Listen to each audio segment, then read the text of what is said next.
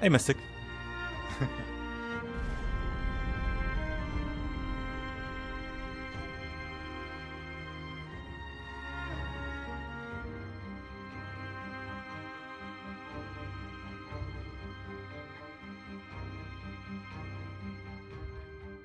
Ali number 1.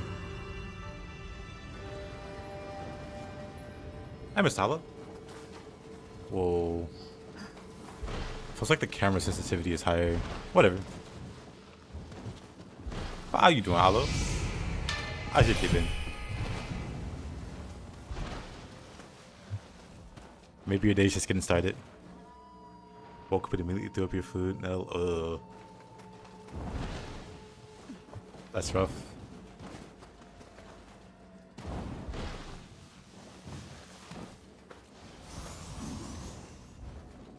What did you eat last night?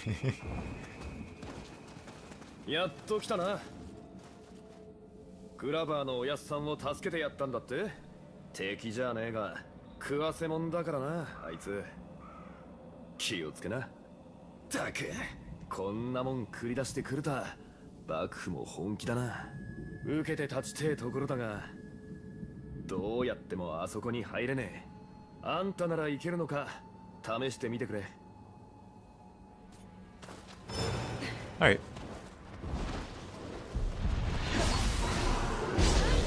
Oh, hey, look, something we can warm up versus. 2 things.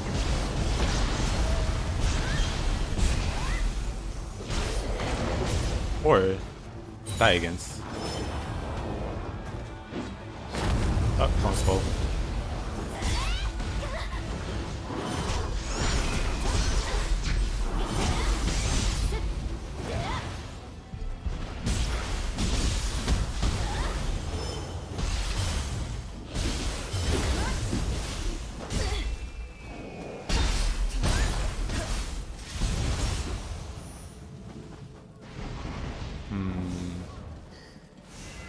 We'll grab this guy. Has some off-brand butter chicken. I mean, have you had that brand before?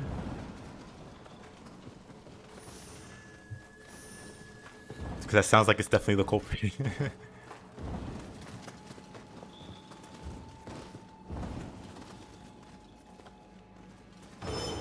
Is it down there or up here? It's down there. Up.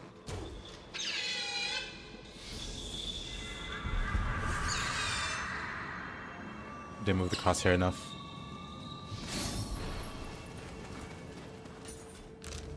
Let's see. There's a shrine there that I just totally missed, I guess. I don't know. I'm in battle apparently, so I didn't miss it.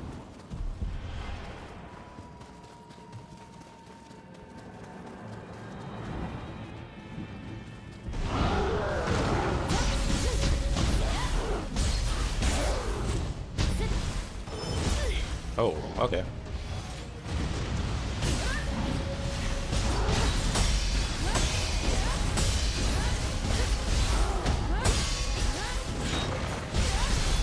Interesting.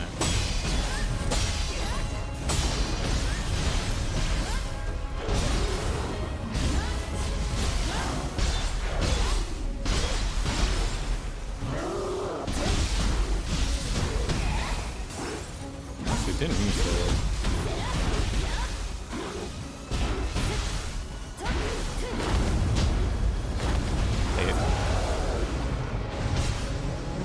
Didn't mean to hit him with the lightning. But since we're there, might as well go for confusion.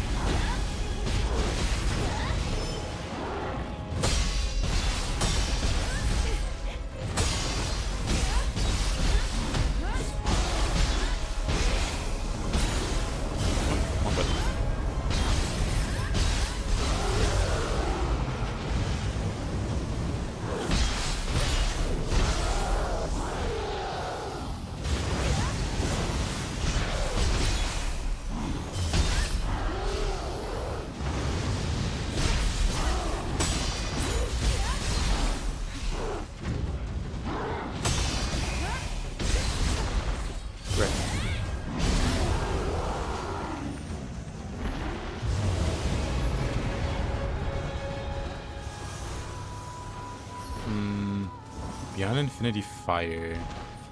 Whoa, that sounds great. Do I even have the original? Or like the... I don't... Learn by defeating a master. I haven't even fought the master, but I got the upgrade. Okay, well, where's the master for Beyond Infinity? Let's see. If it's in the final region, I'm gonna be...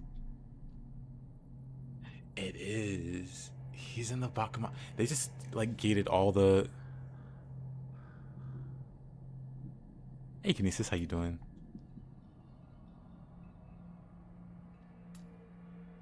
Have you played it before, by the way, Kinesis?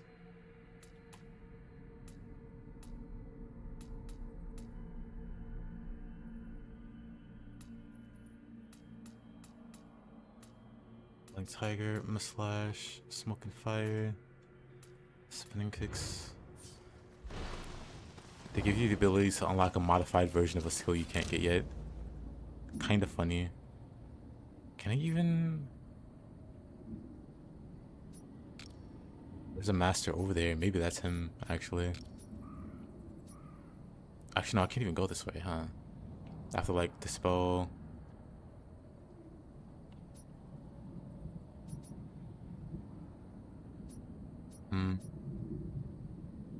Yeah, well, let's just keep it going then. We'll push on through here. Bless you. Make any progress through Nioh, mister?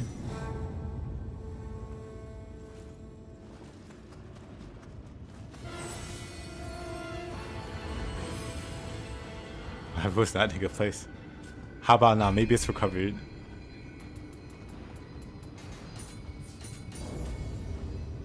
Mentally, physically, and emotionally. Maybe it's a better person or a better laptop now.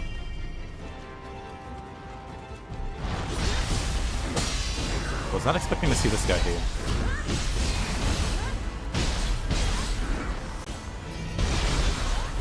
Is it the buddy that uses guides?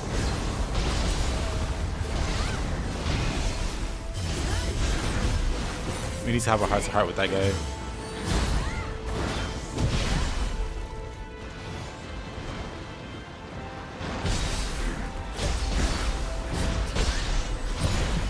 Oh. Oh. Okay.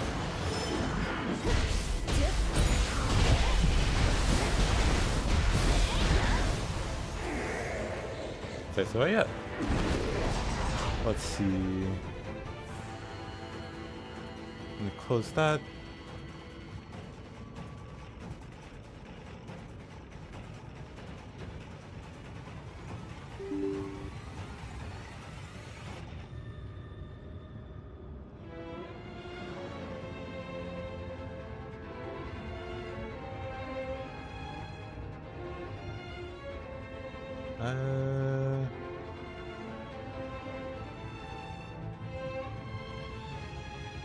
Yeah.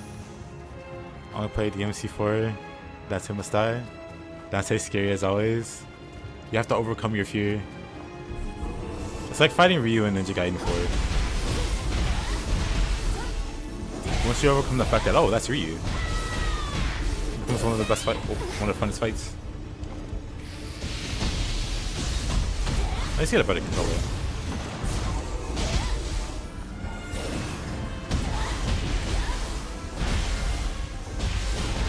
I hate these red guys, they don't do anything. They kind of just stand there. I'll take that. Level 120 weapons.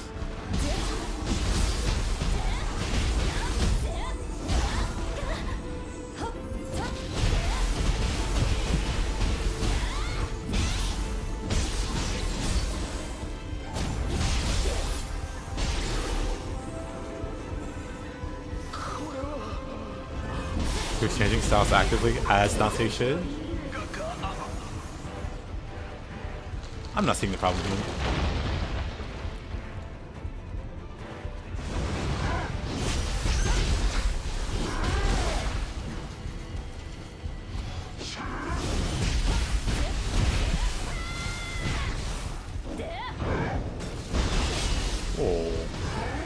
I definitely use my Guardian Spirit skill there.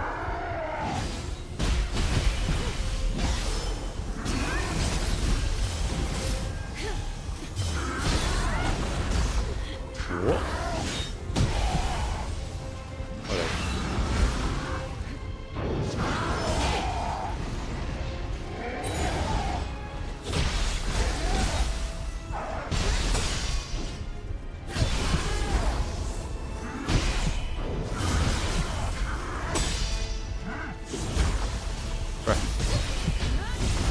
Nagasu continues to be one of the more annoying. It's so weird. Blood Edge Demon isn't a problem, but this guy just hits me with absolutely everything. I need to like sit down and practice this guy one day. Practice not getting hit by absolutely everything.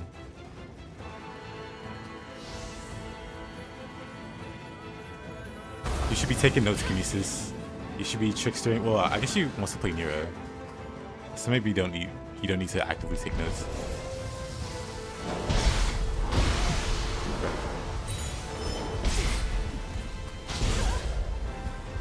Lightning stinks. That's just different, pretty much. Lightning stinks.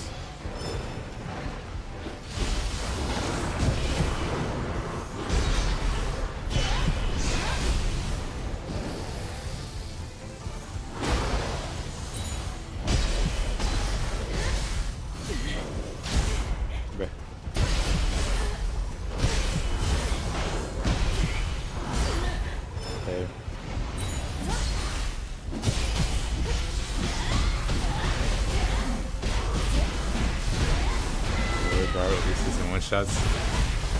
This is like a Hino Inuma thing where you get hit on purpose. Or you grabbed him.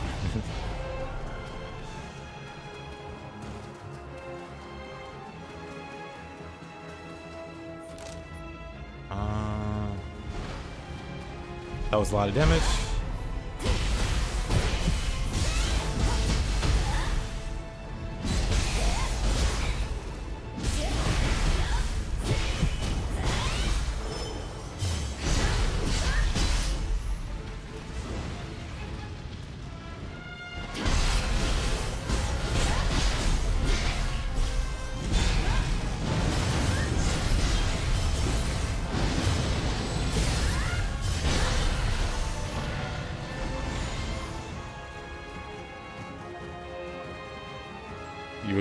You're scared more. I see.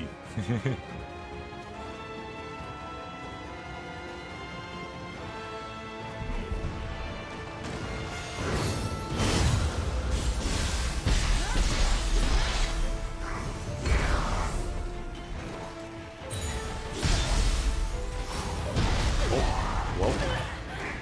Love that. He walks towards you when he has real guys. As one does.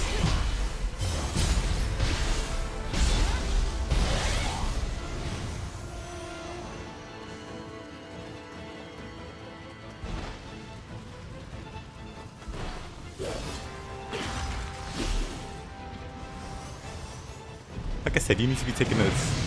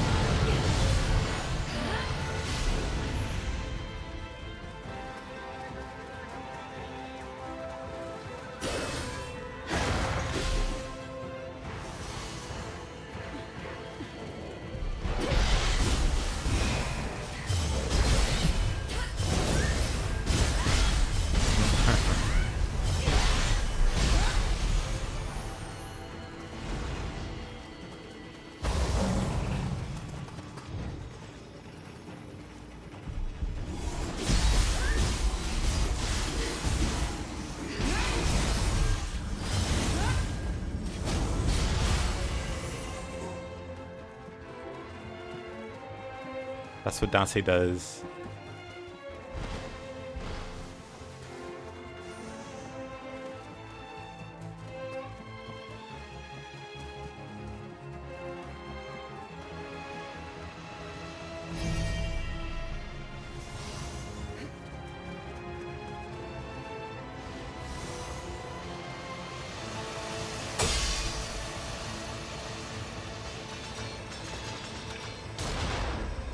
Don't want to talk about that missed shot. There we go.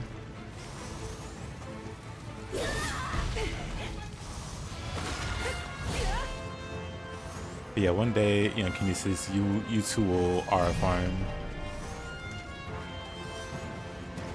We're gonna practice.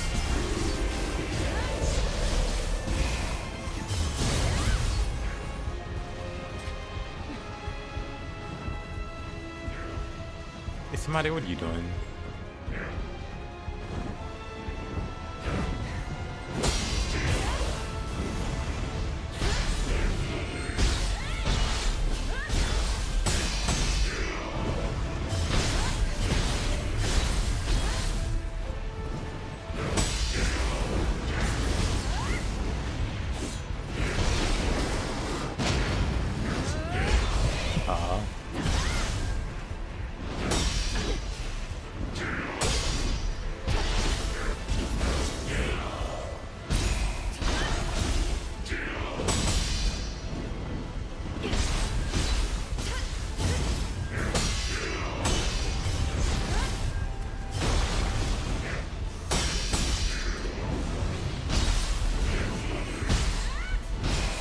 Hey, Zola, thanks for the raid, my man. Just in time to see me die to Itsunade for some reason. What were you up to?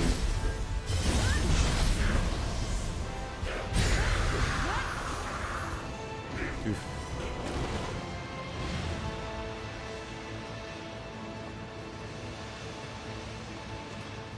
That's the only boss in 4 that you fear. All the other bosses don't even come close. So Nioh 3 +5 still nice. How about me? I've been going through the Nioh Trilogy, doing like a fresh playthrough for all of them. And so now I'm at the end pretty much for Nioh 3. So far so good. Gaining a greater appreciation for like Tonfa and Fists on Ninja, or Claws, whatever. Well,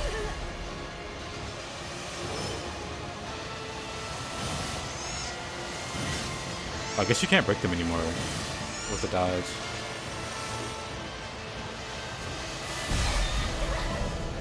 I don't want to talk about it. I forget. You do similar when they announced DLC for Nioh 3.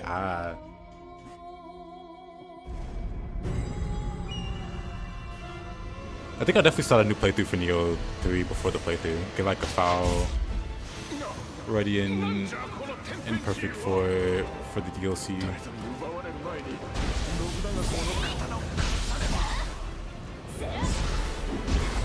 Right.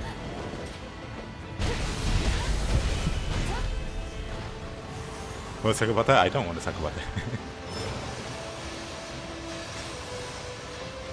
Alright, so anyway. Hold on. I don't have like a plan for taking these down. Wait, why did that work? Huh? Why did that one break?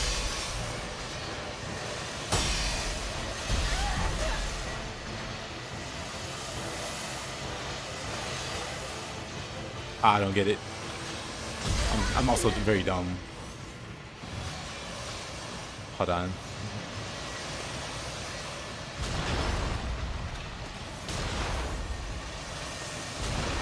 How you doing, Ragnar? Hey, Kenobi. Good to see you, my man. You know what? Forget about it. We're not going after these things. We'll spare them.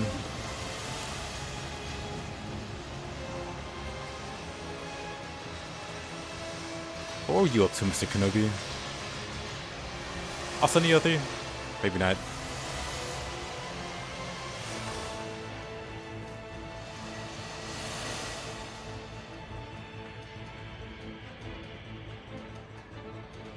Mr. Kenobi. Oh, playing OG Nioh. Very nice. Very fun.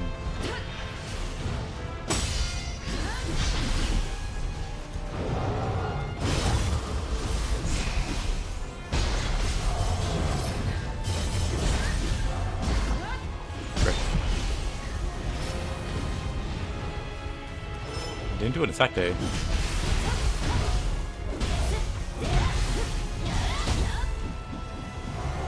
What a miss.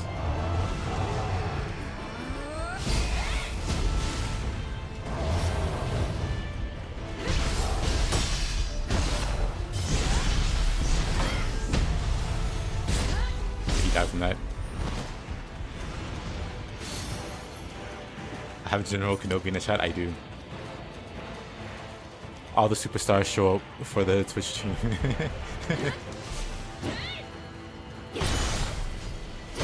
Doesn't die from that.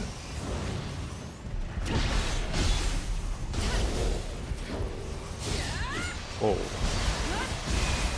I may have made a miscalculation there. Can they get hit by it? They can. I learned something new today. For some reason, I didn't think they took damage from the spinning tops. Where's this guy? Anything back here? No.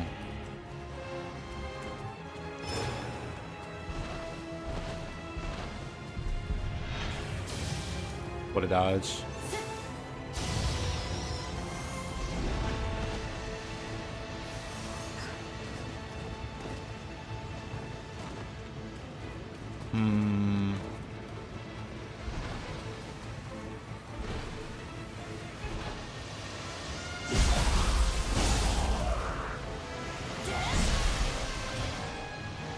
That works. I think a new game plus that's the kill Kotsu or whatever. Would have the rainbow move for only low stance. Yeah, I have it for low stance and high stance is Spear Flourish, I think is the name.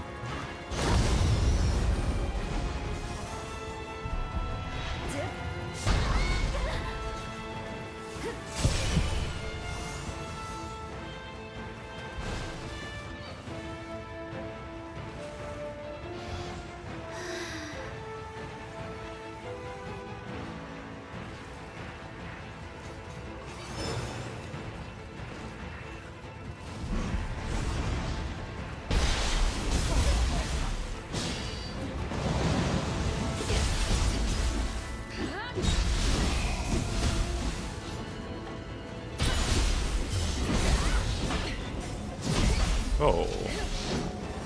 You know, for whatever reason, I wasn't expecting that. I didn't even see her cast that. Oh, I'm dead. Alright.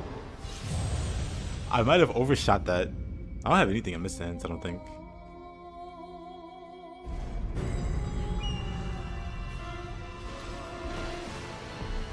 But yeah, the thing with Spirit Flourish and Rainbow Ruse, you can do them from any stance. It's like I'm in high stance now, right? And when I'm in high stance, I do the Spirit Flourish, right? I'm in high stance. This is a high stance attack. I can just go to low stance and Rainbow Ruse, even though I'm in high stance here. Same for low stance. I'm in low stance, but I can Spirit Flourish, because I can go to high stance. So it doesn't really matter what stance you put Spirit Flourish and Rainbow Ruse in. In Nioh 2, you can only put them in like high and low stance respectively. In Nioh 3, you can put them wherever. But they still function like Nioh 2, where you can use them at any stance you want. They just need to be equipped, period. So the actual stance they're on doesn't matter. But out of muscle memory, I just high and low stance. Like high stance is Flourish, because it's been like that since Nioh 1. And then low stance is Rainbow Ruse. But you put them on whatever stance is comfortable for you. I have it that way because it's, like I said, it's been like that since Nioh 1 and 2. We could probably just have Rainbow Ruse in high stance and like it there. Nice fall. You know what? I agree. It gave me time to explain Spirit Flourish and Rainbow Ruse. Tactical death. For the sake of, for a teaching moment. Why is he still alive? Ninjutsu's supposed to be OP. Got this.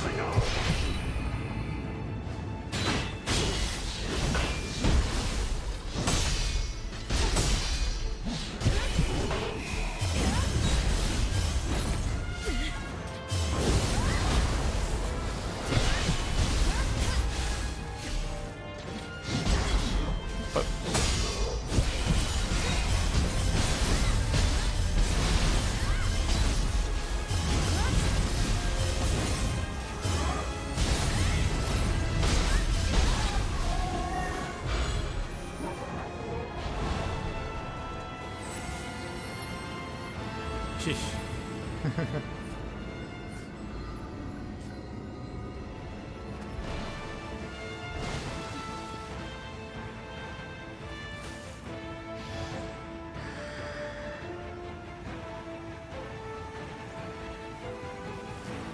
The Yasha's horns get harder to break? They did. Like her face mask in general just feels like it's harder to break. I also don't think you can, like, whenever she powers up the glowing mask, I don't think I've had any success in like breaking it and stopping it.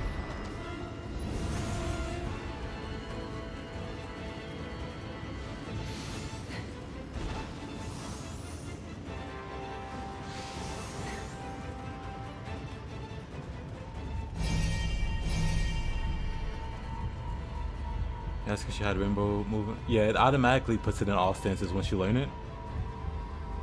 It does the same for Spirit Flourish. So you just like change it in your skill menu. And put it to like a more comfortable setting. My recommendation anyway.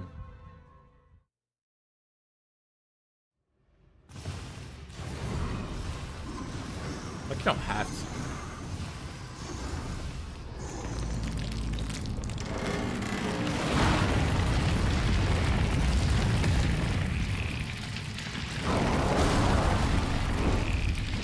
Yeah, they definitely buffed her in some way.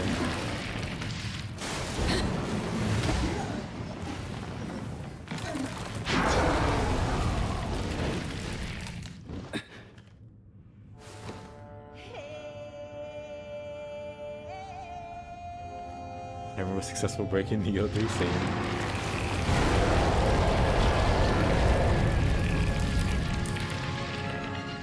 Now what do we do about this guy?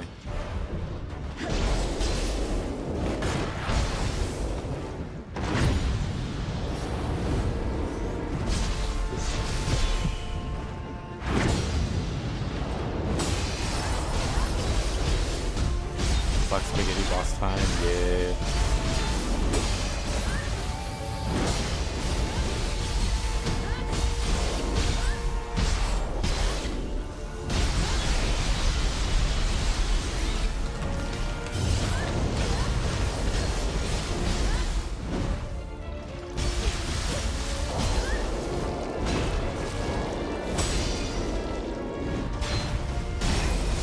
I love not being able to tell what this guy's doing.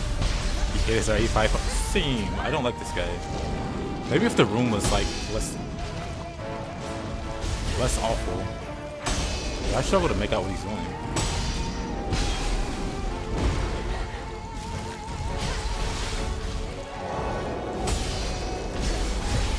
Like it looks like a giant. I don't know.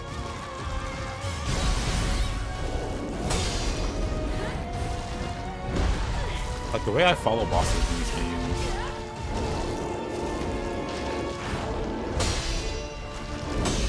Like I don't focus on a specific part, I try to look at the entire boss. And this entire boss is like nonsense. It confuses my brain so much. Oh, whatever. Oh, I could have broke his arm there.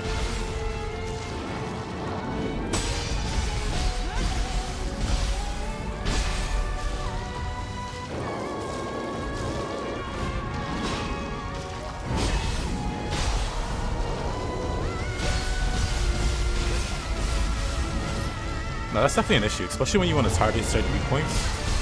Because he specifically has weak points, and you can't target him. Like, normally that's not a problem for this game. Normally when a boss has multiple parts like that, you can target individually.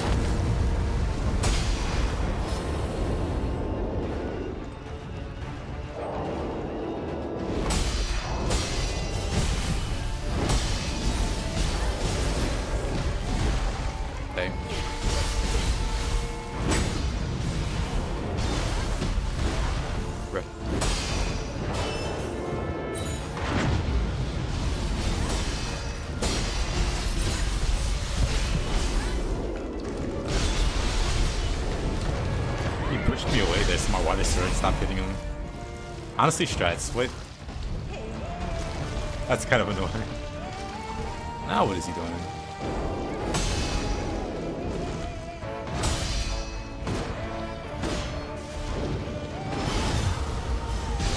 maybe? Nah, good enough. I see his leg, but I can't reach it.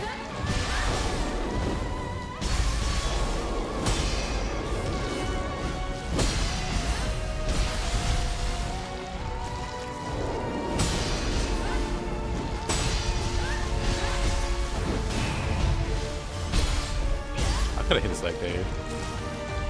I wasn't thinking.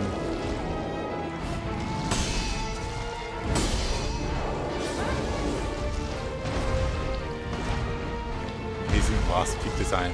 He hit me there somehow. Oh, okay. He didn't do his little jump back. I was expecting a fake out.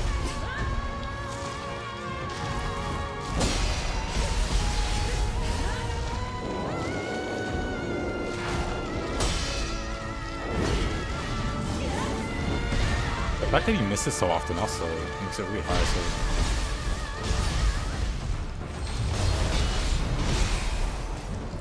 Dang. I could have water slid in there.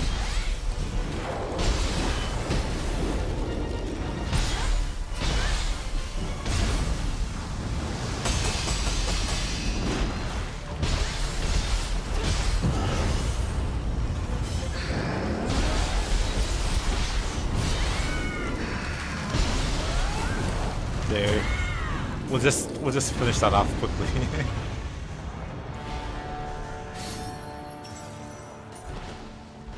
I fought him I don't know how many times. I still don't know what he does. You've never seen anything this beautiful. I can't even see anything.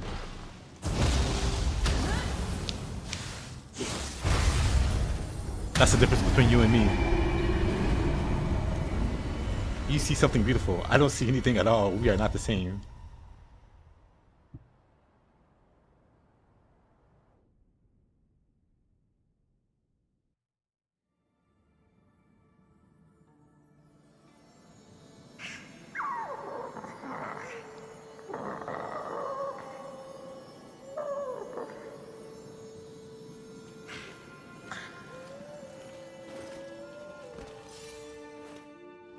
Same Lottie. He does so much damage.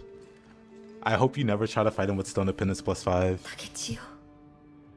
Because I did. And oh boy, let me tell you. Glad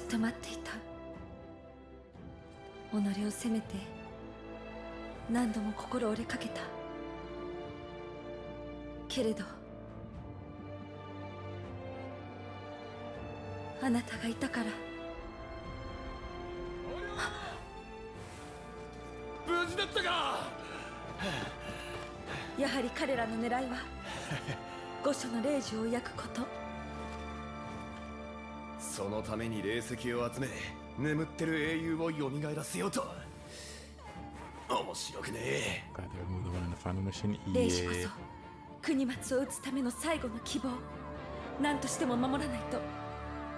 Yeah.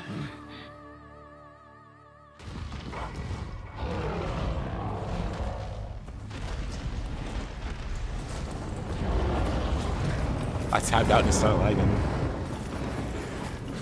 Is she? She could be. What say you, Kinesis? He's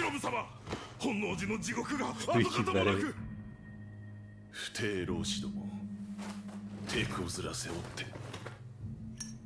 You know what? Good answer.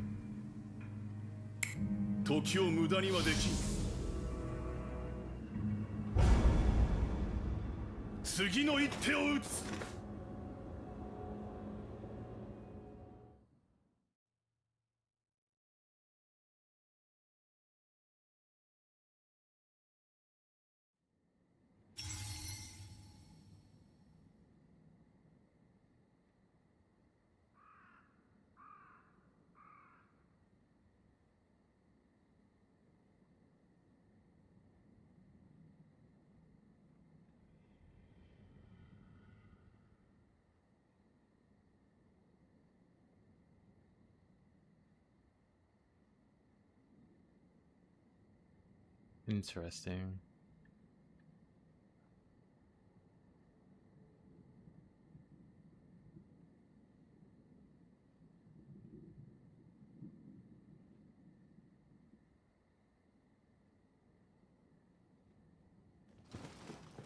竹千代 Fish there, my guy who またしてもあなた ceases に that 助けられ agony ま of した pain. Yes. それにしても And then an お互い Anyoki 変わってい duel ま is せん more ね fun.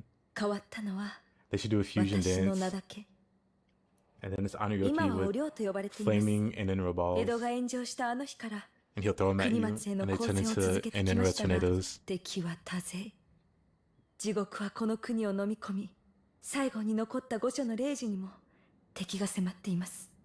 私はこれから高杉殿と共に志士たちの拠点に戻ります。支度を整え次なる戦いに備えねば。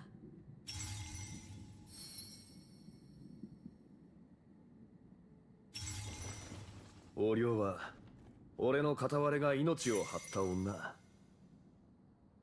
俺しかしあんたと知り合いだったとはな。Enenra balls? I said what I said. 驚いた。ま、詳しくはおいおい聞かせてくれ。さて、こっから先も一山ありそうだが、まずは弾の補給だ。俺は一旦鳥羽に戻る。あんたも気が向いたら顔を出してくれ。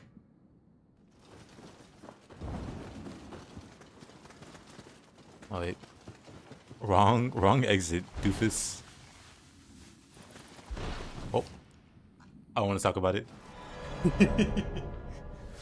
When sliding goes wrong.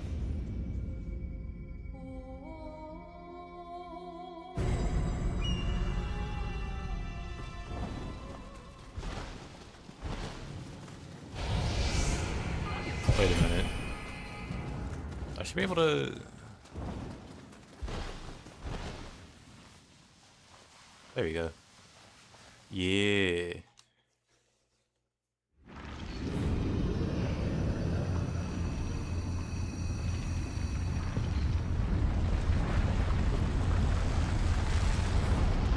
That was just me being overzealous in my sliding.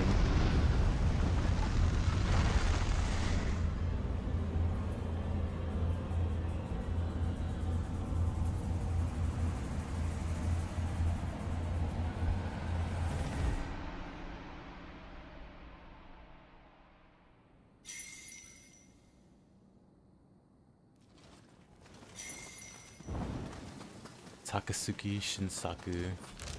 Let's have a chat. Let's not talk about that one. Last death. Troubles whereabouts.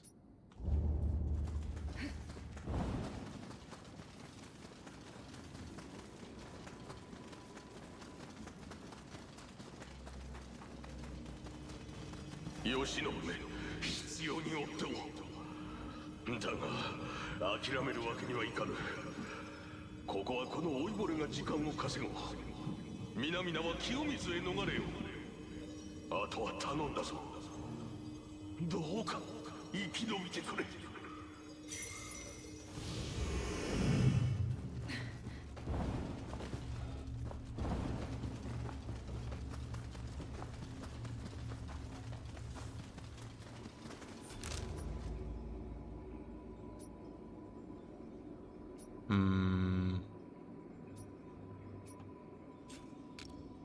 Sue the group fleeing the shogunate.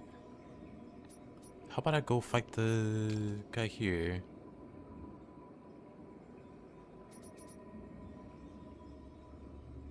Such a long trip. Whoa.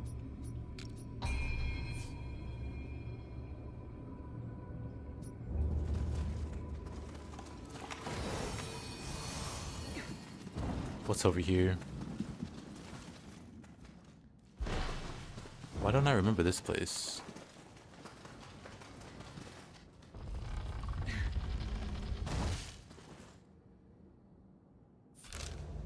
Oh, this is the crucible we were at. Oh. Okay, never mind. I remember. Let's go back down here.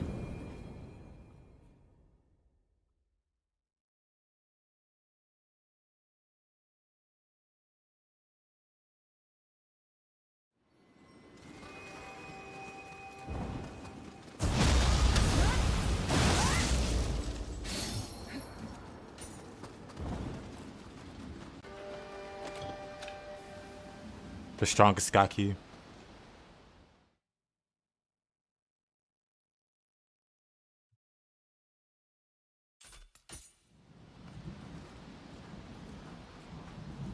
Actually kind of terrifying when you think about it. He's got his boys.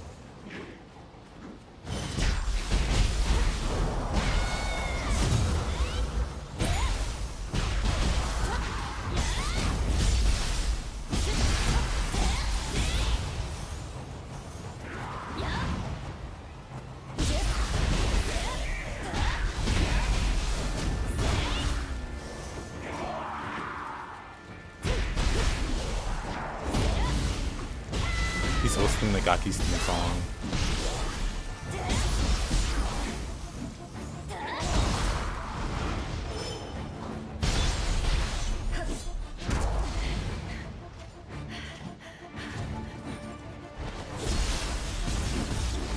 Hey, you know.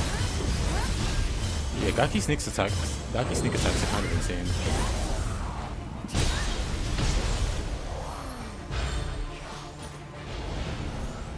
They just fly at you at max speeds.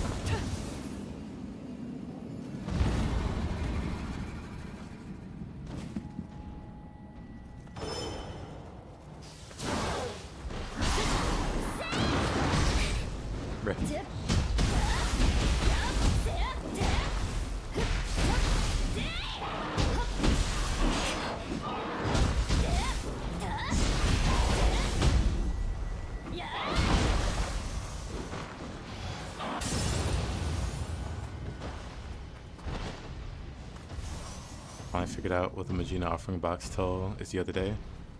Oh.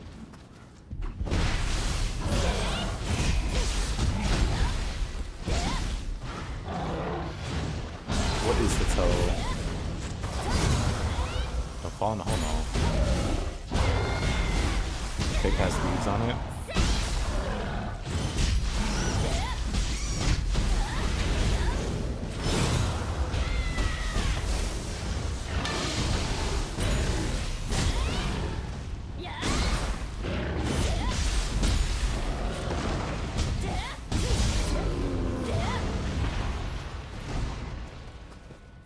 That's interesting.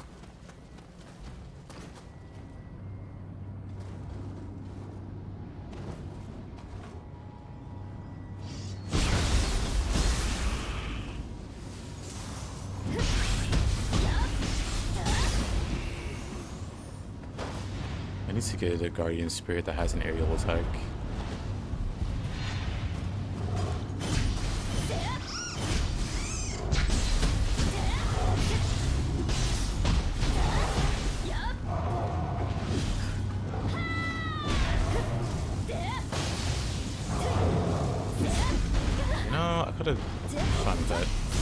I'm so used to having like a slow reaction guardian spirit skill.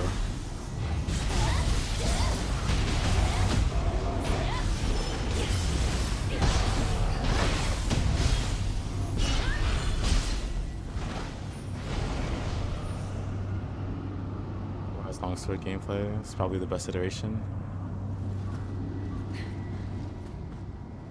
I'll probably never touch it. Ah, yeah. Like using Ho-Oh for the wing swipes. I can't remember what Ho-Oh's looks like. But to be fair, I mostly just use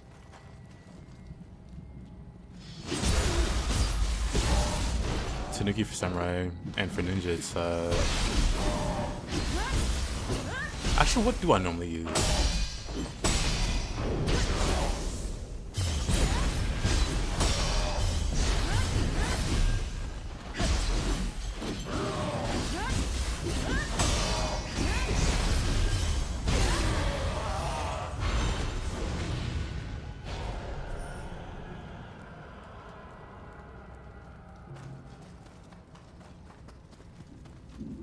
It's actually fun.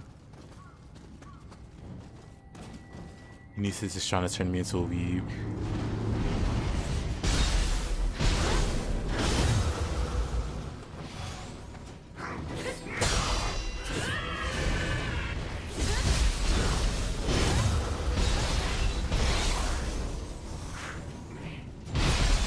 What makes it fun in Rise?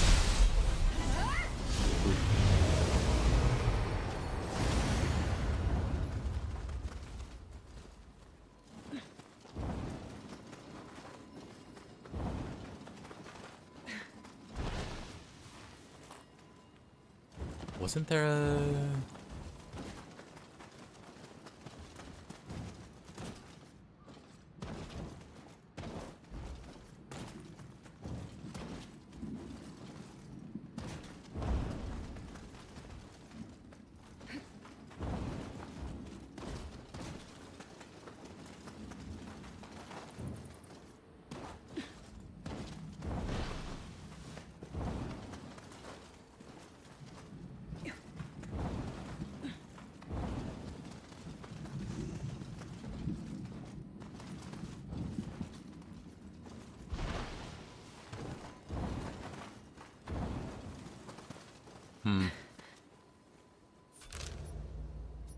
Oh.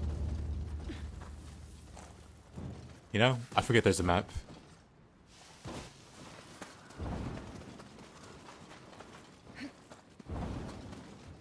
I'm still waiting, Mr. Kinesis. There it is. Very lost. Who's my favorite singer?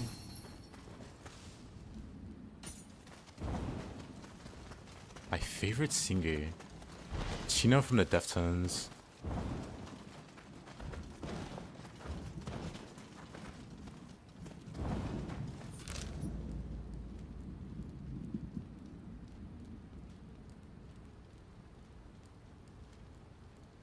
Waiting for what? For you to explain why Longsword is better in Rise. Or what makes it good in Rise.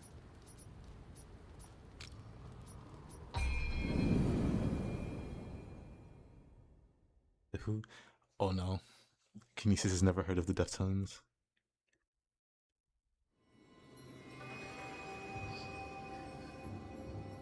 Deftones is a relatively new band that hasn't been along very long. Hasn't been around very long. Only since the 80s. They have a lead singer. This guy.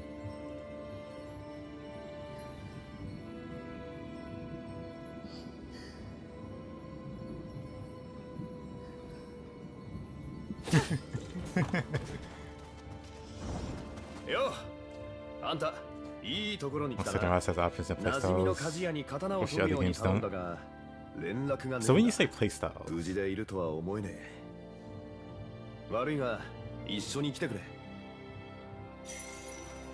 that's play expression, which the other new gen versions don't. I see. 竹千代、ちょうどよかった。頼みたいことが。ここから北にある大宮は知っていますか？獅子と新選組が争い、龍馬が命を落とした場所です。近頃その大宮での気になる噂を I 聞き see, ま not し new た。 at all. Not new at 戦 all. いの最中、 They were only 獅 formed 子のものを actually 持ち去 before った I 新 was 選組がい born. るとか、それが何かは分かりませんが、悪 Yeah, い then 予感 because が the しま song す。 was used in the first 大宮を知 DBZ られてもら movie. えませんか？手がかりが残されているかもしれま Really? せん。 Where did I 私も even hear? もう少し詳しく噂を探ってみます。 どうした？早く行くぞ。 I'm pretty sure I. あなたらく。冷静な用意しておます。 Actually, I remember the first time I heard them. Or heard of them. It was on MTV. It wasn't even on MTV, it was on MTV2. Which I feel like a lot of people won't even know what that even is. 俺の預けてる刀はな、ただの刀じゃねえんだ。俺たち獅子にとっては希望そのもの。失うわけにはいかねえ。あれは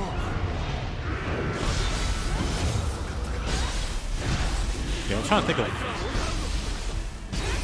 like any other singer.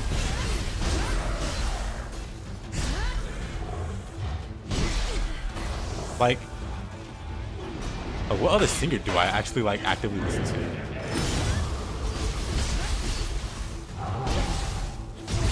Anderson .Paak's pretty great. I don't listen to very many singers actually. Or like what would be described as singing, I don't listen to.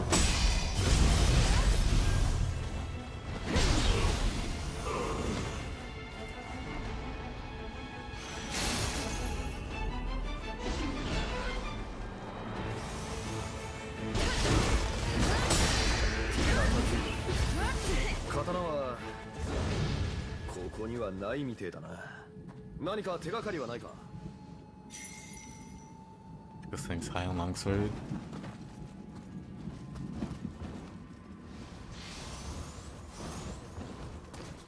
Been a long time since you heard MTV.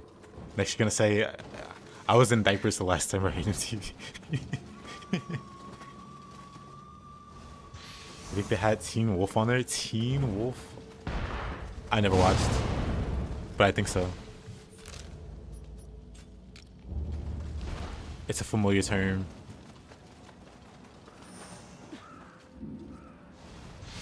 I almost just left him here.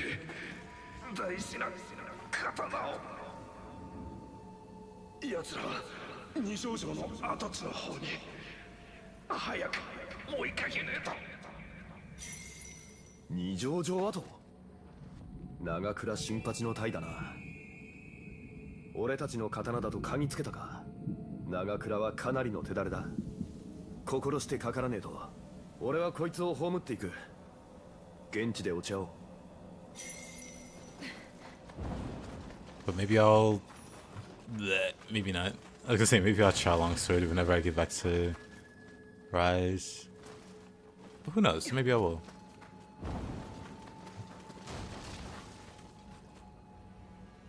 The only channel which had English songs. Oh, and Nioh was MTV. That's cool. That's not cool.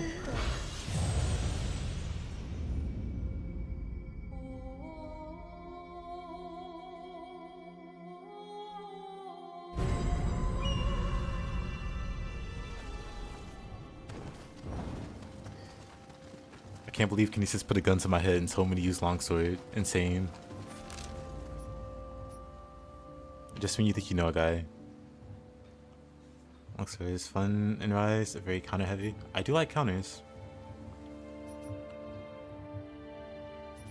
Wait. Right, I want to go here. I don't know how I ended up not going this way. How did I get sidetracked? Where did I die?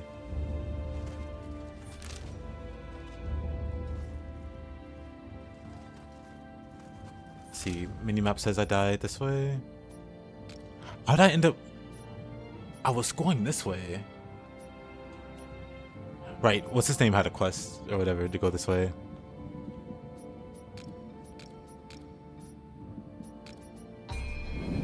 Was that a cannon? 2 cannons.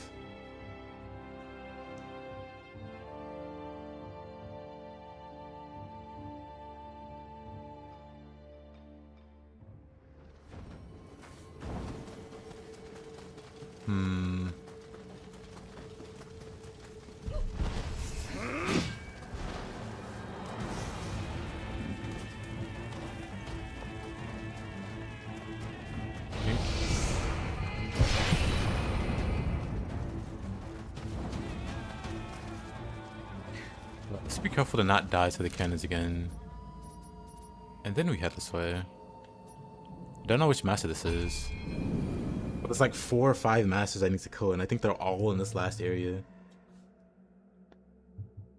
Because for some psychotic reason, all the skills I want are like at the very end of the game.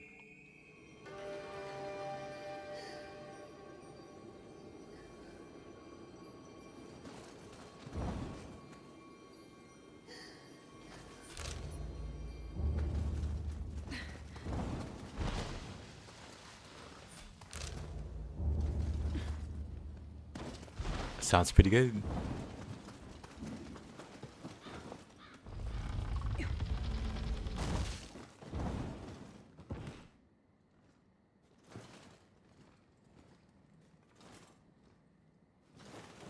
ほう、こんなところまでよく来たものだな。それなりの心得はあるようだ。隠居した忍びの道楽に付き合うつもりはあるかね。困ってばかりでは体が鈍ってな。よし、やろうか。やろうか。古臭い忍びと侮る Here's the flipper guy. 参るぞ。お主も伊賀流にしては嫌に古式だな。この老いぼれよ An り Ega style practitioner.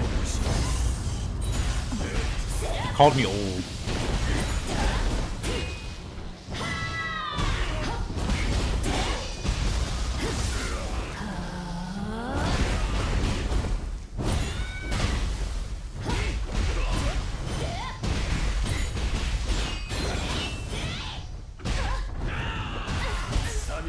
Oh, that does so much damage.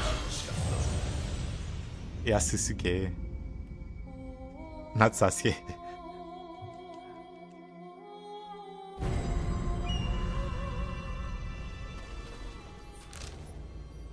Oh, that could have went better.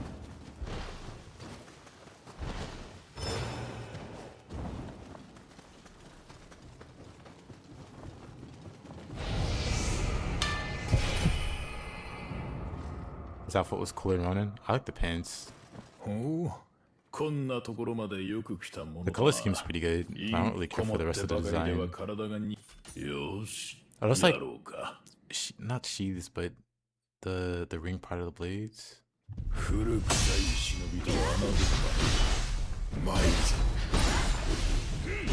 Shinobi still has his old tricks he says. 嫌に古式だな。この老いぼれより古臭いとは面白い。It's not fair. He has fleet foot and I don't.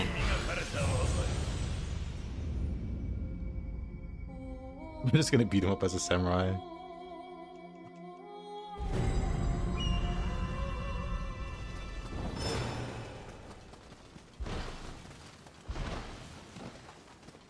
He has like hyper armor and fleet foot. He's got, I think his armor set is like 8 toughness, actually.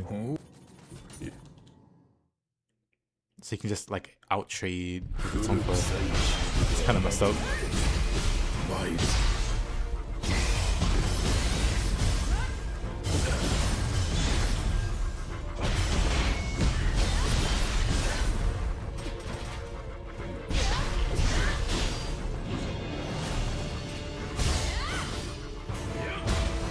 Oh. Yeah, I don't think so, buddy. Water sword.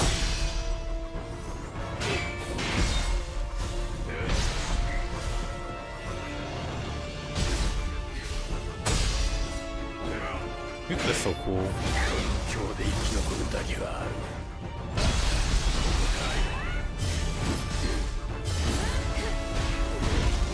Oh, whoa, that was like an instant grapple. Normally I could like Guardian Spirit skill out of the grapple state.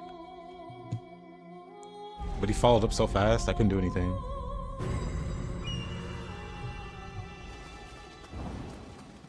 Maybe I should have stuck to the spear, actually.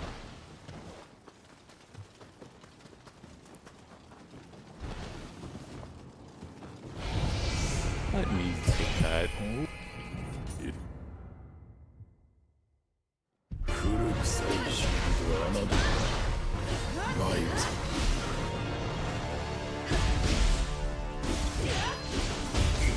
That was so cool.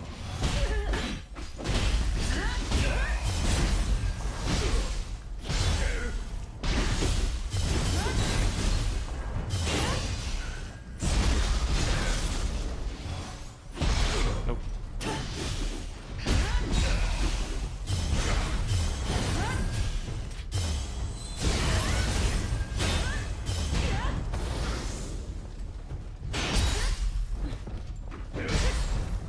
Interesting.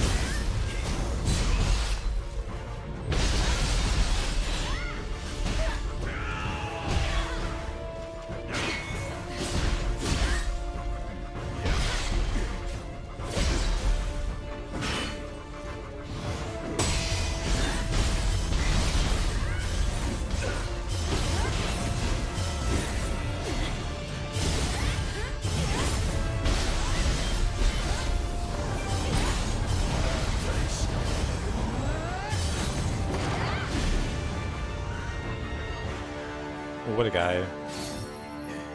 Fleetfoot. My beloved. Where... I still got Focus Strike Heavy. We don't have Storm Strike yet. I guess we just learn it automatically. Cool.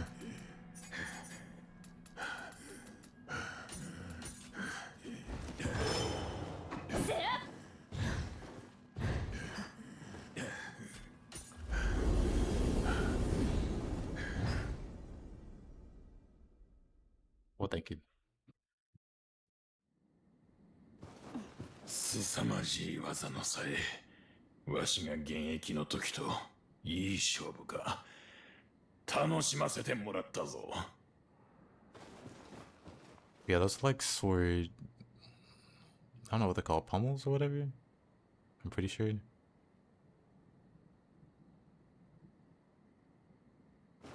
Yeah. Guards or... I don't know.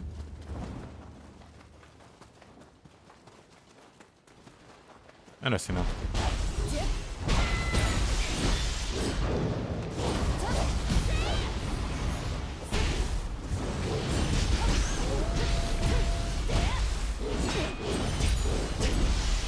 What?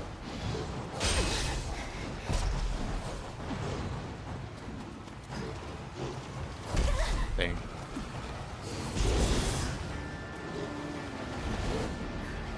I had a funny plan, but actually he doesn't take much damage from it.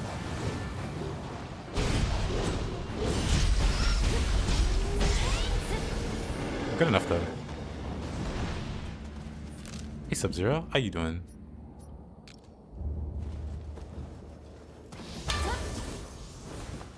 Oh, wait.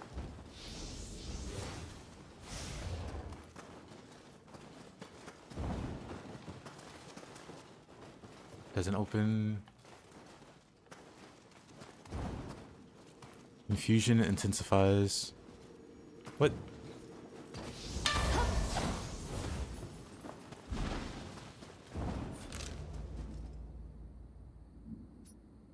Got Sub-Zero Nut, yes. All the legends. How's the stream? Stream goes well. Making good progress.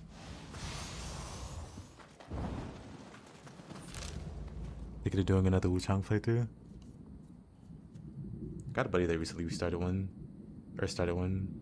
After not being too hot on it the first time. He's liking it more now. I liked it my first playthrough. I played it quite a few times. Played through it a few times to get all... I think most of the endings. Most of the achievements.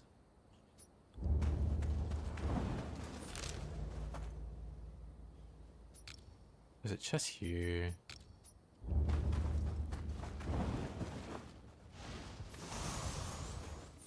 It's like nowhere to go though. You got tricked right away when you first played it.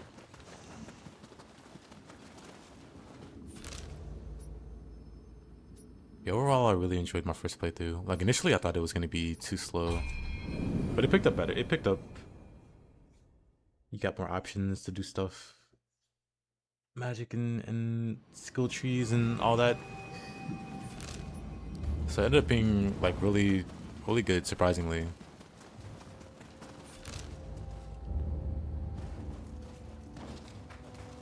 I jumped before I really knew what was down there.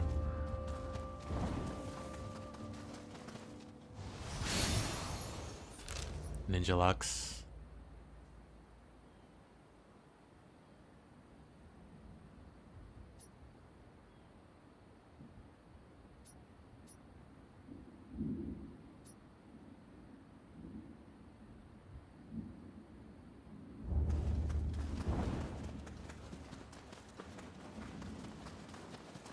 Scorpion better.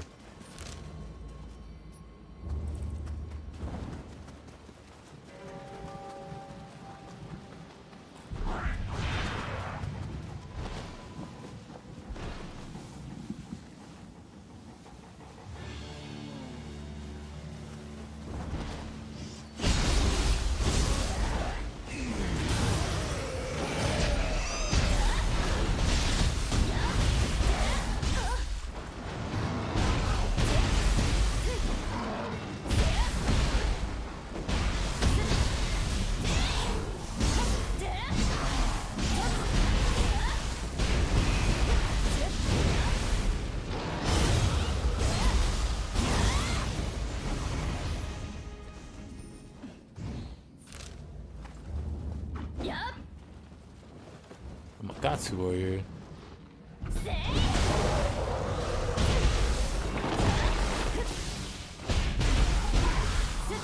Kind of wacky.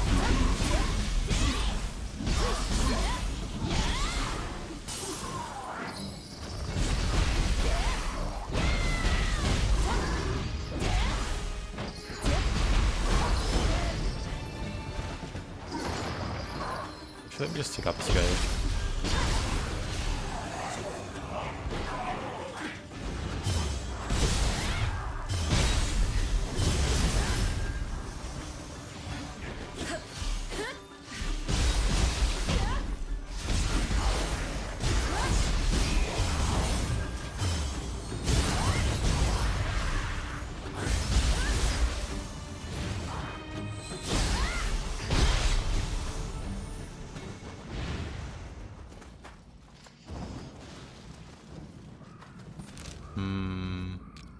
Oh.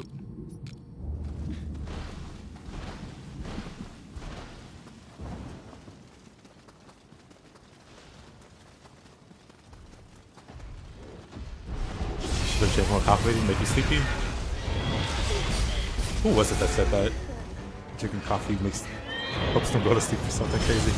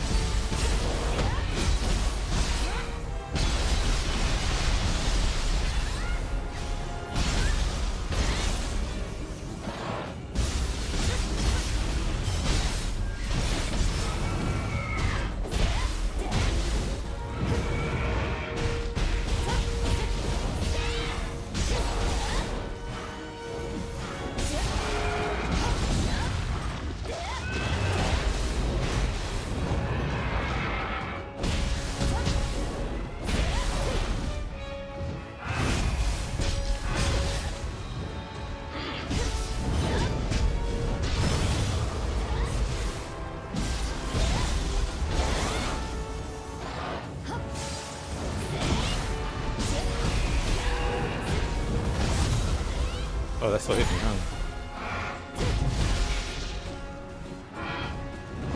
Psychokinesis, that absolutely sounds like something you would say. I'm just saying.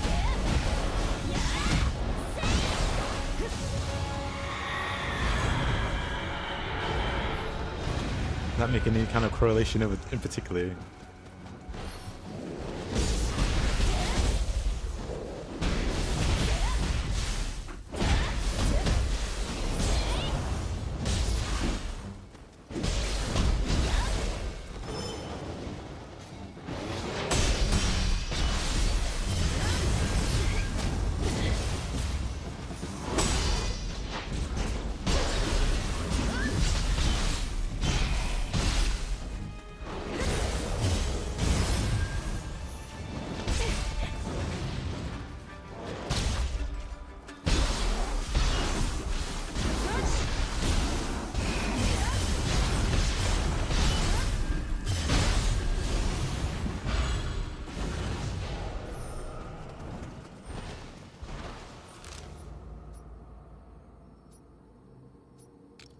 Spirit vein.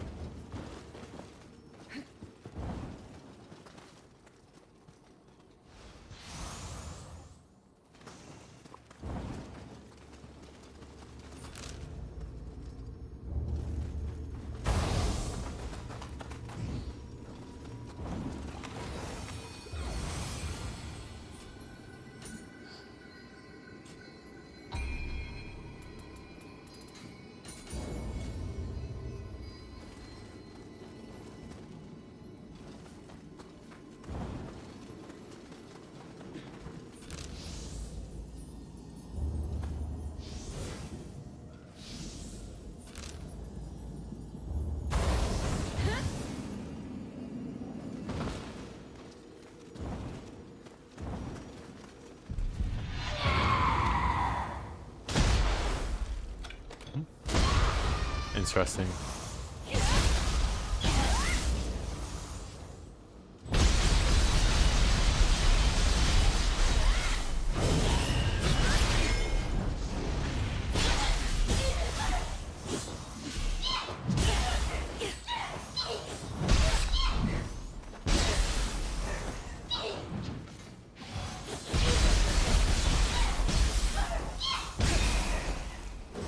I realized it a bit late, but random slice is good at chasing a Bume down, huh?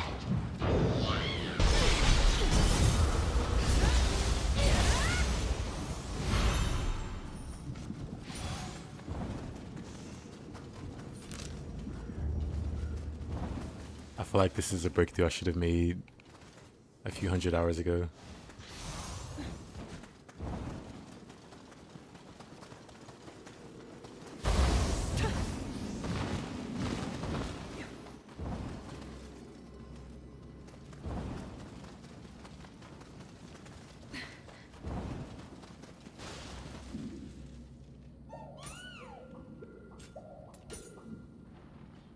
Shadowclad. When a shadow art is used, cloak your weapon in the element corresponding to the shadow art.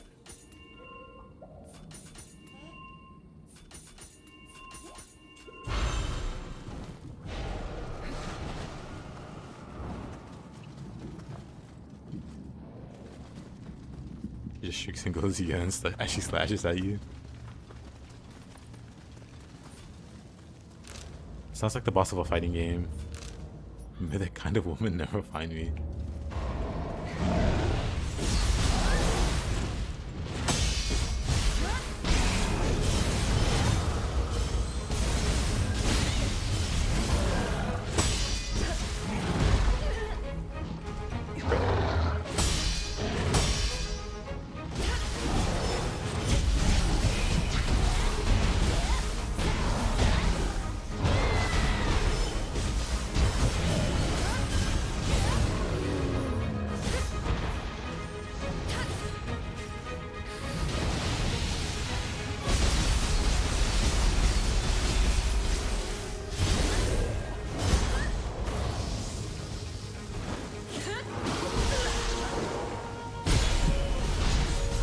Lightning still hit me.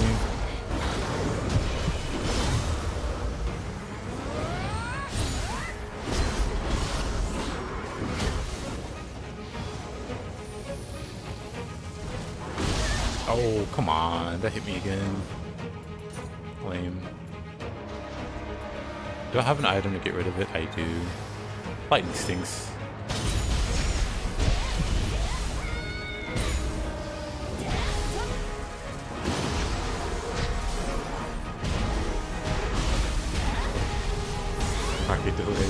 Yeah, he's got one or two of those.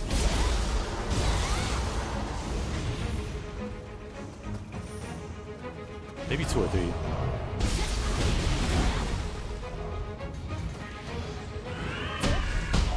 Not the taller.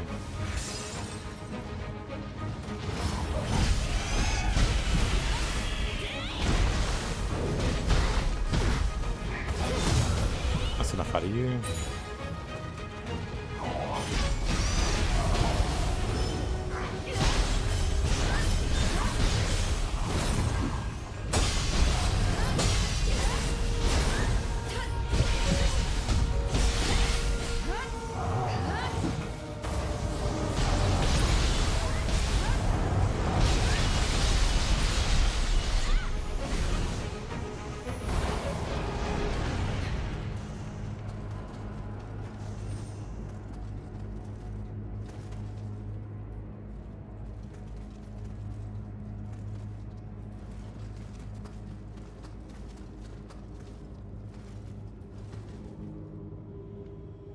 Endgame. You're out there, nice.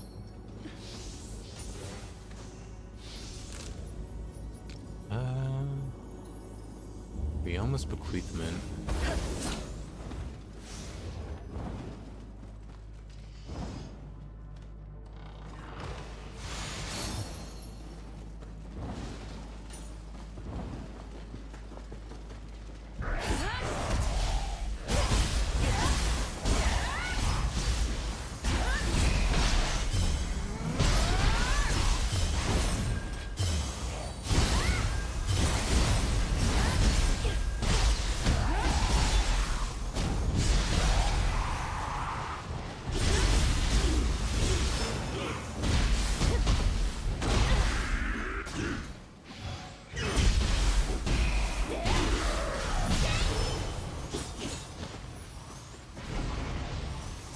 本が死ぬまで話さぬくらいだ。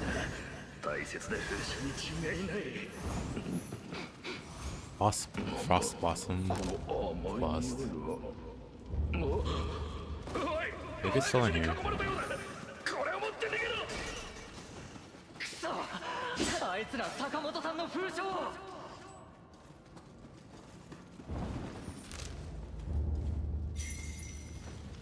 Oh no, I got it.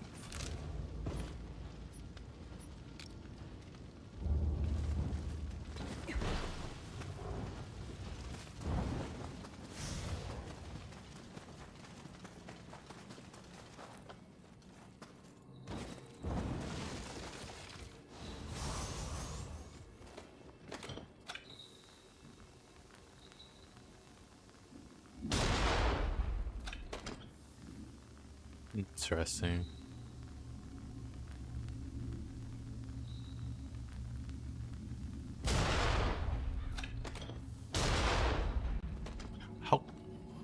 How though? Make it make sense, game.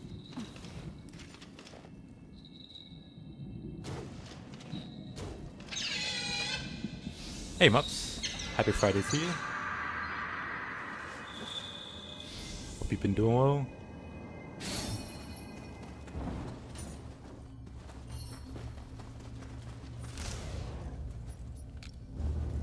Cycle water.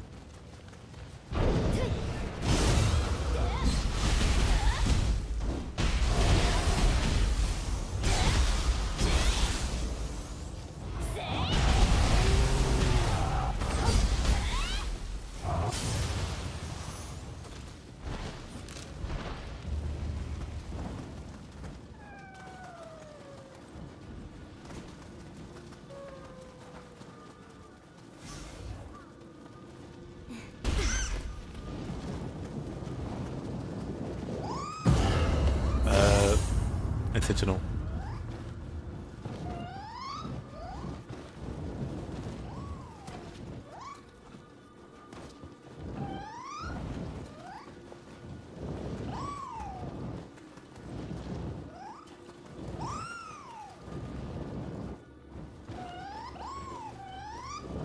You've been thinking, oh no.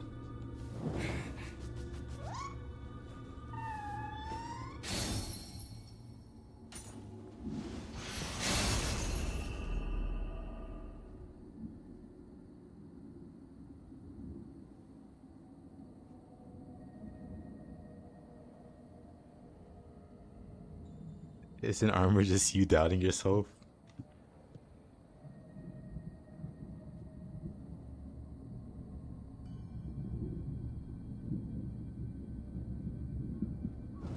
Always you wear armor to reduce the damage?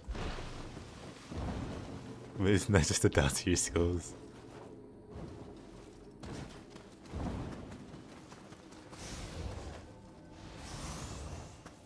Whoa, at least in the case of Nioh, there's very set effects, like bonus effects.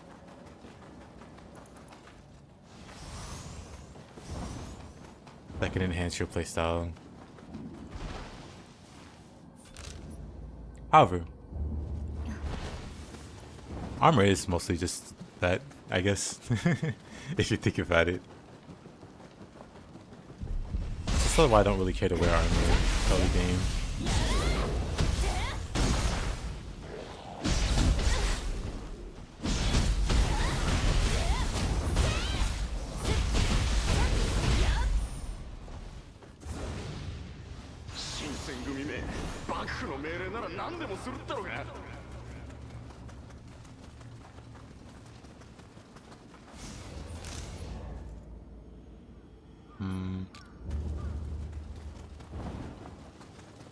Alrighty, mister.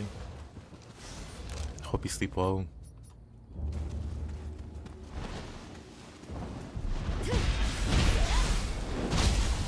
Because it makes sense.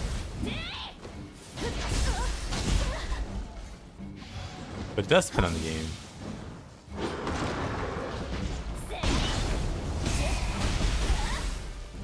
And I will say for some of those games, it makes you play better. Where you don't have your armor protecting you. Spotify used to be cool. What happened? Too many ads? I haven't used Spotify in a long time, actually.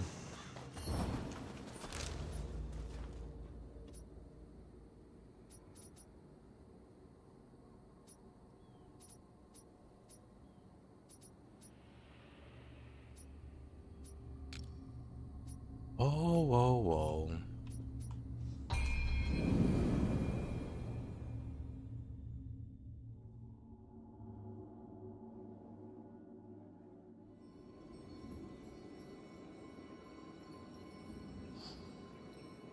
Now I can actually guess when the ads are gonna be with how many ads they got. Oh boy. Yeah, the only time I actually used Spotify was when I had premium. And the only reason I got premium is because of a like job I had. I just listened to music all day.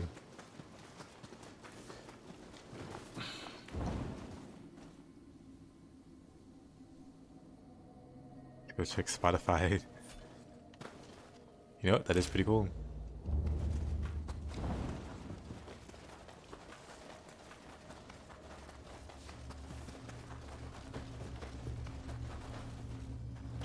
Summer Cell waiting room.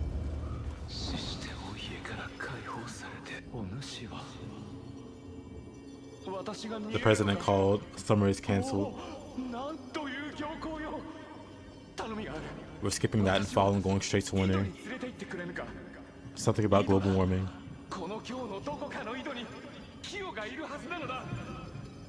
人目を忍んだ我らの王瀬には常に傍らに井戸があった。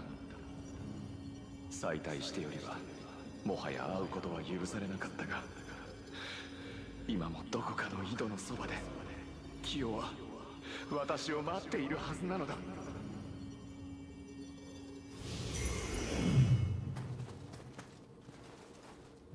Oh, I may or may not have almost fallen. Summer had oil in it, apparently. Makes sense. Gas prices have gotten crazy.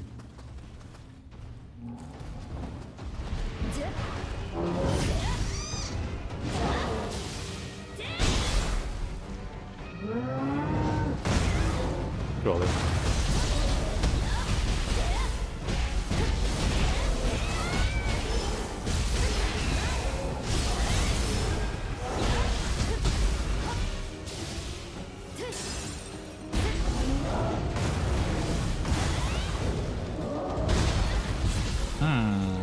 Why didn't I burst counter there? Oh, okay.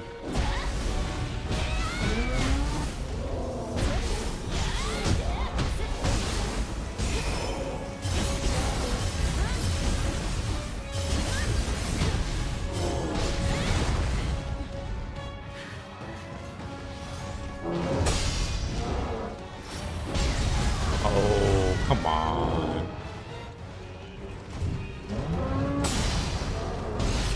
I just remembered Wild Speed existed.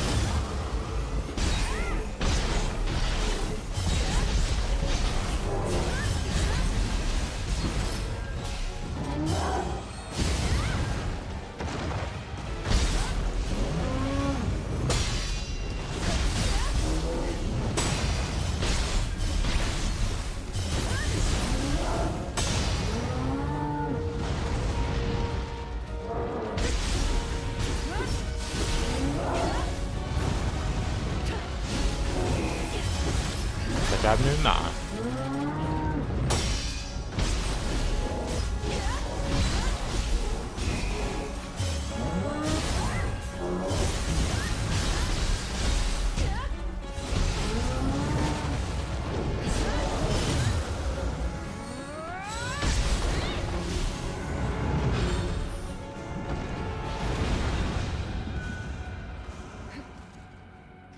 It's because I don't tend to get hit by it.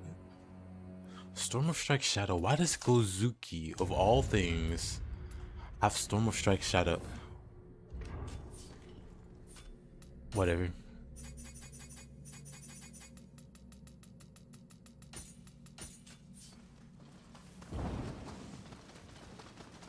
They just that good? You are indeed.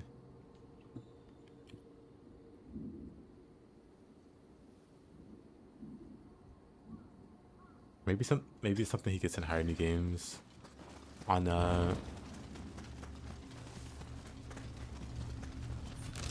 like Nioh 2. Isn't that like a quest here? Am I too early? Right, I think I'm too early. Awkward.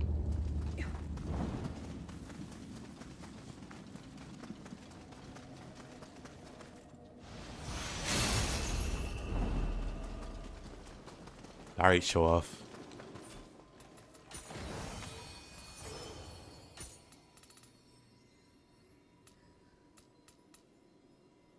Imbue lightning.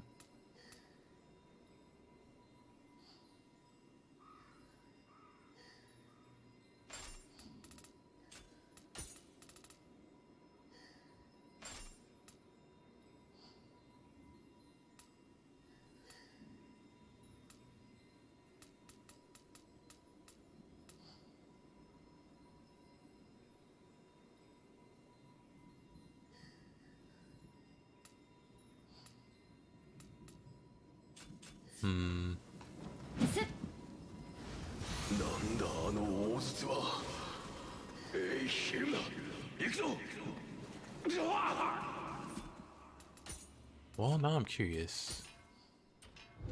Let's put aside.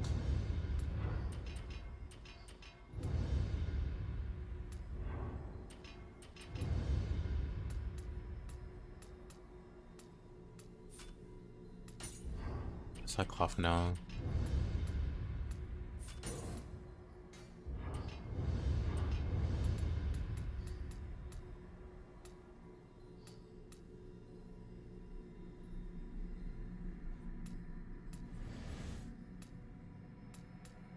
Seesaw impact.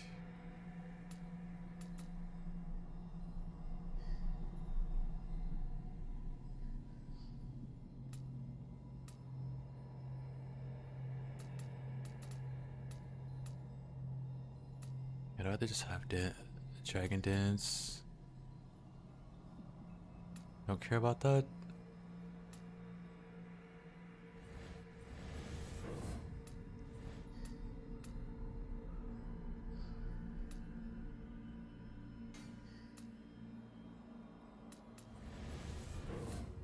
Sure, we can have that.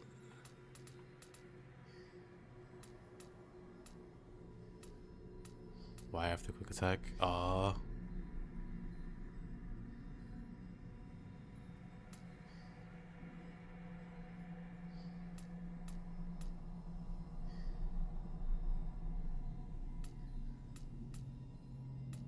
is this? Radiant Moon Lightning? We can take that. Raw power. Changing ways. Needs to defeat some kind of master.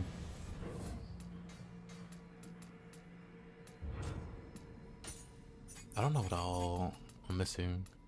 The moment before, so the parry, and after strong attack. Parry should be over here. And after strong attack, I think that's a hidden skill.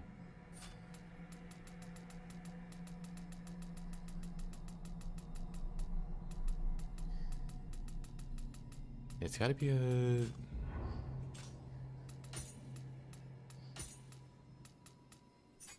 Except by type. I definitely don't have.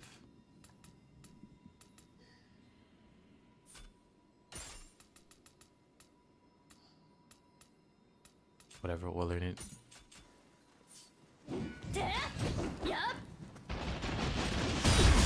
Whoa.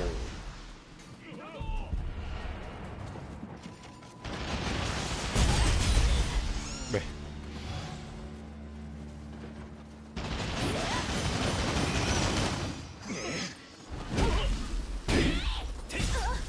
Oh.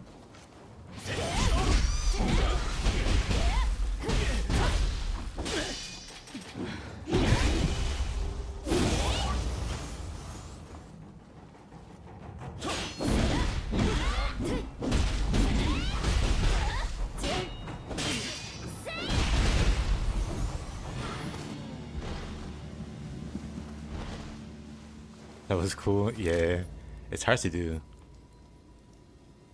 I got shot a few times trying to do it. Oh yeah, let me go back down here. I'll make a bot command one day that'll do exactly that when someone says it.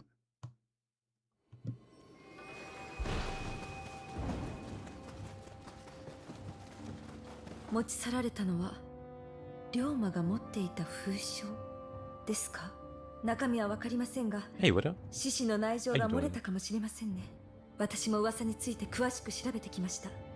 大宮から去った新選組は三条で力尽きていたと聞きました。うち一人にあやかしが群がった痕跡があったとか、あやかしの扱いにも慣れた新選組がなぜそこに行けば龍馬の封書が見つかるかもしれません。しかし辺りには未だあやかしがうろついているそうです。しっかり備えていかないと。三条で落ち合いましょう。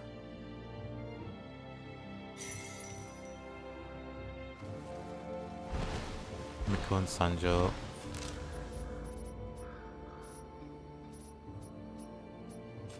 But she's here. Re-answer.「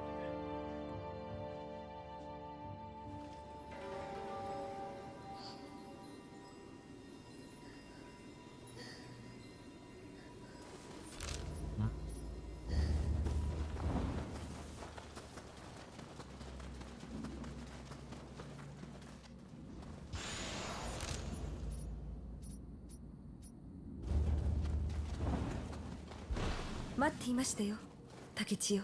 話に聞いた場所はこの先です。」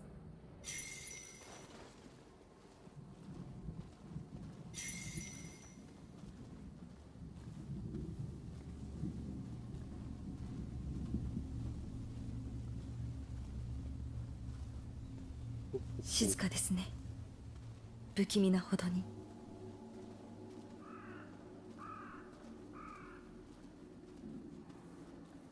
この者が手にしているのはやはり封書のようです。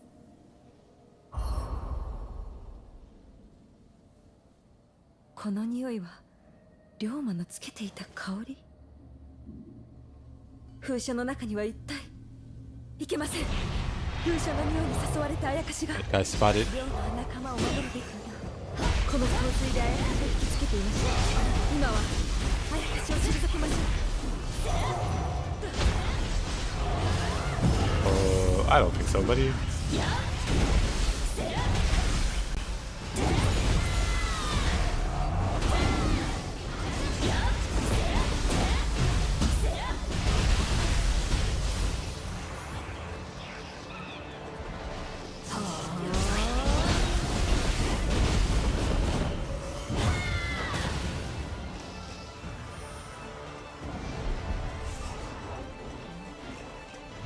Voice chat in Discord. Alright.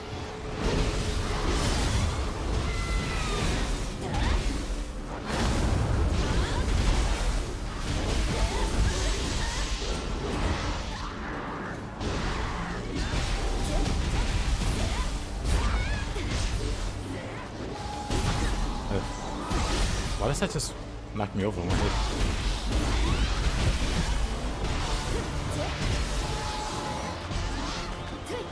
He's not gonna see the rabbit, man. Or don't.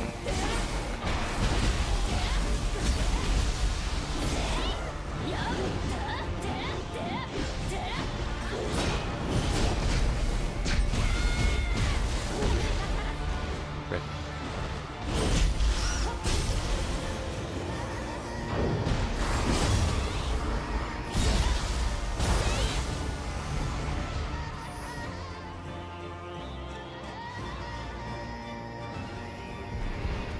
Suzuki.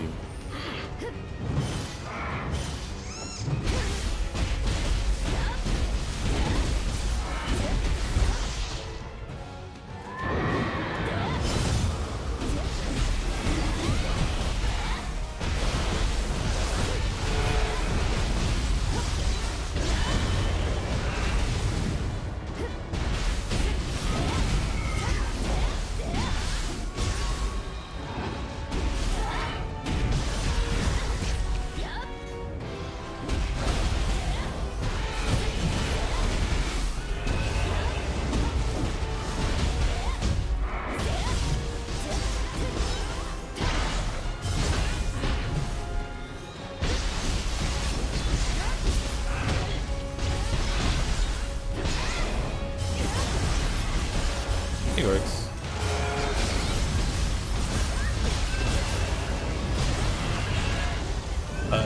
Do I survive this? Yeah.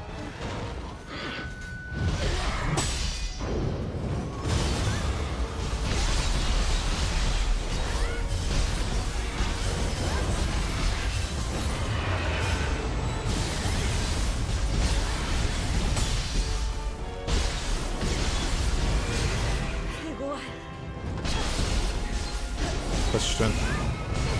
It's just the Mizuki. Calm down.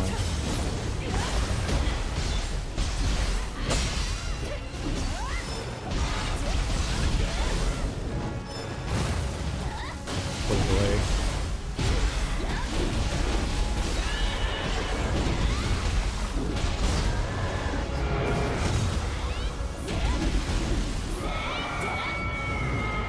どうにか退けましたね。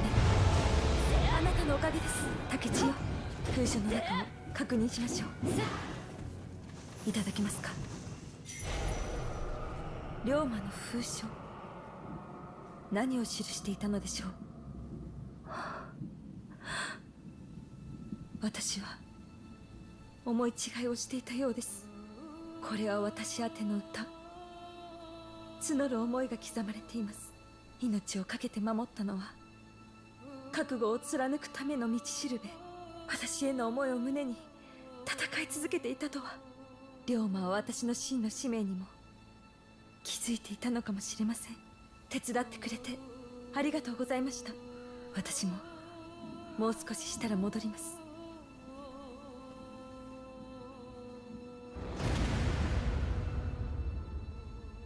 Don't forget there are guys like you all over the world. That's Hyro the Exalted. Oh, really? Well, that's cool.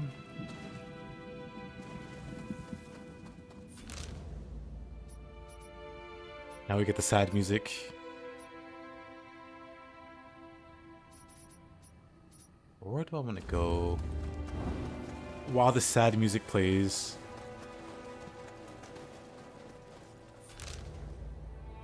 Yeah, Gorks, what have you been up to?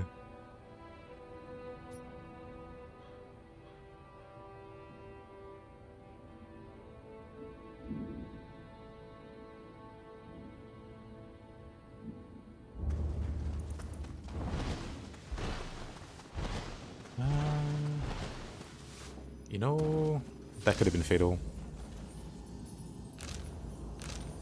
Just gonna go to the blacksmith girl.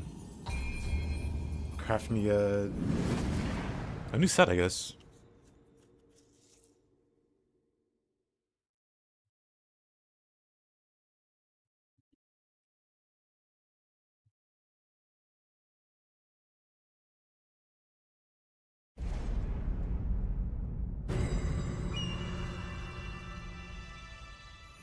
I've just really loving it. Nice. That's one of those retro looking games that aren't really retro. I don't know how to describe it. Like Octopath Traveler, I guess. JP convinced you to play Quest 64? いらっしゃい。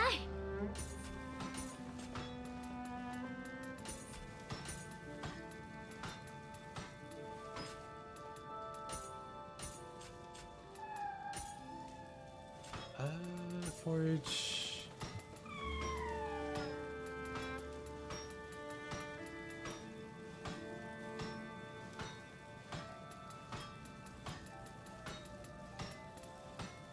Is it at the bottom? Wait, I don't think there's a helmet. Yeah, there isn't a helmet.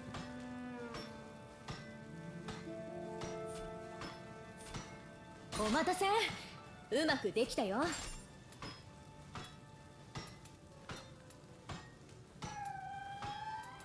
お待たせ。うまくできたよ。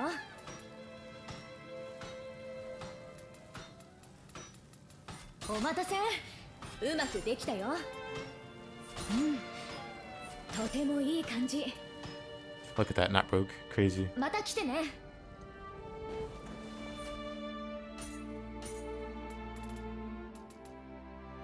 I see. 調子は Sounds どう fun.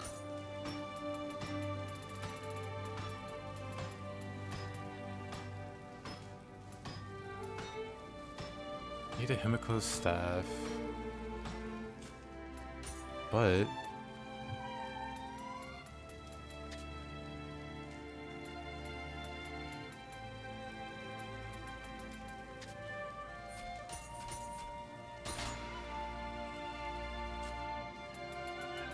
there.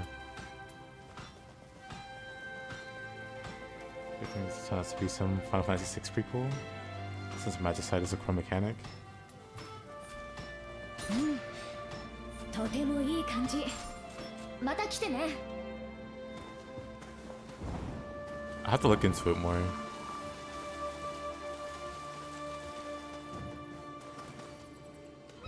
So I don't know too much about it.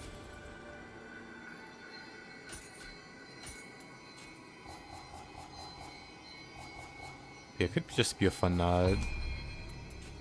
Fun little reference. Nobunaga's Blade. I guess that's where I get the... I should do that one, actually.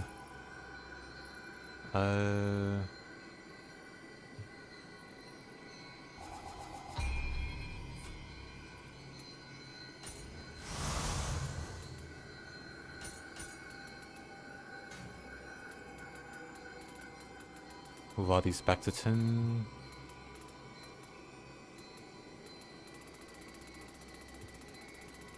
Move this back to 60.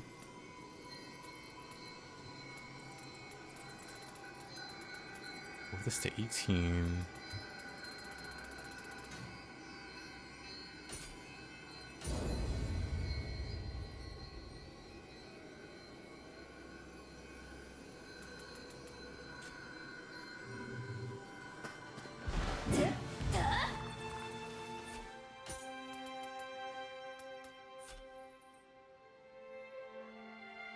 Nice.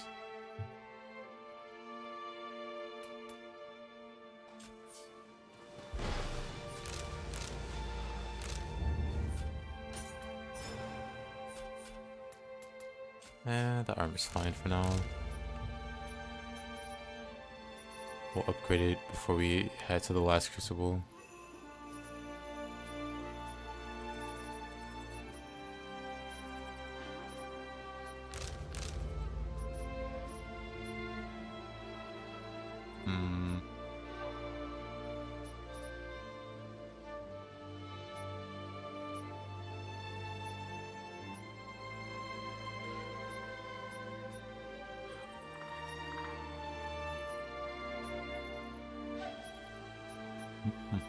Guess I can go here.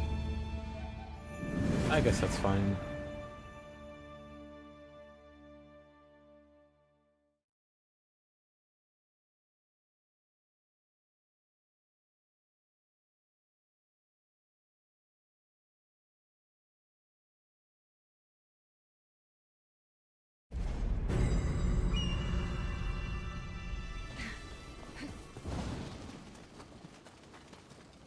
Hey, your boss, how you doing?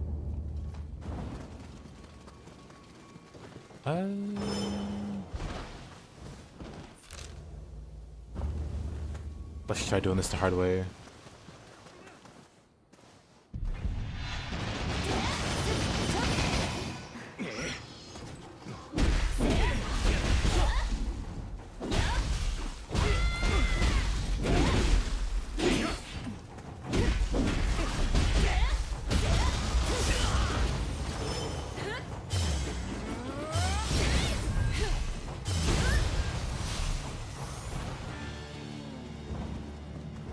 Nope, just boss.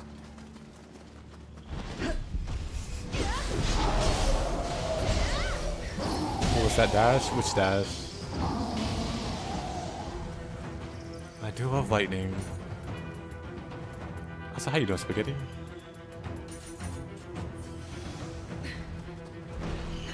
Try doing this the hard way with circa 2026.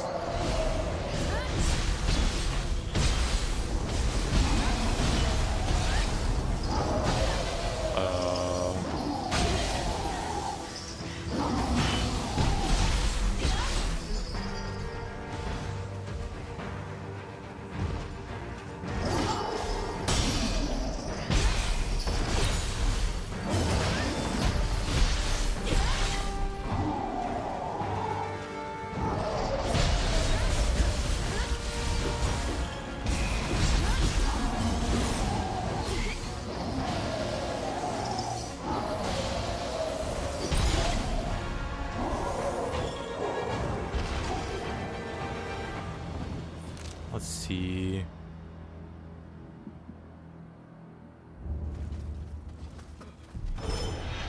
Well, let's do it again.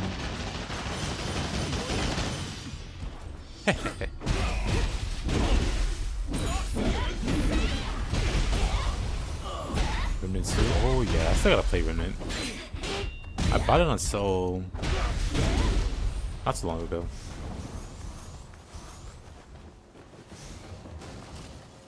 I'll get to it.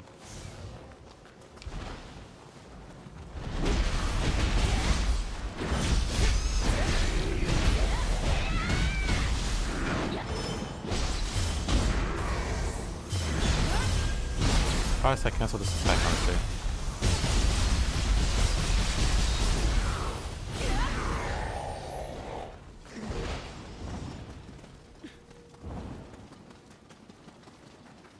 I mean both.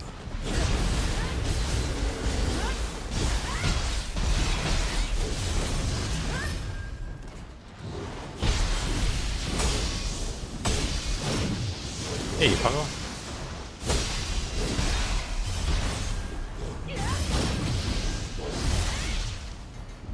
Worst of all times here, Remnant 1.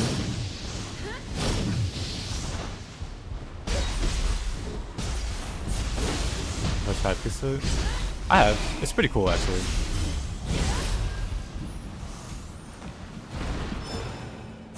Also been playing Tonfa. Because I've been playing Tonfa since Nioh 1 for this trilogy run. Recently switched to split staff for a secondary after using fist for a bit. And then before that I was using like dual swords.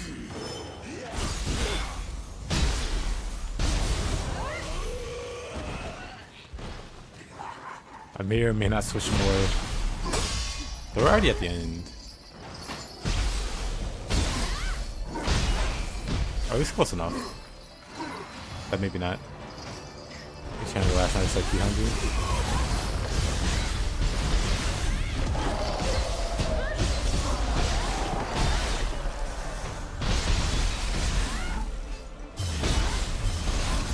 Is there a particular thing that makes you hate it so much with stick breaks?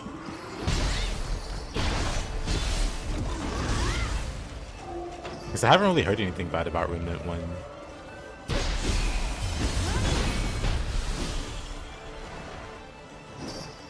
The 64 is underrated.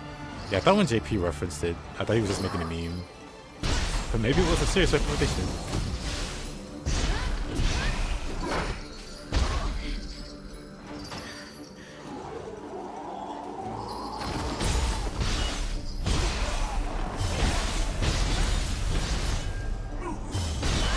Oh, but yeah, Falco. I think, isn't there a buff that makes it consume less ki? I mean, I have no ki, speaking of.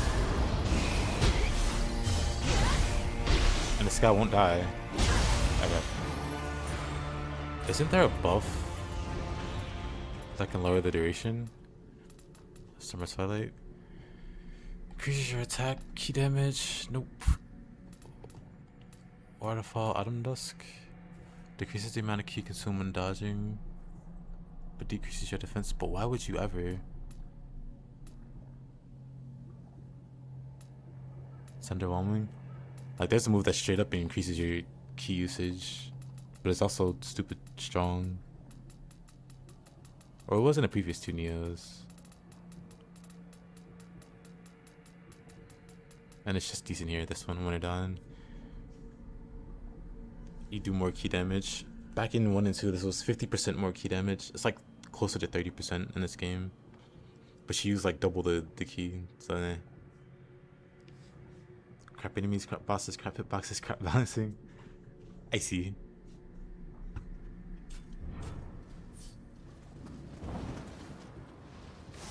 I see, I see.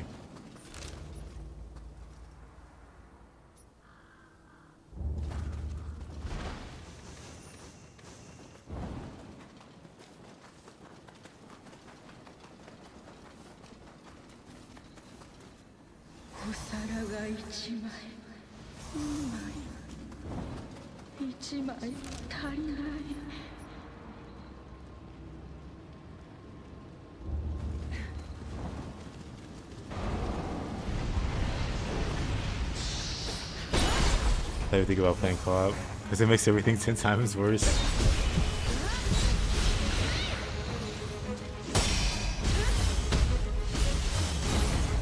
Oh, the Mystic Art.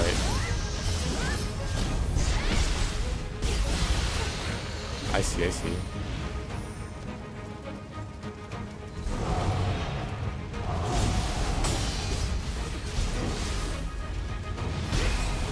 Sounds like you might like Dual Swords. Dual Sword has a really cool.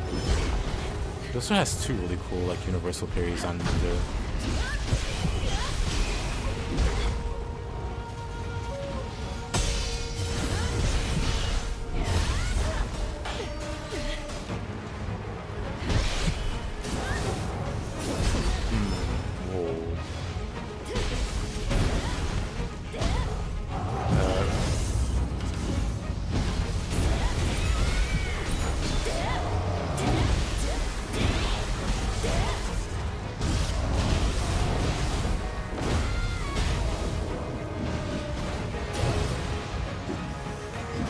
You know what? Those spikes somehow didn't hit me.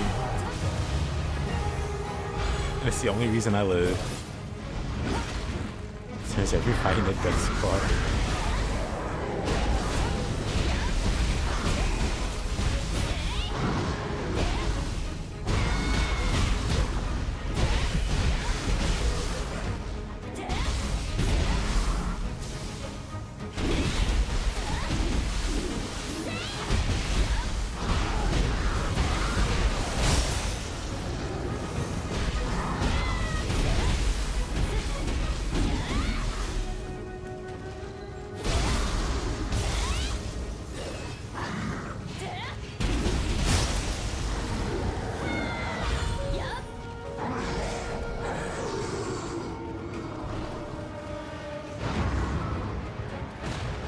So dramatic, this guy.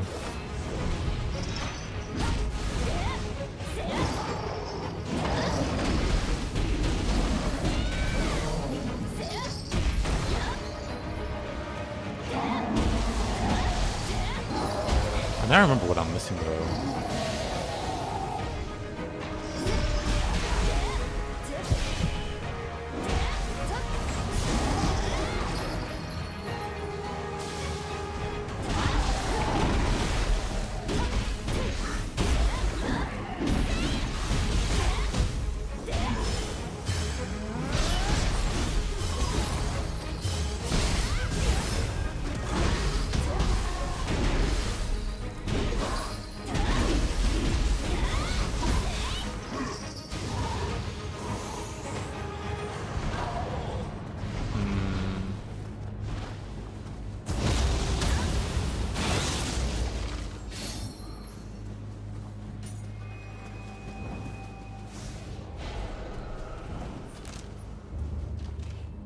Fly guy here.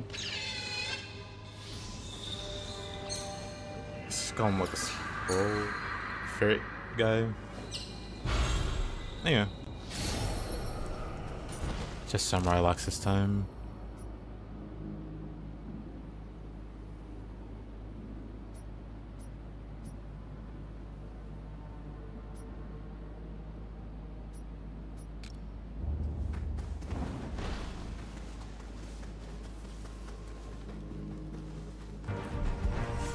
Oh.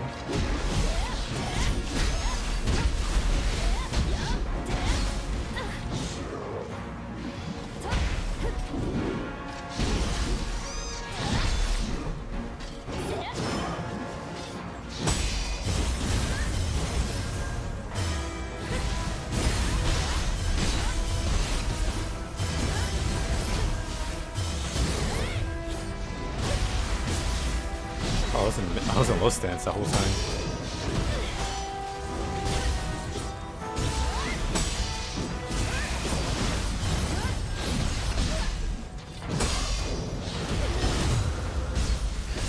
I don't know why that keeps hitting me.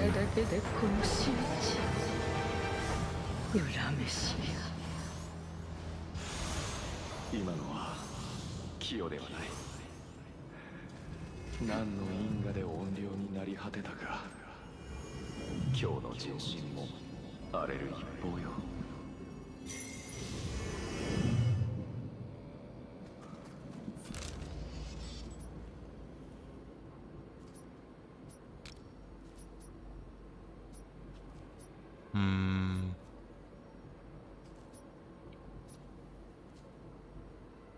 What is even over there? Oh, I know.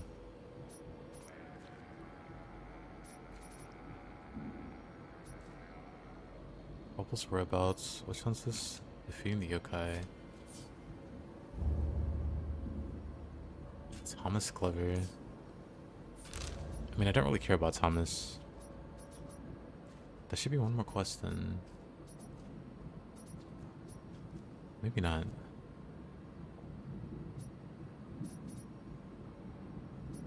Oh, guess we'll go see what Thomas is up to.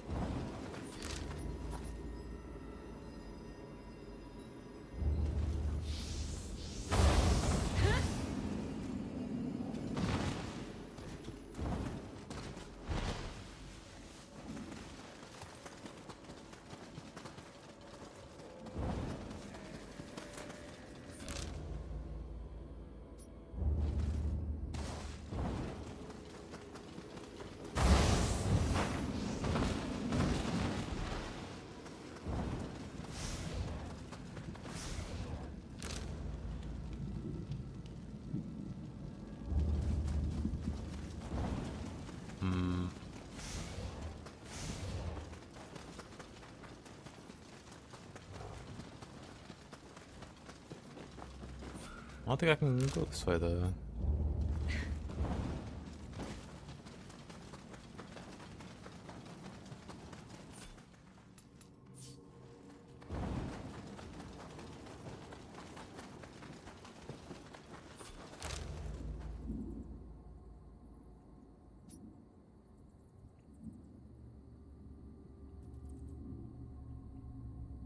I guess I hardly ever go this way.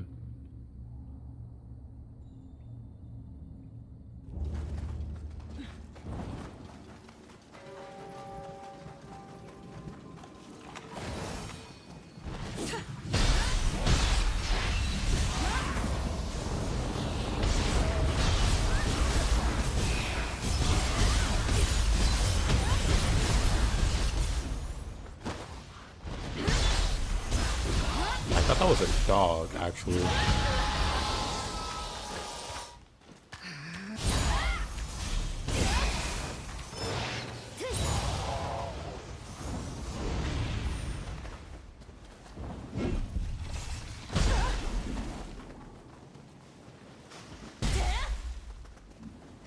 But whatever. Oh, actually. Right, I forgot. I wanted to get Nobunaga's Guardian Spirit. Let's go do that.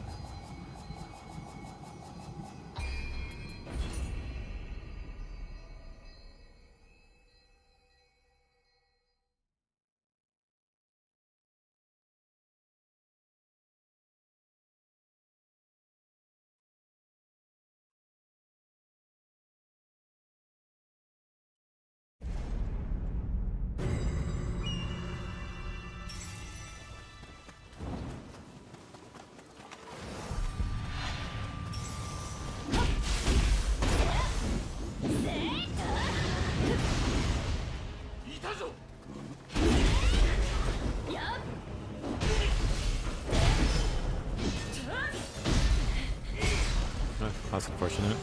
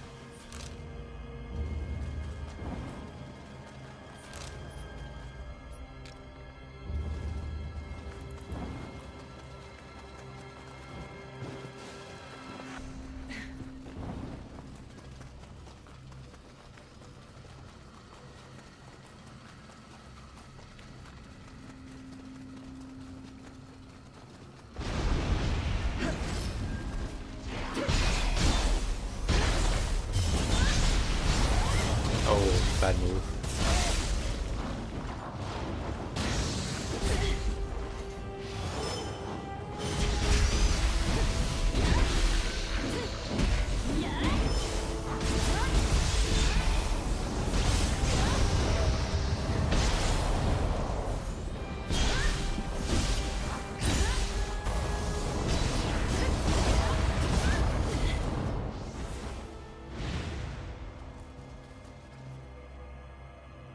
Wolong of the Ronin with a Nioh appearance.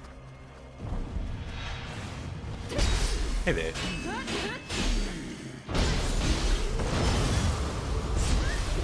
Oh. Classic launcher. あの刀が狙いか。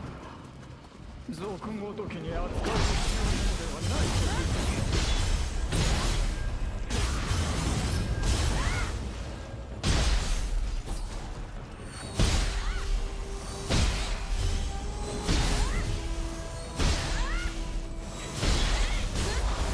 Somehow, just no damage really.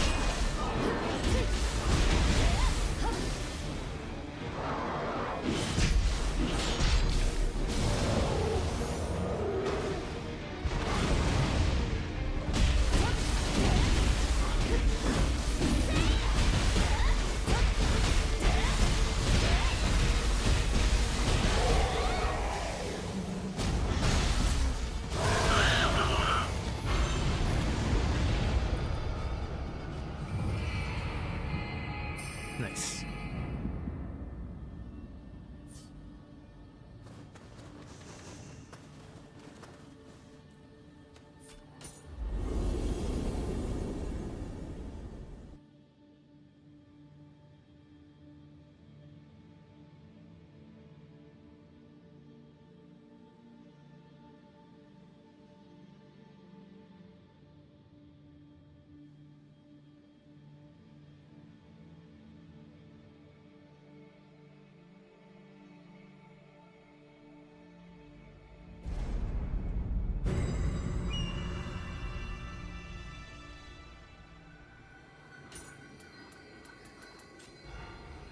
Wand Spear.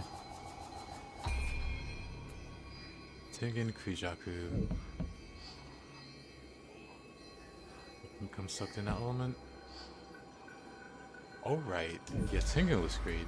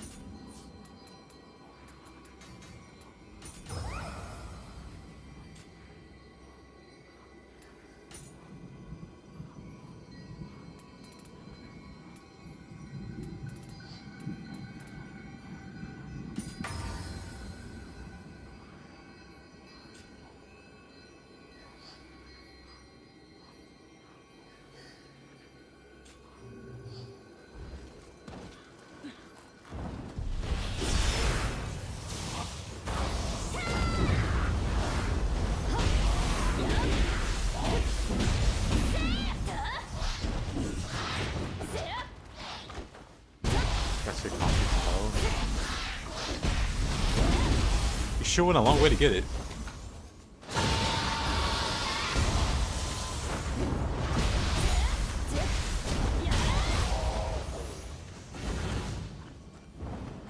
Well, was it worth it? What kind of coffee do you drink? Out of sheer curiosity.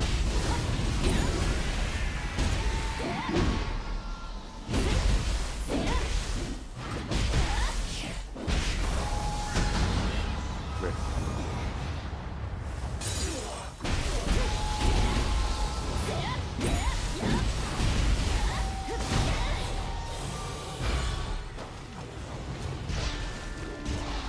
No damage.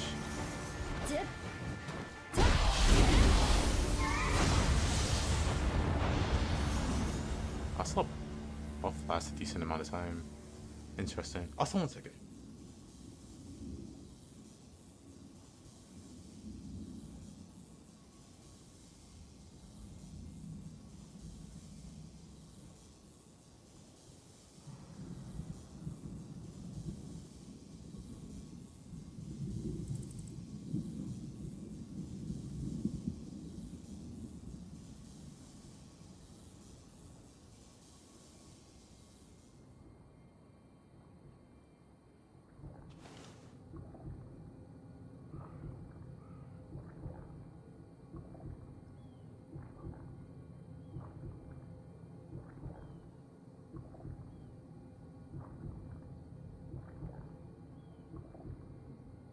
Time to not sleep for 10 hours, oh boy.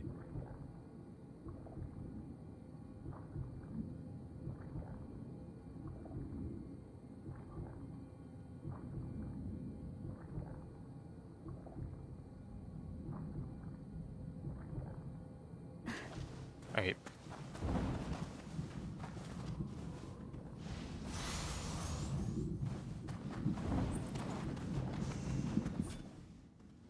I wonder if I might be behind. Type it in. What kind of coffee? Just in case.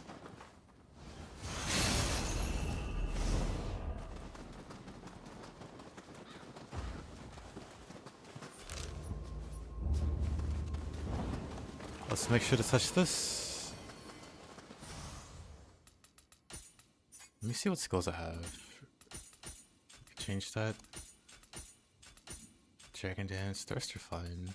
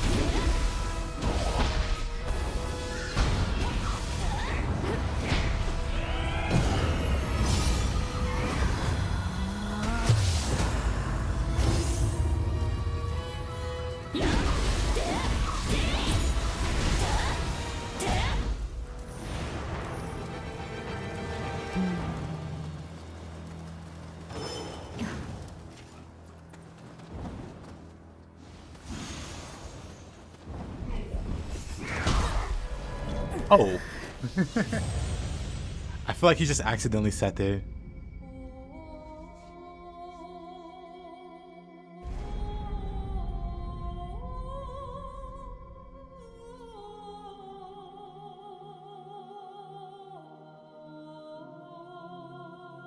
You know, I didn't expect something so intricate. You lost me at quad espresso. I don't drink coffee. I know what an espresso is. A quad espresso there?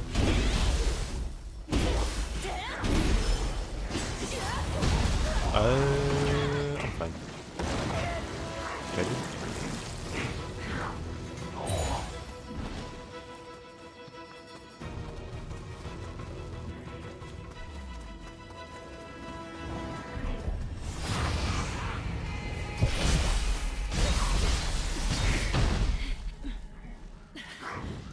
Oh, I see. When you said coffee, I didn't know you meant plural. Coffee. Any particular reason for that, Vinny?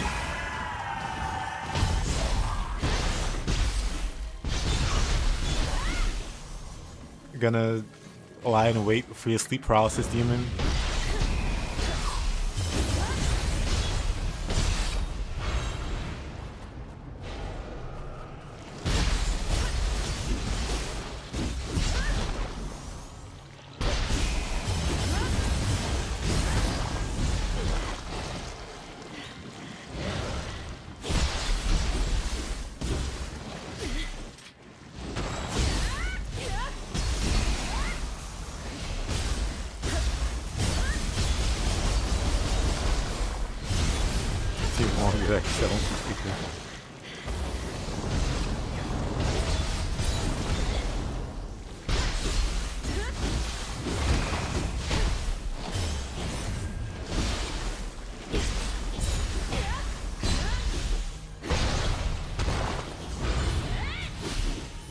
Now, is there a particular reason you want to stay conscious so badly?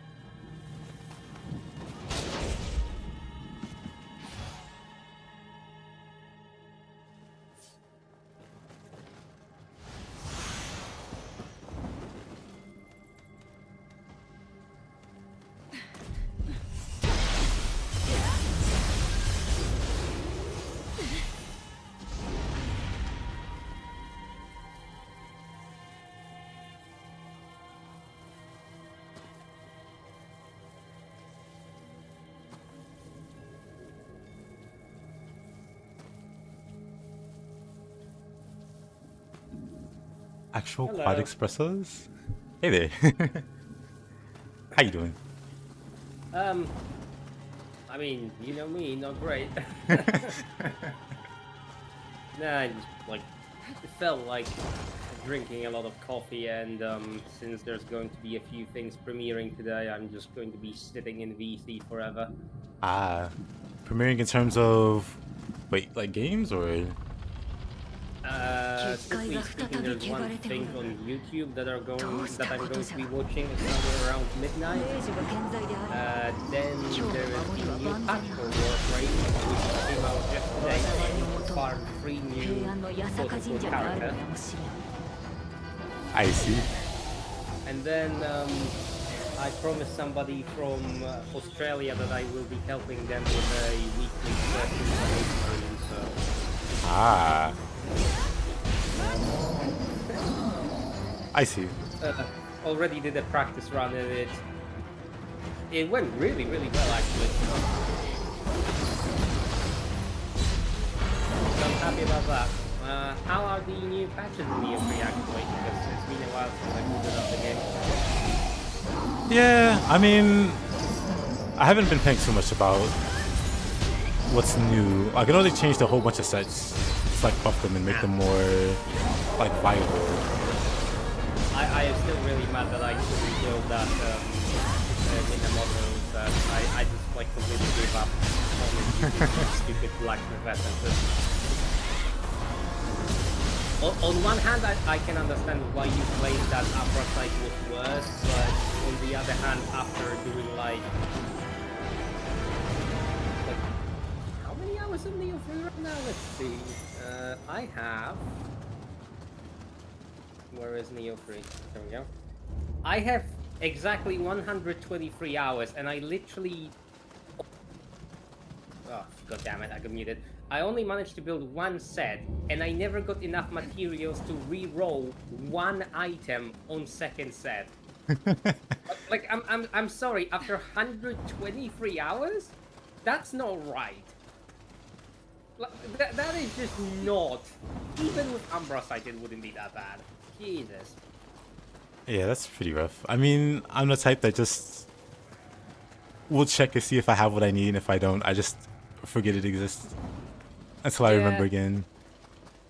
I mean, it's not a big problem because at the end of the day, you don't need to do something insane with your build because it's just a base game. But the fact that the game is halting me from actually exploring all the stuff that I could do is really, really annoying. I think that they completely butchered the blacksmith. I really think they should do something about that. Yeah, I'm not too impressed by the blacksmithing changes. That's always something that's like not something I care too much about. I just like to do the minimum of what I need to do when it comes to like gear upkeep until I hit like that point and like in game or whatever, where it becomes way too tedious to like go without upgrading your gear. So for me, I'm still just like mostly chilling. I don't care all that much. But I see this concern. I do wonder if it's something that'll be patched in like future updates, or how New Game Plus's gear becomes more really, not gear, but like, you know, the upgrade stuff becomes more readily available. Yeah, I'm hoping that it is going to end up being a temporary pain, because if they intend to keep the blacksmith in this state, then I have very little interest in actually coming back to like min-max all the DLCs and shit. And that would be a real shame, because I genuinely... Well, I mean, you've seen my stupid builds in Nioh 2, right? Every single last percentage was min-max. And it does take an ungodly amount of time to make a almost min-max build in Nioh, but it is really well recorded. And if you really want to commit that time to that game, then like absolutely go for it. Have a blast. Make sure that, you know, you take no damage from like floor 27 Tate Eboshi, which unfortunately that's a bad example because you will always take a shit ton of damage from that. Yep. Sadly. Casual 27,000 damage hit. Okay. But yeah, I just don't know. The blacksmith stuff is really grinding my gears, and that's probably the only thing that is keeping me from coming back right now. Because I would definitely like to do, I don't know, some co-op missions, some more boss gauntlets. Even though I'm not a big fan of them, I would rather have some challenging missions, or as they call them, myths in the overworld. But it is what it is, and at the end of the day, at least they gave us some more content before they head off to make the DLCs. Absolutely. Plus there's also the eternal issue of me just not really being able to gel well with the final boss, because I'm going to be entirely honest, my build can literally dismantle the entire game except for that guy, and the except only exists because he gets those stupid key damage immunity moments, and I feel like I've done so much work on the build, and at the end of the day I'm just getting like counter cheesed, you could say, by something that literally ignores the rules of the game. It feels bad. Yeah, even the red attacks, like I can just block them. I can just not engage with the burst counter mechanic like I do in Nioh 2. I can just ignore it. But I can't do anything if he decides to get a key damage immunity moment because he swaps a phase, then he goes Dark Realm, so he still is immune, and then he instantly does a grab. So I'm basically just standing there for like, what, 10-12 seconds doing nothing? Because if I approach, I am forced to block his phase transition and lose ki, and I might be able to get in like a jab or two while he's swapping phases, but that is not going to be worth the risk of getting grabbed afterwards or whatever. Or eating a red, which, as we just established, I, still don't want to use the best counters, so... Yeah, I wonder if it's like a bug or oversight, or if it's intentional that he has those moments, because he also has it in the first fight versus him. Oh yeah, in the first fight, these are even more pronounced in my opinion. But like in that fight, he will literally run out of ki, he will be doing idle movement animations, and he will not be knocked out of ki, he will not be available for a crit or anything. I'm just sitting there like, you have no ki, why are you attacking? That's not how Yokai stamina works. Yeah, that part's drawing for me. It's not something I noticed much in the second fight versus him, but the first one, it's very like pronounced. Honestly, I don't mind it too much nowadays, because at the end of the day, Amartya has done me a great, you could say, or favor, and he has in fact patched cheese back into my game by informing me that there is indeed a build-up for weapons. And it seems like Wind is probably the most overpowered status in the game if you actually go for applying massive amounts of ki damage, because most enemies will just be able to ki in a second. Except for, what was his face? Oh my god, the guy who transforms into a four-arm monstrosity. Shingen? Yeah, Shingen. Takeda Shingen is obviously immune to fire and wind, so he's the only exception. Good old Takeda. But that doesn't mean you can't, still cheese him with statuses. But yeah, like that has been my only pain. That final boss is just something I don't understand, and I don't think I will ever understand it. It just seems like I can do everything right and still just randomly die in that fight. And I've watched Poofer lap this boss for like 2.5 hours. And literally the only thing he had to say to me, because I stayed there for the entirety of the stream, the conclusion he had was just dial back the aggression. I'm like, I mean, that works because that's how I beat him originally, but, I don't want to do that. I made the build to trade. I never advocate that, but that's like a playstyle thing. He was doing it on a Jesus Christ, on like a really geared character, right? So he did the fight pretty much perfect, and I assume that the advice that he was giving was basically sort of assuming that I would be in a similar boat, that I just wanted to go ask him to rid the boss. But that was never the case, and in any case, I can't get it done. Like, if I just play brain dead like the build is supposed to play in that fight, I will just lose. And it really hurts because it works against every single other enemy in the game, even Okita. Even with all the bullshit Okita has, I can still just absolutely annihilate him.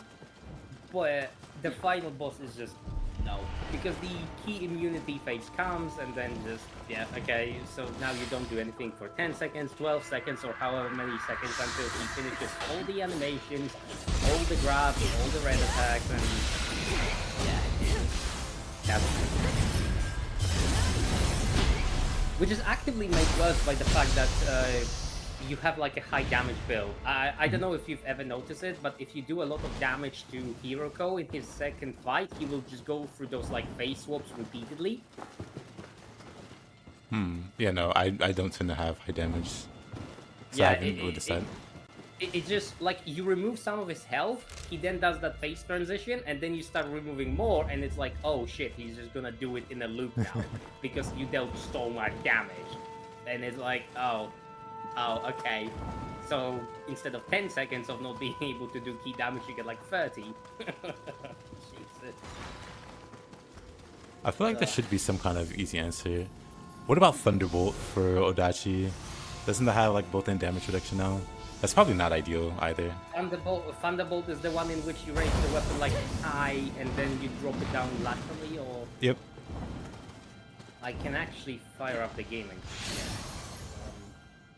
Because yeah, as far as I know, it comes with damage reduction now. It didn't previously in like Nioh 2. But damage reduction, and if it performs the way that it does in 2, it should hit stun. Like the goal of the attack is to get hit, and then you deliver a good counter hit. But that hit does hit stun, unless I'm mistaken for something else. So it might be good. You're probably correct.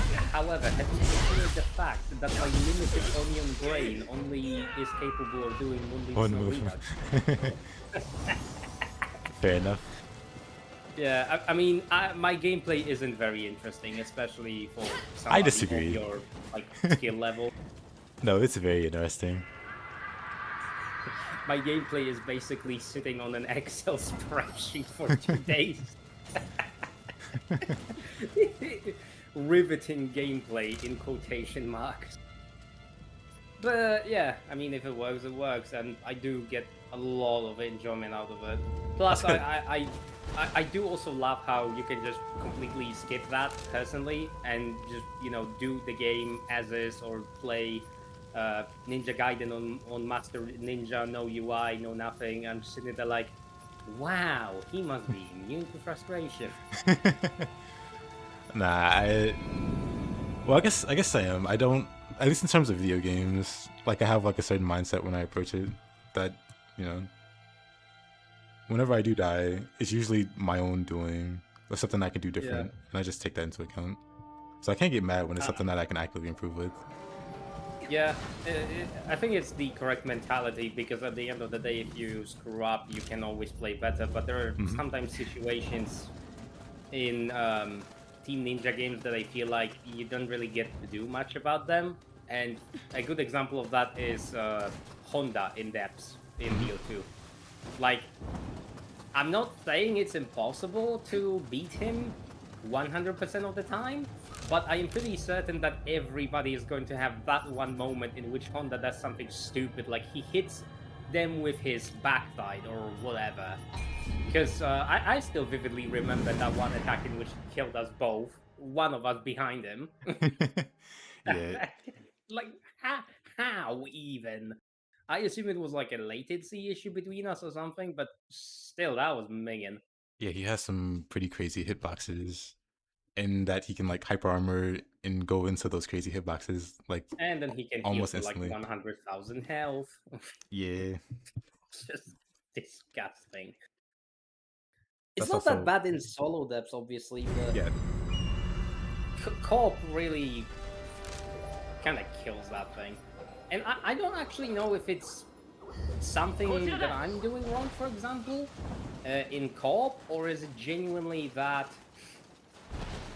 the game seems to not favor the sort of playstyle that I had for that particular encounter.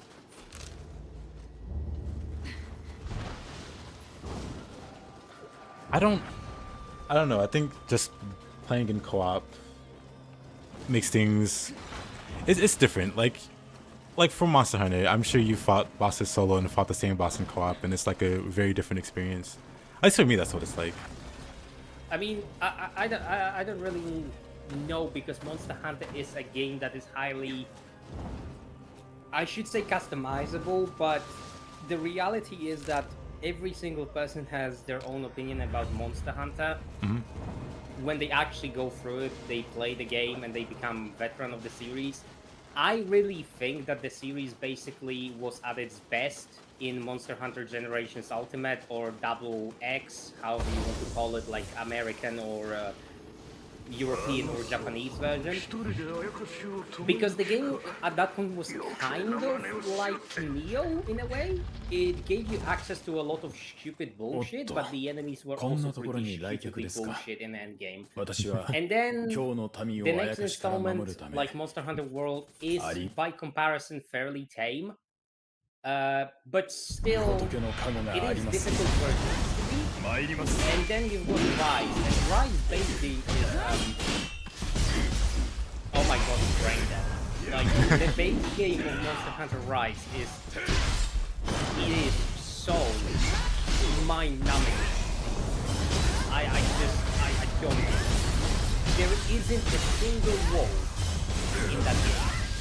In Taken, I have not found one. Every single monster is basically just, you know, on the planet, chop it up, done with it. It basically became such an issue that I never finished the DLC. Like, I started it, I did one hunt, and I was like, okay, I'm gonna go back to it tomorrow, and I never did. I can't force myself to play that game. I just hate it. I hate how the hitboxes are garbage. I hate how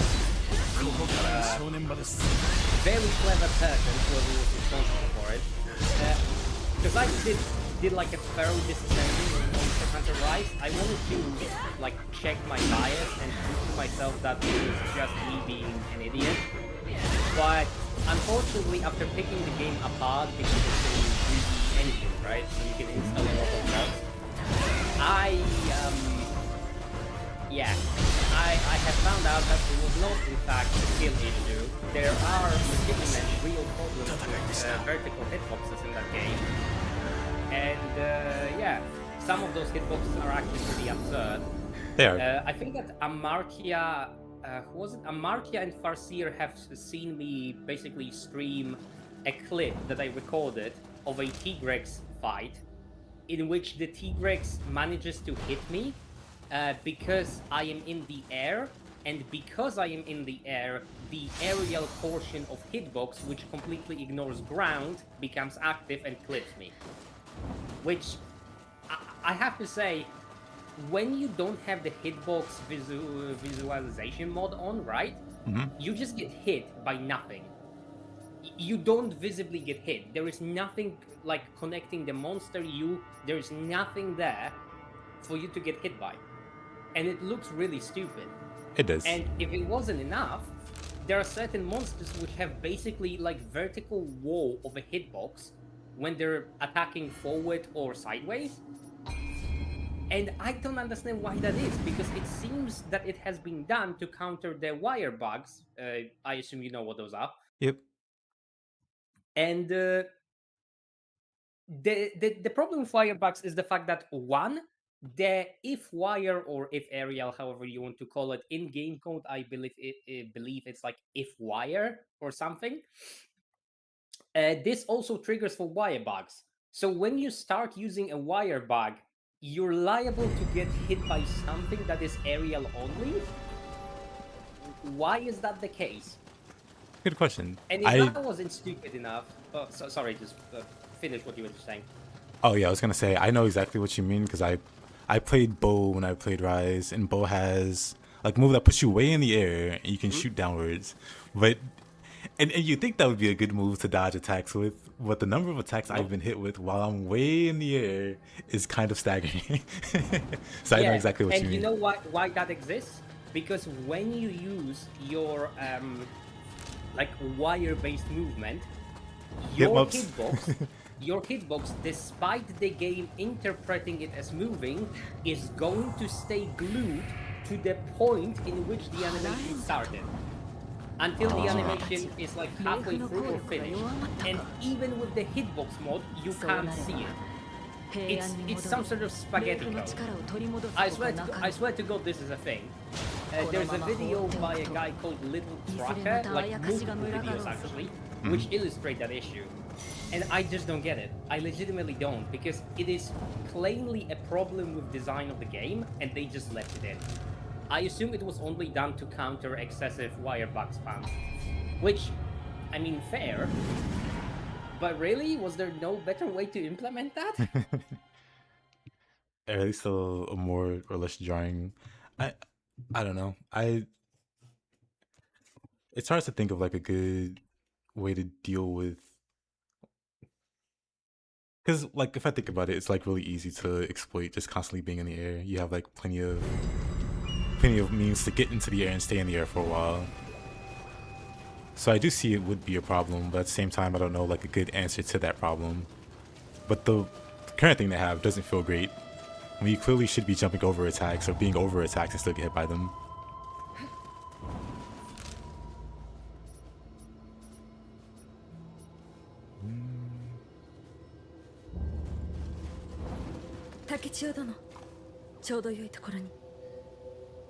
陰陽師たちに怪しい動きがあると聞き、様子を見に And 来た then ので there's す。 Monster Hunter Wilds, もし and 何か企んでいるのならば、 Hey, Jan. that game, So like in my she opinion, the release date was beyond unacceptable.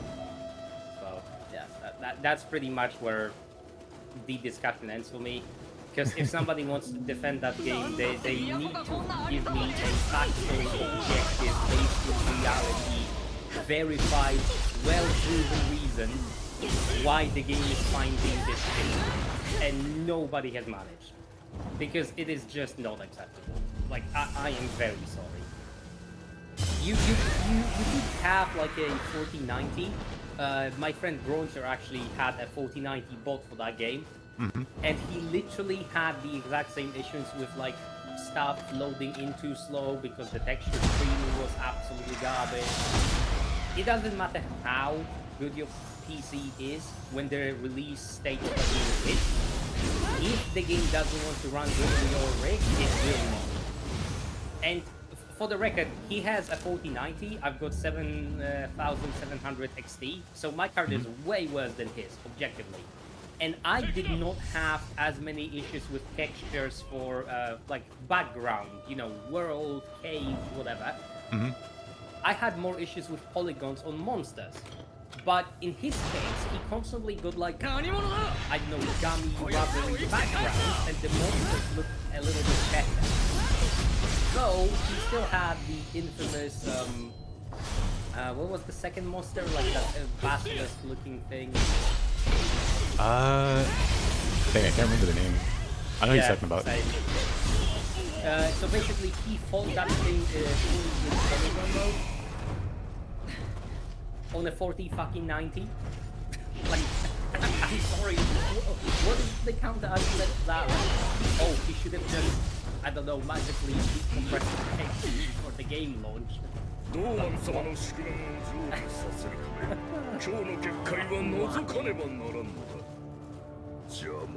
The power of bad optimization.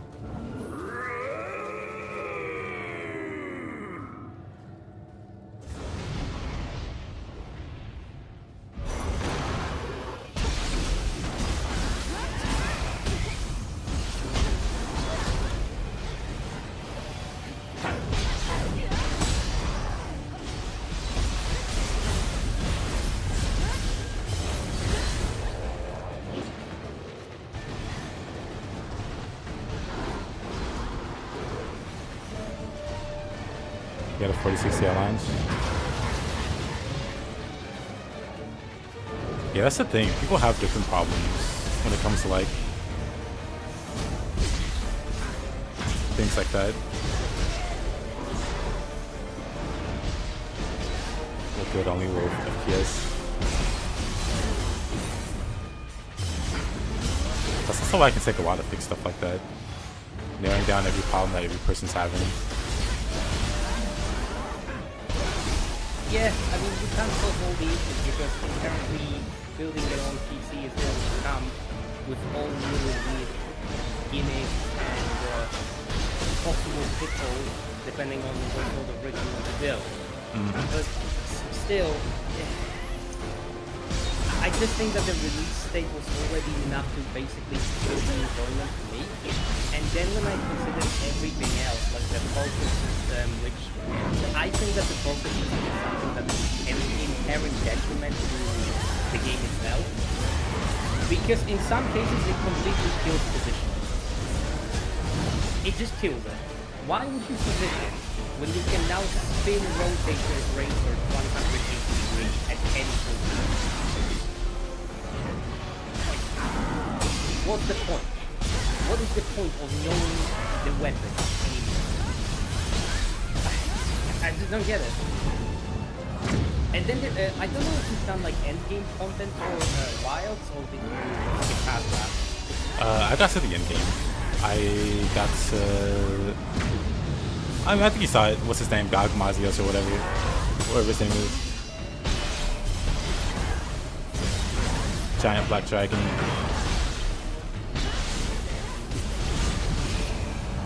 Then I tried fighting the Arc Tempered, but I don't have the stats for it or whatever. So I was like, I'll come back to it later. Hi, Sid.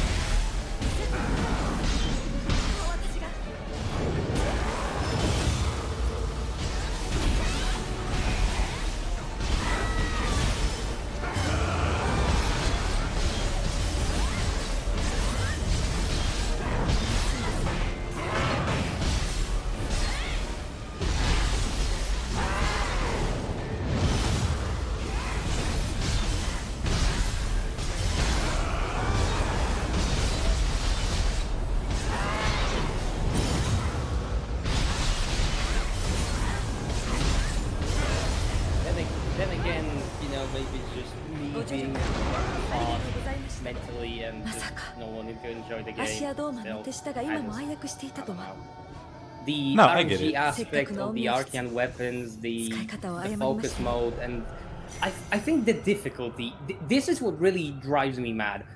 Because the base game difficulty is basically sleepwalking, you don't do anything and you win. Then the high rank is very similar. And then all of a sudden, after a certain patch, I believe that the like first proper difficult monster was probably the Arch-Tempered New Udra, like the squid monster. Mm-hmm. And そういえば when that being released, I あなたは actually なぜ had こ the ちらへい game らしたのですか？ still installed, and I tried to do a run on it with my friend Poto. And genuinely, I found that my build, which has by that point basically killed every single fight, it was doing so little damage due to changes they implemented that I probably would have timed out on the monster. あなたが Like, I'm not even kidding. Yeah, that's what happened when I reached like the Arc Tempered or whatever. Like I could survive the entire timer, but I just did no damage. Like I didn't even get the skull icon. I forgot what I was fighting. But yeah, I hit a certain point where it's like, oh, I really just need to start grinding gear, which I wasn't really interested in. I'll come back to it later. I'll come try a different weapon and other stuff. But yeah, I do get what you're saying about the new systems. I guess it just depends on the player at the end of the day, but I feel like the focus system basically invalidates positioning, or rather trivializes it to a degree that is just vaguely be where you want to be and then it's fine. Because if you want to cut the tail, like, you can now literally aim at the tip of the tail with your melee weapon, which was not really the case in prior Monster Hunter games. It actually took knowing like monsters' move patterns if you wanted to play Greatsword properly, unless obviously you were doing some sort of a non-optimal build or a meme build.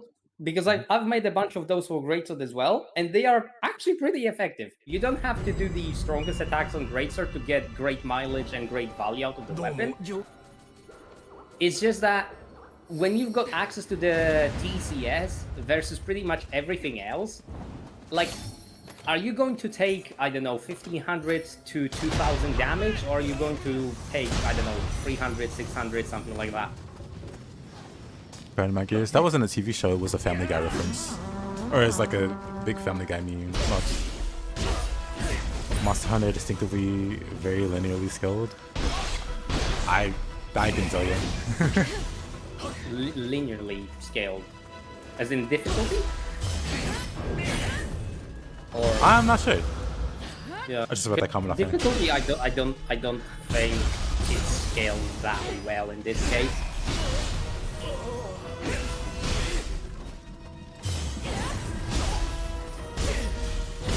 But yeah, I guess at the end of the day, like when it comes to like new mechanics, like I get criticisms and concerns, but I'm curious, like whenever that is the case, are monsters built around those new mechanics?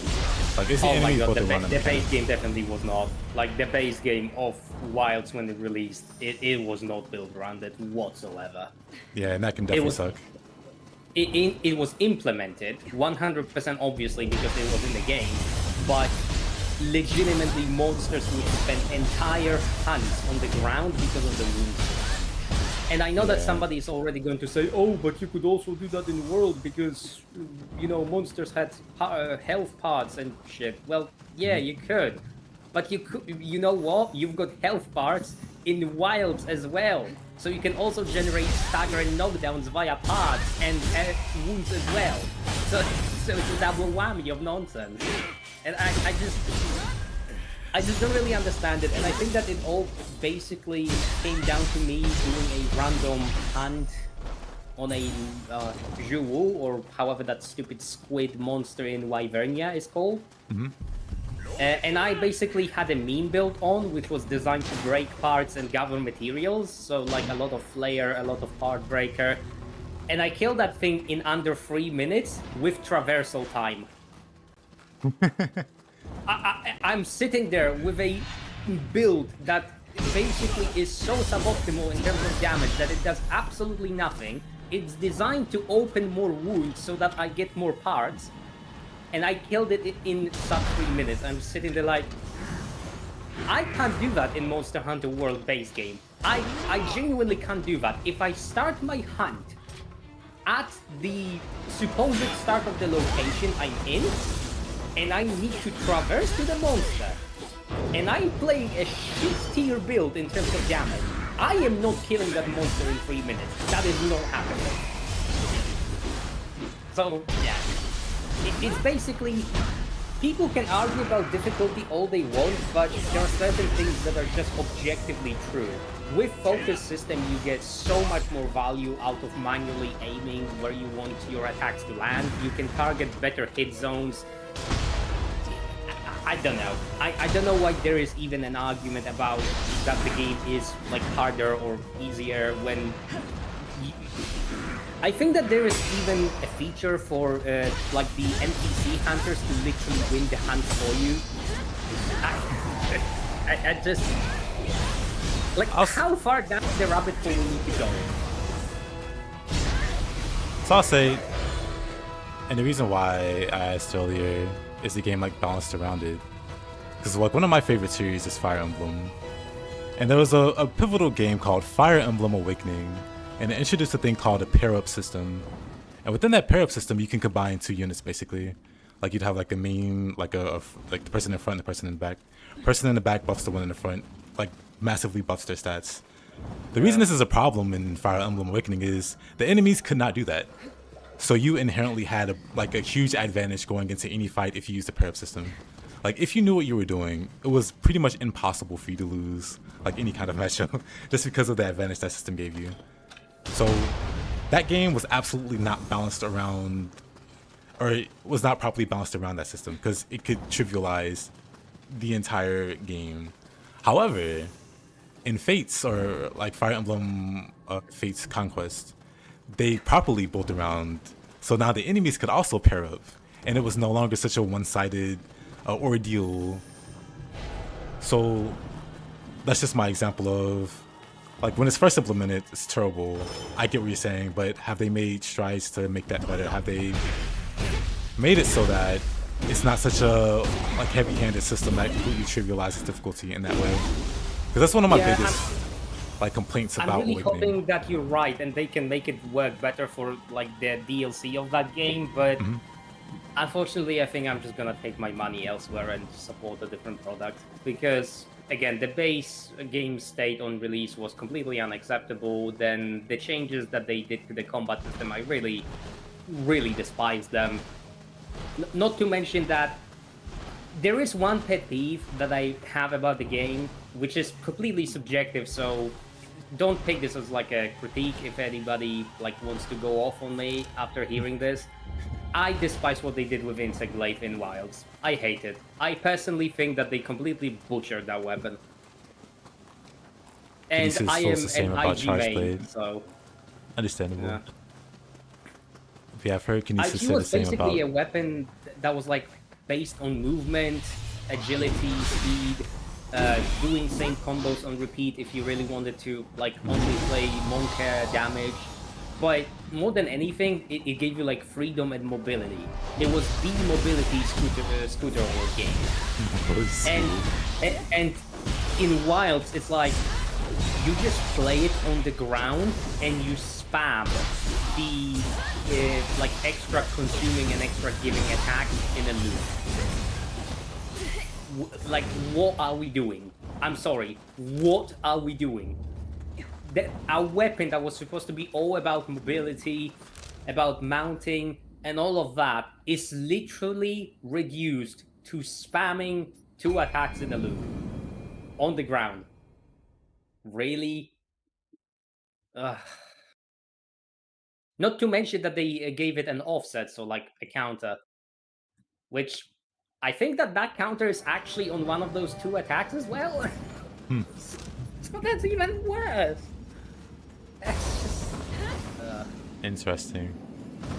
It's really different than what it used to be in like 3 previous games, like Rise base game, Iceborne base game and expansion, and then Generations and Generations Ultimate base game expansion. I don't recognize the weapon at all, and I've spent a good deal of time playing it across those 3 games.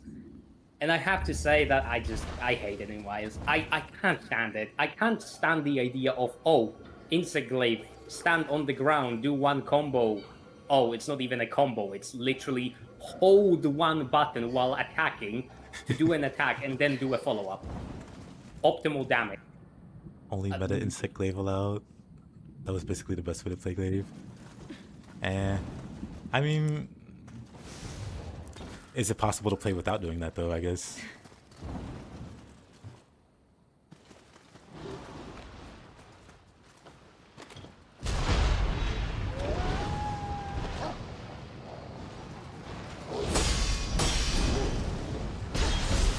Because while it sucks, as long as there's like an alternate way and you're not just forced to do that, I think it's fine. From what I saw in the DLC, whatever new trailer they put out, it seems like they're opening up ways to play the weapons. So maybe we'll see some kind of return to form. Because if you have that gripe about the weapon, I'm sure you're not the only one. And hopefully they're receptive to that kind of response, to want to make a change. Or at least, like, you know, make a difference. I somehow perfectly fall in that hole.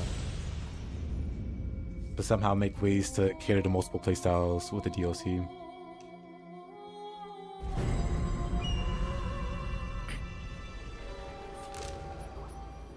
Unfortunate death. Where did I even die? Over there. Now, how did I even end up going that way?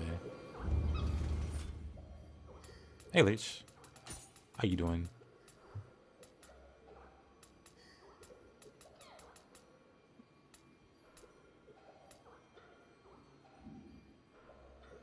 I get your sentiment. Monster Hunter forces you to play optimally or waste hours and hours.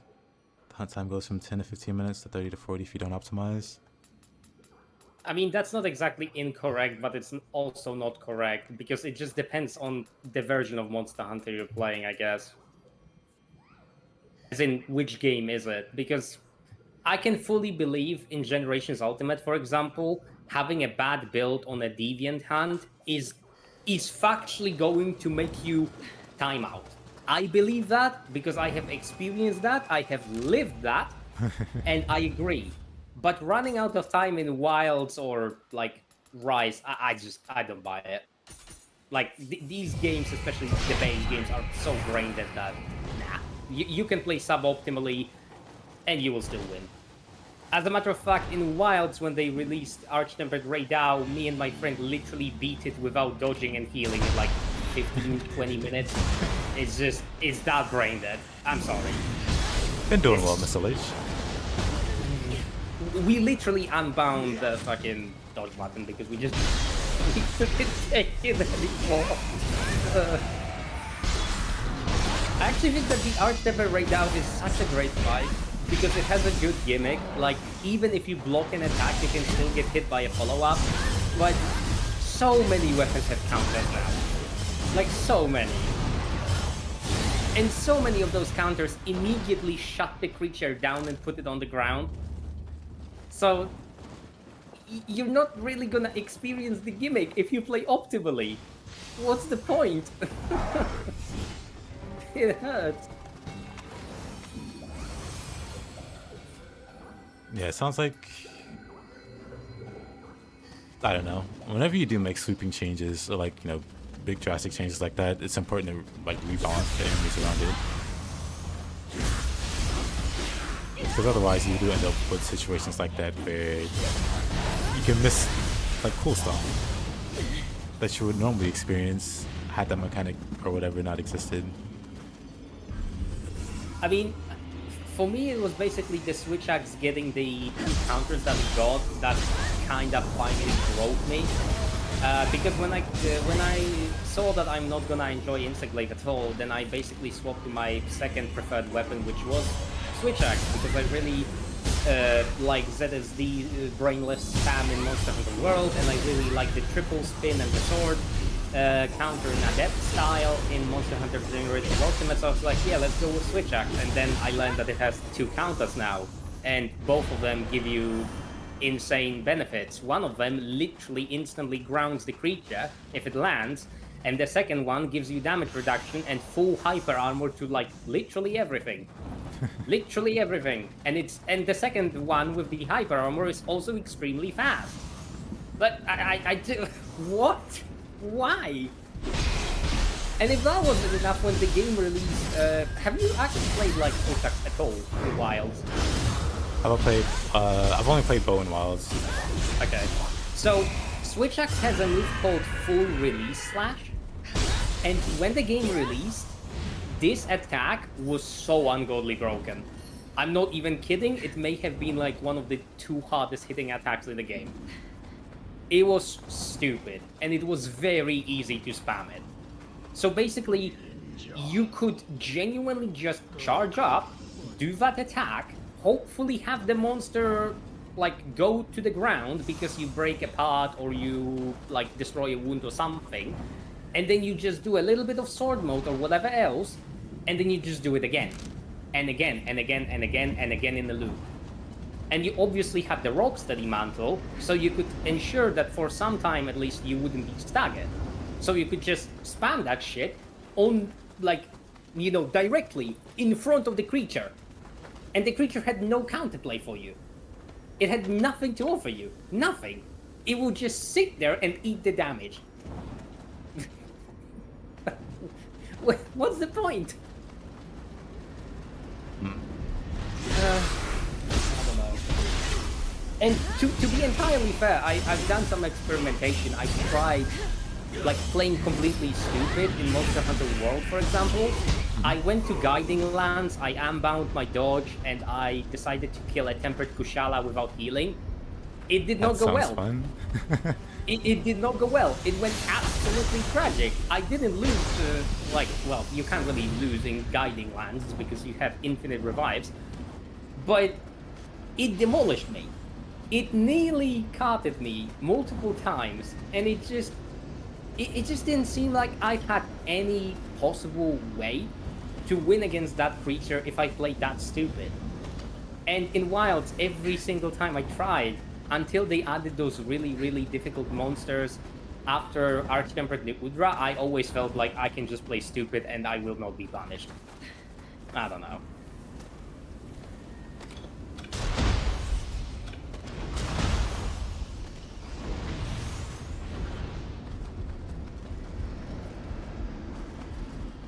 Well, I didn't know you're not the only one that has concerns with the difficulty, so not just difficulty, but like the balancing of new mechanics. So I do wonder what the DLC is going to look like with that. I think it's feedback in account. One of two things. Either you're like correct, and they, as in Capcom developers, will course correct, and they will properly integrate the system, or it is going to be the same sort of seesaw where the base things in the expansion are as easy as the base game, and then all the difficult shit gets added in later patches. And then it's just like, again, seesaw. Very easy, very difficult, very easy, very difficult. I kind of want to avoid that situation. I'd rather have pretty uniform difficulty across the entire game, or like escalating difficulty in the end game. Don't know about you.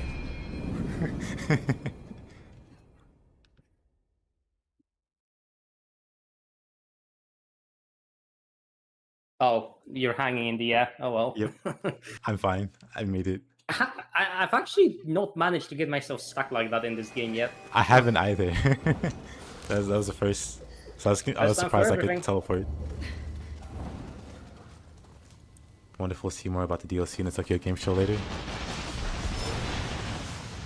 Yeah, no, that exists. It's slated for next year, so I do wonder how much progress they've made with the actual DLC, because I feel like that's quite a ways away. And the game's been out for a while now. Honestly, how about we optimize it properly this time? Yeah. I imagine it would be equal or harder than the free update monsters. Yeah, I imagine they wouldn't make it super easy, because then people will complain, and that's gonna cost them souls. I feel like maybe not. I don't know. Like, I figure they try to make it spicy at least. Yeah, I'm fine with them making it as like difficult as something akin to older Monster Hunters. I just don't want the game to be like difficult because of stupid junky mechanics that are outdated or something like that. Because old Monster Hunters can be a little bit like that.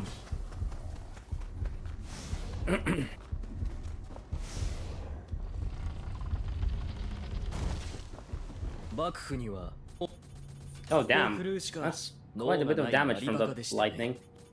Yeah.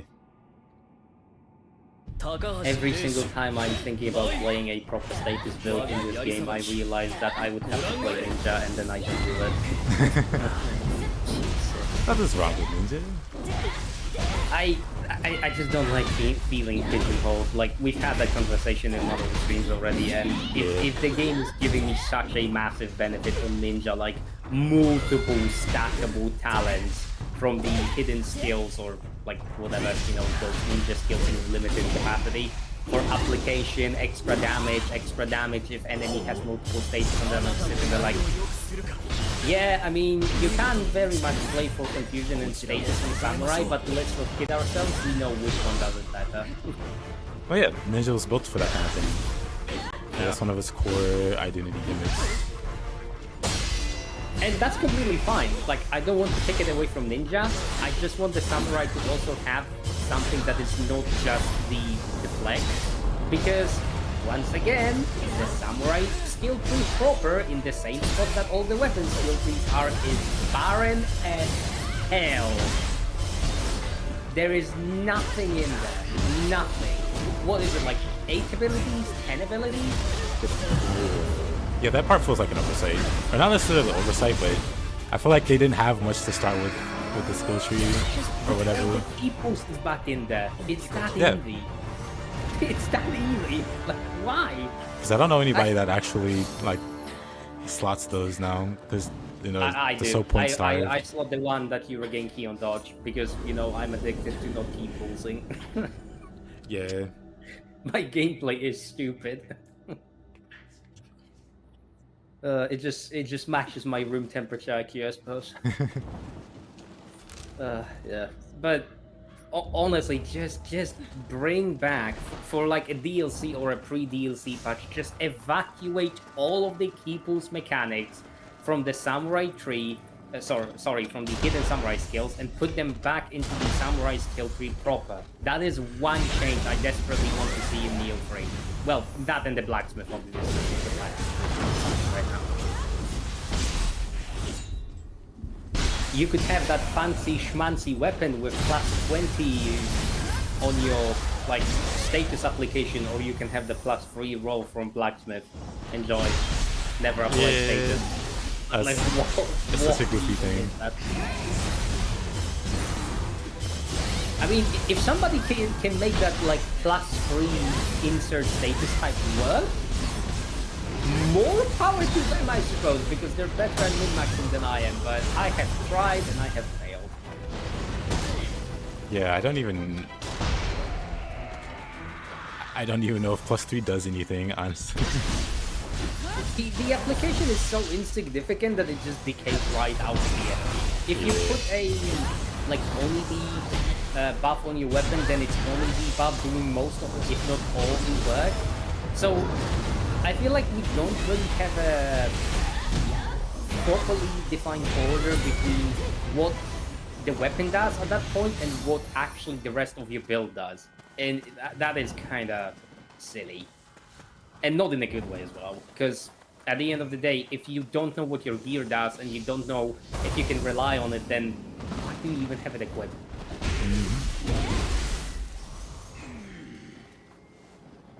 And again, call back to Poofer. Thanks for showing that.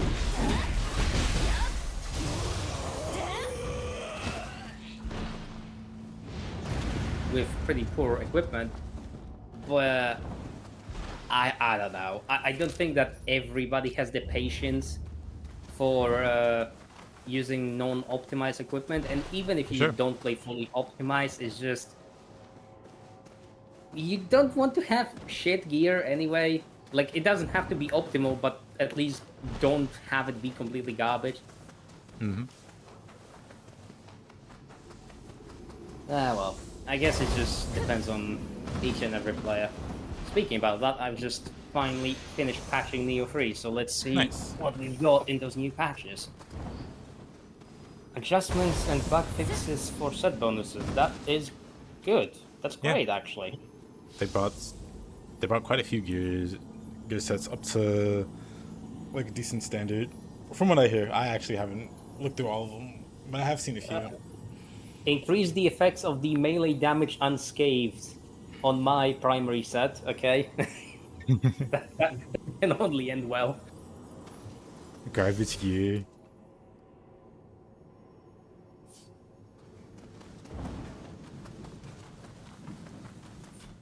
Yeah, even this gear. I mean, it's not garbage, but it's like I'm not doing anything with all the bonuses outside of the set bonuses. Compiling shaders. I guess reforge my armor beyond one effect on one piece. Might have to have +4 stone. Yeah. I mean, if you made it this far and you've gotten a +4, maybe not, but I got everything to +15, but it was a pain.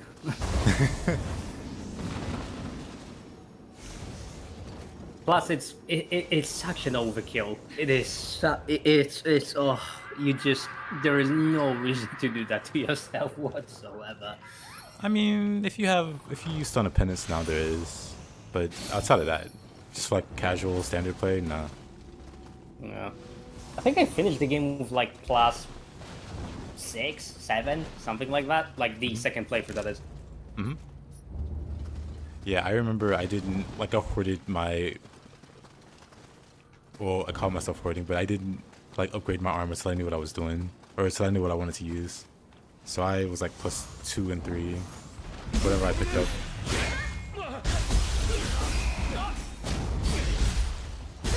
I made some fights at Chore.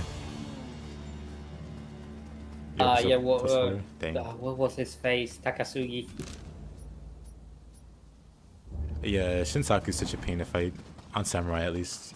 It's such a weird thing, because I just assume that the boss is very polarizing due to how you play and what you build, because for me it was one of the easiest bosses.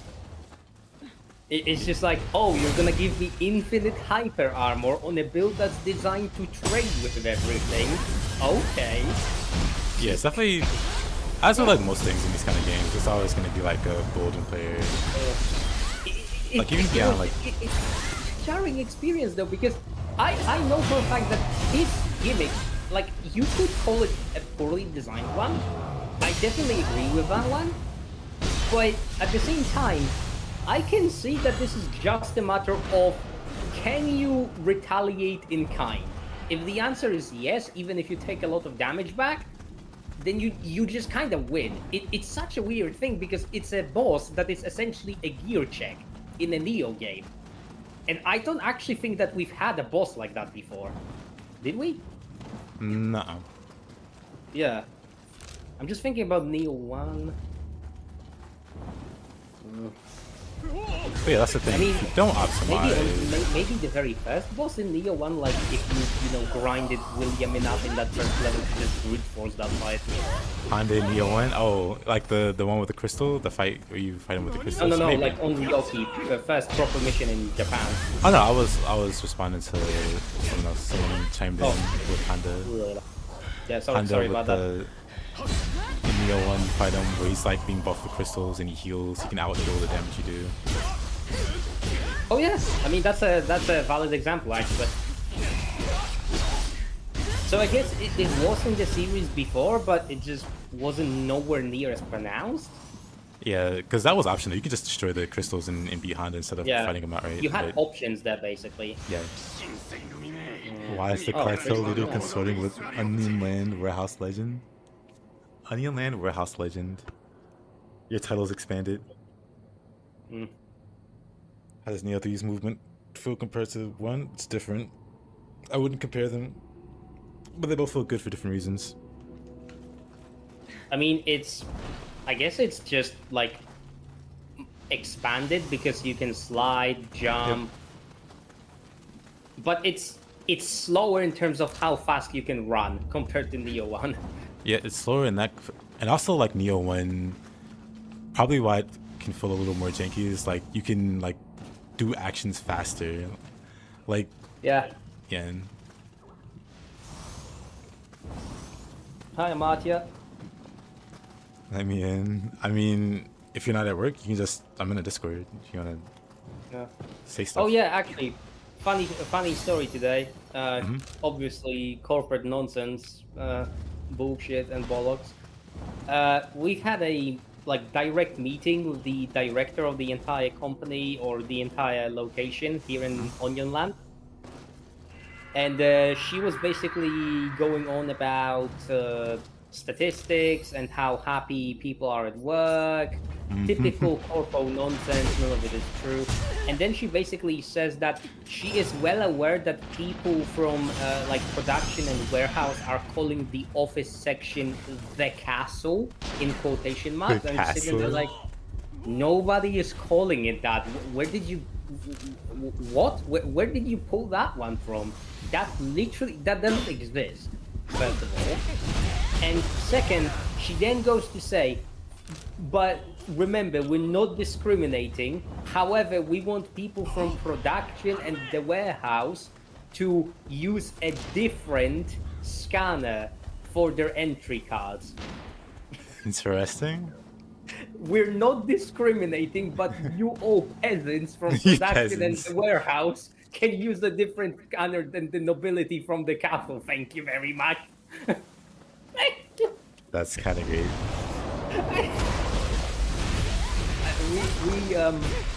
Suffice to say that the morale after that presentation dropped significantly.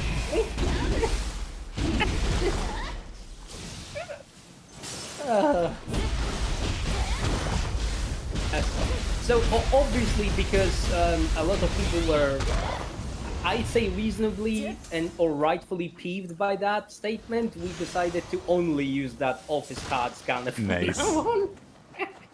I respect it. I don't know. How can you say that you don't discriminate and then immediately start discriminating? What the fuck is your problem? Jan wants to know. Well, there's somebody that wants to know what your trade build is for Nioh.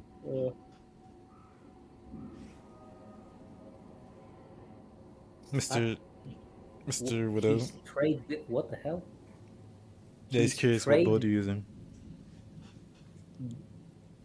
Wait, his trade bill is what the hell? Nah, he's just asking what's your build. What does your build consist of? Oh, okay. Oh, let me pull it While you up. explain, I'll be right back. I'm gonna grab something. I am running a total of 6 pieces of Grace of Inari and a total of 6 pieces of Pride of the Crimson Army.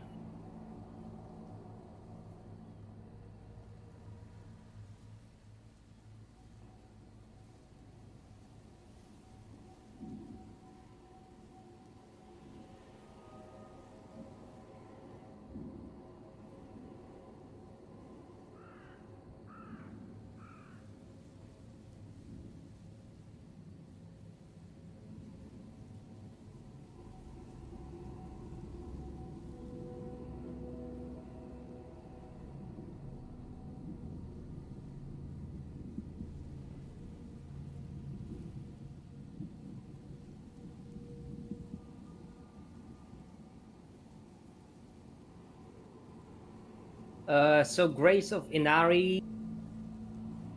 Let me just pull up my equipment screen again.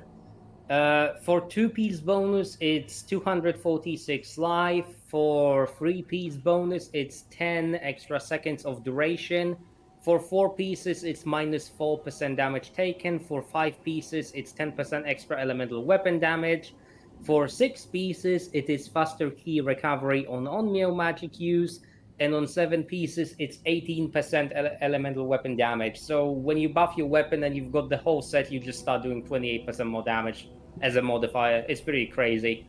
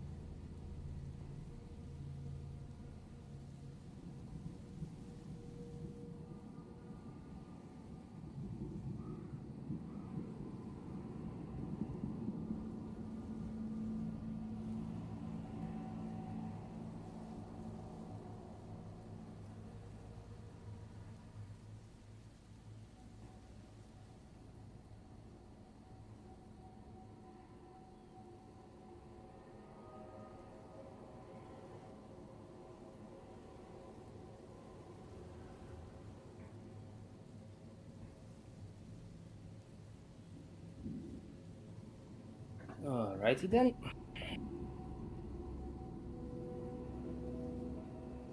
Oh, Okuni Nushi in Nioh 2 is fantastic as well.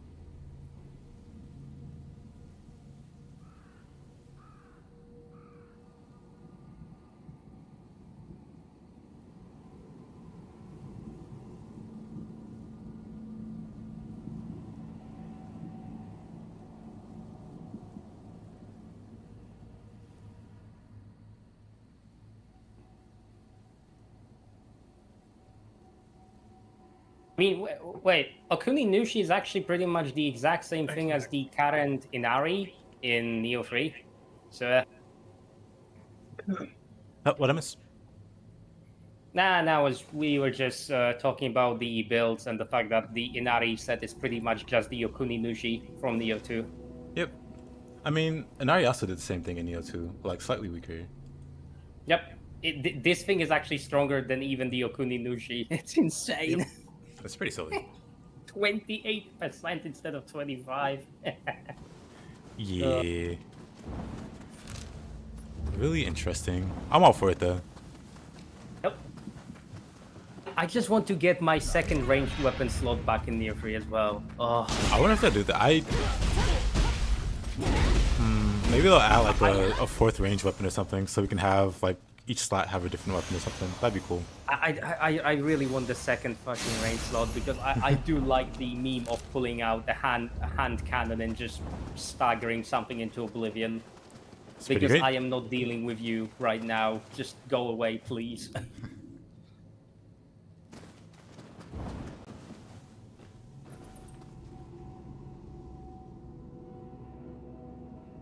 Imagine Demon Scroll becoming an extra slot. Probably. Or probably, I don't know.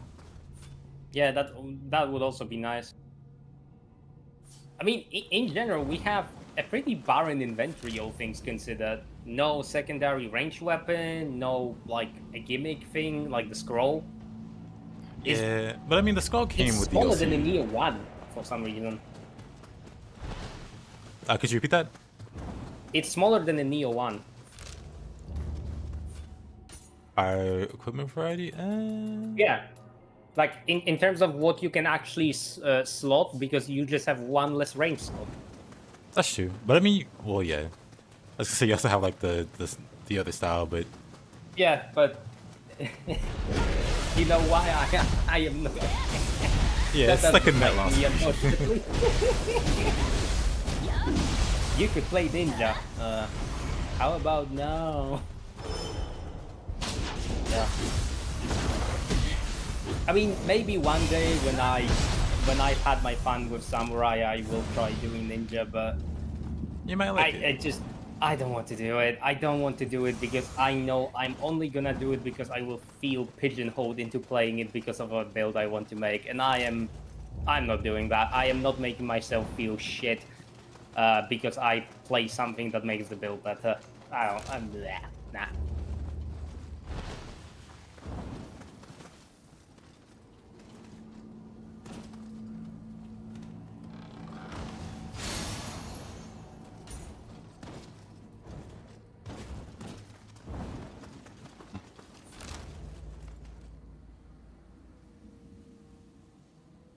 Yeah, we're also going to ask, how did the playthrough of the two initial games go? As in Nioh 1 and Nioh 2. Honestly, pretty good.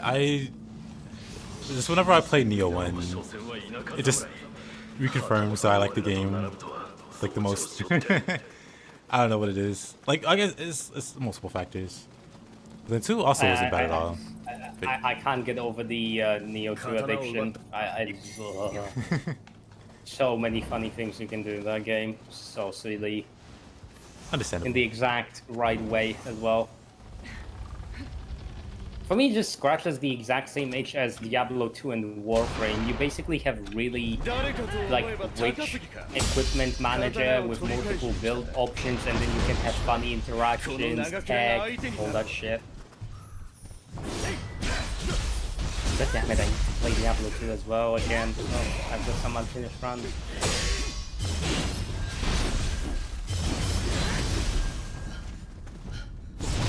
Nioh 1 indeed. I think that the only reason that I didn't really enjoy Nioh 1 as much as I did enjoy Nioh 2 is the fact that there are some like real stupid and bullshit grabs in Nioh 1. Like the Mitsunari grab. Or even, please. It's a grab shift from Ninja Gaiden. Like, not even as a joke. Like, it's literally from the Ninja Gaiden boss. It just goes right through your iframes. It's just nothing there. Like, you're in the animation, you're at range, okay, command grab from range, get wrecked, guy. Yeah, okay, fine. Fine game, you win. Yeah, I'm bad at the video game. Okay, can we now move on? But then again, Nioh 1 also has some really nice missions, like the 100 Demon Parade thing. The one with Jorogumo, 100 Eyes, stuff like that. I really love enjoy losing that 90% of my HP from Yoki's Instagram. Yeah. But yeah, I love the... I don't know. Like, Nioh 1 did the challenge missions right, I feel like. Compared to Nioh 2, it's like lacking a bit. I mean... Let's just say that some of the Nioh 2 missions that got added, like the Saito mission, like the Odachi guy, I don't understand what the reasoning behind it is, because when that got added and you're like a freshly new acquired game owner of Nioh 2, that is, and you start a mission you play it and you have no clue what you can do against the guy because he's got an Odachi and he's using it faster than dual swords. The disproportion between the player like attack time to his attack time is savage. Like if you don't know what he's doing, you're just gonna get wrecked repeatedly. Unless you cheese him with the hand cannon, but I'm not even sure if like on a new game 0 you will have. I mean, you could reasonably get access to a hand cannon by that point in the game, right? Even if you're starting from scratch. But it will be lag based. Like you can just not have it drop. Right? Yep. So you're kind of boned. You're gonna have to play ball with him, and you're gonna have to play his game for as long as you beat him. And there isn't really much to it.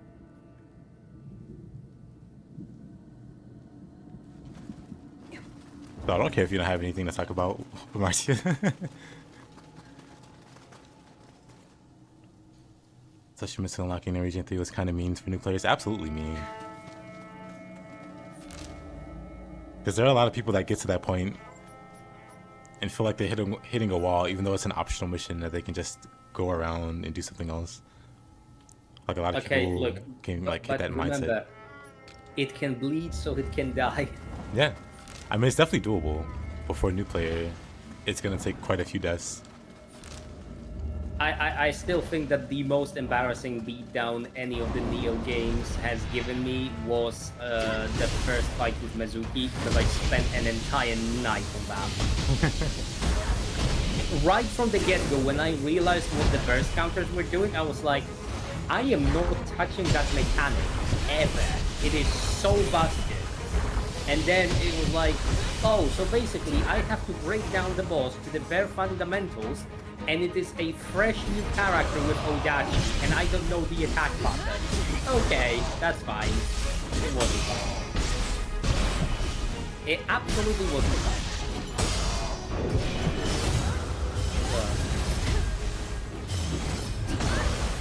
In It just sounds like a memorable struggle. It is funny because right now I am well aware that Mizuki just like back away a little bit and break on. But you know, when it's the middle of the night, you're not really thinking. You're really frustrated. You're really angry. It takes a toll.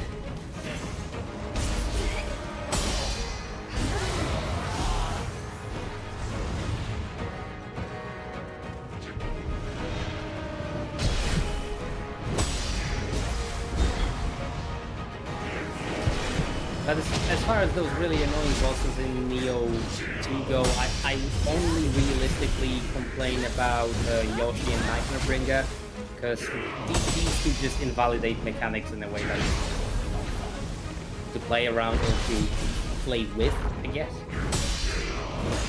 Oh look, you're playing an elemental build and you meet Yoshi on the last floor of the Abyss. Sorry, not Abyss, Depth. Time to die. Yeah. Okay. I dislike Yoshi for that reason. Just I can't like him on Invincible for that very reason. Nightmare Bringer I just think is a slog to fight. But they only like directly offensive. He's very healthy. You can at least apply purity and corruption, but he's too tanky to also be immune to other statuses. And while it is reasonable for you to not be able to apply confusion on him, like it's the final boss of the DLC, yeah, okay, why not? Let's not make him as cheesable as other bosses. But at the end of the day, he's just a high damage chonk, which isn't very interesting. Yep. And the fact that you can't make the fight go faster due to confusion or lack thereof is like, okay, guess what? I'm just gonna spec fully for purity and use Sohaya and still cheese you. You're just gonna take, I don't know, 1 minute longer. You're still going to get cheesed in the exact same way I would cheese you if you had confusion. Ugh. I remember going into the first Kozuki, thinking it would be nothing at launch because I played Nioh 1. Oh, Kozuki had you for almost an hour.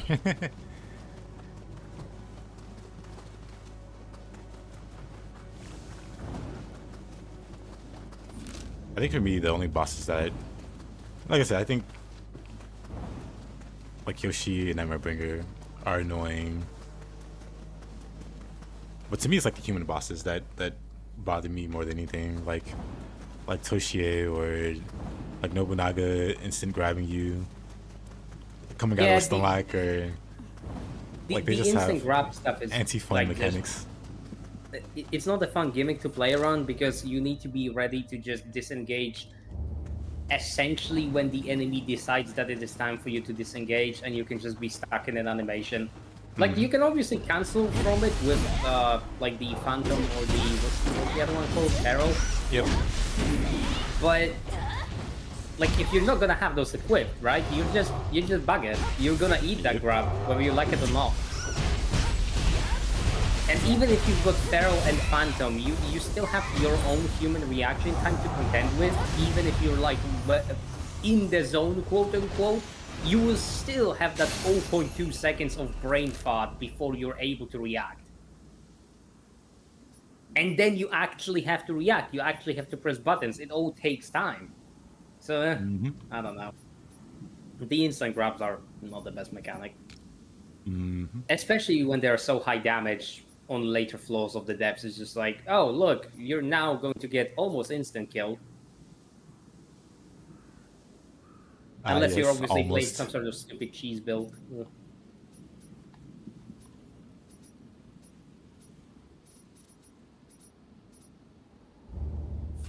Yeah, Markia. Sohaya Pew Pew is amazing. It applies so much purity. I'm more of a Ho-Oh enjoyer.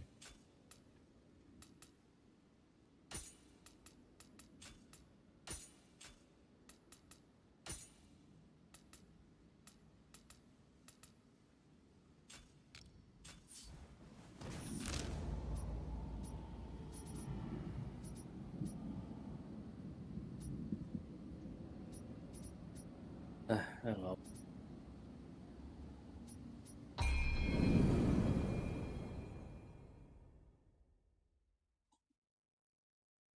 Alright, Marty.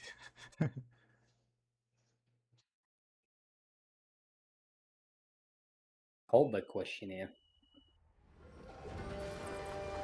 Sahaya has great tracking. I mean, you don't have to track with Ho-Oh. The entire ground is fire. Be a Colbert, like Stephen Colbert. He has like a... I don't even know if he still has like the afterward thing, the culture stuff. The best sandwich, flat or sparkling, this stuff. That sounds familiar, maybe. Yeah. Reaction time in gaming is a pretty flawed concept, especially in these action games. What makes you say that? If I tried Shingen's set bonus, Denari? What is a set bonus? Do I have his Takeda set bonus? Yeah. What is his bonus? Tiger of Kai. Life drain, spirit force bonus on wind, decrease decrease damage taken while you're recovering life, melee damage versus scourge, guard key recovery, speed, element. Shit, 20% elemental weapon damage. That's crazy. Oh, that's cool. That's crazy. You can pair that up with Inari to get like 30 something. Oh my god. That's like for the 5-piece? Ow. Ow. Pretty strong. Yikes. That is rough. Oof.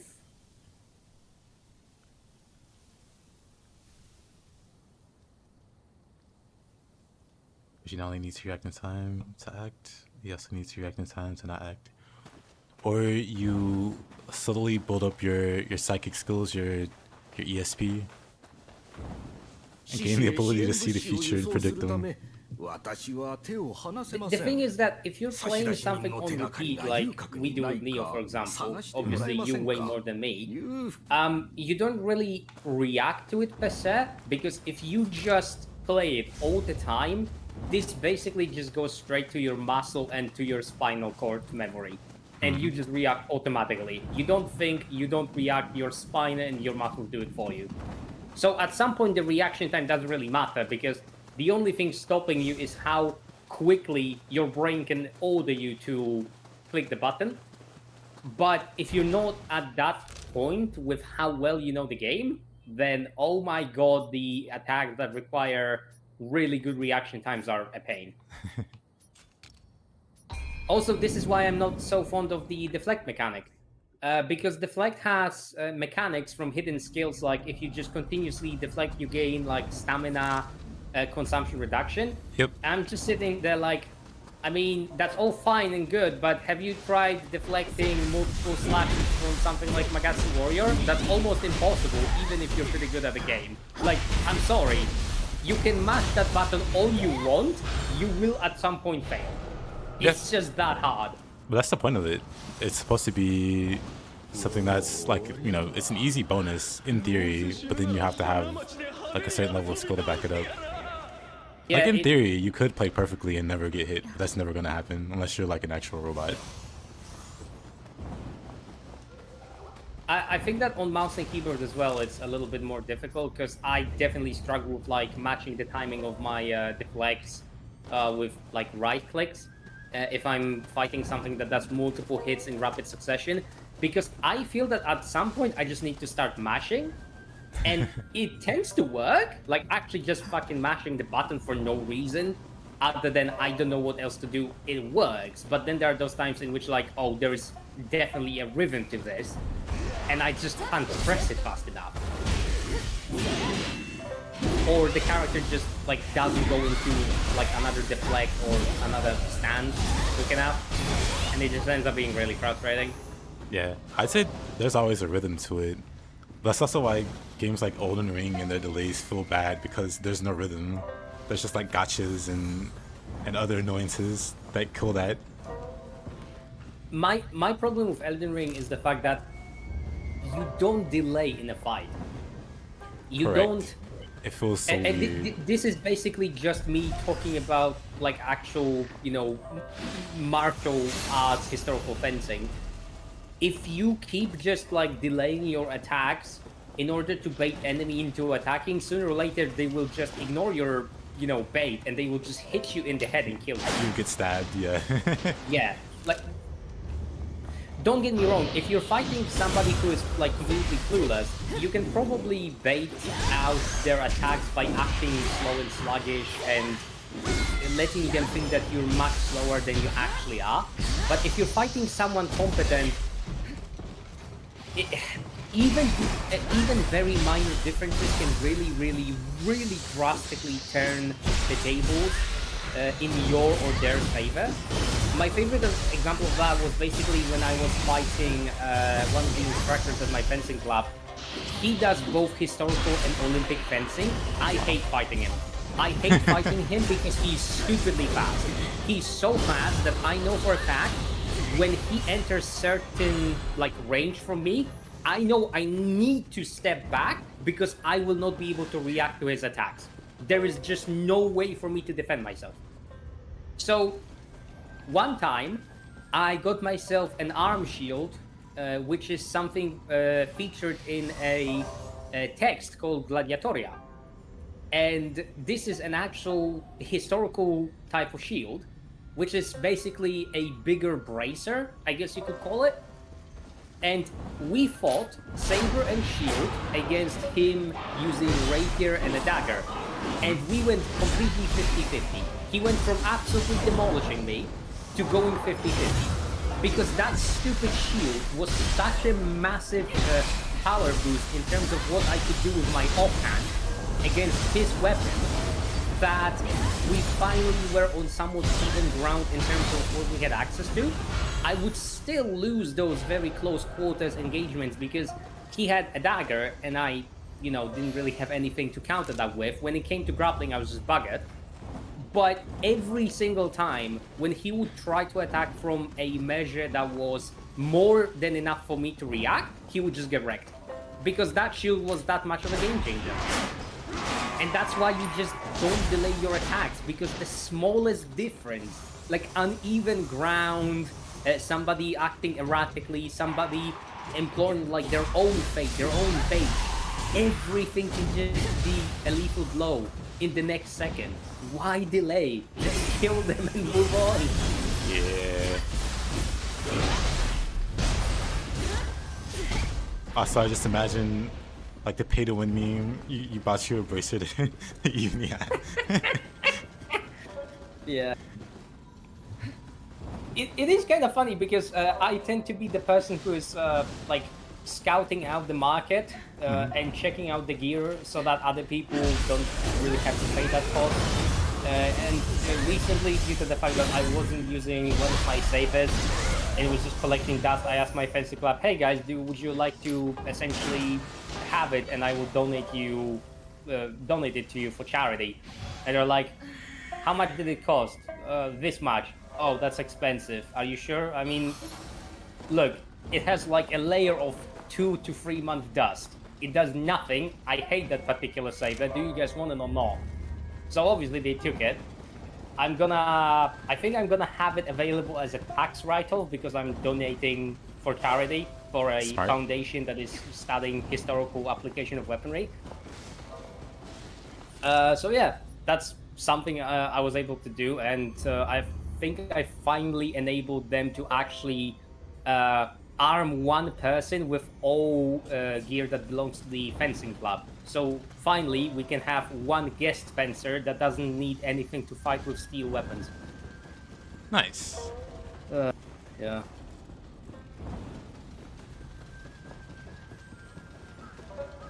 Yeah, the awareness of bosses' health state is a little bit stupid. It is very artificial. You're right, Yanwa. Yeah. But again, it just circles back to don't delay. Don't make attacks that are stupidly delayed for no reason. Because nobody fights like that. Nobody. Well, it's not fun to fight against, just in general. Oh, 1 second. 1 second.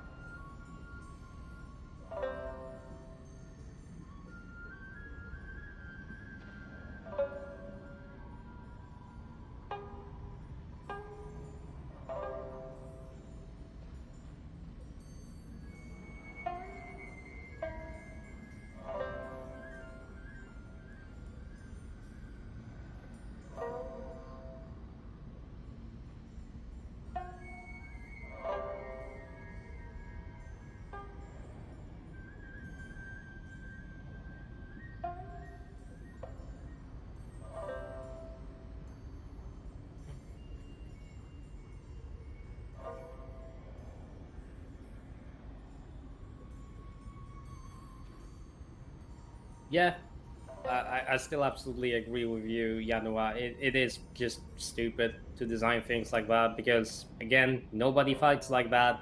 It's impossible to fight like that. You will just get hit and get hurt or killed. That's all there is to it.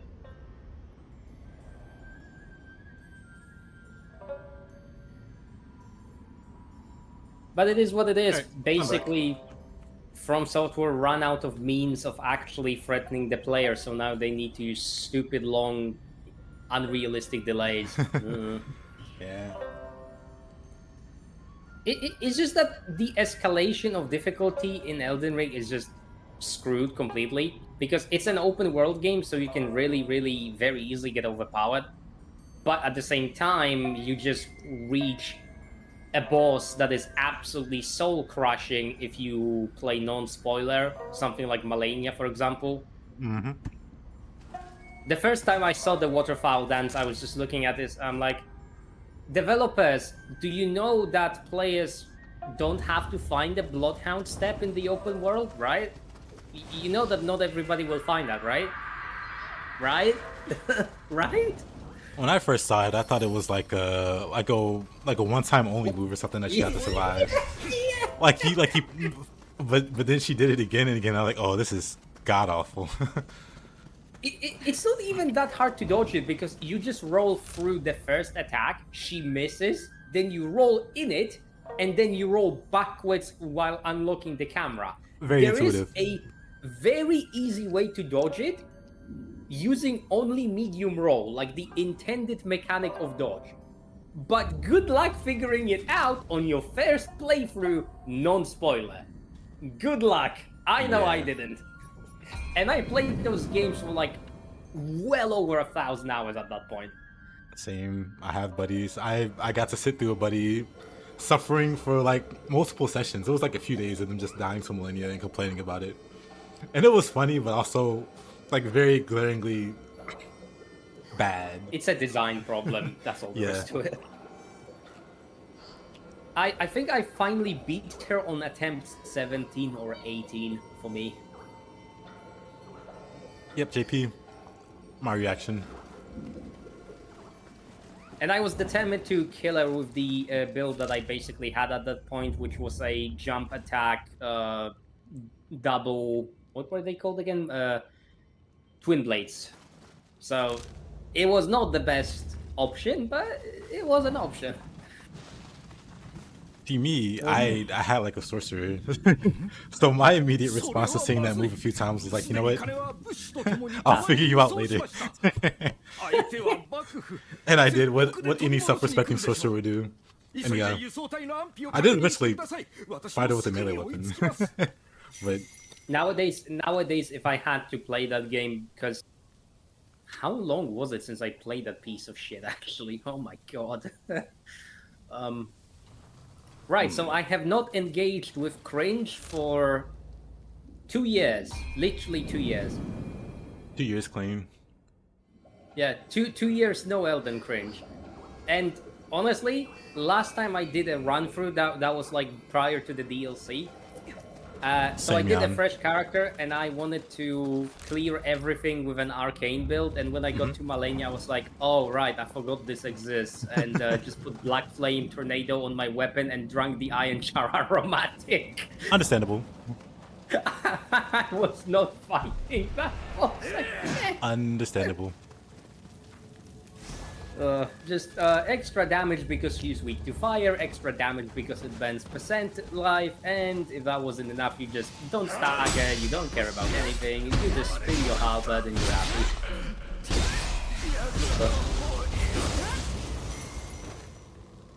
The skill required to fight Millennia is so non-transferable, it feels pointless, yeah. Yep. I absolutely agree with that. That is the exact problem I have with it. But then again, you've got something like Promised Consort Radan, which is even worse. Like, that boss is just awful. And if you want to argue that it's good, then you really need to explain the release state of that boss with 2 attacks that literally were borderline undodgeable, and the frame drops. Because holy shit, the frame drops made it way harder than it needed to be. I did a 3-person run once, and one friend wanted to try the DLC first. They used the level 300 all item save file. They rage quit it. Promised Consort Radon. I mean, to be entirely honest, Promised Consort on release of the DLC was just stupid, because he had 2 attacks which were almost always hitting. One of them would literally cut through your iframes, and the second one was the cross slash. And the cross slash was... it's difficult to describe. It basically had an attack timing of the first sword passing through you, and then the second sword would almost always hit you. if you were rolling forwards to the sides or something like that on medium roll, heavy roll, and light roll, you had to guess the timing on the first hit so that you have enough time to roll the second hit as well. I just never understood why was that a thing, and they actually patched that out. Yeah, poor like QA checked down with that. It's just both of those attacks, like the one that was cutting through iframes and the cross slash, there were obvious design issues that should have gotten caught in quality control, and they really weren't caught because it was painfully obvious that whoever has designed that boss didn't properly play test it. The frame drops, the weird ass arena problems, the fact that you can glitch the boss and like ignore his face transition. I don't know.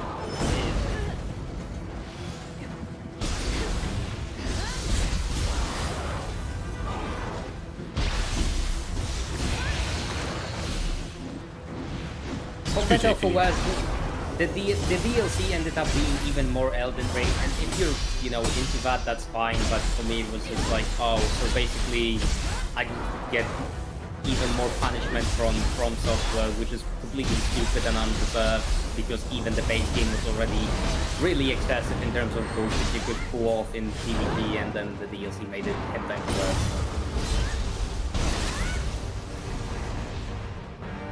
Oh, that was a nice double deflect on that Enki there.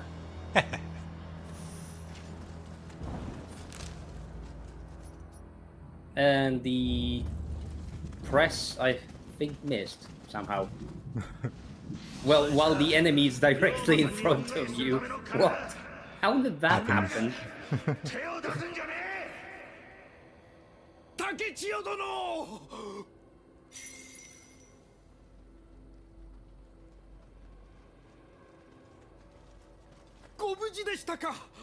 Yeah, Jean, the point is that I want people to enjoy Elden Ring, I just don't want people to say that it's objectively perfect, because that's just bullshit.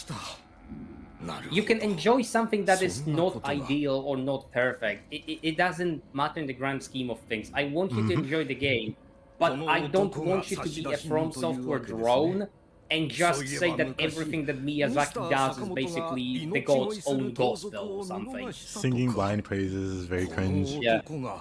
I still remember a conversation I had with somebody who claimed that all the item storytelling and stuff like that was genius, and then I just sent him an interview with Miyazaki directly in which he admits it was a cost-cutting measure. The reaction for that person in real life was hilarious. The cognitive dissonance, they couldn't justify in front of themselves that their god and savior Gan Kurosaki could actually just want to make the developers' lives easier. I am hoping they never make an open world game again. They are not able to do it. The game's objectively perfect, but it depends on what you as a gamer prefer. Yep. We can put up with the overlook. Yep. See, my point is that objectively, I mean by factors which are like actually completely devoid of any how you feel, just raw metrics. That's the point I'm always trying to make. I don't care how somebody feels, because if we're talking about something and we want to actually put it on a scale and rate it, then we need metrics which will be completely independent of how we as people feel about it. And it is really difficult to do. But at the end of the day, there are certain things, even if it's like, you know, abstract or it's art, for example, if you ordered a painting and the paints that were supposed to be used for them were oil, and you get a sketch, this is objectively wrong, and this is not what you ordered. Even though it's art, even though it's subjective for interpretation, it is still not made to spec. It is still wrong. And I think it's good to be able to actually recognize that you can like something, but you can still admit that, no, this is in fact not what I ordered, not what I wanted, not what it should be, based on the criteria that we used. Miyazaki invented bathroom.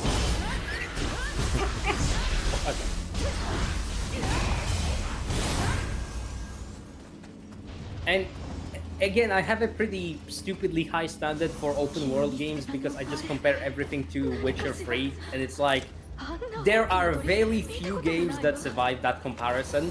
Very few. But at the end of the day, if you want to keep your standards high, you just try benchmarking to the best possible like piece of competition. Or sorry, not competition. What was the word? Oh god damn it. No, competition is like a tournament in English. Oh my god, help. Help. No, competition's right. My brain.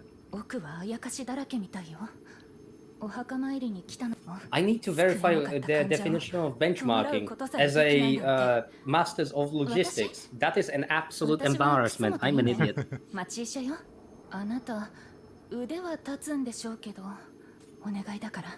you want to know why you like Witcher 3 open world?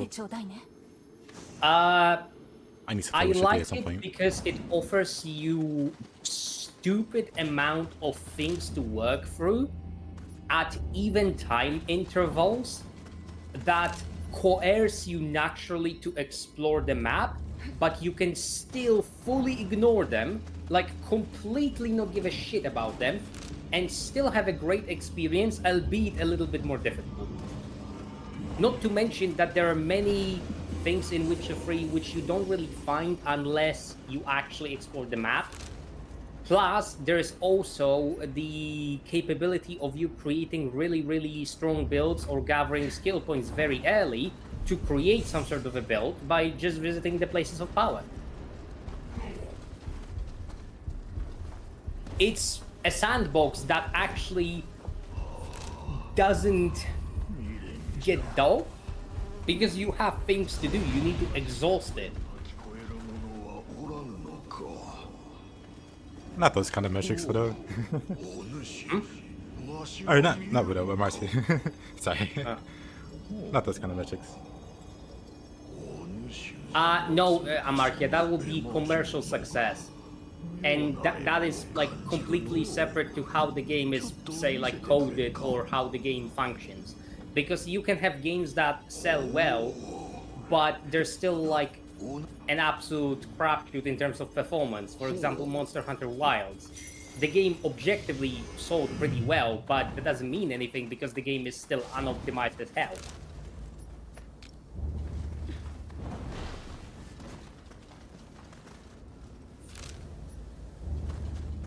Which is why I always try to point to those metrics that are like, hey, is the game optimized? Yes or no? And this is just completely separate to whether or not you like the game, whether or not the game is a commercial success or something else.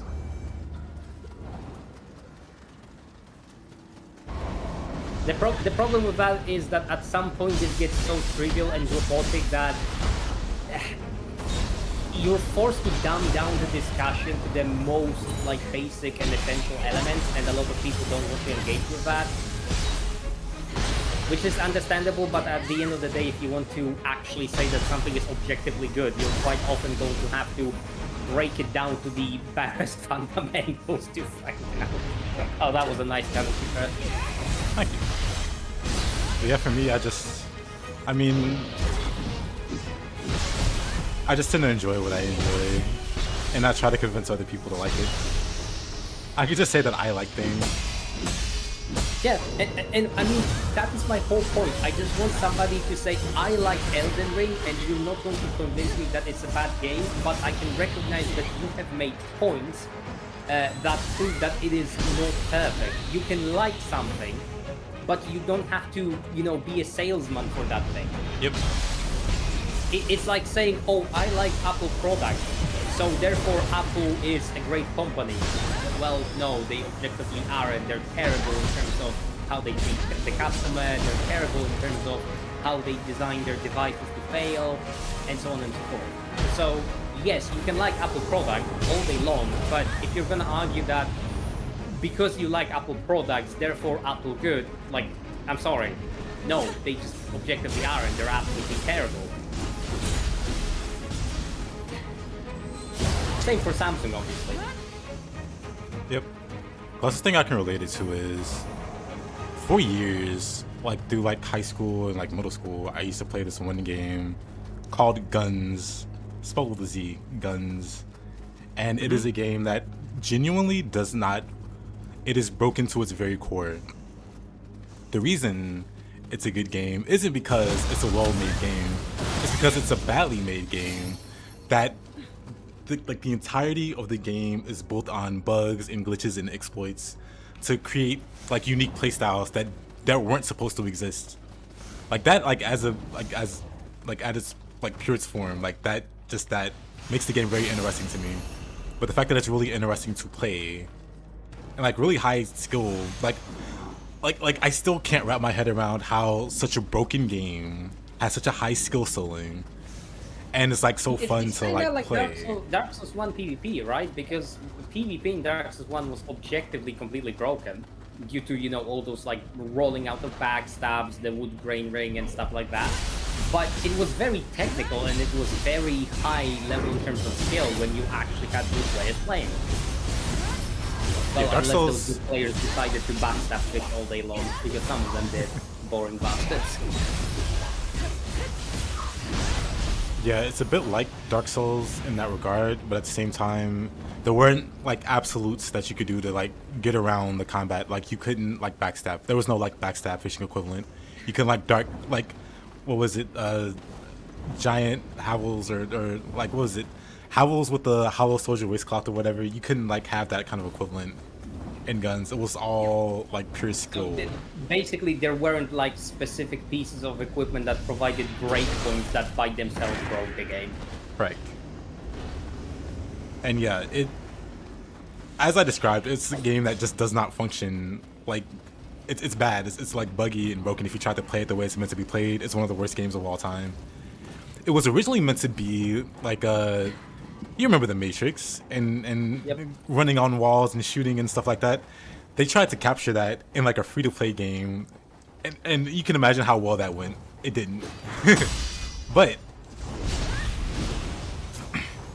despite that, I would say it's a great game. I would say it's one of my favorite games. But I wouldn't be able to defend that game because there's nothing really defensible about it, because everything about it's broken. And to even like play the game at the level where like you can like exploit those bugs or whatever to make those playstyles, you need a bunch of playtime. You need to like fully understand how those interactions work. Like one of the most basic inputs is like a thing called the butterfly, and involves you jumping, blocking, or jumping, attacking, dashing, and blocking in a very short amount of time. And if you do it right, at a distance, it looks like you like flapping around like a butterfly. Is why it's called like that. It's why it's called that. But in order to do that consistently, it takes practice. In order to do any of those kind of like moves, it takes a bit of practice. So it's not something that's like easy to even recommend to somebody. But still, it's one of my favorite games of all time. But that's also why I just won't ever bother to try to like justify liking a game, because it's not always often rooted in common sense, and it's not something you can often like validate going, it does this well, because Guns does nothing well. Guns is broken to its very core. But despite that, genuinely fun game. Hey, Silence. See, the thing is that some of those would be true for Diablo, like Diablo 2. Because Diablo 2 is a very old, junky game, which has a lot of weird shit and weird tech that to this day not everybody fully understands. Like, despite putting over 3,000 hours into that game, I still don't quite understand how poison works in that game. I just know that if I play a Necromancer, which has a Poison Nova, and I can fully strip enemy resist, I can just walk around, pressing right mouse button, and everything will explode. And when it explodes, it becomes a corpse on the ground. And when it becomes corpse on the ground, I can explode it with corpse explosion for multiplicative amount of their health. It's the Todd Howard meme. It just works. Yeah. So the game does have some really fascinating elements as well, because it was meant to be played by nerds in early 2000s. Fast optimization. So Sorry. you just have stupid shit like, hey, this class doesn't really have this ability, but we made a specific item which gives you that ability on that class or on all classes. And then you have something like, oh, you're playing a sorceress, so you're pretty frail and you can use your mana to tank. However, have you considered that you could play a sorceress that is also a werebear and has an army of minions? Because you just put fanaticism, or was it fury? Like one of those rune words on that sorceress, and she now has druid skills. And a paladin aura, and whatever else. Or have you considered that you could play a paladin that has 3 or 4 AoE auras burning everything around him all the time? Honestly, that sounds like my ideal paladin. Yeah. That build is vile, to say the least. It's also pretty funny because while it's not that great on its own, it kills all the smaller enemies with the aura damage itself. But Paladin is a class that is so versatile and has an answer for almost every situation that they gave him an elemental damage scaling melee attack. Nice. So you can just play something that has a lot of elemental damage and play with, I think it's Vengeance, that ability. And it's like, oh, I'm just going to left click you and you're going to evaporate. I am still playing a melee class, but I also have a shit ton of AoE damage, which is completely passive. Ugh, it's great. Sounds great. And that is why that game scratches the exact same itch as Nioh 2 does for me, because it's like, oh, how can I break the game today? Love it. Absolutely. Hundreds and thousands of hours invested in Diablo 2. Wouldn't have it any other way. Enjoyed every single minute of it. Same with Titan Quest, actually. It's a like spiritual successor to Diablo 2, you could say. Yep. I don't know much about Titan Quest, but we talked about it, but I played a bunch of Grim Dawn. Yeah, I mean, Titan Quest is like the proto-plast of Grim Dawn. No, Amakio, it wouldn't, because it was not very well optimized. The amount of copy-paste is absolutely retarded, proving that they didn't have the resources to make the game that big. And as far as crashes go, the game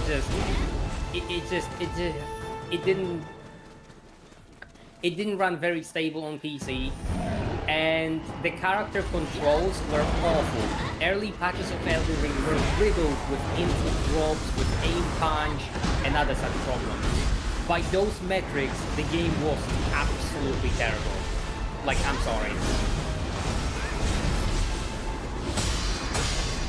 No, like, if we use the metrics that I proposed above, right? Elden Ring is in a very not favorable spot. Just like the aim punches and the input drops alone were already a problem.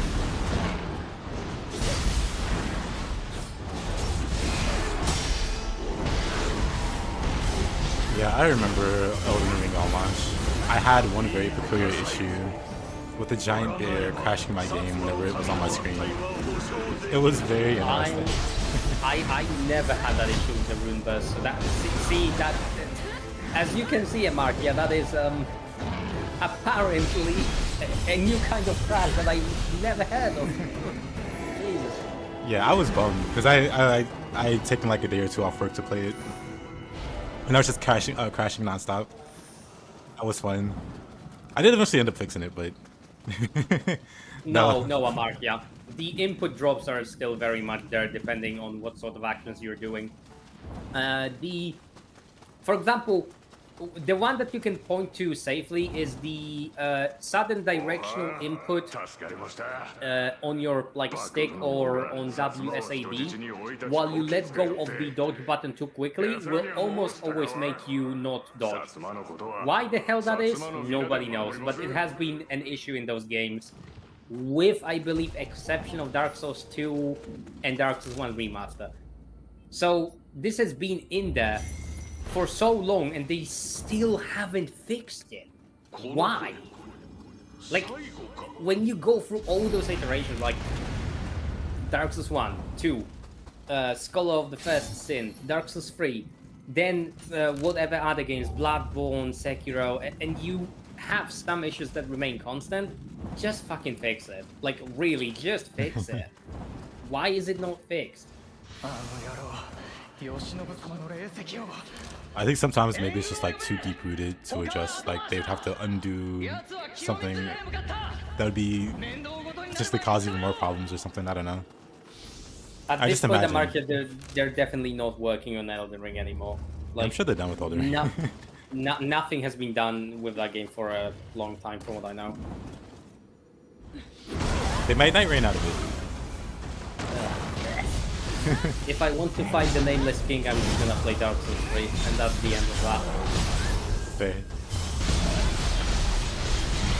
Don't get me wrong, I'm sure that a lot of people will enjoy Night Rain. I personally know another person who like actually streams and does Night Rain. They even made a video about Dash's meta recently, and it's a banger.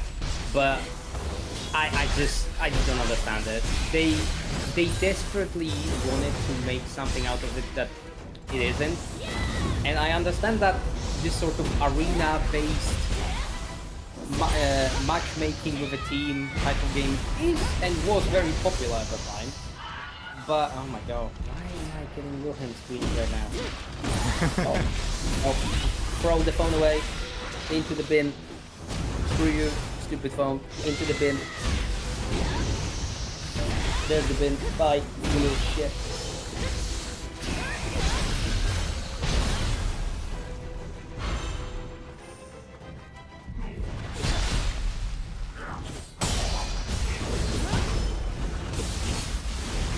I guess it just depends on like what you want to take into consideration at the end of the day, Amartya, because you are probably well aware that I am very jaded and very salty about Elden Ring, and it's mostly due to the fact that the PvP in the PC vanilla version of the game was just absolutely unacceptable. Jaded. And with the DLC, it only got worse. Salty. That doesn't sound like you at all. Okay, right. We need more than salty. What is the word for clinically oversalted? Clinically oversalted.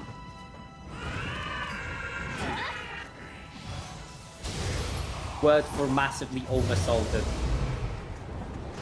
What is the term for salt overdose? Is that even a thing? Briny.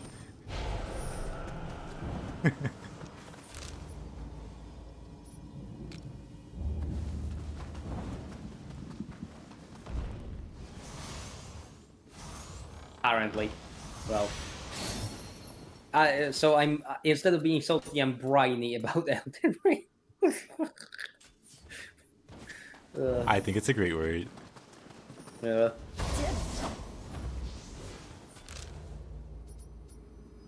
But yeah, it's just that I basically wanted Dark Souls 4 in terms of PvP, and what I got was not even remotely close to that. In fact, it was a complete and utter regression, especially on the PC version, as I keep saying, because the PC version, due to the easy anti-cheat, has 96 milliseconds of artificial latency, which in a Souls game, in PvP, is just terrible.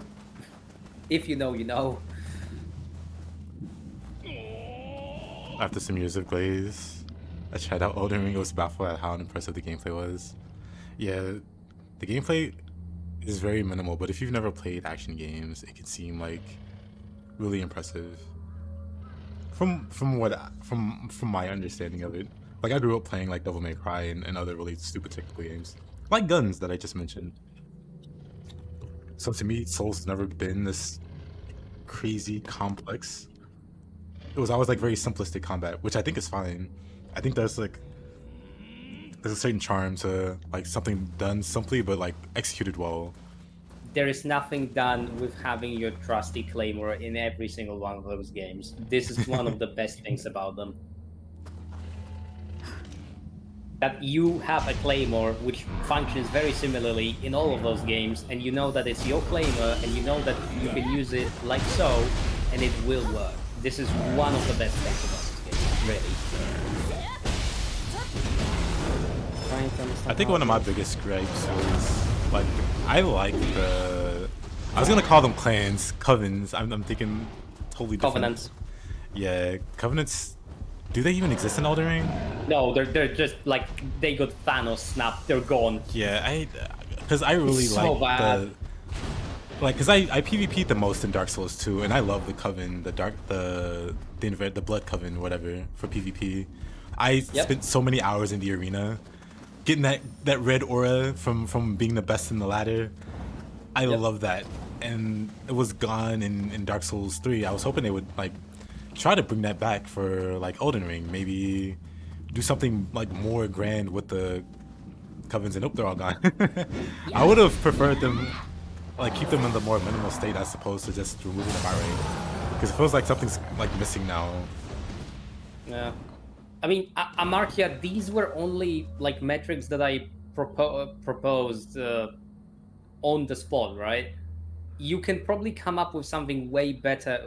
Is this cycle of moonwalking? Yes, it was. Yeah, it was. Yeah, but like, pretty much. you can just make up any metric as long as it is actually going to address the content of the game, and it is going to be completely devoid of what we as people like. And this is why, for example, I use a metric of copy paste for Elden Ring. Because if you strip the base game down to its barest fundamentals, it turns out that there's only 9 bosses out of like 200, I think, or 164, 5, that are truly unique and not copy pasted. Which overwhelmingly proves that the game indeed has a very heavy amount of copy paste. Now, whether or not you like it or not is completely irrelevant, because the point is there copy paste? Yes, excessive amount actually. Let's not use an adjective like excessive. Yes, there is copy paste, and there is, objectively speaking, factually speaking, a lot of it, because if you strip the game down to the barest fundamentals, there's only 9 bosses that are truly unique out of 160 or 200, depending how we're counting. So yeah, that is a pretty shit result for a Souls game when you compare it to the other ones, isn't it?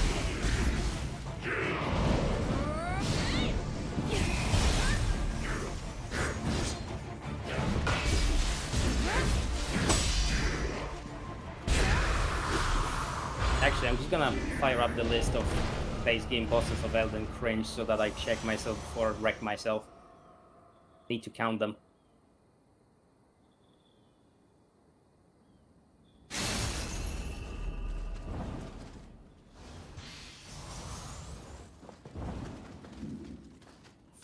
I don't want Shadow of the Air Tree. Get away. Word on the street is Elden Ring has good variety. No, it isn't.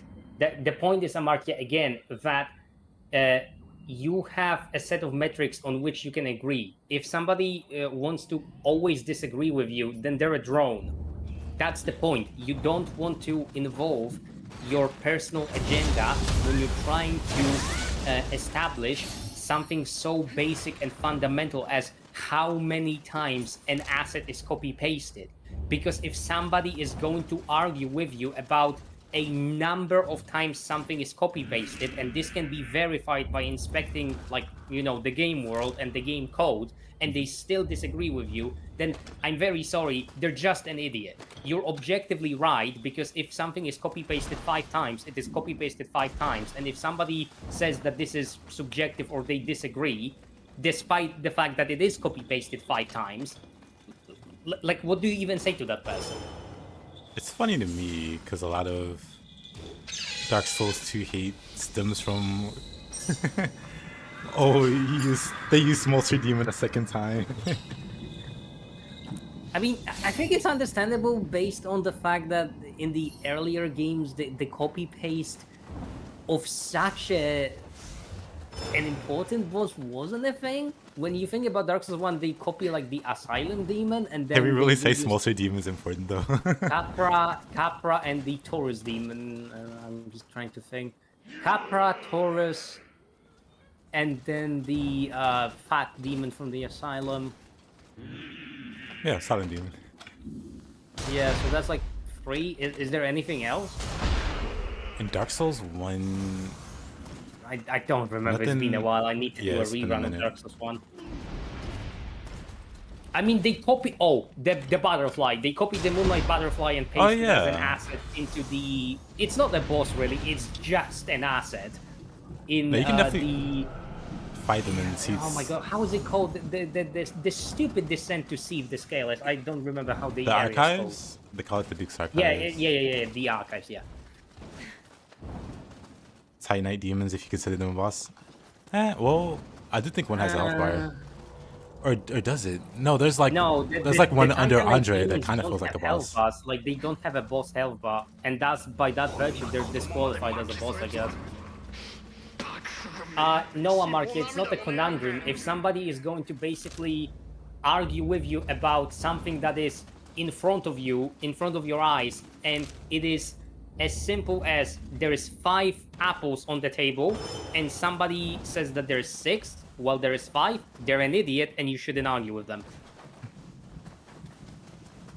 Because at some point, you can just start arguing with a dictionary, because at some point, if somebody nitpicks what you're saying all the time, you're never going to actually find any, I don't know, avenue of understanding or any possibility of reaching an agreement with that person, because you're going to provide them with a dictionary definition of the word that you are trying to argue about, and they would just say no. Well, what are we going to do then? Because at that point, I'm just going to tell you, you are, I don't know, misrepresenting what this word is in that language, so why would we have that conversation at that point? Like, you're just lying about what the word means so that it suits your argument. So you're already inherently dishonest, and you're just essentially trying to shove your opinion down my throat using pretty shitty discussion tactics. I think you just don't overcome things at that basic level. You just can't. You just have to accept that the person you're going to speak with will not want to meet you in the middle. They will not want to actually agree with you on anything, and that's it. And that's obviously their right and their prerogative, right? There's nothing wrong with that per se, but if they are just being a dick about it, then why speak with them in the first place?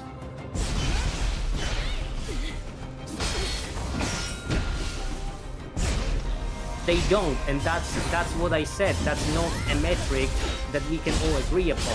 Because if somebody likes bananas or grapes or pineapples more, then we already know that they're going to involve their personal feelings and agendas into it. That's why we don't want to bring that into the debate or into the discussion. We want to establish that there is in fact 5 fruits of each type, and that's it. We don't go further than that. Only basic, bare fundamentals. But what about the steak? Yeah. Well, steak is not a fruit, so irrelevant for the conversation, no? Oh shit, that attack doesn't work as damage.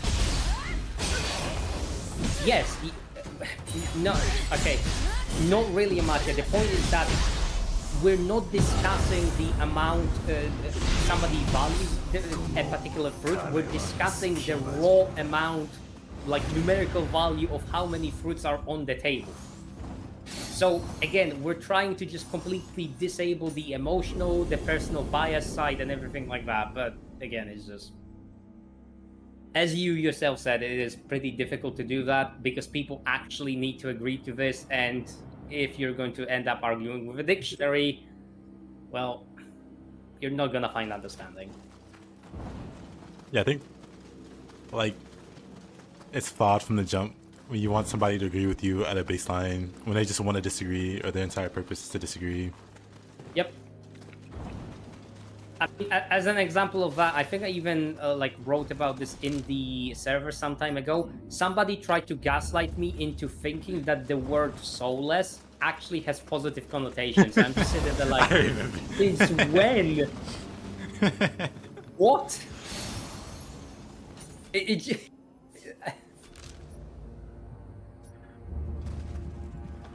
Amazing Again, mental gymnastics.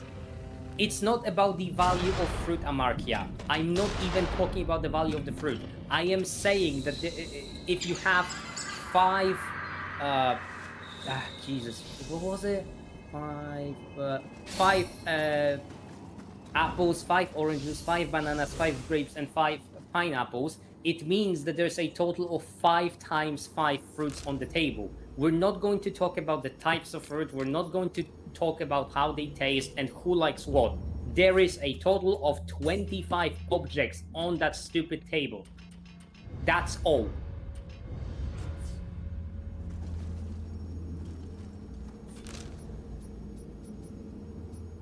You don't try to, I don't know, define or find a value of a fruit because you're not interested in that. You're only interested in the fact that there's a set amount of them on the table.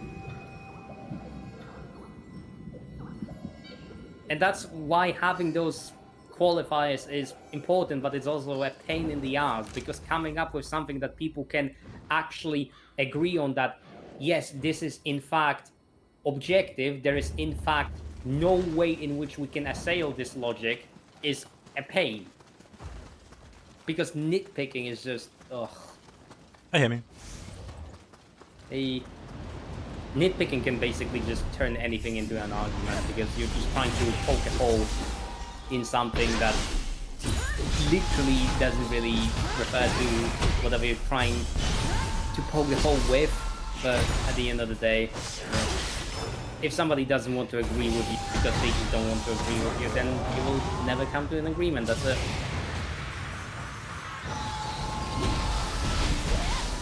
Oh yes, a grocery store would be nice.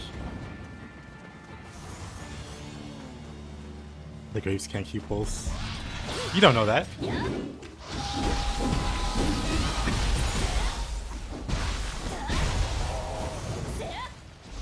Have you put a controller in front of it to confirm? I don't think so.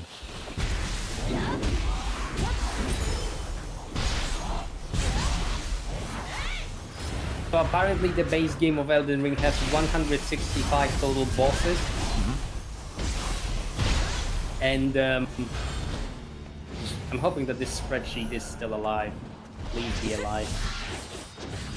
Oh. Give the grapes a chance, that's what I'm saying.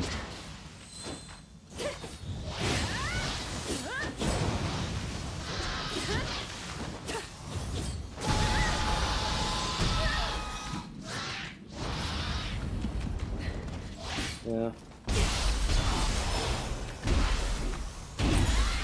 Again, it's not everybody's cup of tea, this way of thinking, and I do recognize that at some point it becomes really stupid and robotic, but I'd rather be stupid and robotic than argue with a dictionary, because I just can't stand that. I can't stand when somebody is arguing with like the bare definition of a word, and I am actually guilty of that as well, since English is obviously not my first language. So when I get something wrong and I like fuck up massively because of me misunderstanding something like that Matador situation, in which I thought that on the mercy of meant that something is heavily influenced instead of actually being fully dependent on something.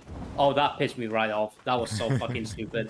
That was so stupid. I just couldn't understand why you were disagreeing with me, Shep. I'm like, oh, it's because I was either taught improperly what that meant, or I'm an idiot and I just lived all my life thinking that being on the mercy of just means it is, you know, just highly dependent on something instead of fully dependent on it. Ugh. Jesus Christ. Yeah, that was right embarrassing.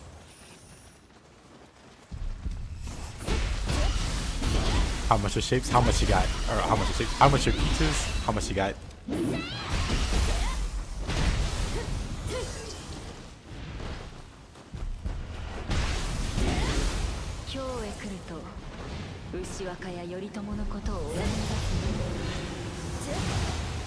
But yeah, for me, I just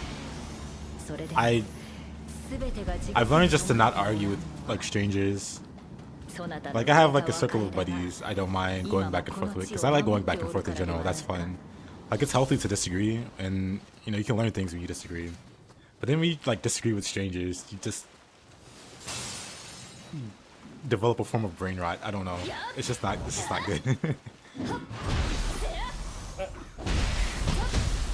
The annoying thing for me is the fact that this is the sort of stuff that the media is responsible for creating, because at the end of the day, if you've got stupid media, then you need a stupid audience that is going to continue to watch them, right? Because if the audience wouldn't like to watch it, then, well, that stupid media would not exist. And at the end of the day, it does. So if the slop exists, therefore there must be somebody who is the recipient or the dedicated audience for that slot, right? And it just never ends. Oh, you got a donation actually. Yeah, the livestock for the slot that consumes it. Thank you, Hemi. What? I appreciate that. Unexpected, my man.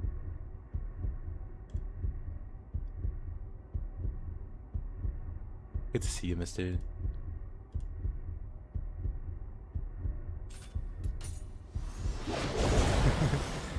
Okay, I finally got that list pulled up. Oh, did you repeat that?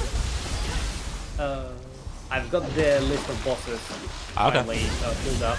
So, for example, there is a total of 11 Knights Cavalry in Elden Ring. Oof. So, there is 11 of the same boss. And now the qualifier is, we're trying to establish if there is copy-paste in terms of bosses.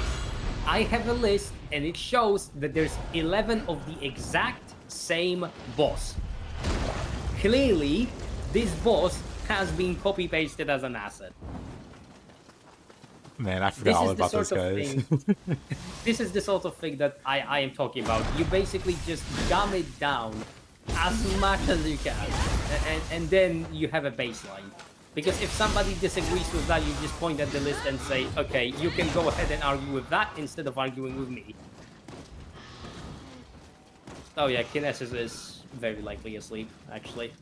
I'm making an argument saying DD1 and DD2 enemy variety is basically the same, saying that even the variants added from DDA aren't dramatically different. Oh, I agree.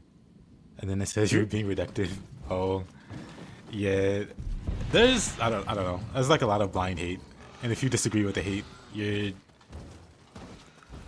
I don't know. I hear that a bit for Nioh 3, and it's like it's not that deep. It's really not. But somebody on Twitch was talking about Dragon's Dogma. I mean, hey, there are certain things I dislike about Nioh 3, but like I'm not losing any sleep over it.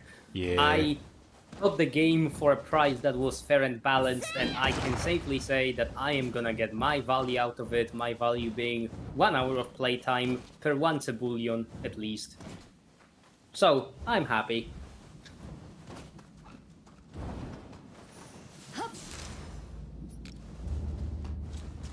Job going out of bounds, thank you.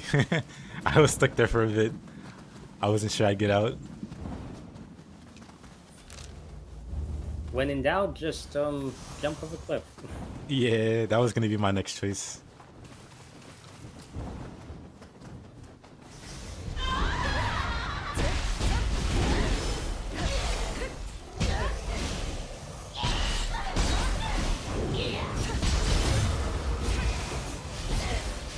Oh right, I finally remember there was one point I wanted to make about Elden Ring in particular. One boss in the base game that I consider to be extremely jarring as a copy-paste. Astel. That thing. Why is that copy-pasted? Why? That's the one thing that I just don't understand. What was the developer's logic on it? I didn't get it. What the... Is that you trying to buy some peaches, Himi? Oh no, just responding to Himi. Nice. The second Astel existing was slowly. Yeah, the second Astel, the second Margit fight, the second what is it? What was his name? Godric, named Yep. something stupid. The Godric grafted. Godfroy the Grafted Yeah, instead of Godric the Grafted. yeah. You changed letters. Jesus Christ! Stop! Just don't put an epic jail in there. You know what bothers me? People defended that. Like, what? It's clearly just like a duplicate. It's literally a clone. shard bearer boss. Why would you copy paste him? It's Yeah, so it has dumb. like such large lore implications, but they're like, no, you don't understand. It's genius somehow. I can't wrap my head around some people. Yeah. Amartya, that's the point. If somebody doesn't want to actually agree with you on something, then you're never going to agree with them on anything anyway. That's the point. You don't want to waste time trying to convince or argue with somebody who will never meet you in the middle, who will never agree, who just wants to shove their opinion down your throat. It's pointless. It's a waste of time. Mm-hmm. And at the end of the day, again, I blame the silly media for it. Because if there was no consumer for the slop, then the slop would not exist. Simple rules of the market.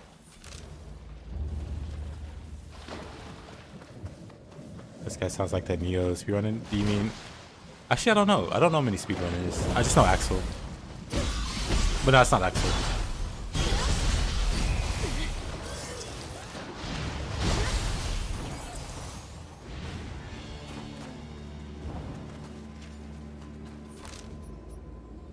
I just realized that I've spent like at least an hour and a half listening to the what's the location name in Nioh? Hub Eternal Rift music. It is so nice. It's so soothing. Yeah. Pretty good.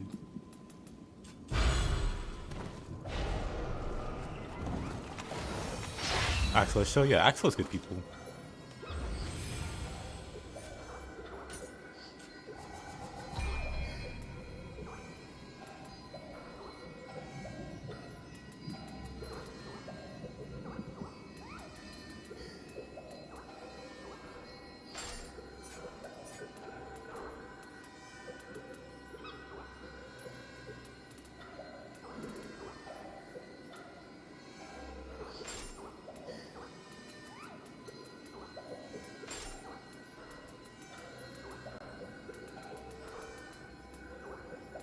Oh, I was actually going to ask, did you find any use for those free extra skill points from abilities? Me, nah. I'm not too interested in using any of that. However, yeah, I was about to say because they were like locked behind that difficult mission, and it's just I don't see a use for that at all. Yeah. Oh my god.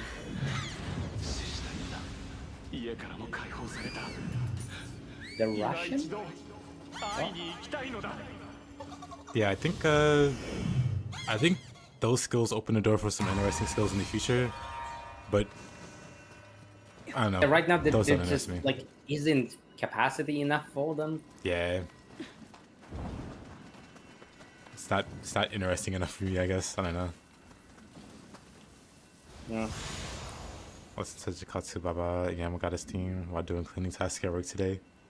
Yeah. Listening to boss music while doing chores sounds like a good fit, honestly.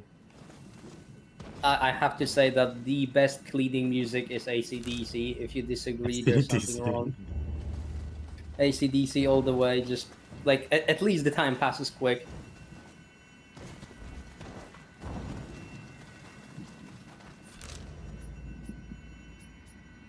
Yeah, I'm not sure what Axel's nationality is. He could be Russian. Doesn't matter. Makes sense, I suppose, for people who don't use deflect at all. True, I guess people who don't care to use deflect or the ninja dodge, they don't time their dodges and don't care to use. Because you can get by just fine without using evade. You can just like normally dodge. Dodging, you mean eating the attack with your face as it was designed? Yeah, pretty much. Your face is your shield. この井戸の傍らでも You like instrumental stuff more? That's 仰 fair. せを重ねたものよ I had a phase where I mostly listened to like ここに instrumental もいないとなると music. 残るは東山か清 I really like ballads and folk music. Oh god, I love folk. It's such a weird music genre. What's it called? Folk. Well, It's how do you- basically music of I don't science pronounce it as fiction and well. fantasy community. It's really weird. I see folk music. Interesting. I'll look into To it later. definition. Oh, there it is. Oh, you like link something in the Discord. Hey, Chris. I check it out. Sure. And link you a ballad. I assume you're familiar with the Highlander movie. Yep. I will link you a ballad that is by Leslie Fish, and it is directly about that. Well, not movie in particular, but about the immortals, I guess. Ah.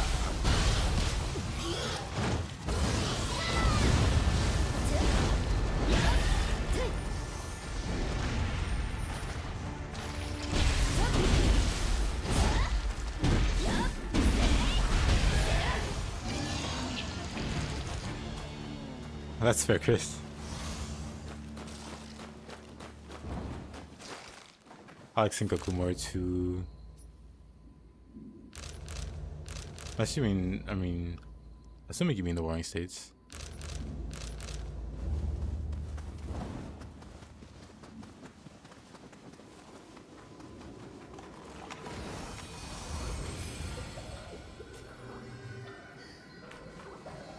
The thing is that with this song, I run into it randomly, and then I heard the refrain or the chorus go, there can be only one. I'm like, what the hell? Is that a ballad about Highlander?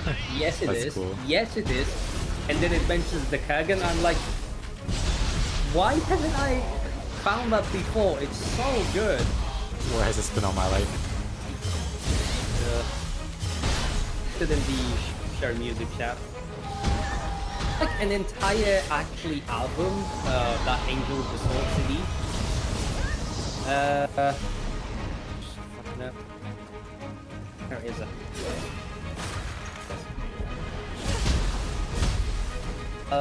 So it has a song about. Alrighty, that's good.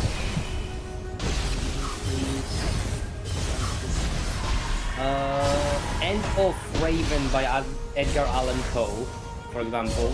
That ballad about immortals. It has a song about the Enterprise, as in the ship from Star Trek. What else? I believe that it has a song about a ship that was sunk at Midway called Navy Great Kane, the song of the ship. It then has a song about political violence on the Tiananmen Square and other such places.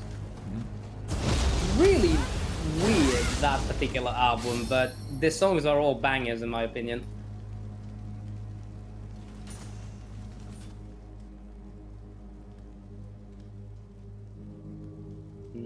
Is there anything else? Oh yeah.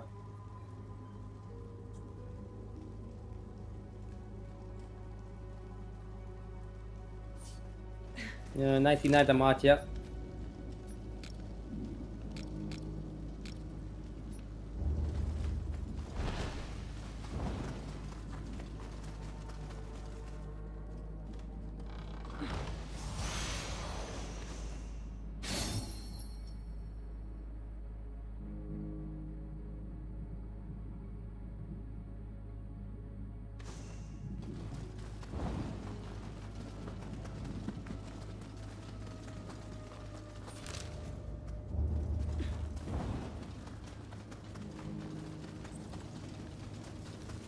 I think they've actually slightly optimized the game in the last two patches, because I can see that it's dropping frames less in second region, which is nice.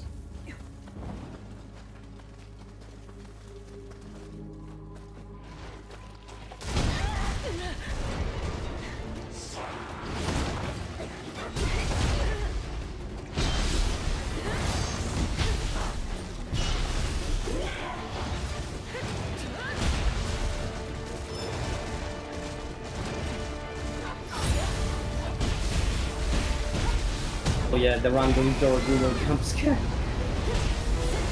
Yeah. Well, maybe not random because the biome is definitely very much suited for her, but if you haven't played the Nioh one, it's like... They made her a lot more threatening than Yep. I would have imagined her being.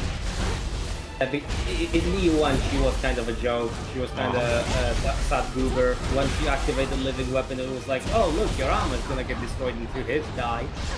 Yeah. Bold of me to say that something could survive 2 hits from a living weapon build. Oh.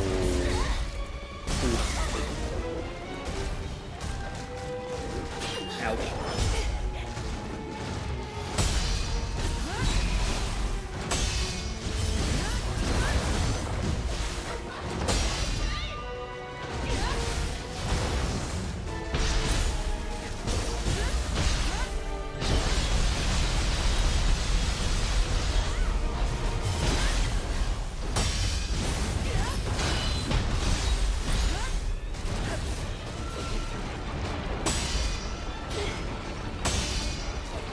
Randomizer from Nioh 3, that'd be fun.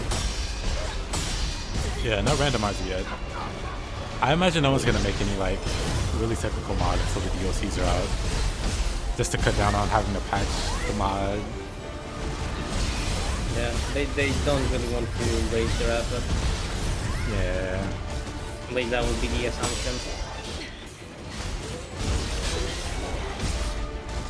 I mean, there are some like cosmetic and cheat mods already from like Nioh 3, but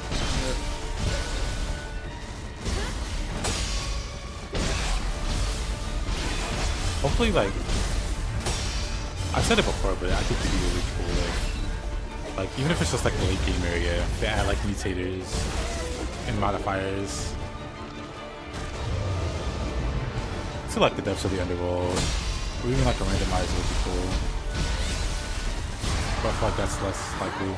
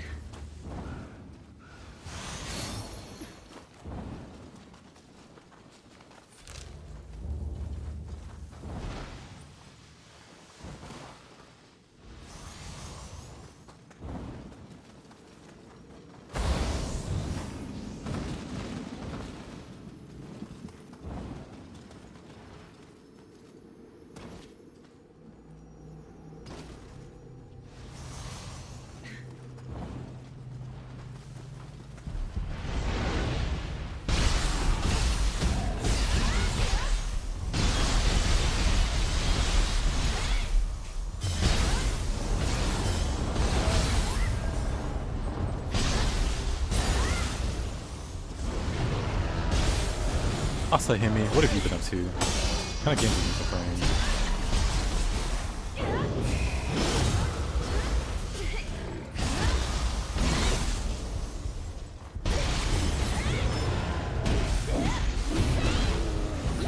I just realized that I should probably try to finish Kingdom Hearts before Kingdom Hearts 4 comes out, but Wait, I'm worried that they will make it as soulless as Kingdom Hearts 3, and it's like, Yeah, I don't have high expectations currently, but yeah. can always turn around. I still haven't actually watched the trailer they did. They released like or whatever. It is basically just little bits and pieces of the prior teaser trailers and then some new footage. It's not that impressive. Oh. Like visually, it looks good, obviously, but.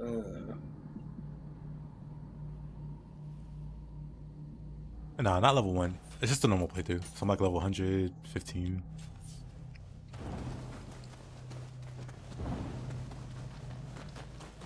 Back on Kazan? Nice.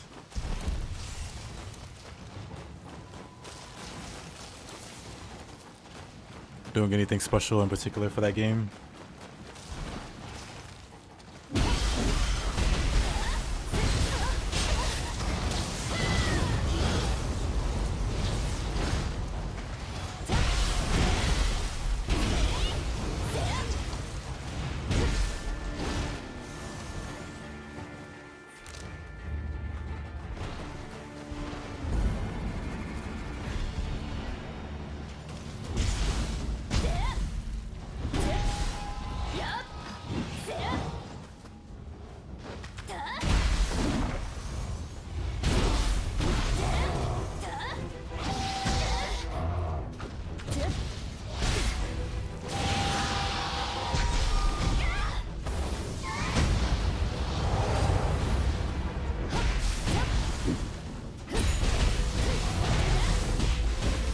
They've barely made any progress with Kingdom Hearts 4 despite all this time. I feel like, I don't know. I'm sure they've been working on it. It's like one of their biggest IPs. Yep. I mean, I honestly really like how Kingdom Hearts is a game series that has the whole meta-narrative shtick, but they can actually make it internally consistent and make it work. That's a feat. That is And actually interesting. something that takes good writing skills. Yeah. Meanwhile, you get something like Expedition 33 and it's like, oh, guess what? You people are fake. You don't matter. And you're being sold Expedition 33, the game. I'm like, mate, that's false marketing, isn't it? Yeah.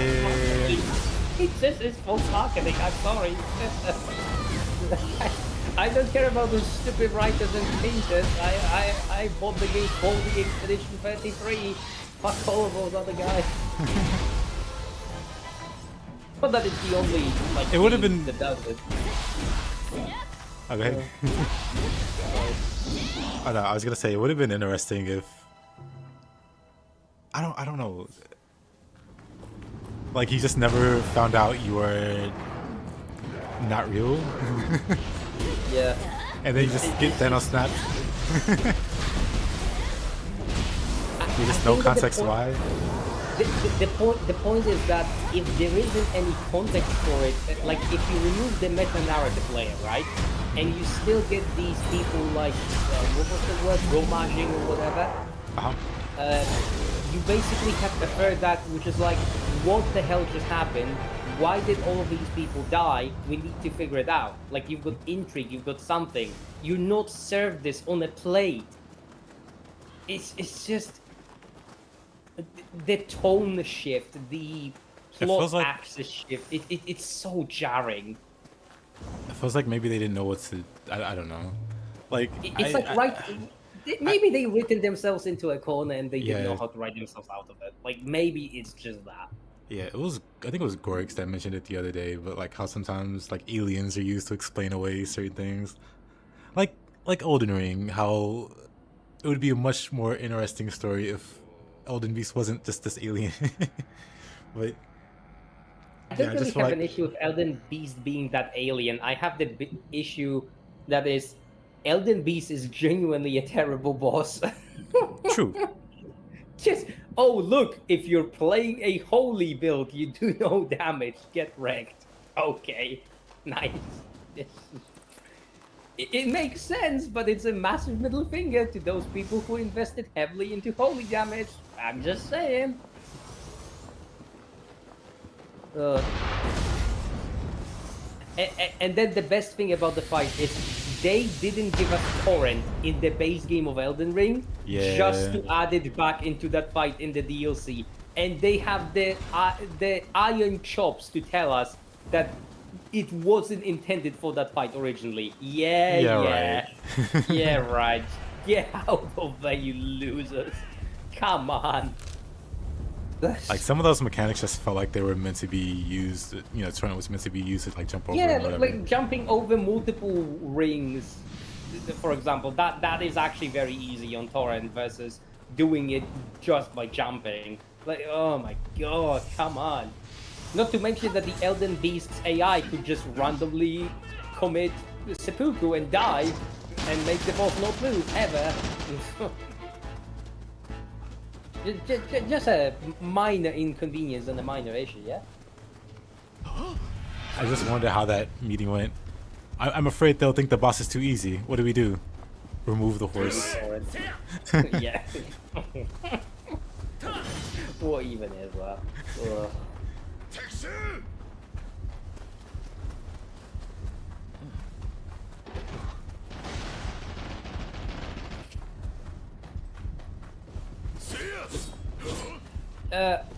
Another game that basically has this sort of meta-narrative shift is Remnant 2. And in that game, it's like, the story isn't even that interesting in the first place, and then it's like, oh, you're part of a computer simulation. I'm like, I honestly don't even know the name of the NPCs. That's how little I care. And now you tell me that it's like objectively the right thing to not care about them anyway. Yeah. Jesus Christ. I just I played the story of Remnant 2 only enough to get what I needed from it on highest difficulty, and then I just never did it again. It's so bad. Oof. Nah, Amiibos and Elden Beast aren't quite the same. That's because you don't have to chase Amiibos around. No. Umibozu has different problems. Umibozu has behavior patterns which can sometimes kill you before you fully have control over your character once you enter the arena. the laser, just like, Jesus Christ, laser, he can just charge it while you're still like loading from black screen, and you're just dead when you load in. What is that shit? What? Shouldn't skip the cutscene. I mean, yeah, the water damage being bad on Umibozu makes sense. Like, it's a water creature, fair enough, makes sense. But then again, like, at that point in the game, when you don't really have access to a lot of stuff, and I mean, the thing is, you have access to those torches in the boss room where you can just like light your weapon on fire. Or, you know, you can find the Hiruko masks which are scattered across the area, but I admit I have spent at least 2 hours on my first Umibozu kill, and I've only killed it because I had those items that I could use to deal fire damage. Like, fully, the game has caught me off guard, and I was completely unprepared for that boss. No shame in that. The same probably happened to me. Umibozu was one of those bosses, I remember. I mean, I remember being stuck on a stage longer than a boss fight, but I was stuck on a boss fight for quite a while. Yeah, the stage of very small, annoying pitfalls. Yeah. Or very big, annoying pitfalls, depending on which part of the map you're in. As clumsy and as fall prone as I am, I died quite a bit. I think that my first death was basically as soon as I was entering the initial section, I just went forward and I immediately fell into the water. I'm like, oh, oh, and then I saw that little bit with like bandits and skeletons standing on planks above the water. I'm like, oh, we're playing this game now. Yeah. Oh, that was rough. Ow. Screening. But yeah, there were so many pitfalls that were like slightly obscured by crates and barrels. Like, you know, just like a lot of ways to just, if you aren't paying attention, you just die. Honestly, I appreciate that about the stage. It kept you on your toes.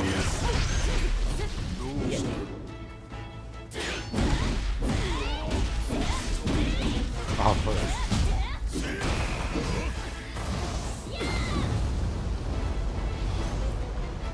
should probably get my Emerita before something tragic happens.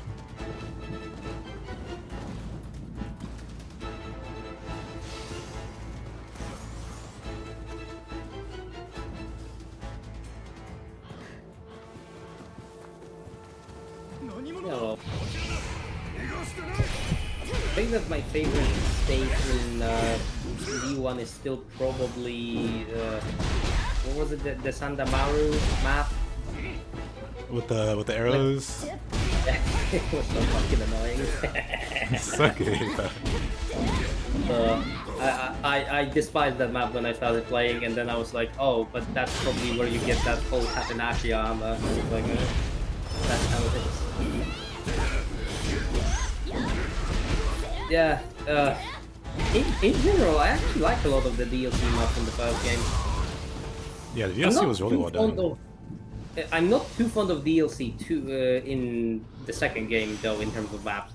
Especially the last mission, like the last DLC. Screw that entire island. I wouldn't touch it with a 10-foot pole if I could avoid that. Jesus.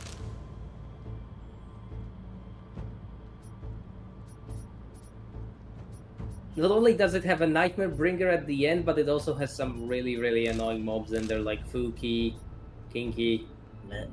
Yeah, it's a pain.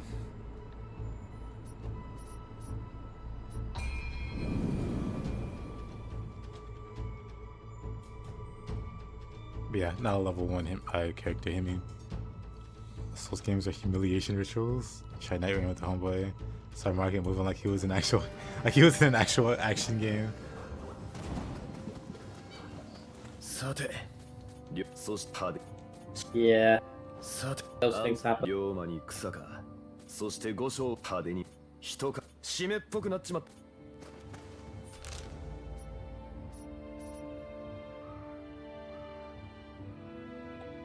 I think I have the key to this guy. Guess we'll find out.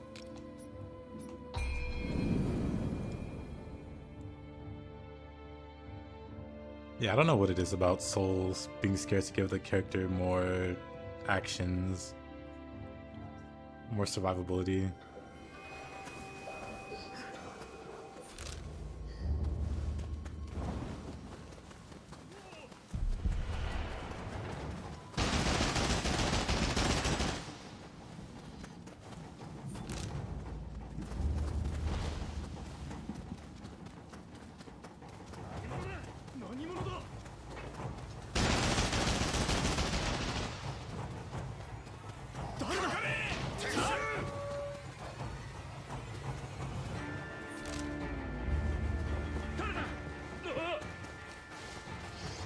Yeah, to an extent, it can feel like a challenge run in other action games, where you just only have the one option to rely on.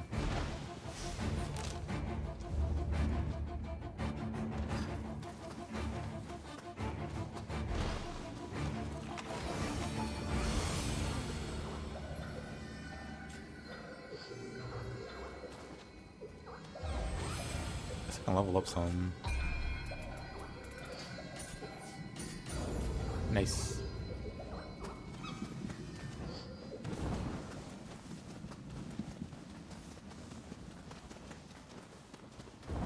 Also about the Kingdom Hearts as a whole, I really enjoy the fact that there's so much lore to consume for the game, which the implication is that you could very easily make a tabletop RPG out of it. I take it you've thought about doing such? Oh, I am already in progress.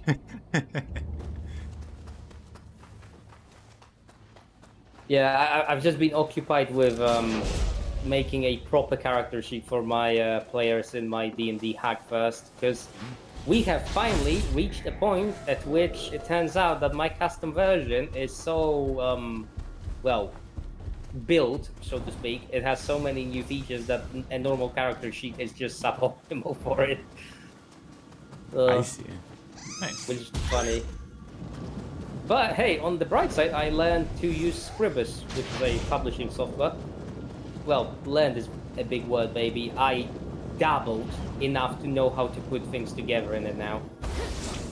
And I intend to continue doing it until I can maybe be at a level at which I can write a book in it. That'd be nice. That'd be cool. Yeah. Immediately becomes the Great Book of Grudges. Just makes a book of grudges.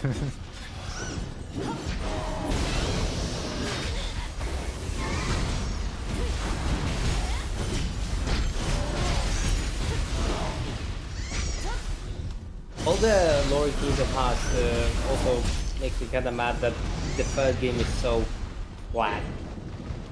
I don't know if that's the right word for it in terms of how it's emotionally charged. Yeah, I kind of struggle to describe how I feel about Kingdom Hearts 3. So I really like the first three. Yeah, I in particular, it may be very like basic, or maybe I'm a basic person, but I have to say that I very much enjoyed the Pirates of the Caribbean section in the second game. I can't lie, I absolutely adore it. I mean, it's a pretty great section. It's maybe I'm just an idiot who likes, you know, sabers too much, but it is right up my alley. Just absolutely brilliant.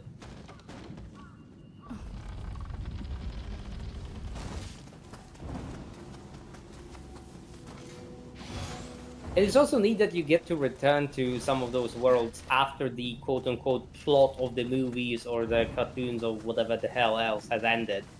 Like, you feel like these worlds are alive and lived in, which is a really good thing. Yeah, that's one of the things that always impressed me about Kingdom Hearts, was just how you could be in those worlds and it didn't feel like shallow. Like there was a lot of like genuine like effort put into it.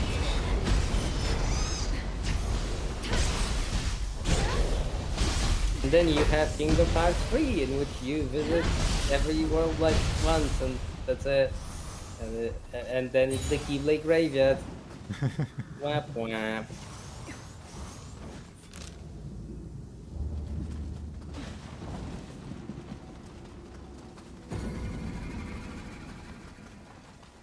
Although I do have to admit that there was one moment in Kingdom Hearts 1 in which I thought that I would literally like throw the game out the window. What was that? Neverland on proud difficulty. The stupid shadow clone. Oh my god. Yeah. That thing. What? Like, it has some attacks which are basically, unless you know the timing, you are just getting hit. So if you're not using Ario or whatever the windshield spell was, or you don't know the timing to like attack into it, you're just taking guaranteed damage. It sucks. This fight is actually terrible. It doesn't really help that when I tried the Neverland section, I was apparently horribly underleveled. Just like with my first Metaphor playthrough. I'm just happily killing everything in the tower and then, oh, why are you in there on such low level? What do you mean such low level? I killed everything! Every single enemy I could! How is this low level? I should have killed him twice over. Yeah. Oh, actually, now that I have that stupid Scribus software, I can properly write a metaphor smear, as in the review in which it will be smeared. Because that game, it might be a good game, but it is written like hot garbage. I've actually found a meme of like Lewis, as in the antagonist, with Wesker coat saying that he wants to, you know, turn everything into humans for optimal global saturation. I was dying. Why? I kind of understand the argument that this is a very generic JRPG villain trope to end the world by doing something, but you don't have to copy Albert Wesker one-to-one, okay? You don't have to do that. Please don't do that. It's called playing homage. There's paying homage, and then there is just rewriting homework. Sorry, not rewriting. Directly copying, I mean. Ugh.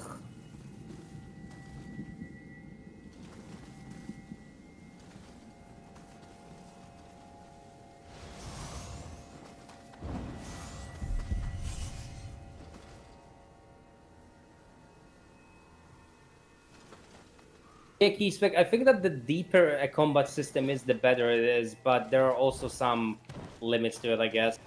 At some point, you just don't really have any space to get more objective or subjective advantage in combat because physics is just going to limit you. Yeah.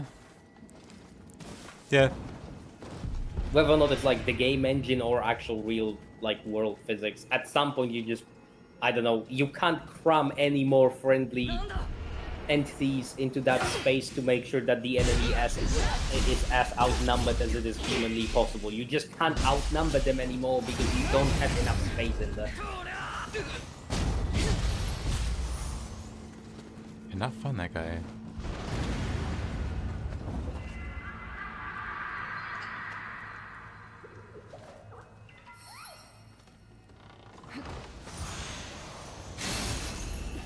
Oh yeah, Widow, are you interested in GTA 6 at all? I've got a meme for that. Wait, I've got a meme for that. I'm gonna put it in the general chat of the server.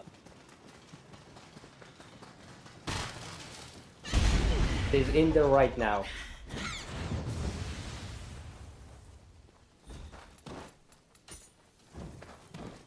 Let's see it.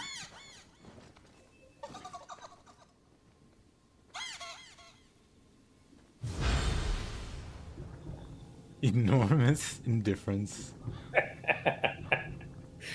Yeah, I am absolutely indifferent to GTA games. I have never felt strongly about them one way or the other.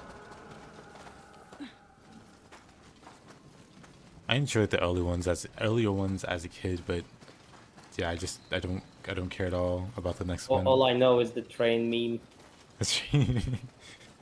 That mission was actually pretty hard, at least to kid me. For whatever reason, I just remember autofilling that mission a lot, and just hearing that. I mean, I guess it became a meme. Follow the damn train, CJ. Yep. I'm pretty sure I'm not the only one if that became like such a big meme. Yeah.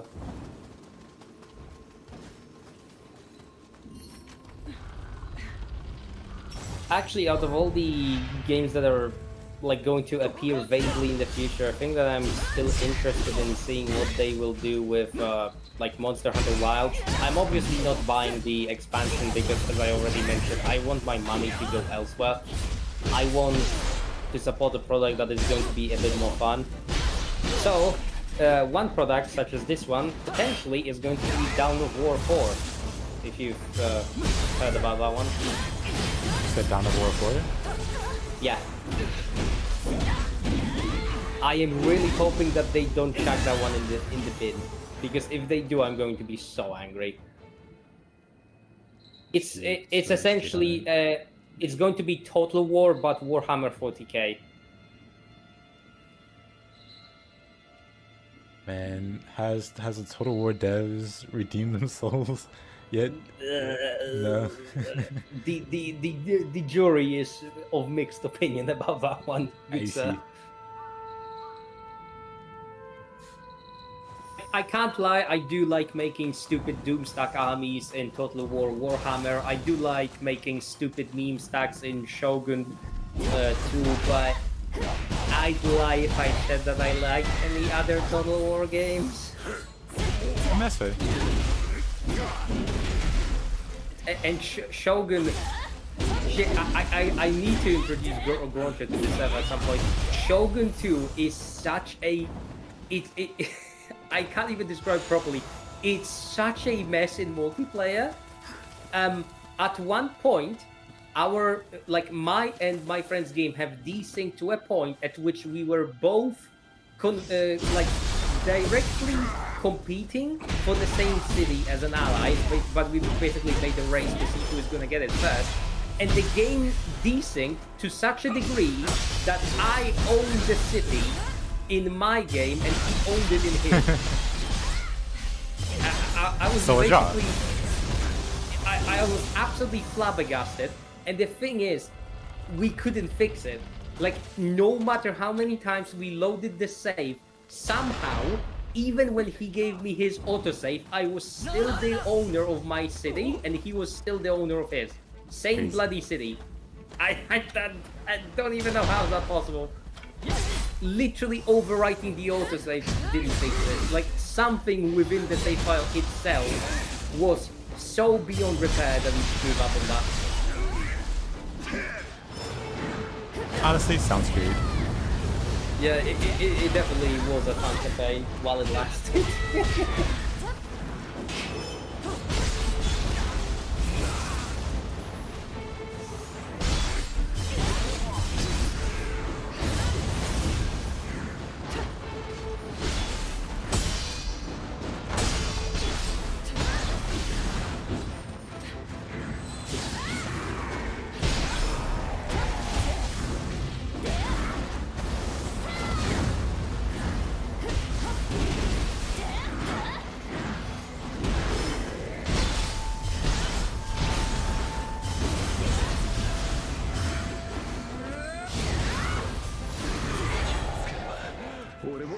北さんみたいに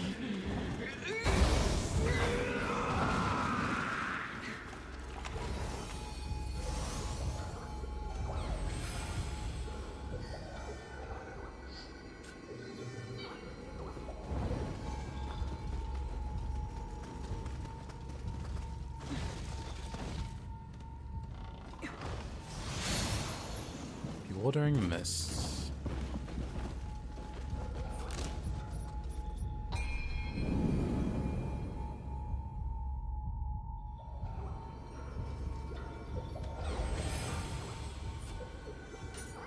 Then there are also some smaller games that I'm really looking forward to seeing how they will develop. There's this one roguelike which is called Vellum. And I've put a certain amount of hours into that one. And I have to say, it's pretty cool. The only thing holding it back is the fact that it's made on a very, well, weak engine, I guess, because it suffers from the same exact issues that Risk of Rain does. At some point, the game basically just becomes so absolutely destroyed by the amount of enemies, damage numbers, and so on and so forth that it starts chugging and it dies. Which is pretty understandable for a like roguelike, but it happens a wee bit too quickly, in my opinion. I see. You think that's something that can be fixed, or is that like an engine? I think it's like a game engine thing. So they can optimize it obviously, and they can make that happen much later. But they're not gonna completely iron out the issue. That is just not possible. At least in my opinion, that is. 明日を生きるため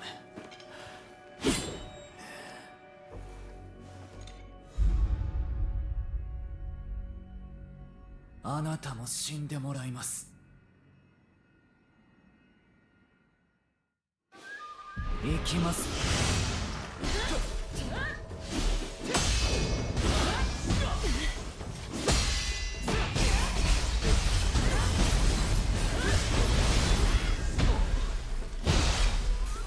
そろそろ死んでください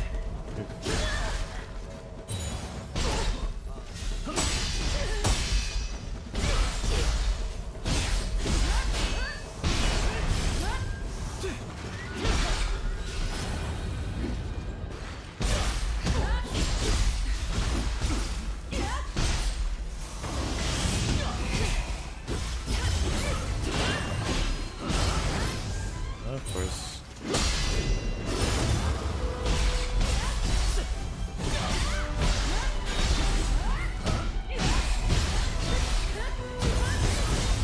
Love how Peter literally has the Q regeneration debuff.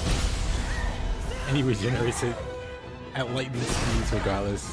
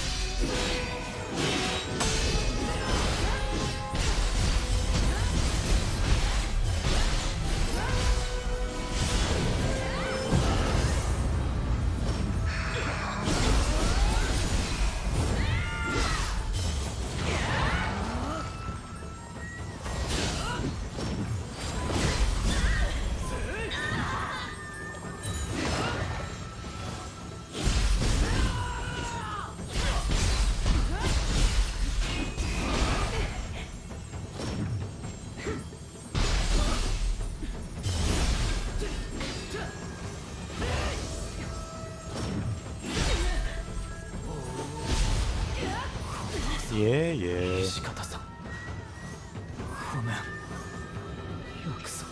I do despise the hyper armor of that boss. Yeah.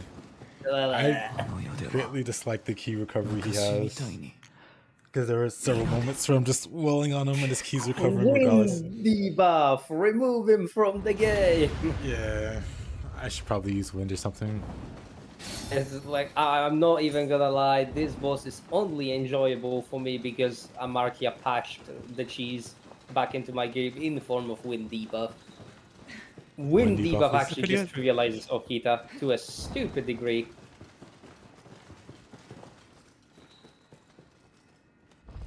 Well, wind debuff trivializes pretty much anything that isn't immune to it. Yeah, I'm still not sure what the value on it is. It's insane. Like, Yeah. if you have him confused with wind and water, you can basically just do one full long-lasting combo and then grab him and he's dead. That's it. That's it. He's that squishy. I think my best grab on Okita was something close to like 13k damage, which is crazy Nice. to think of, especially since it's base game. And I'm playing a build which is not grapple-centric whatsoever. Oh yeah, have you even tried looking into like Naida and seeing her showing that area? I am addicted to the Red Demon of the League, thank you very much. Yeah, Red Demon's very strong. It's basically the same thing it was in the prior games, it's just different now, because instead of it giving you more toughness, it lowers your gear, or sorry, not gear, it lowers your stamina consumption based on how heavy your load is. And it just lowers the load by one stage anyway. So again, heavy armor, but light armor, like in Nioh 1 and 2. Same thing, but different. Heavy armor with A agility though. Yep, exactly. Or, you know, in Nioh 1 and Nioh 2, A or AA toughness from an armor that is light. Again, same thing, done differently. Makes me wonder if we'll see like double A agility again. Oh, yes, dashing instead of walking. Oh, you're running. Okay, well, you go ahead and run. I'm just gonna roll.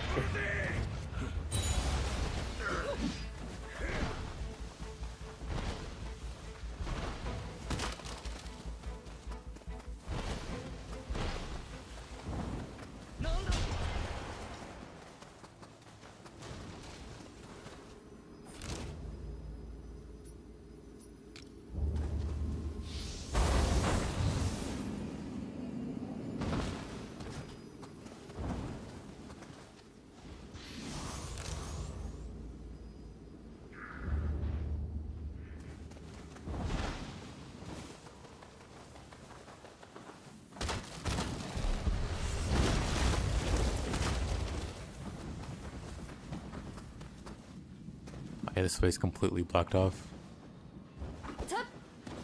They made it so that you can't jump around either. Oof.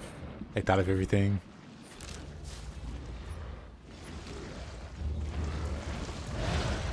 Oh, you're heading towards the Demon of Obsession? Yep. What was it?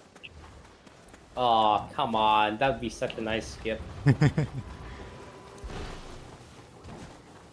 Oh, that's rough. It's unlucky. You can just go from the temple, I guess, but...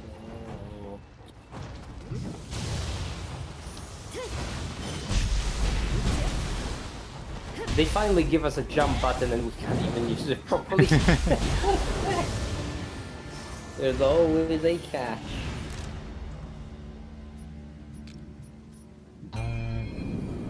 Oh, one good thing that came from Dragon Age 2, the Flemeth quote.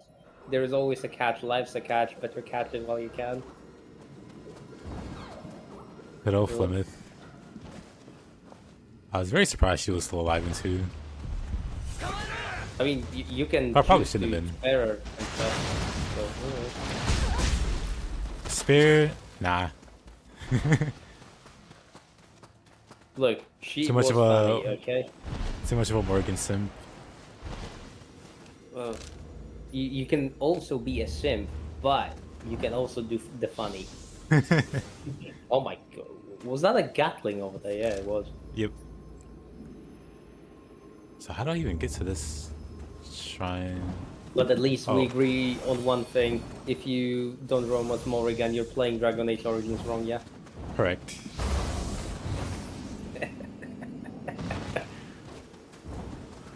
I swear to God, the rest of the cast is so bland compared to her. It's unreal.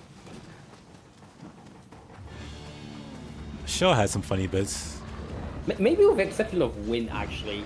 That character with the whole possession shtick was also pretty okay. Yeah. Wait, did I fall into the same traps before? Hold on. That is feasible, yes.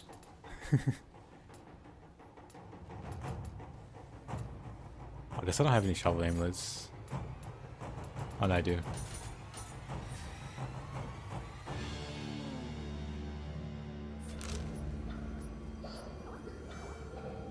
Titles. Okay, so I can't just drop across. I have to go all the way around. Every single time I open the title window and I see those 3 question marks where ninja should be 0, 0, 0 out of 0, level 0, 0, 0, 0. Literally haven't killed anything with ninja.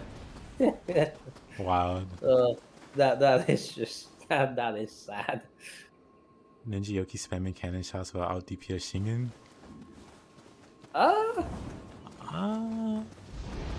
Maybe? It depends on if Shingen wants to go combo crazy.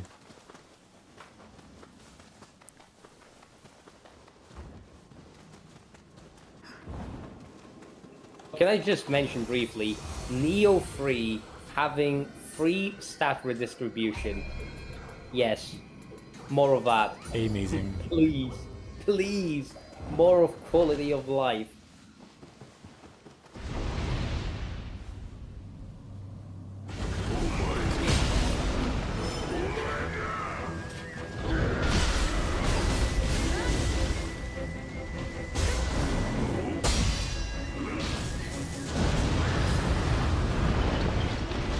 Right, I forgot about the grab. I forgot all this guy's moveset.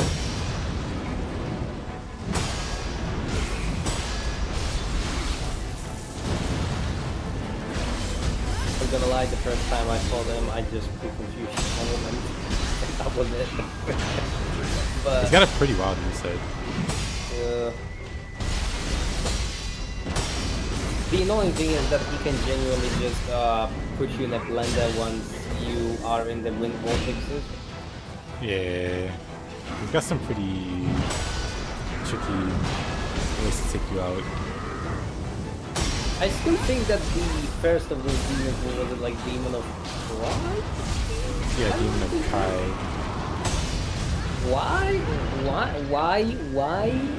Why is he in an area that makes your game lose 30 FPS? Why is that a thing?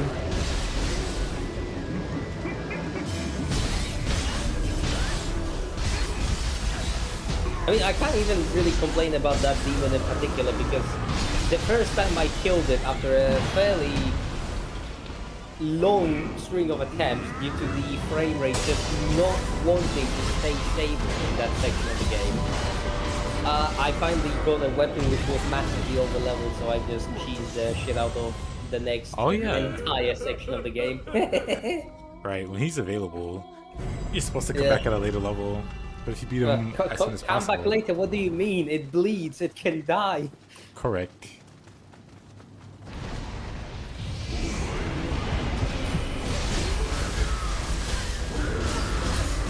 Coming back stronger? Viable... I'm strong enough. Viable tactic, but you could also just spend 10 hours on it beating your head against the wall until the wall crumbles. True.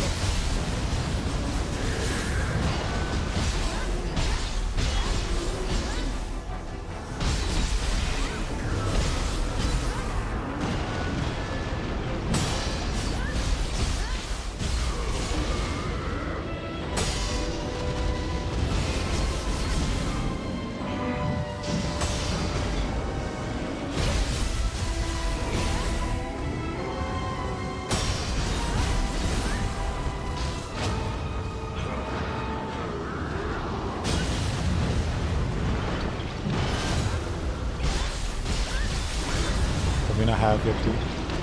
Yeah, I've had Yoki like instant fire. Like fired one normally, then immediately fired one almost instantly. He's done that to me a few times. So it's not a common, at least not to me, it's not a common occurrence. But it has happened.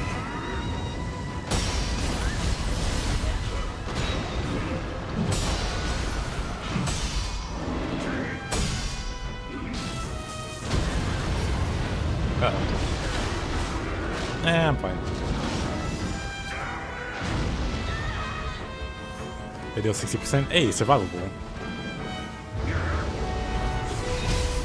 To me, it only matters if I get one shot. I'm not getting one shot by it. I can overlook it. That I don't really think you have much counterplay for that grab on there. That's the thing. Like you've got a vortex behind you, and he's doing something that pulls you in, and he's also doing an attack at the same time. So you're basically just absolutely between an arm and an anvil. You're gonna get hit by something. Well, unless you use the living artifact or use the penalty press, obviously. What else, Mickey? Yep. I have to say that I got so used to Kusanagi that I'm like, I could play optimally and use Gooking or something else, but I could also just use the new Kato that the game had provided. True. To me, I don't think I'll ever switch off to Mickey. I've tried the other ones. I really wanted to do the Onmyo setup with rolls like Paul, but it turns out that it's not sloth that it applies, it's just slower movement, which creates a weird and very jarring disparity between how fast they attack and how slow they move. So yeah, I tend to stay away from that, because you think that they're going to be slower, but they're not, and then you get hit for no reason. Yeah, their attack speed, like grab there. Their attack speed is still the same, even though they move slower. Yep. So my brain is just like, why enemy fast if enemy slow, and then I just die. It's the typical 2 IQ moment move. That grab is mild. Yeah. It's fine. I mostly remember how to fight him now.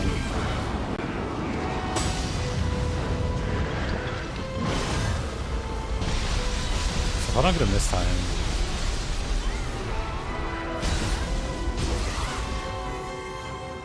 Definitely get him this time.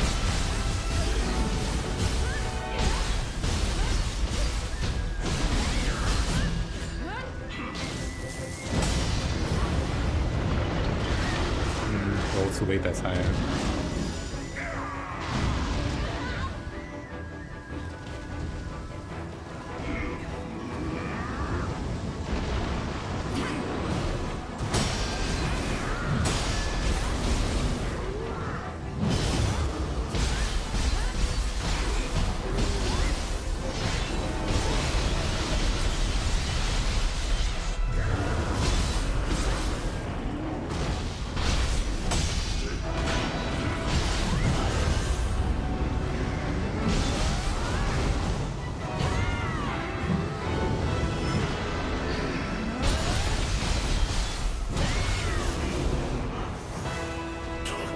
Not even close. Yeah, that one tiny bit of health left.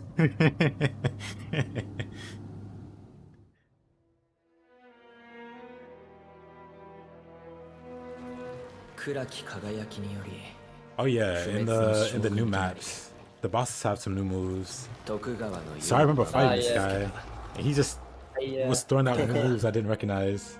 I am well aware. I think that the biggest surprise came in form of that stupid, what was his name again? Parislop Nimatsu having new moves in the final Gauntlet mission. I'm just sitting there like, first of all, why are you making me fight the Parislop guy after Hiruko? Second of all, what are those new moves? It hurts. Yeah. Demon of Envy was and still is the lamest boss out of the three. Snooze Fest. I think Pride's the bigger snooze fest. I like Envy and Possession, or not Possession, but Obsession. I think that the Pride Demon is in a place, like, you initially meet him in a place that can kind of tank your frames depending on your PC, so it's not the best. But in the later mission, he's, like, serviceable. It's just that I absolutely despise all those demons having those, oh, I reach a certain amount of health, so I'm not now going to be immune to key damage, because screw you, that's why. Yeah. For me, it's his like delayed attacks. He's got some really goofy delays on some of his attacks. Or he's got that stupid homing water ball, which is just off-screening you when you're fighting him in melee. Yeah, if you're fighting him in melee and he has like those balls hovering him, I can't tell when he's gonna fire them off. So that slows up You just don't see them, actually. Yeah, like, you don't if see you're them. properly in melee and you're repeatedly attacking, you don't see the like threat source, so to speak. You would have to play with your camera unlocked 24/7, and let's be completely honest, Nioh is not really that great with visual clarity, is it? Yeah, that's why I say he's the lamest for me. I don't mind Envy or Obsession.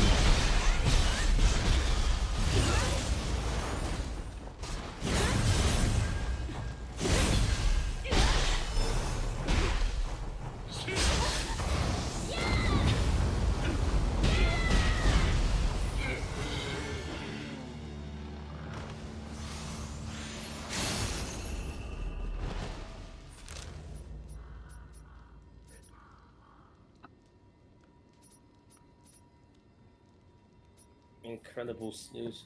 I mean, I don't know. I think that the Demon of Envy had the misfortune of encountering me when I picked up a brand new attacking from Demon of Pride. So it ended up in 2 attempts, and that was it. That's all she wrote. The thing with Envy that gets a lot of people is once she enters her crazy phase, it's fire everywhere. But the thing with that is, if you just stay on her, the fire will just miss you. It hits you if you stay away from her. But she like in her second phase or whatever, she just has like persistent fire going off. But yeah, the gimmick is the fire doesn't like touch anywhere near her. So if you stay on her, you can completely ignore it. But I think most people see the fire and they want to back away, and they end up getting like stun locked by it, comboed by it. At least from what I've seen.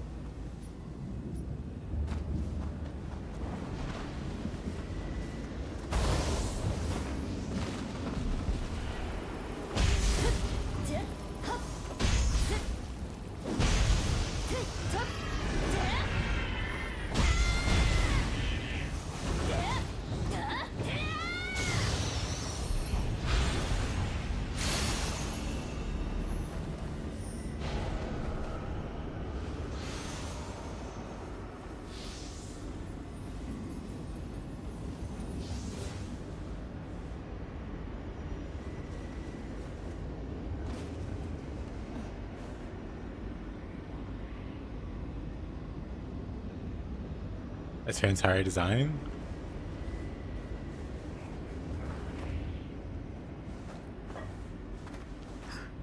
Died too fast to have that problem, honestly. If I had to point to a boss that feels like a slog or a snooze fest, I'd say Hiruko 1. Hiruko 1 is bad. Oh my god, he's bad. I agree. Like, oh look, you've got a window of opportunity to attack. No, fuck you. The crucible thing eye is going to shoot a laser, and you have to touch the laser now. and then you have to deal with the fact that he's going to randomly ignore key mechanics, and then he's just going to do a red attack, and then he's going to do something else which requires you addressing it as A random oh 16 my hit God. combo. Stop! When can I attack, please? Design's a build to face tank, can't face tank because the enemy just attacked all the bloody time.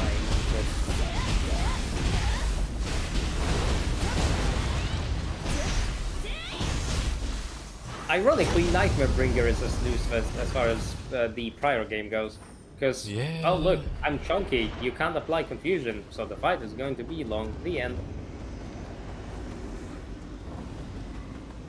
Yeah, he was just never fun to fight, because, at least for me, I tend to make accidents, or I tend to, like, make mistakes pretty frequently. So the longer a fight drags on, the more likely I am to make, like, one of those mistakes. And with Nightmare Bringer, the fight's guaranteed to be a long one, so that always ends up being a fun time. Like, even though Nightmare Bringer is, like, very predictable, it just takes one missed dodge of his goofy double slashes or whatever.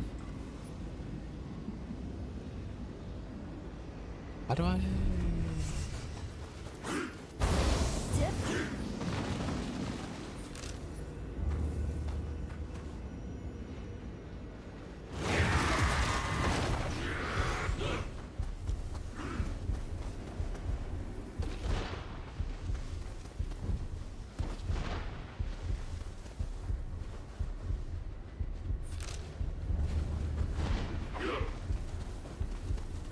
Maybe I gotta go around. Somebody has... sorry. Go on. Go ahead. I was just gonna say that somebody has sent me a gif of prompt swapping the Lansax lightning bolt over Reduvia in Elden Ring. You can probably imagine what that does. Instant lightning bolt.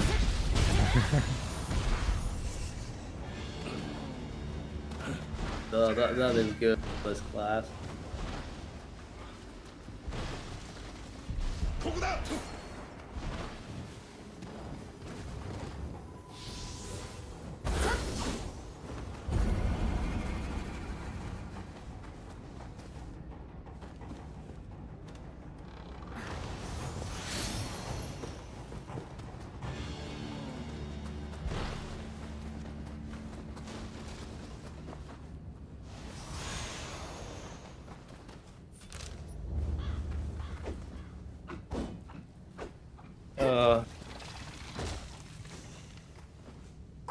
Absolutely tragic, just instantly 3k damage. Oh yeah, have you tried out Thunderbolt yet? See if that's even useful at all. About to do it. I was actually stuck in the Crucible fights right now, just milling through them. As in, you know, those fights in the final mission. I was just going through them and passively chatting, wanting to figure out if it's gonna do anything, but we shall see shortly, I guess. You said it's the Thunderbolt thing? Yeah. Hold your weapon afloat as you muster the energy into the nail. No clue if it'd be useful at all. We shall see.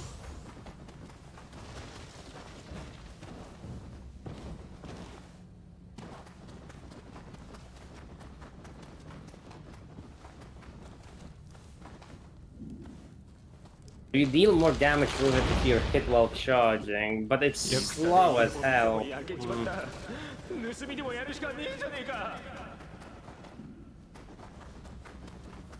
Oh well, I guess we'll see. Yeah, the other thing is, does it hit stun? I don't recall. I mean, Hiruko has the Yokai key, so I imagine it probably does not.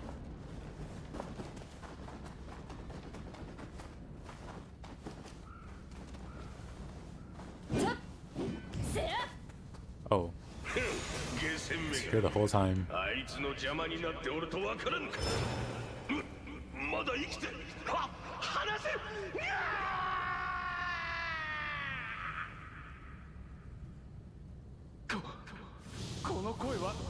父上。嘘だ。ではキヨは。お前は。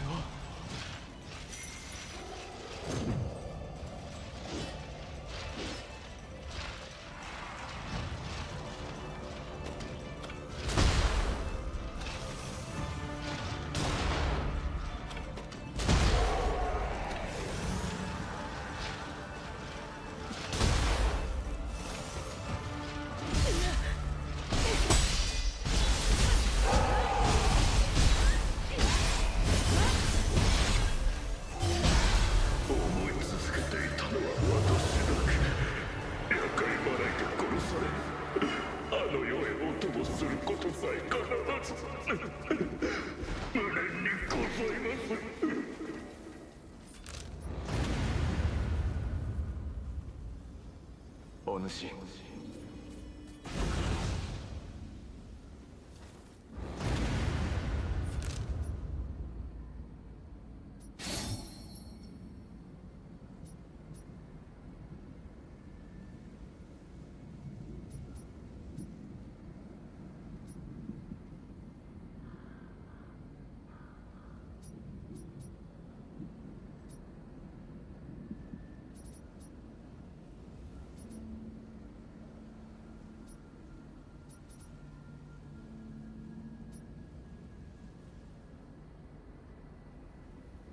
Hiruko is the only boss I've ever seen where the strings can feel random. They are.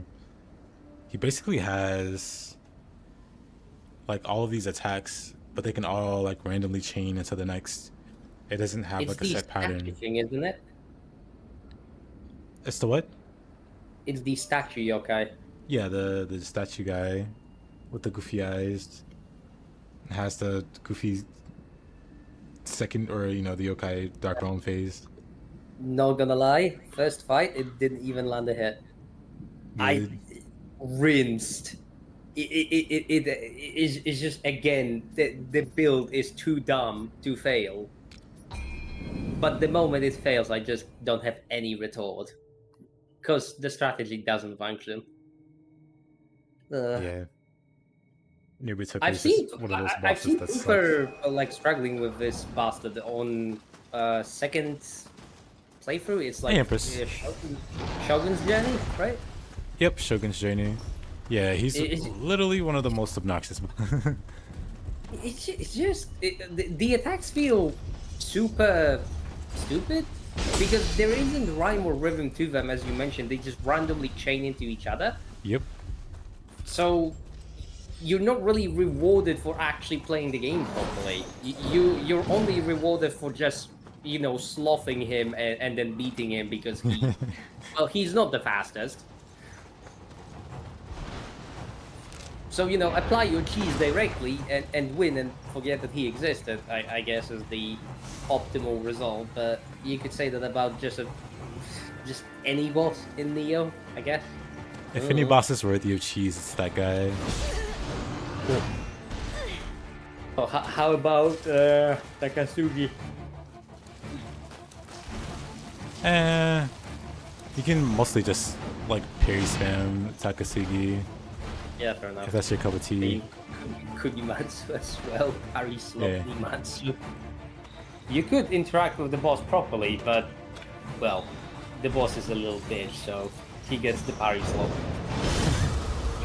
Hey, welcome back. Hey, we've got more people now.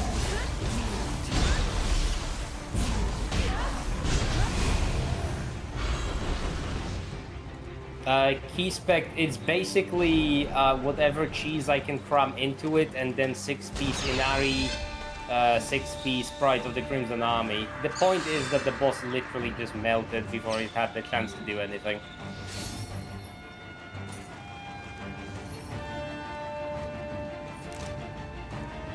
And when you've got both Confusion and Sloth on an enemy, and then they're out of key and they're just getting staggered all the time, they just... well... You could probably apply the resulting realization to what happens with their health, but it's just dead. Sloth is infamously overpowered in Nioh in every single one of those games.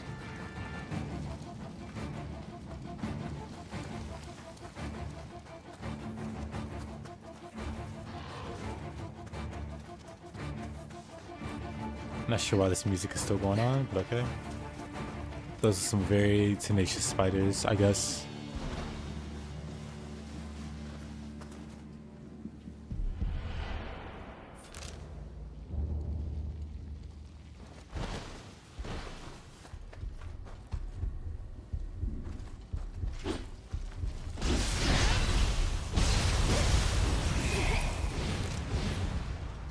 Anyway.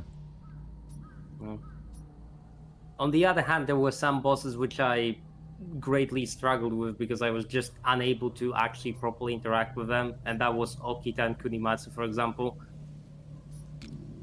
Until I actually got the cheese back from Amatia, I was just absolutely horrible at fighting those bosses. I just didn't know what to do against them. And I would still argue that I'm pretty bad at fighting Kunimatsu because I am too lazy to actually learn how to fight him. I just parry slot him to death every single time. For the most part, you just got the basic katana moveset. Yeah, but I just can't be bothered to interact with like his lightning and other stuff. Nah, just nah.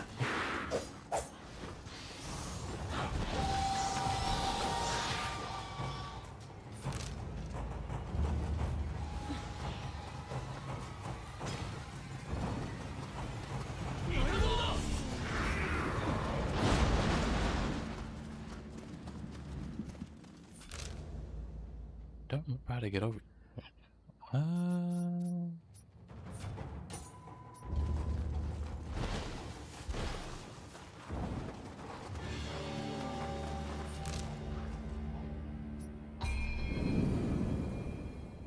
I have a Kunimatsu's type armor.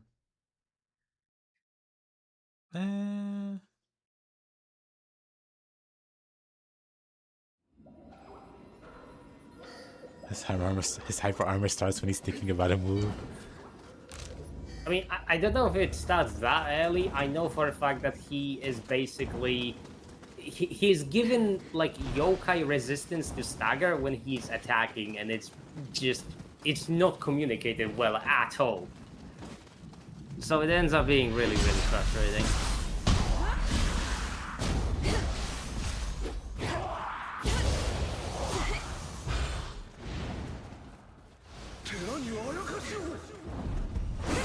Because with most human enemies, it's like, yes, they deal a shit ton of damage and they have fast attacks, but at least they will stagger consistently, unless it's something like Honda, and he's an electric car and you don't stagger an electric car. Only if you have a bigger Honda. Yes.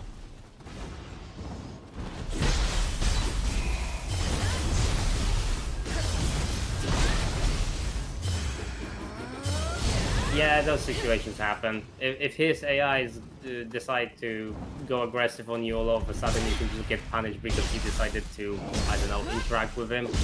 Which isn't really great, but that's nothing new in Nioh games.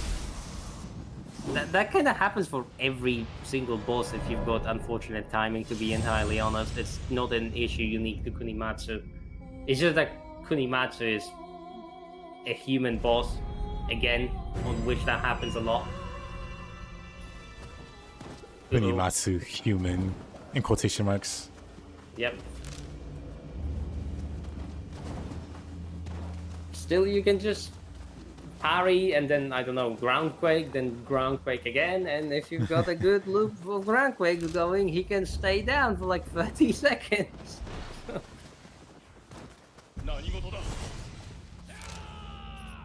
Good old groundquake. I actually really didn't know how to properly use groundquake in Nioh 3, and then after some time of like me actually being really bad at using it, I realized that, oh, maybe I'm just shit at the video game, and I was. To my great surprise, groundquake in Nioh 3 is actually just as good as it always was. Yep. So we're not gonna talk about that death? Nope. Yeah, fair enough. I see nothing.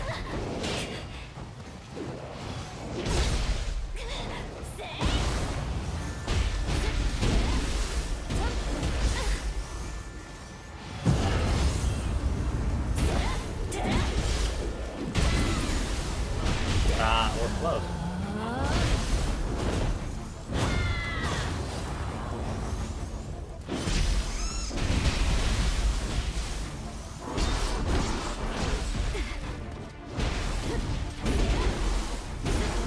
How are these yokai staying on that little bridge thing? Well, Great question. oh, there we go. There we go. He went flying. Yep.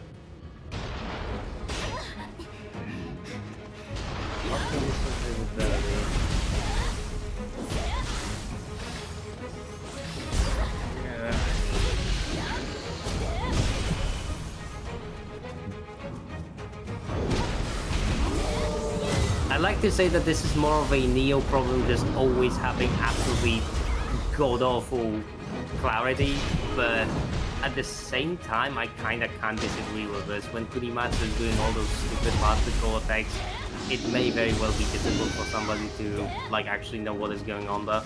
Oh no, for sure. I think it's just subjective to each player. Team Ninja just struggles with the clarity with the games.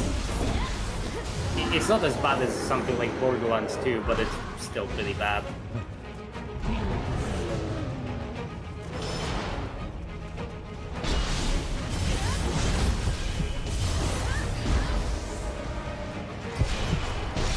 Yeah, it happened a bit with Osmo and a few other bosses in Kazan. We just weren't allowed to see what was going on.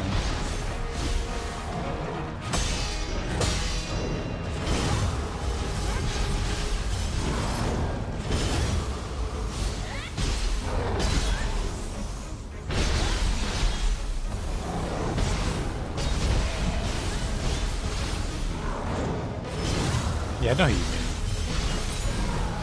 She had an even worse problem with the camera would just absolutely turn on you whenever she did a certain move. Like she had one move that disabled lock on. And when that happened, the camera just decides to do whatever it felt like.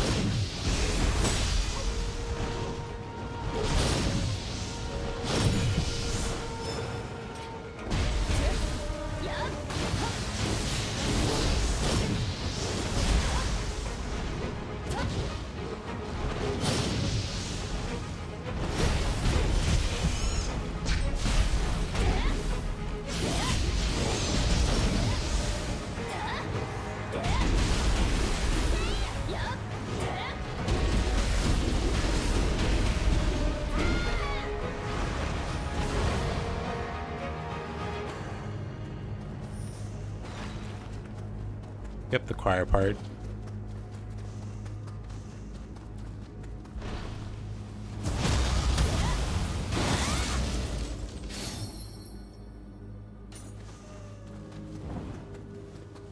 I think I had really good bosses overall. This happens to run in a lot. Because the lock on defaults to putting a target on his ankle. Someone pulls back their sword. The hands are entirely behind their shoulder.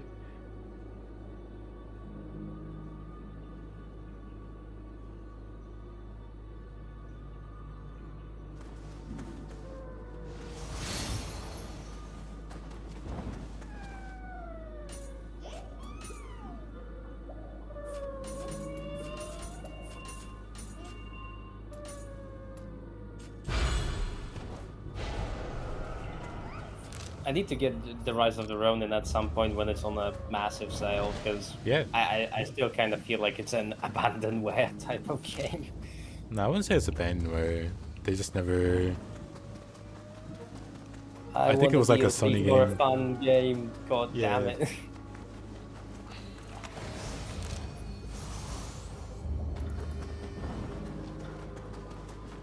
Yeah, it is what it is. Would have been nice.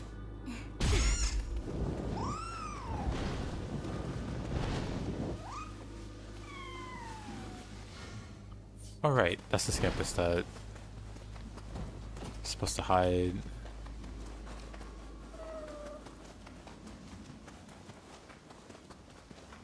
Yeah, Ronin was a Sony game. As far as I know, they only wanted the base game. They didn't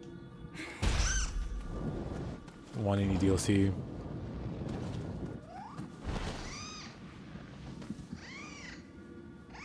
The unfortunate reality is that my brain wishes to consume stuff that it likes. Hence, I like the game to have more content, but it's not gonna get more content, and thus I'm sad. Yeah.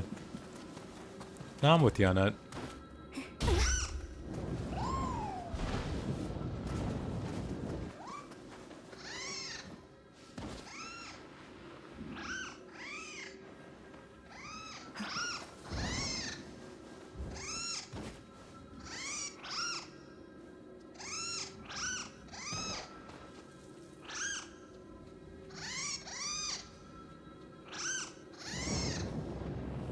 Goofiest Scampus.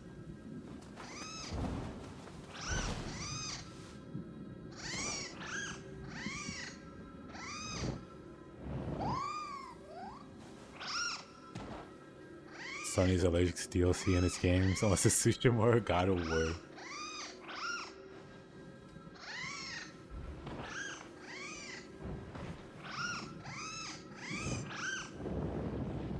Oh yeah, I was gonna say that Sony is probably going to shoot themselves in the foot with that new God of War game, which doesn't have Kratos apparently or something. Which is pretty silly. It could have called it Goddess of Tone War deaf or something. Tone deaf is the word, yeah. Yeah. Sorry, the phrase. I really want to see Team Ninja collab with other studios. They collabed with Square Enix for Stranger of Paradise. Really solid game.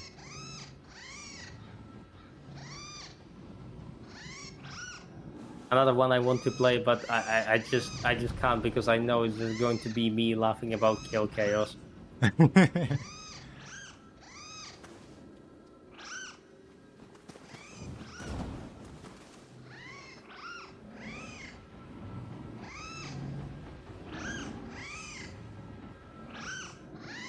used to outsource the combat and leave everything else to the studio. Nah.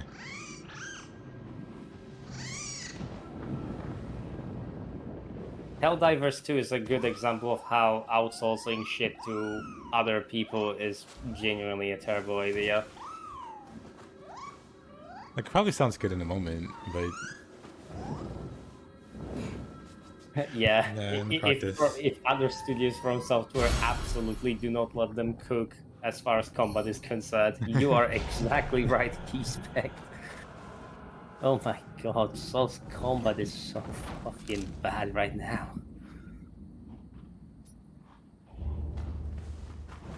You don't like light attack and heavy attack? And jumping light attack and jumping heavy attack? And rolling light attack and rolling heavy attack? All the variety. I don't really like the lack of complexity. All the depth there. All the different ways to use light and heavy attack. It's just... The annoying thing is that the combat system in Souls is not internally consistent in any way, shape, or form. Like, your character that doesn't seem like they know what they're doing with the weapon, they're just swinging it. True. And but I mean... at that point, it's just...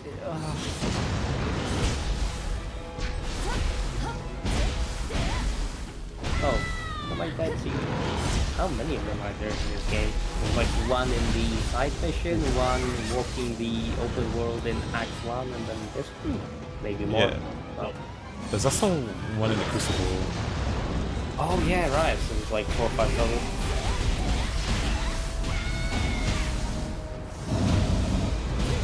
Yeah. Don't let them cook with bosses either. I kinda agree. Not after Promise Content Red, and that is just like that boss was a laughing stock.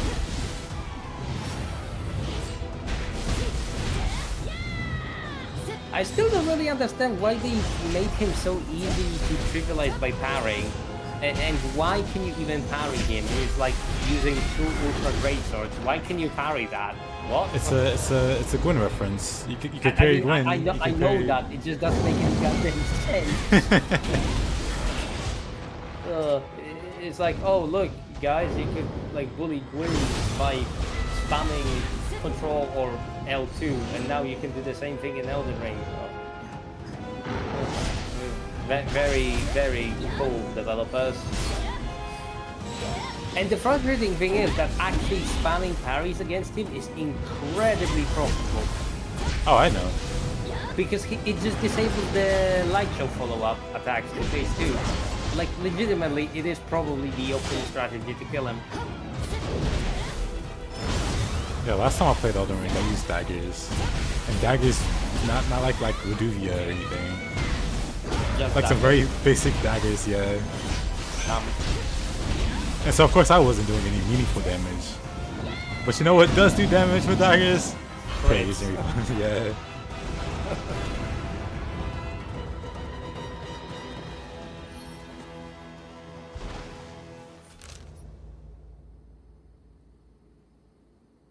They can design good bosses. You know, I'll give you that. They can design good bosses, but not for their own games. Like, I feel like Promised Concert Radon or like Mesmer would have been better in like an actual action game, or like they're action games, whatever. But like in an action game with more depth, basically. Mesmer is actually a boss on which I'm kinda torn. And I'm sitting on the fence on this one because it's like, when I was fighting Mesmer for the first time, I saw him as there is red color everywhere. I can't see shit. He's tracking you really, really, really hard despite having a spear, right? Uh-huh. Which implies that you should be able to strafe him, but there are many instances in which you literally just cannot strafe him, no matter how far you run or how many circles running you go for. But when I actually fought him like a solo boss, which means just dodge and then punish, he actually works. He fully works for that. You can just dodge and Mesmer works. So yes, it is an over-designed boss with way too much tracking and way too much visual diarrhea. But it still functions as a Souls boss. I don't understand how is that a thing. Because Promised Concert Radon doesn't. He just doesn't. You can definitely like dodge everything he does, but you're not gonna get a dodge punish rhythm with him. You're gonna get you dodge, you then maybe get one stabbing, maybe, and then you have to keep dodging because of the lightning follow-up. Sorry, not lightning, light follow-up. Light follow-up, whatever. Morgat has more mix-ups than he has basic strings. It's funny. Yep.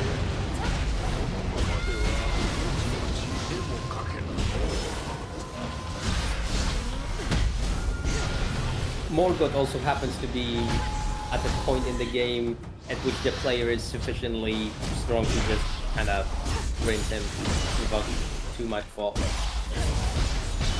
Unless you're terrified of him and then spend 100 levels grinding before you face him. I mean, then he's going to get absolutely squashed like a bug. I'm just gonna never get over that. Some guy was so scared of him, he grinded to level 100 before fighting him. Some dedication. Though I guess really doable if you like farm the dragon guy with the glitch. I mean, to be entirely honest, my entire first playthrough of that game was just rushing ahead because I want to get to the end of the game. And when you're like level 60 something and you're at the Godskin duo and you don't know the attack pattern, oh my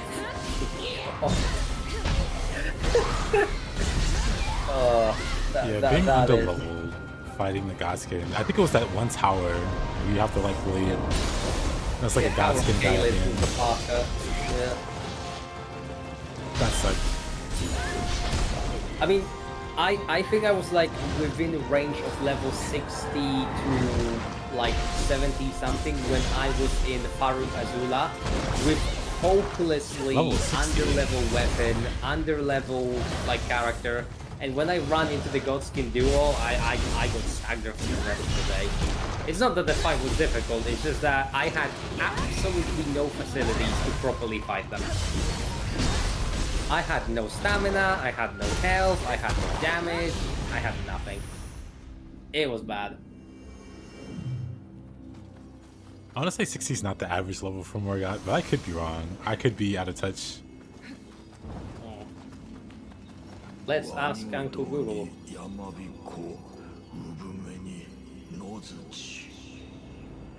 Also, 1 second. どれも書いたことのあるあやかしばかりじゃ。やはり未だ見ぬあやかしを描く望みは叶わぬか。付き合わせてすまなかった。わしはまたあのあばら屋で絵と共に眠るとしよう。あの男の望みは叶わなかったか。不憫よの。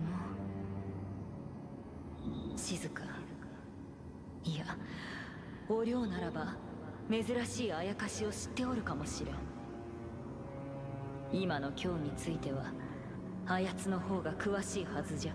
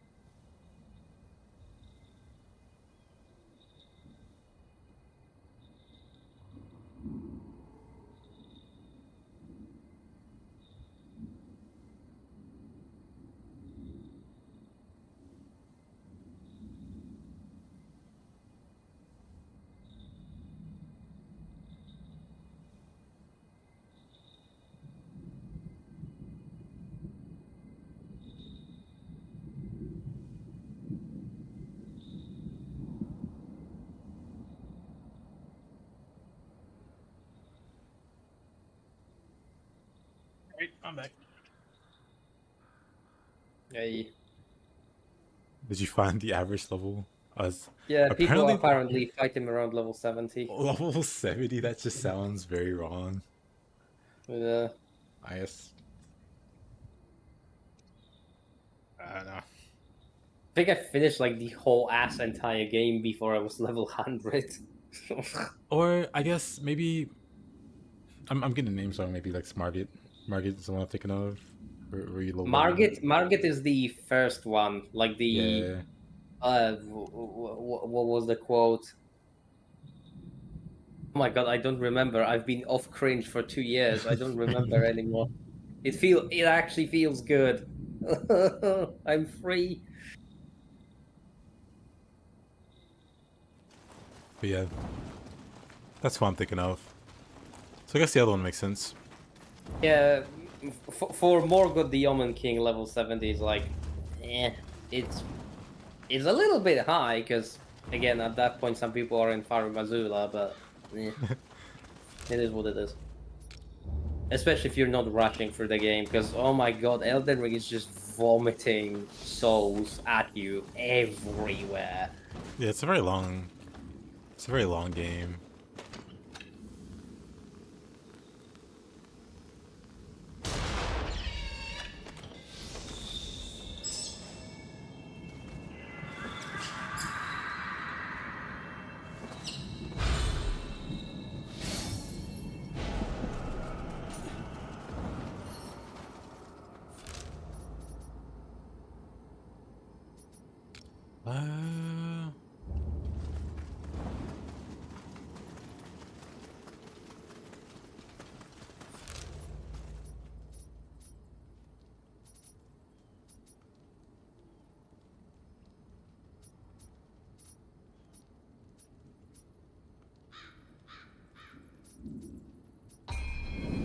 Guess we can go fight Omnaraki. Enough stalling.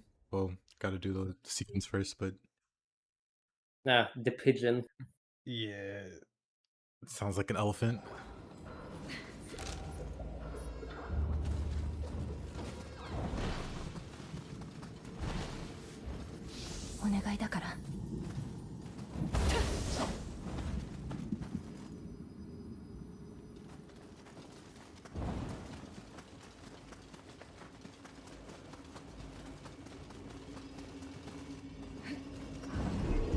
Elden Ring could have worked if they put more thought into it.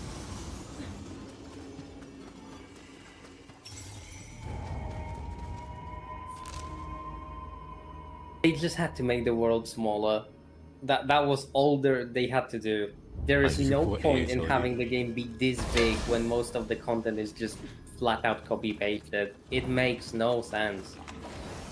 Yeah. Maybe they were trying to. I don't know. I don't understand the design process behind it. It just feels really, really silly. It is very obvious that Souls games thrive in like semi-open environments in which you can explore the areas as they unlock however you see fit, but you're not free to just do shit all the time.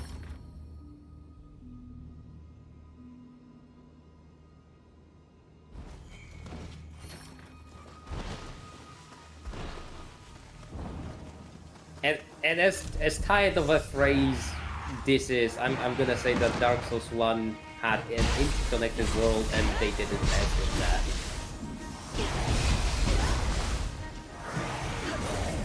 Obviously some of those connections don't really make much sense, like, you know, having the new longer runes directly under the Firelink Shrine and stuff like that, but hey, it is connected pretty well. At least that we have to grant them. Demon Souls did it just fine.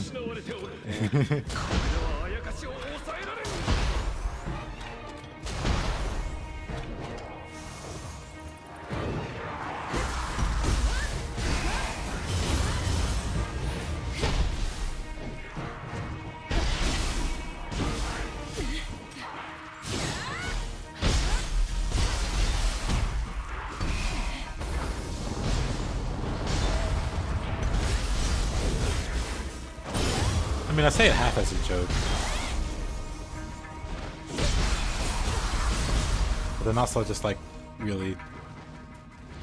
I feel like Dark Souls would have probably been a lot more interesting, like design-wise, if they never added like teleportation or like warping. And so maybe like the end of the game or something. You mean if the what was it, Lord Vessel wasn't a thing? Yeah. Because then that open, interconnected world loses meaning. You just... like, you're about halfway through, you just ignore everything. You're no longer exploring the world. Well, I mean you are, but you're just teleporting back and forth to wherever. I think that the like big brain plays you could do with the homeward bones and bonfire placement were really neat in Dark Souls 1. And I understand the need to escalate the traversal mechanics, but it was done in a very, very drastic way. Yeah. And then you've got Dark Souls 2, in which you can just warp from the start, and it's like... And then you have Dark Souls 3, in which you can warp from, like, the very start. You actually have to use the fucking bonfire to get to High Wall of Lothric, if I recall correctly. Yep, which is goofy, but I still remember being surprised by that. Like, oh. I was kind of lazy, but okay. I mean, at least I can forgive that game because it had the longest living quote-unquote PvP model out of all of them.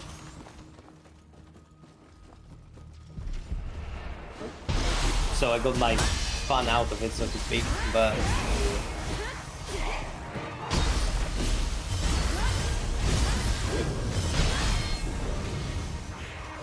Plus, arguably, Dark Souls 3 has like the only big enemy fight that From Software has done well. Dark Souls 3? Are you talking about Yorm? No. Yorm is a gimmick. But he's fine. If you ignore doing minimal damage. I was referring to Medea. Which is good too. Medea, just like this fight has a gimmick, and if you play around that gimmick, you can really kill Medea very, very fast. And if you don't play around the gimmick, oh my god. Oh my god. I think I wasted like an entire day trying to kill him only by hitting his legs, and then I was like, okay, I'm just gonna try to actually interact with the boss mechanic, and it was like, oh, it's that easy. Shit. I think it still remains my favorite boss. Every now and then I just do a playthrough of Dark Souls 3. I hit mid-year, I'm like, I'm just gonna wipe here for like 2-3 hours and enjoy the fight. What was the quote from Go? Dragon slaying, Knight's greatest calling. I understand it. I don't know, it's just endlessly entertaining getting him through that crit state and then just noping out. Well, speaking about noping out, that boss. I was just opening the way to the shrine so I don't have to do the run back. In the worst case scenario. Yeah.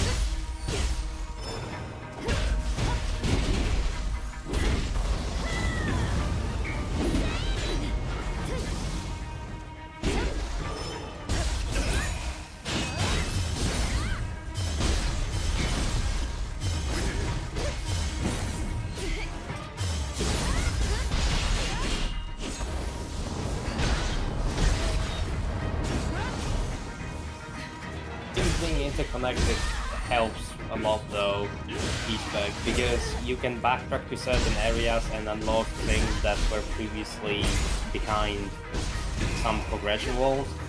So in many ways it is actually pretty nice to have that, but it's not mandatory. You can always just like traverse from the start of the location. Which you kind of have to do that in Remnant. For example, if you want to get something from, say, a map, you need to get the map to spawn in either campaign or adventure mode, and then you just need to traverse the map, and it's such a pain. Oh my god.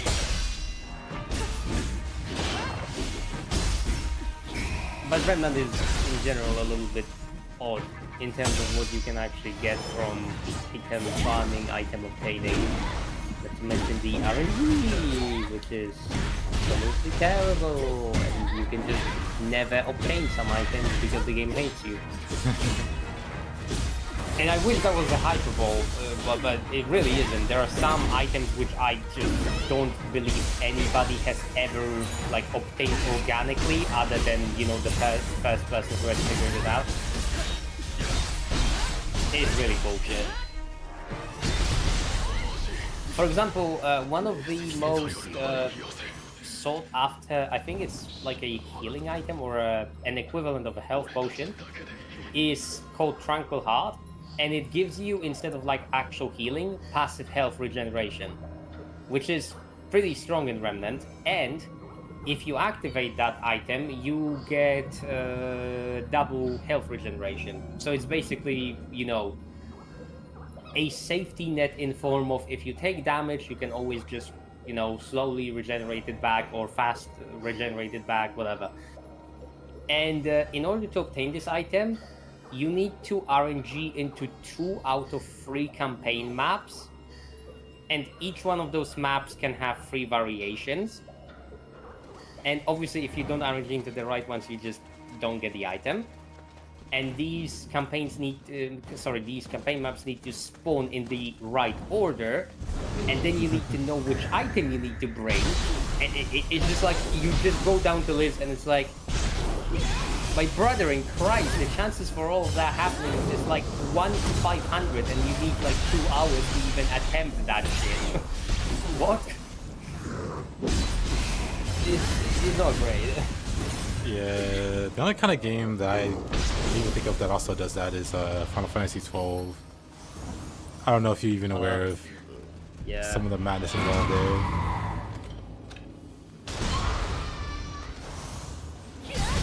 But apparently Final Fantasy XII isn't the only game with a very obscure, nigh impossible to find organically. And open to the crocodile.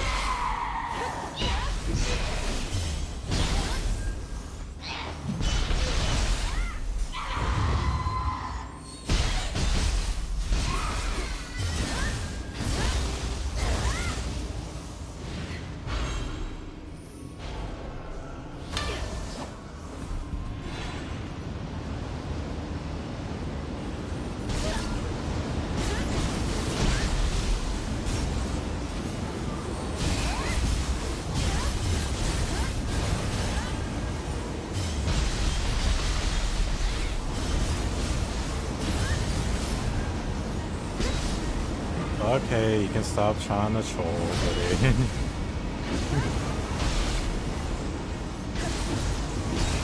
Should there be another, you know, accident due to me being a radicalized person? Yeah. I see how it is. Oh well, I've been radicalized. Apparently.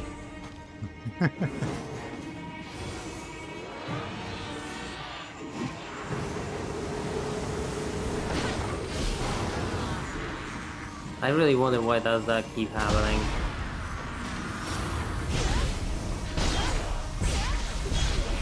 Like, is there nothing better they have to do?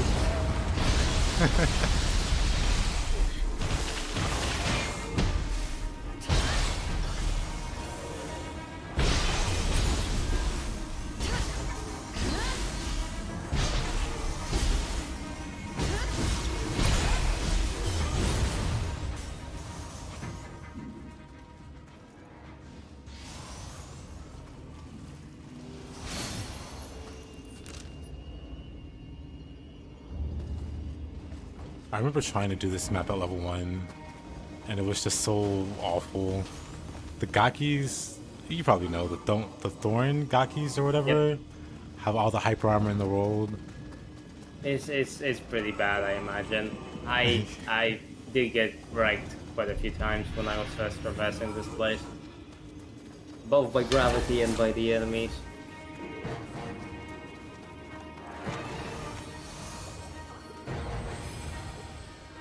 Surprisingly, not by the boss. It just like landed a few hits and that was it. But the enemies just. Yeah. Oh wow, the Gakis heard me talking mess. Jesus Christ.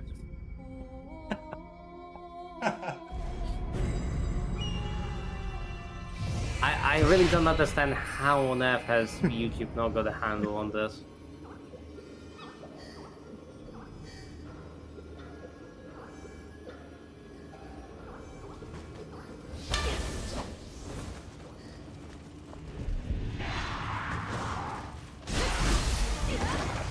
Also, that fall was pretty unfortunate. Yeah, they got like a true combo going on me.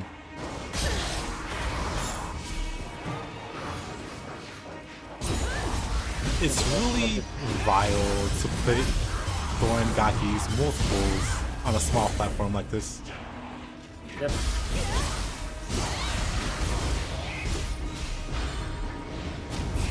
Jesus.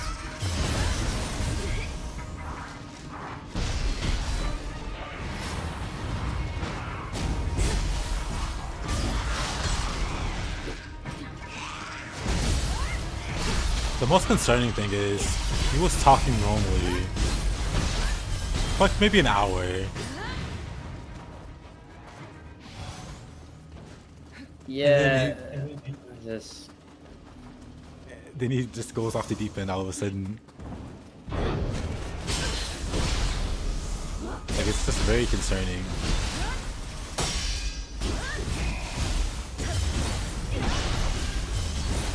I mean, again, I just don't understand how YouTube does not have a better handle on this. Like, if certain, like, domains or IP addresses from which people connect have been repeatedly removed from the channel, then just don't let that shit on the channel. Hello?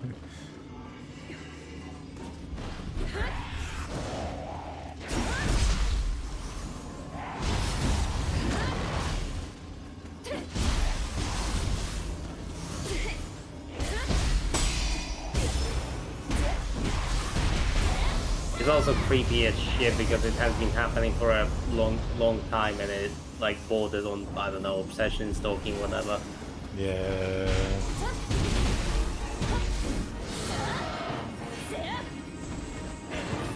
Genuinely don't know what to make of it, but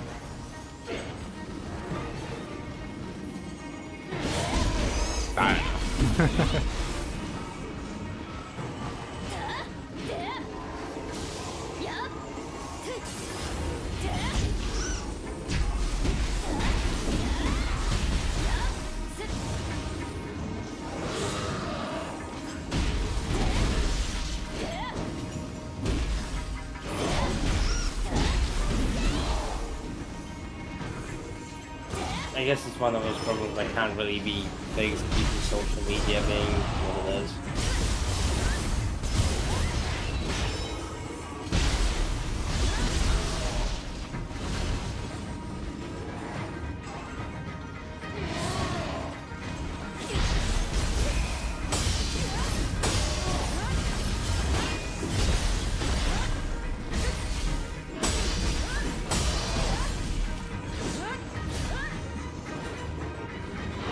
Well, it's two in the night for me, so I'm gonna have to go now and actually start working with that publishing software because right now I was battling about with Hiruko and so on and so forth.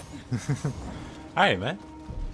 Yeah, so I won't be around to ban the village repeatedly. Sorry about that one. That's fine. I'll try to think of a more permanent solution at some point. I wonder if one exists even. I truly hope it does, but I am not hopeful. But leave you to it then. Thanks for the chat, it was highly entertaining. Hopefully Absolutely. I didn't bore you to death. No, it was fun. Yeah, okay. Catch you later then, bye. Yes, sir. Have a good one. Yeah, bye bye.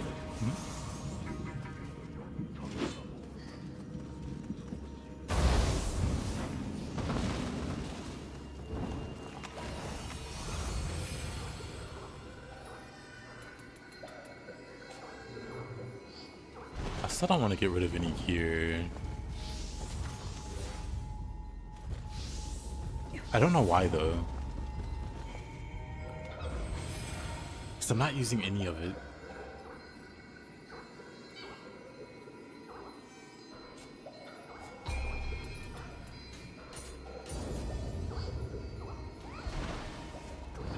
I guess I don't need the emerald. I could probably dismantle it and give it to the blacksmith.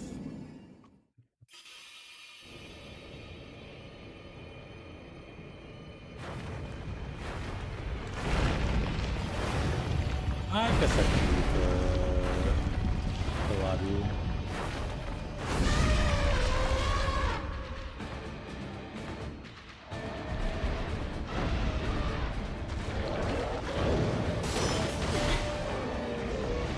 Boy, do I love Amiraki. But actually, he's not that bad in the other.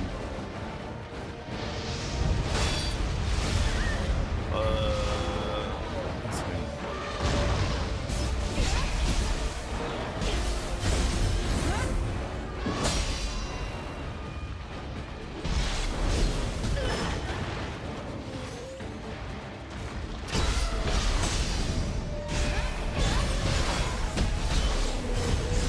Oh, no second. One moment.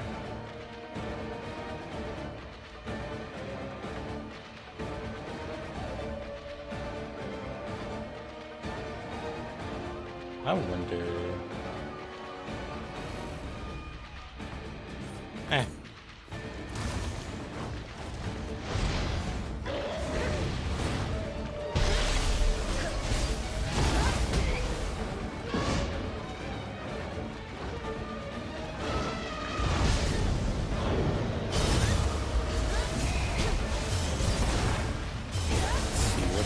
Friday.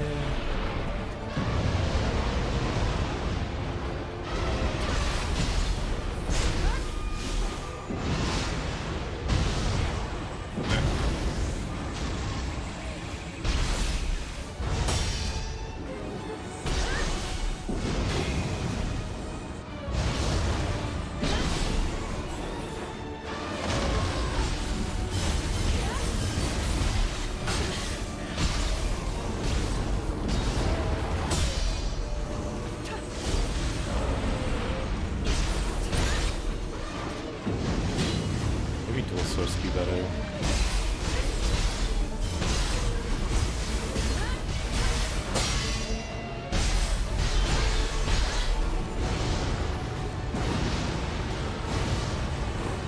Nice aim, buddy.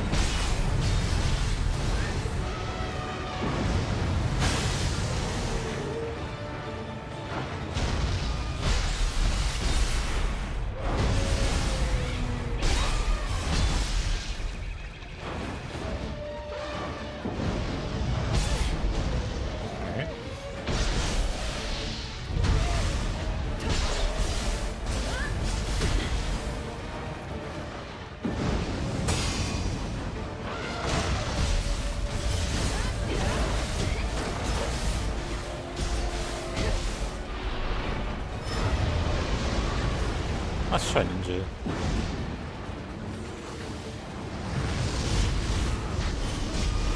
Immediately more damage.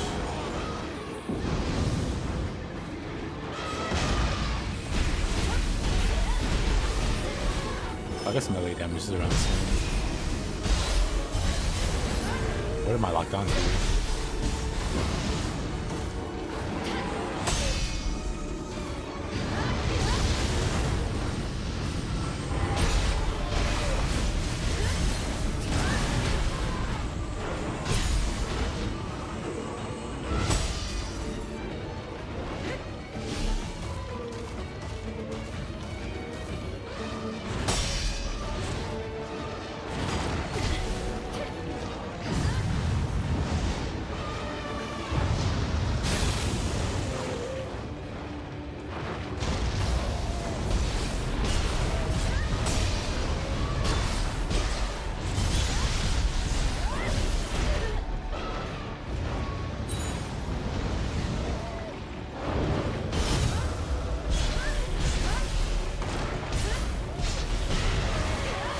Funny how it tries to fly and then falls over.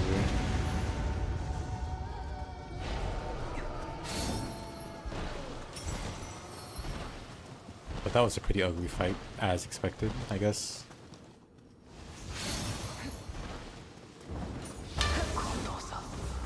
First Shadow. あなたたちのいない新戦には僕が守る。この命に変えても。無事だったのね。よかった。墓場のあやかし、あなたが追い払ってくれたのでしょ。ありがとう。獅子も新選組もそれぞれの信念のために死んだ。どうか安らかに。さあ、私は診療所に戻らなくちゃ。七条の鳥羽の西よ。あなたも何かあったらいらっしゃい。七条の鳥羽の西よ。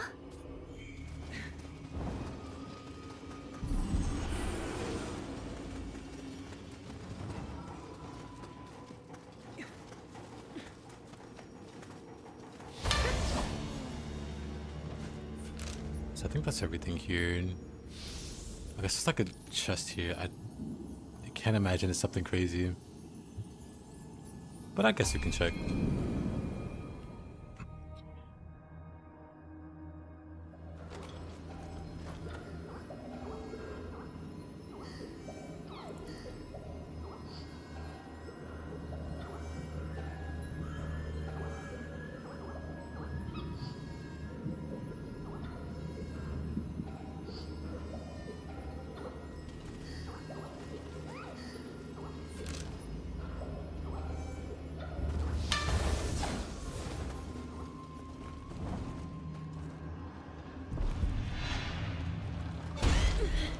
Oh, whoa.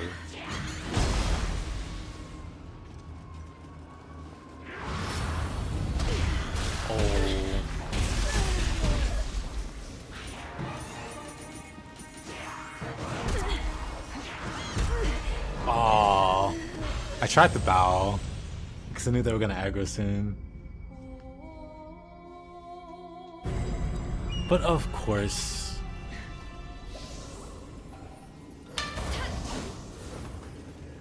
Of course it's one of those gaki down there.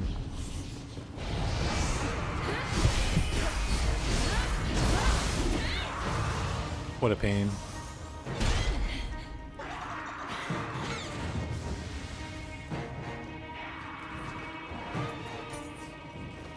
That gaki better not still be alive.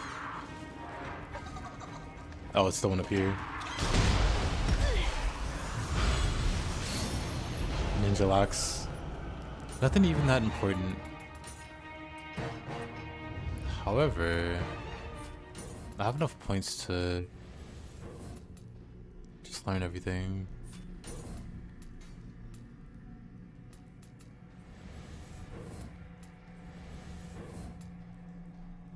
Range extended, don't really care.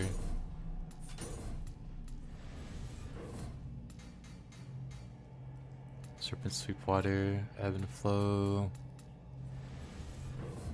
Unruly Revolution Wind. I don't think that's good. Deft counter.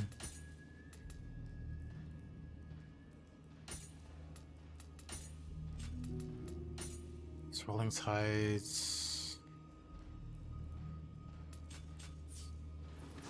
Okay.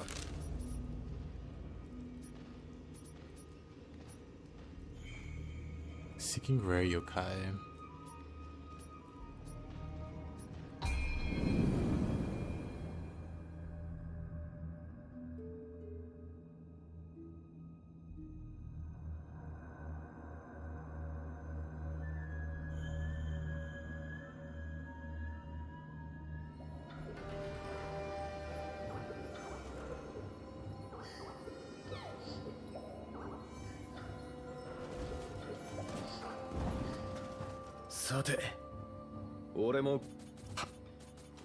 I don't think he gives out the quests. なるほど。珍しいあやかしですか。確かにこの地でたくさんのあやかしを見てきました。しかし、その方が描いたことのないあやかしかどうかまでは。あら、草薙？何か言いたそうね。なるほど。自分の You want 姿を描い Takechio to て draw ほ you, し you いと。 say. 竹千 Draw 代 me like one of your French 今の成 yokai. 長した草薙を描いてみてはどうです？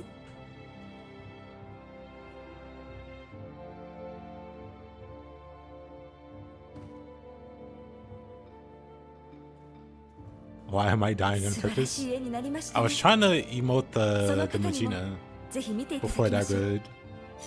But then Nagaki killed me. 竹千代にとっては未来へ飛んだ。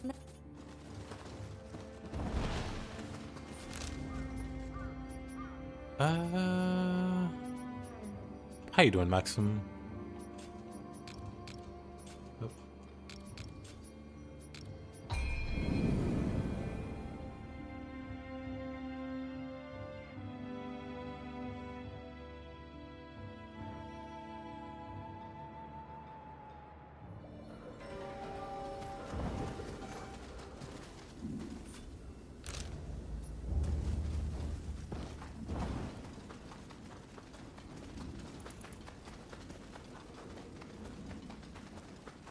Hmm. あの男、ここに戻ると言っておったが、ただならぬあやかしの気配。気をつけよ、竹千代。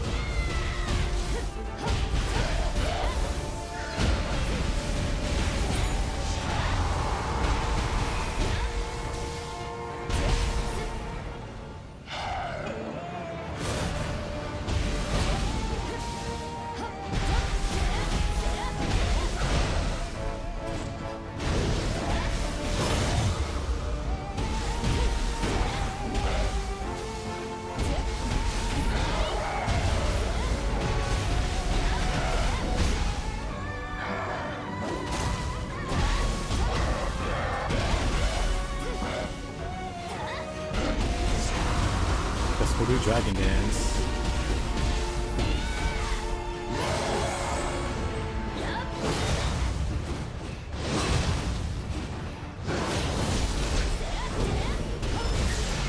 Ooh. Burst counted that too early.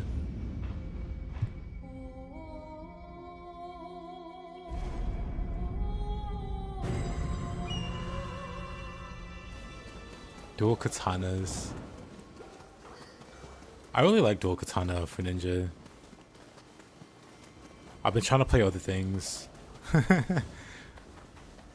Between like Tonfa and yeah, I don't think I'll swap off. I'll just use Tonfa and dual swords. Future playthroughs for ninja at least.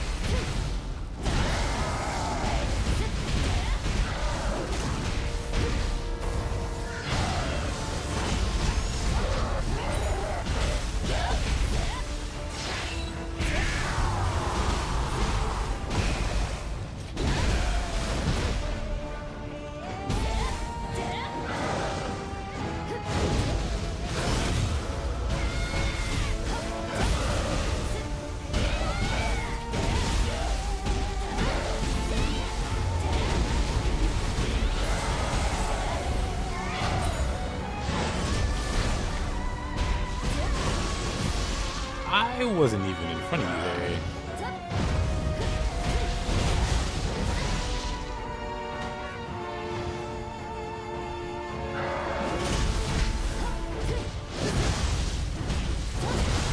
What?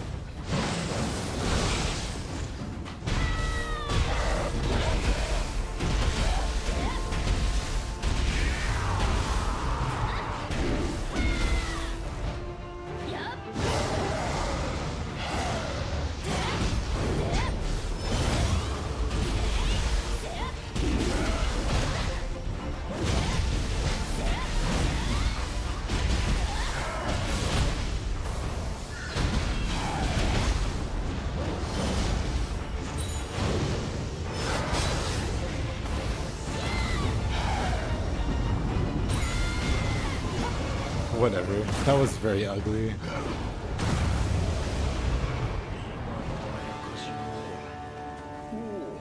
お主か。何？絵を描いてきたとな。 He loves Sudden Strike. I like the... これ。 Yeah.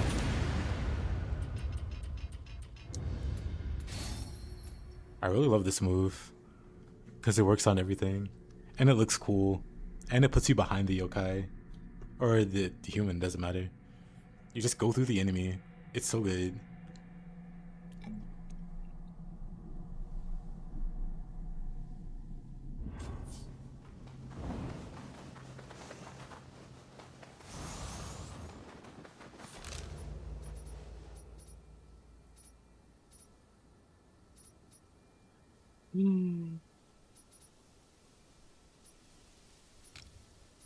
And I guess we have that.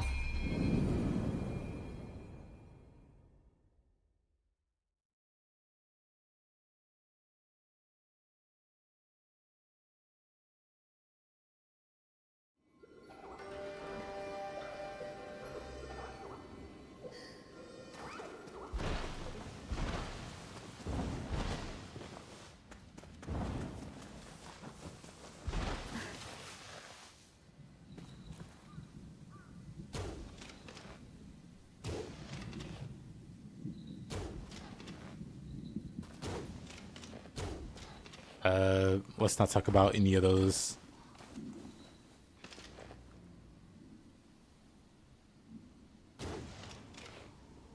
Dang.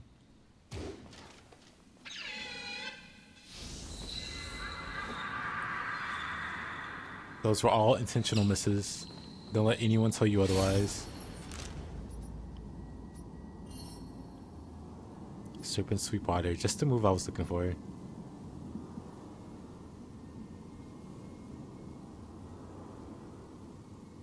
You got a Rachel cosplay going on, that's awesome. But yeah, man. Cool you're enjoying it. Nioh 3 is a really great game.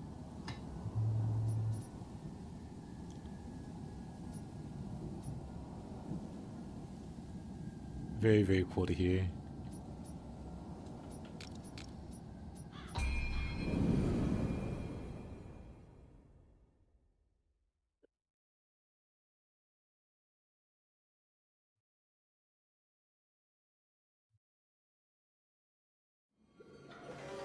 Let's see.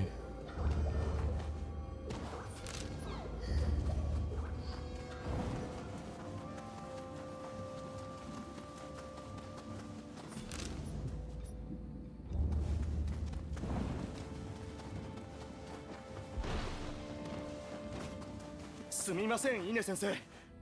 新選組がどう思われてるかは承知しています。ですが、どうか未来あるものを見捨てないでやってください。私は医者よ。誰だろうと苦しむ人は見捨てない。大丈夫。 I'm sure they'll be alright. 必ず助けてみせるから。あなた、ただ薬は。Yeah. Let's see. What's up here?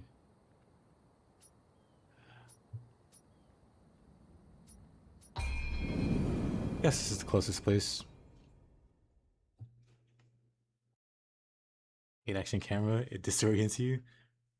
Oh wait, I never thought about that. But is there like a camera setting?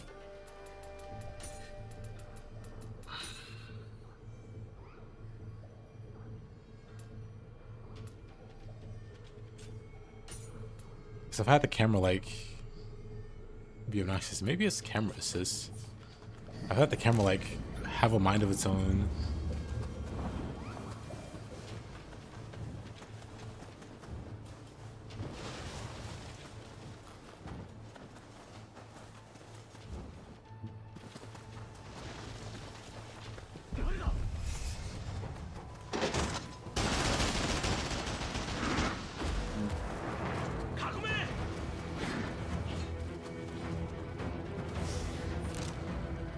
You know, I had a feeling I was going the wrong way.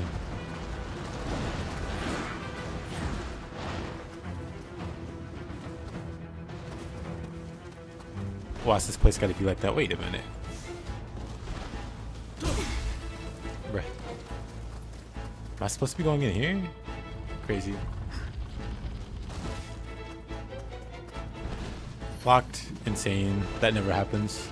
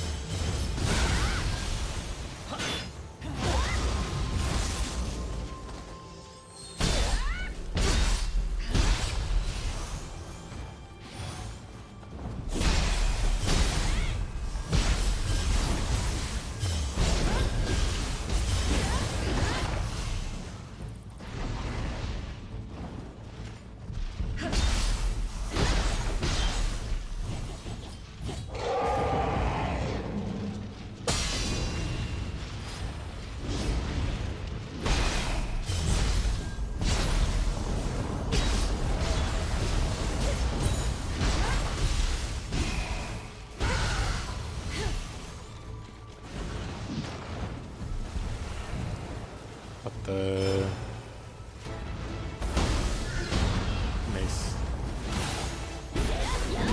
Just the element I needed.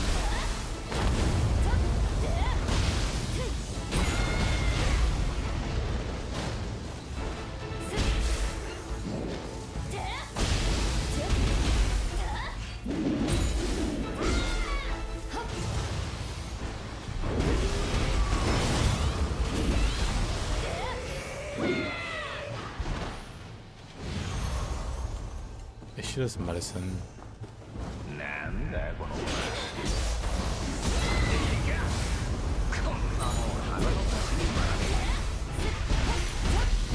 Guess I didn't have to get it on fire. Taking Fujaku's face other skull is fire.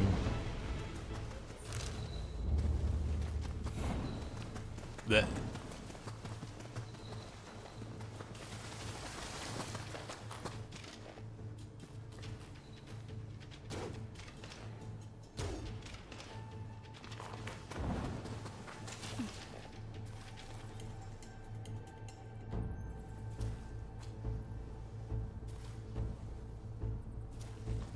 Now where's it going? There you go.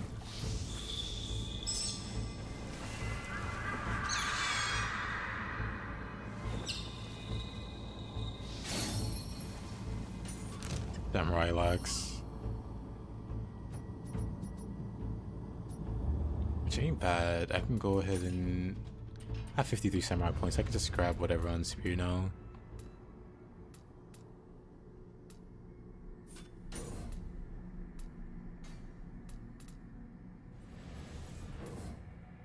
Validity. You know, I never just grabbed the Mystic Art.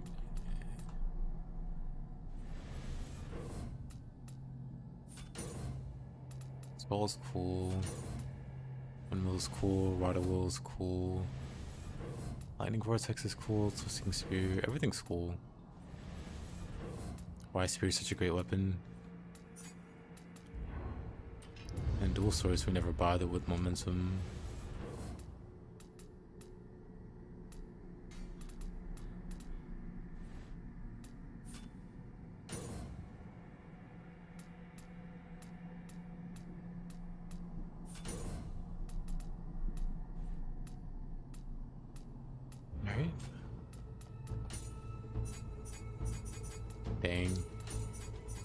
I totally forgot to even bother. Water sword, spinning dragon.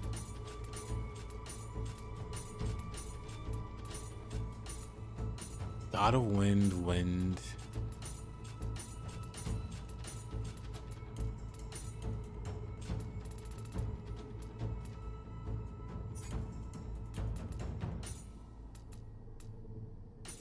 Sounding ones.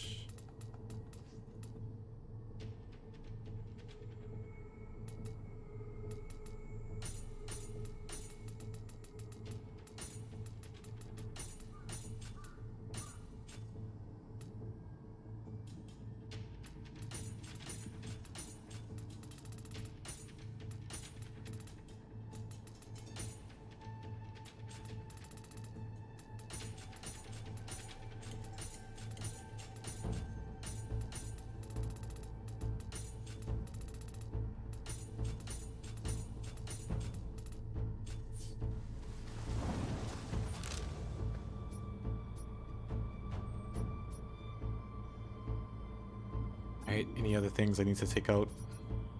Alright. Gotta resolve this quest. I think that's it. I can go to the Crucible and fight Fishman.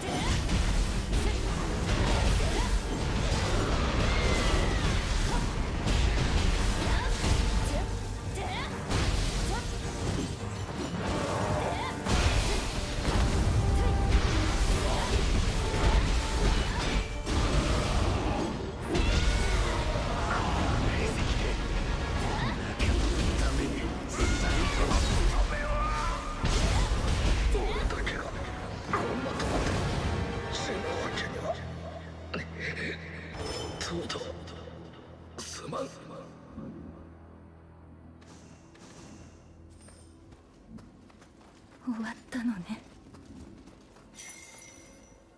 これが薬ね。ありがとう。ごめんなさい。彼らは救えなかったわ。でもこの薬はあなたにも必要よ、東堂さん。あなたも怪我を負っていること気づいてないと思った？傷が癒えるまで私の治療を受けなさい。やっぱり知られていましたか。苦しむ仲間にだけは弱った自分を見せまいと。でもそんなの何の役にも立たなかった。言ったでしょ、私は誰も見捨てない。だからあなたも体を治し、彼らの分まで生きなさい。生きるために霊石にすがるよ。医学の力で変えてやるんだから。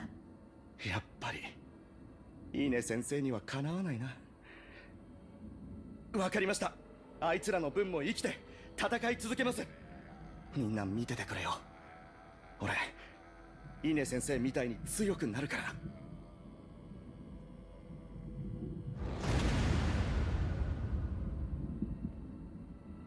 りがとう。みんな見ててくれよ。俺 Tengu mask.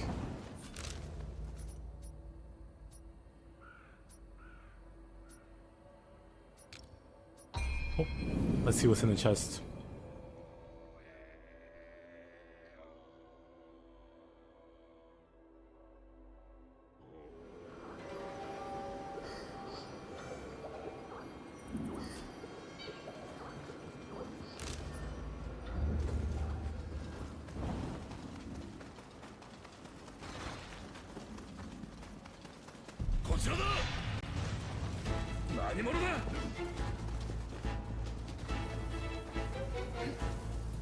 You sure that's yep.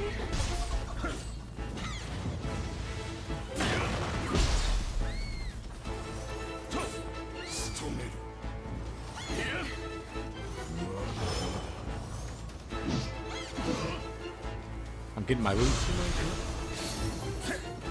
That's just no sparks.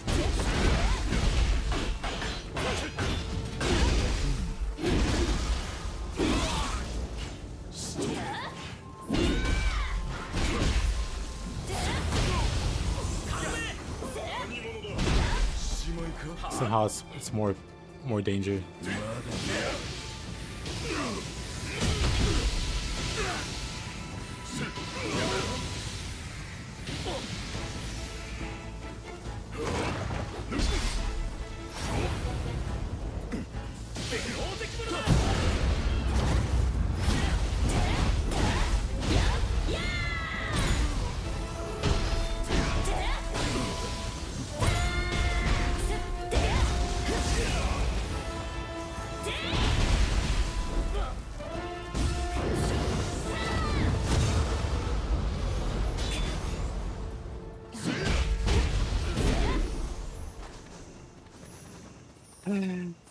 Whatever.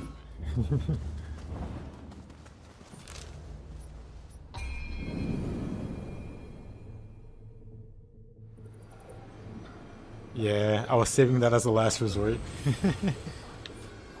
I need to get like shurikens on one of my slots so I can knock them down. And then throw a shuriken at them as they're like in that position to knock them flat.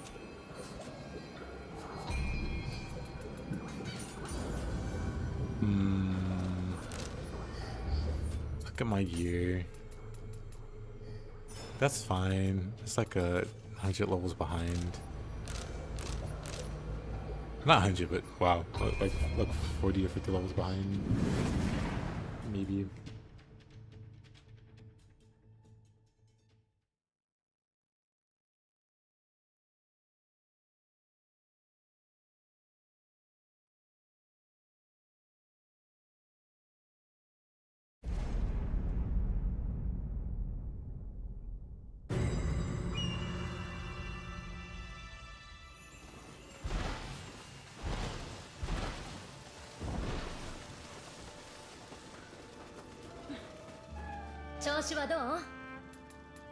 Right, forge. We can make 40.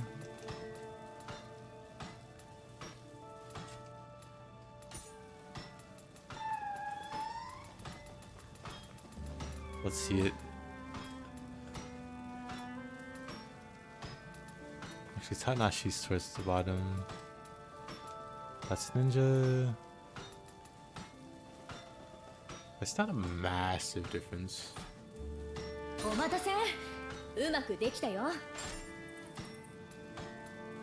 But we'll get it anyway.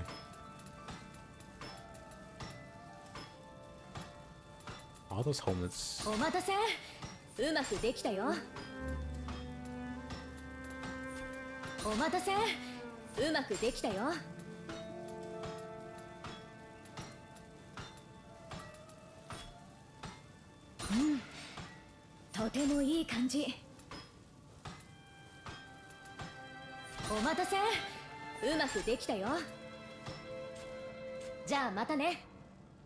Should be good enough. 141 average now.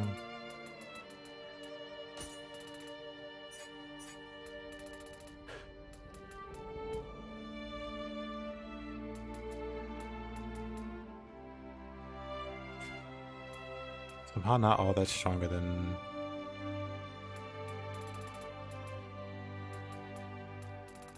Well, I guess... I've trained on mid attack. You know what? That's better. Even if it's not like super substantial. This one... Imbue Wind. Good enough.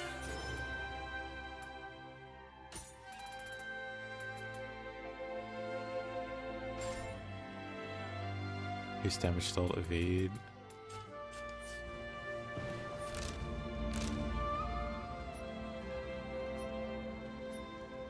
Alright, let's go.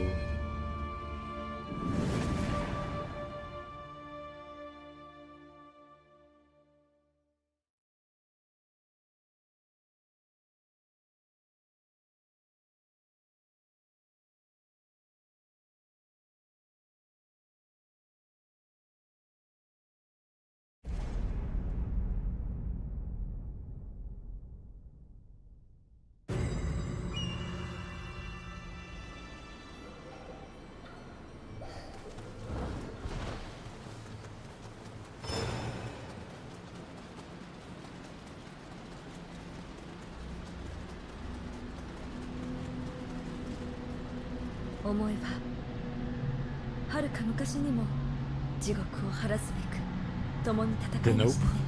あなたには幾度となく救われてきました。その力今一度お貸し願いませんか。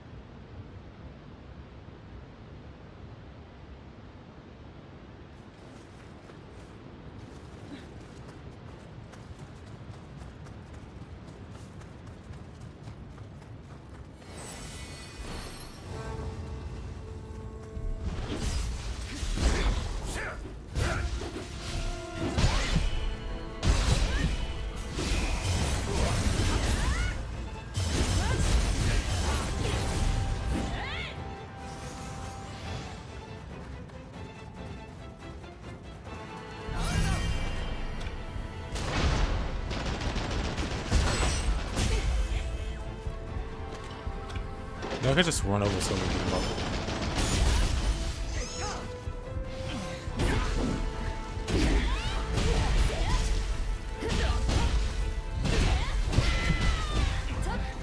Arrow's hurt, who knew?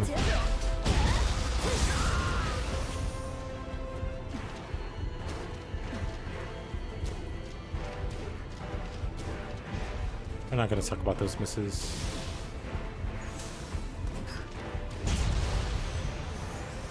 Whoa, anything in here?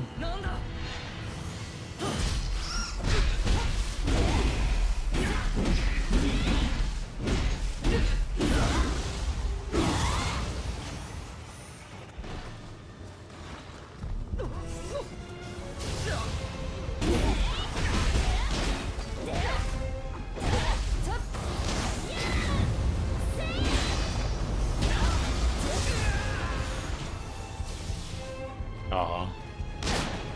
Out of range.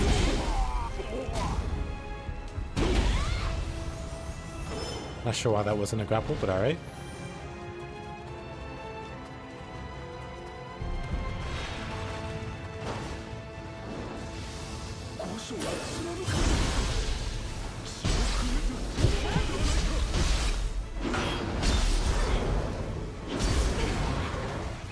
Alright.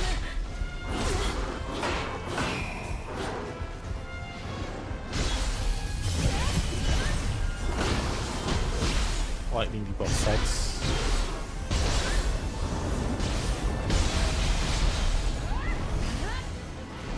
Full swords mastered.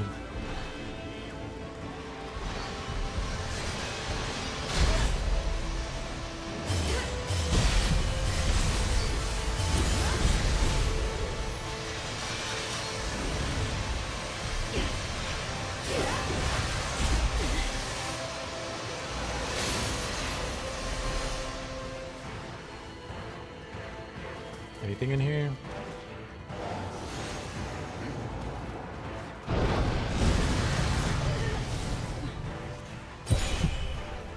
Yokai with no manners.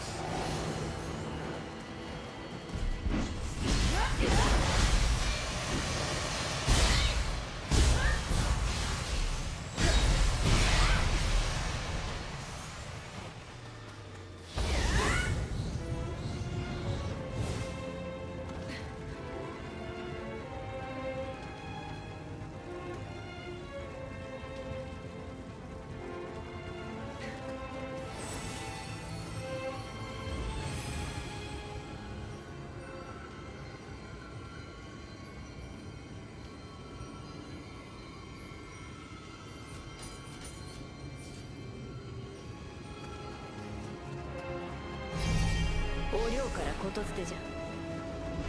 敵は多勢だが、お主の存在を支えに持ちこたえておると。のんびりしてはおる。先を急ごうぞ。Unlucky. Also more lightning.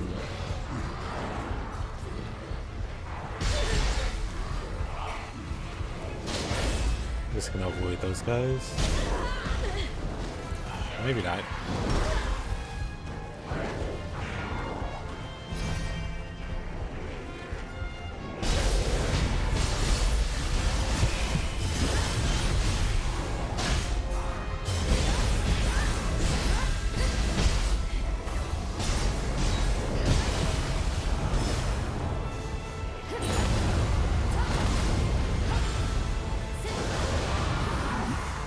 All those souls spam AoEs.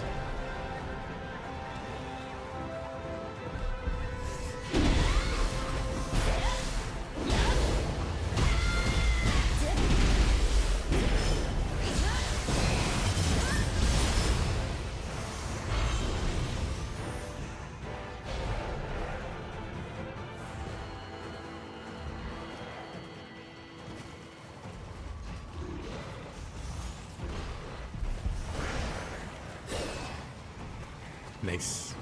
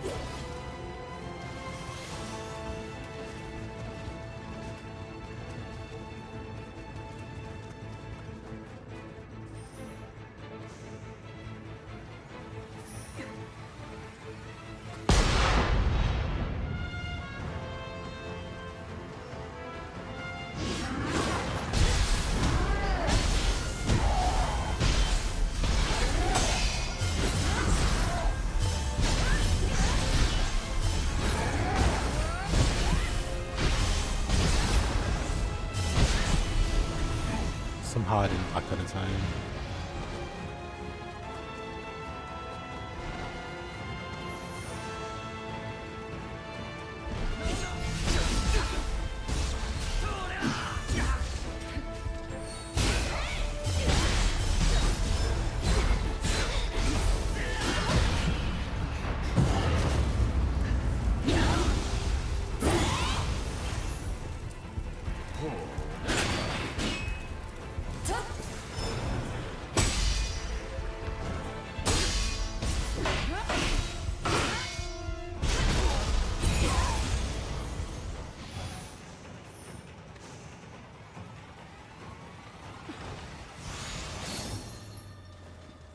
Concentrated mist.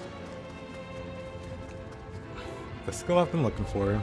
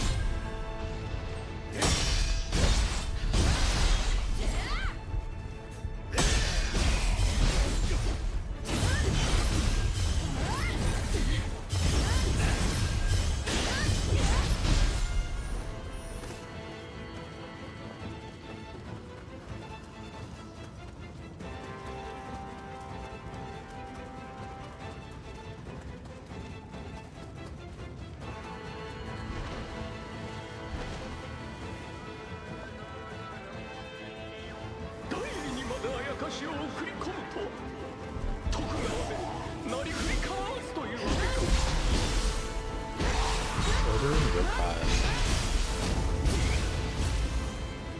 This one could Sabukawa do that.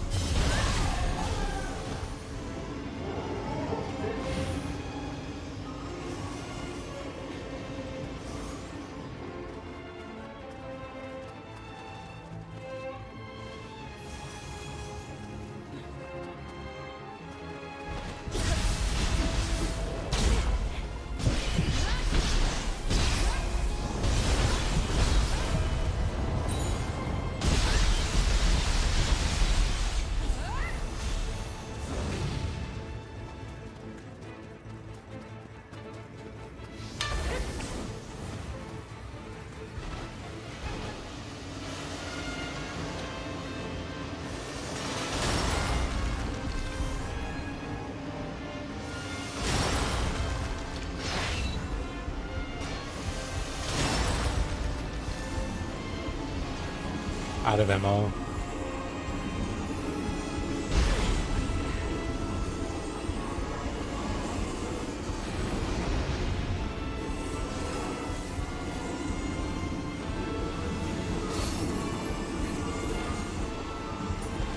Warriors text.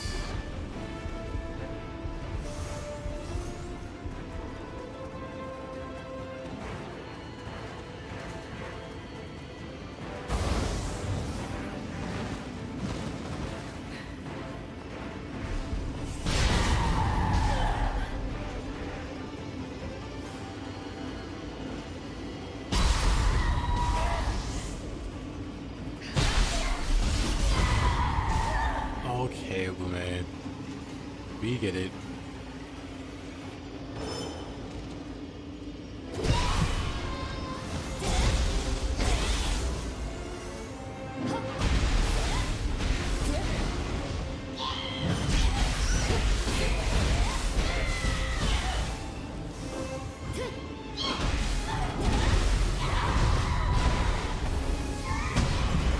Why is there a new copy there?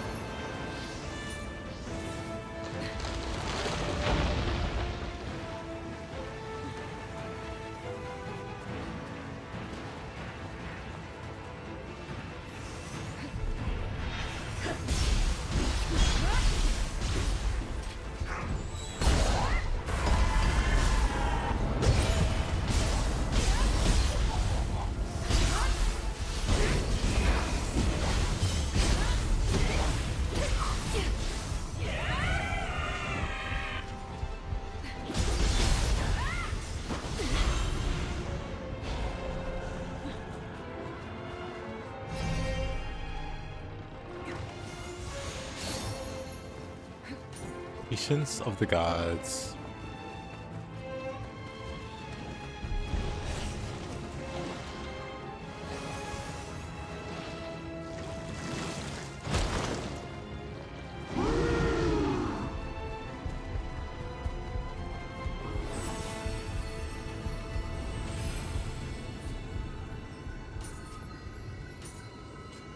Let's see. Battle Frenzy Kata.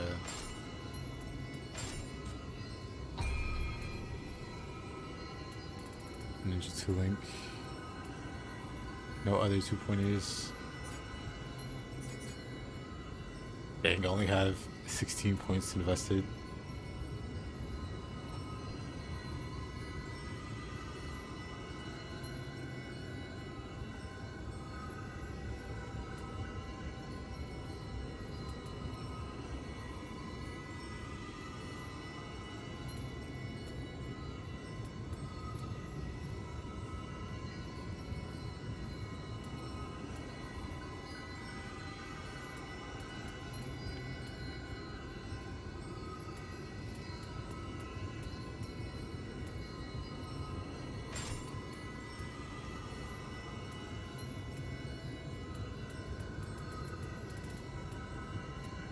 This is fun.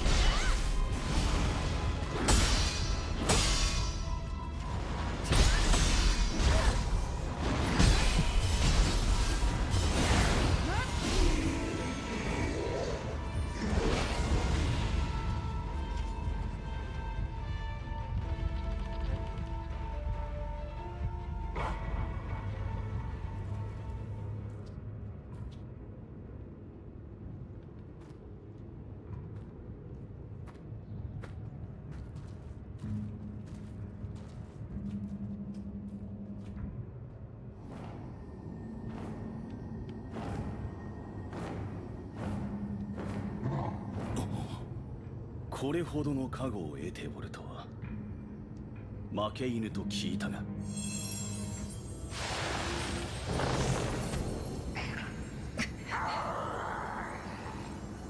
謀反人竹千代。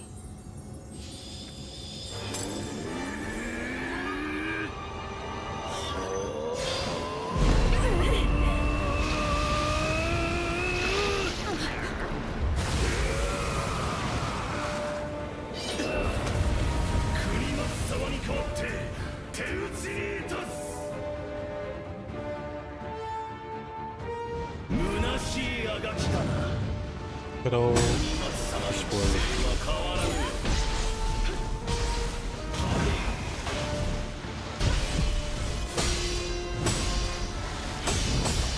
Time to go fishing indeed.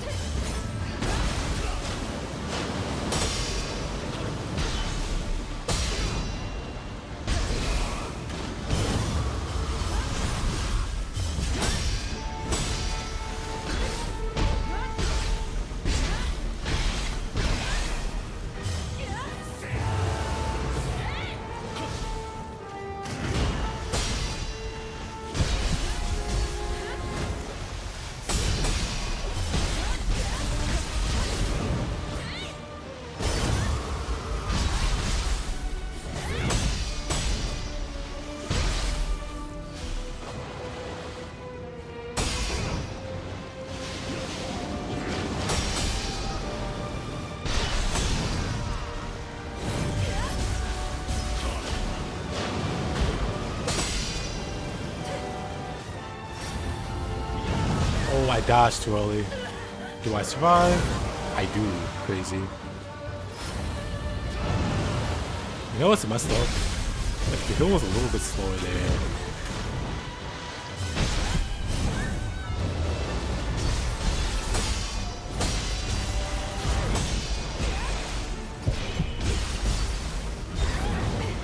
Oh, really?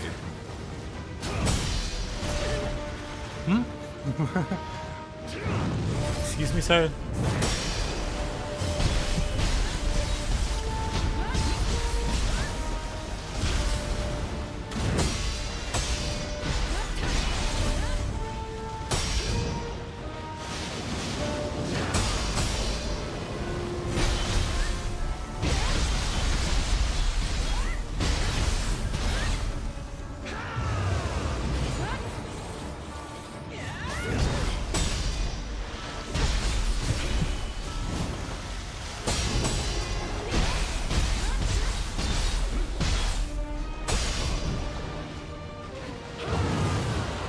Ah! Oh, that hurt.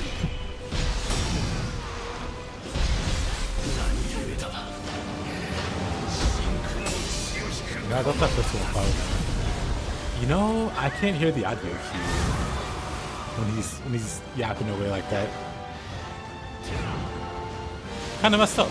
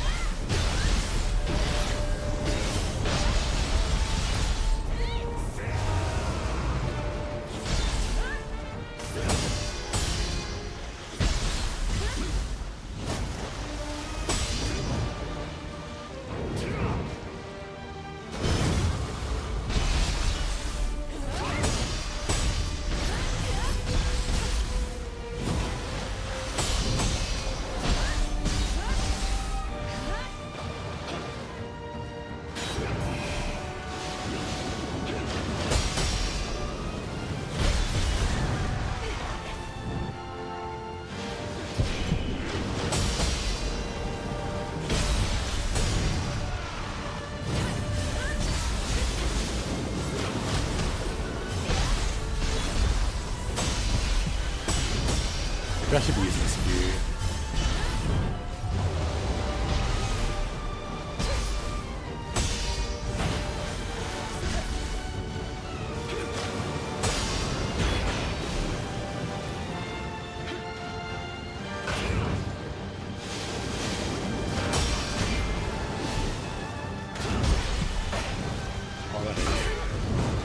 Didn't expect that follow-up. What?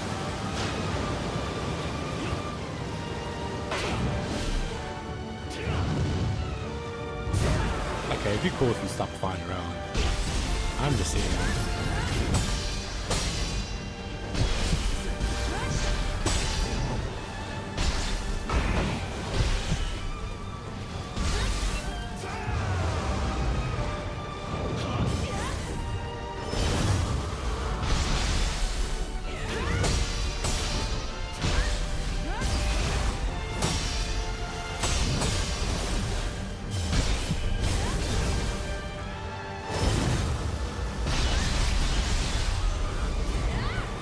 Oh, the shovel.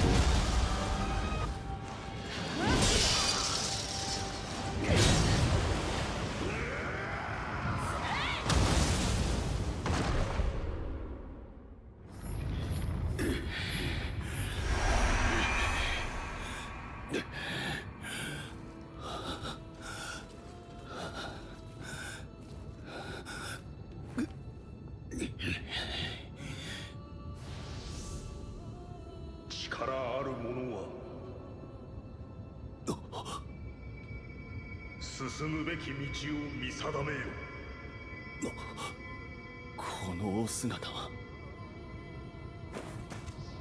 神君家康か。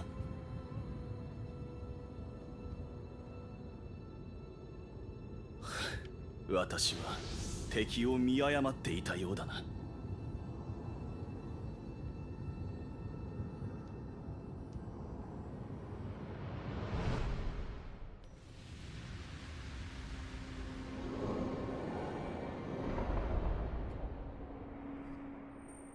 太平の世を作りし父祖英雄と仰ぎ、国を戦火より守る将軍にならんと誓った。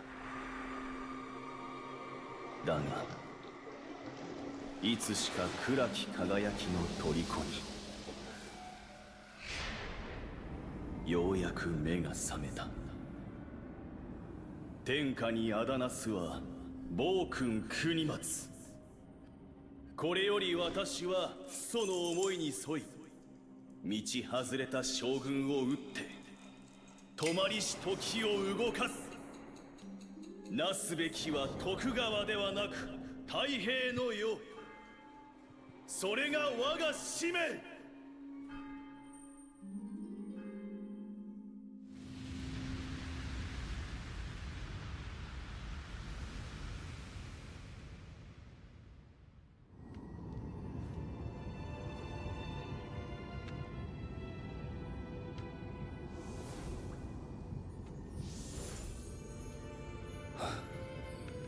私がなすべきことは定まった。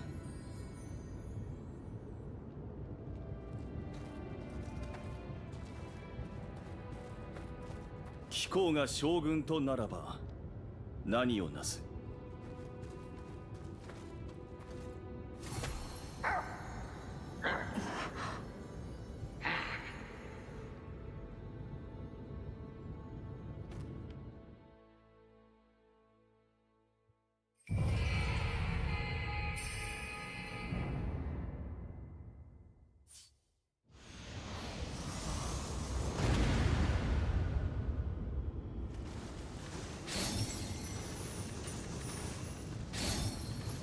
Raise taxes on farmers.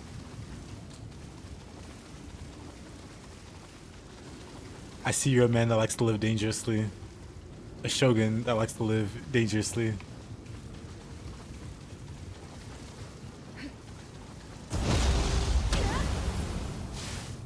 Hey, roundabout.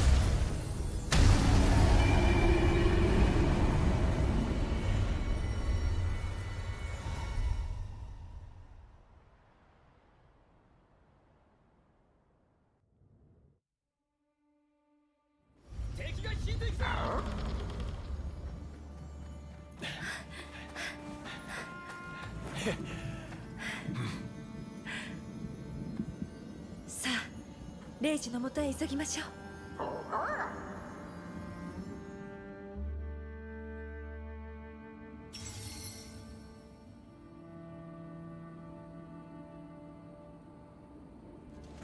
この戦には今日のいや日の本の存亡がかかってるが、なにどうせ最後は勘に頼るほかねえんだ。あの扉の先であなたが植えた霊樹が今も今日を守っています。霊樹の宿す大霊石に触れ、太古の記憶に身を委ねれば、あなたの力はさらに輝きを増すはず。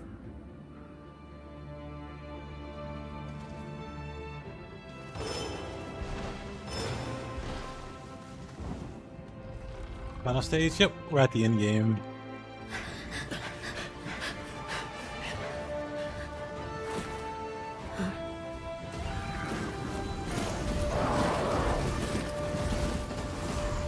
あんたらの欲しい答えは霊樹にあるんだろう。先行きな。時を無駄にすんじゃねえ。早く行け。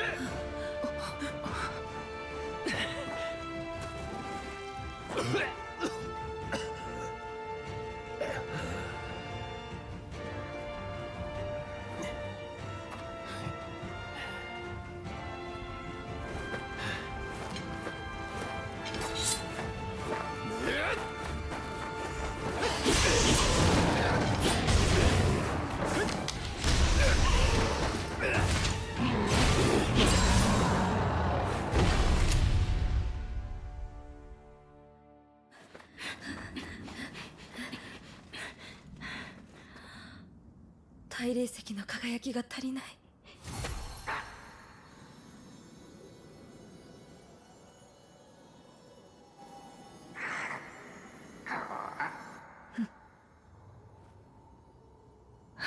後には引けません。草薙の導きに従いましょう。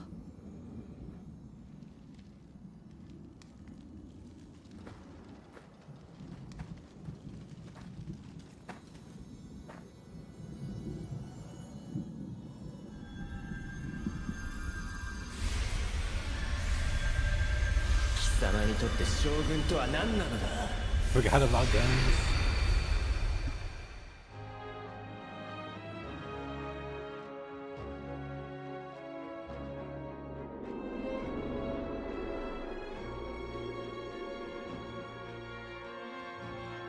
放たれた破壊の層が村雲、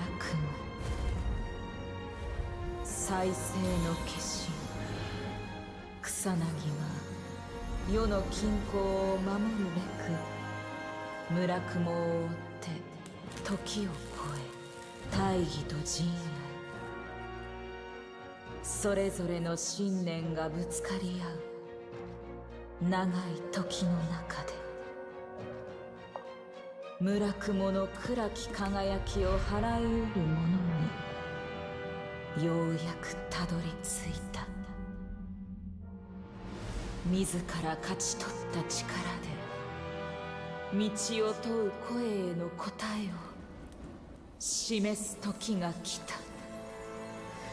新たなる光を今ここに授けん。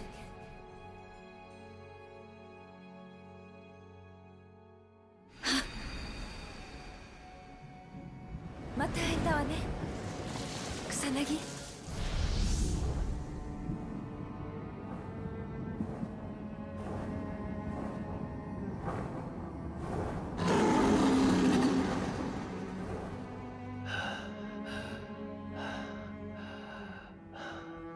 やりやがったな、竹千代。最後に派手な花火でも打ち上げるか。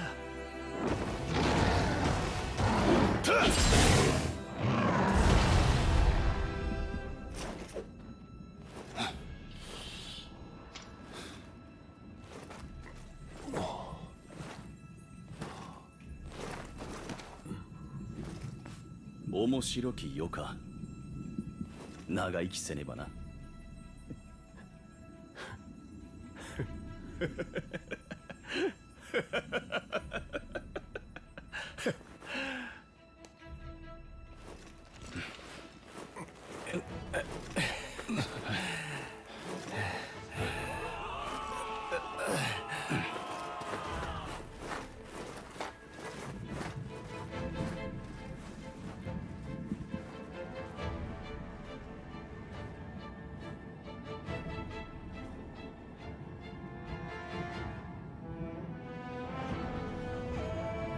時を超えて求め続けた長き因縁を断つ光は今あなたの手に委ねられました。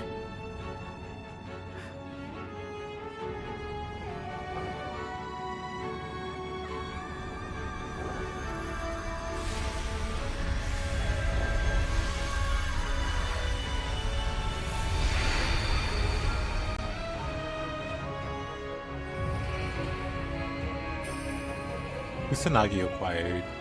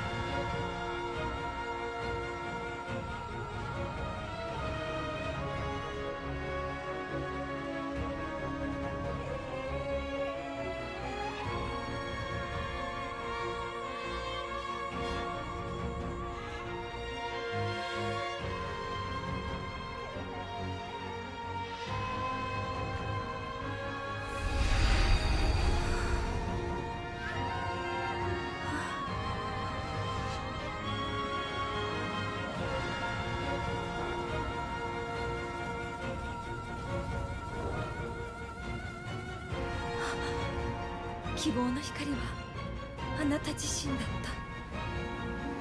今こそ長き因縁を断つ時。 The Wolong design is apparent, yeah. That's one region that looks very much Wolong inspired.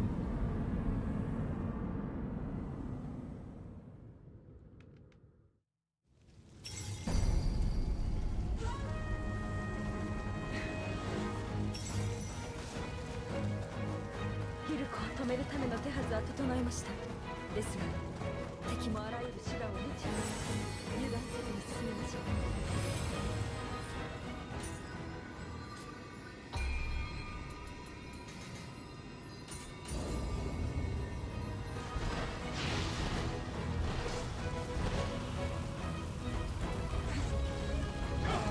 若何故お戻りに。問答は目の前の敵を打ち払ってくれ。竹千代様、この奴らを共に打ち払いがけは。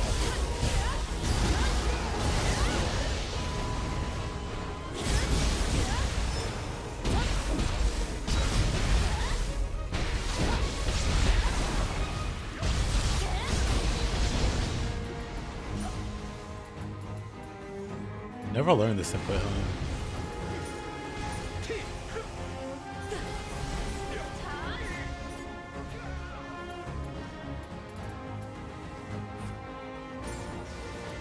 There's thousands tongues to spill. It's gotta be right. It's the only other input. It's the only input that's there. Whoa. Okay, buddy.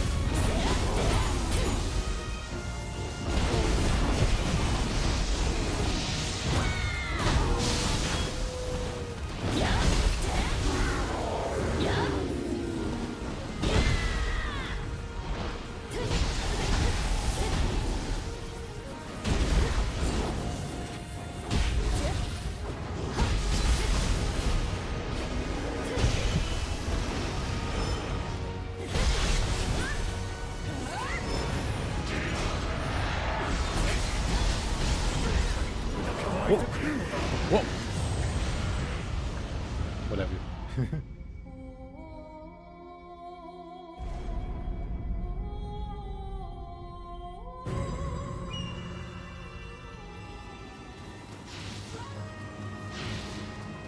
I said no, wait till you're ready. 若何故お戻りに。問答は目の前の敵を打ち払ってくれよ。竹千代様、この奴らを共に打ち払いがけ。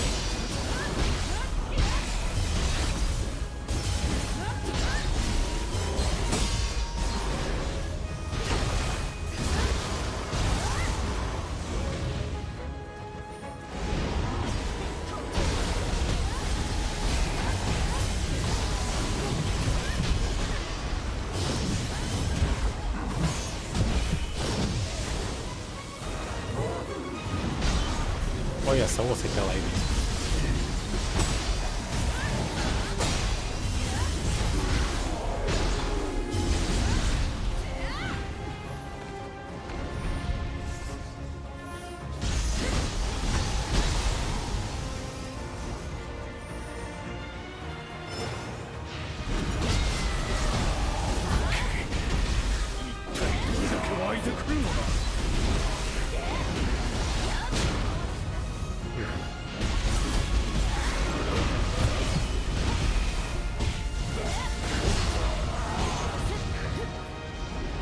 Hey, let me see if this.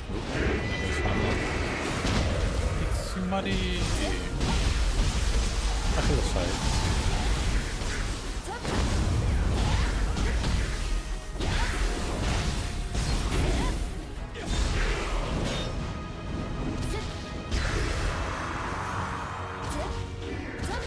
It's a bit slow.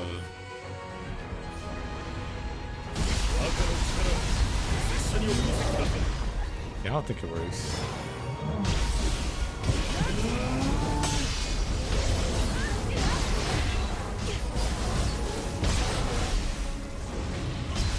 Oh, you know, I think it's urgency, actually.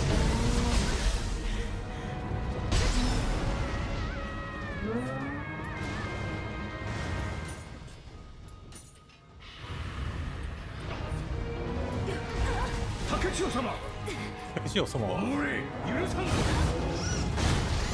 See.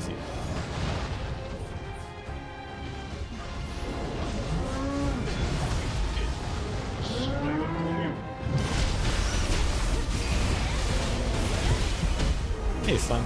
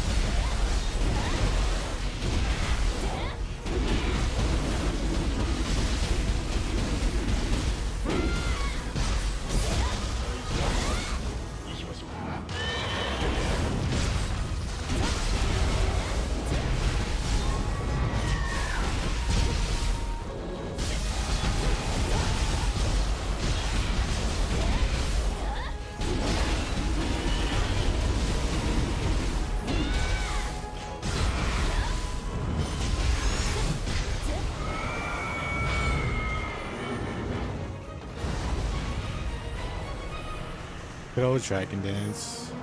お見事です。若。見事。ご助力感謝いたしますぞ。国松様を止める。そう決められたのですな。Oh, your brother? Well, that's what you decided on. 我らは再び道を切り開くのみ。今こそ亡き家康様へのご恩に報いる時よ。Translation: Let me farm Aura. I'll be the one to break it. I thought he was gonna やはり国 do 松 the 様 thing. の仕業でしたか。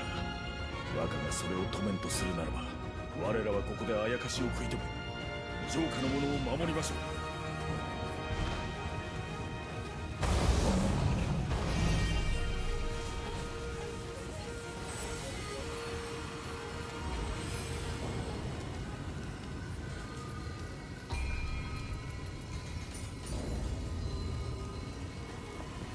ヒルコと国松は極霊石を通してさまざまな時をから霊石を集め、これまで以上に力を増しています。しかし恐れる必要はありません。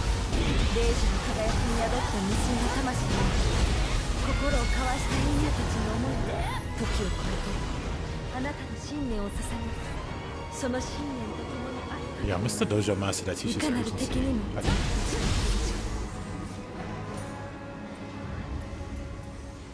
I keep checking out the worst time, but it's definitely urgency that I'm missing.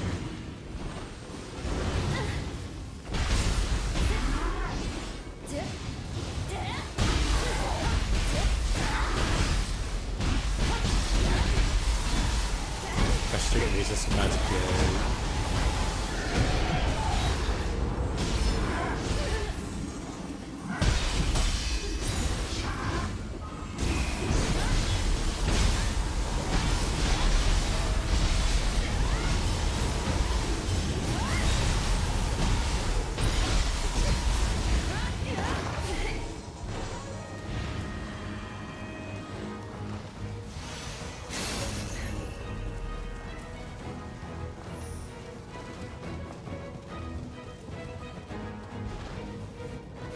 Wrong way.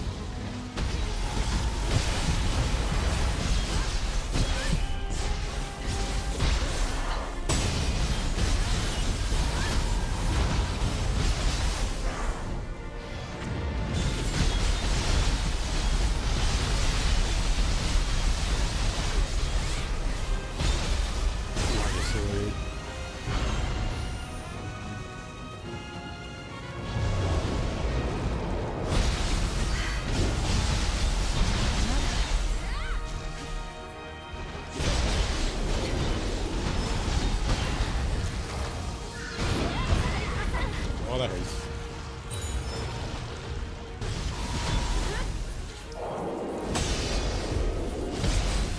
What is that? Great question.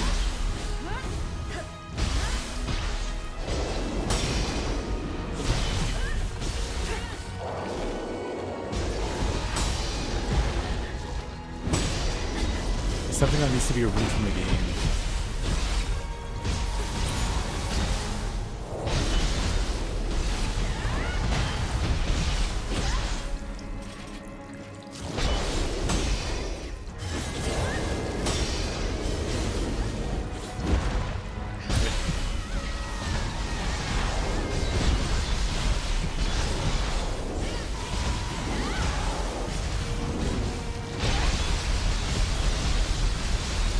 Water sword.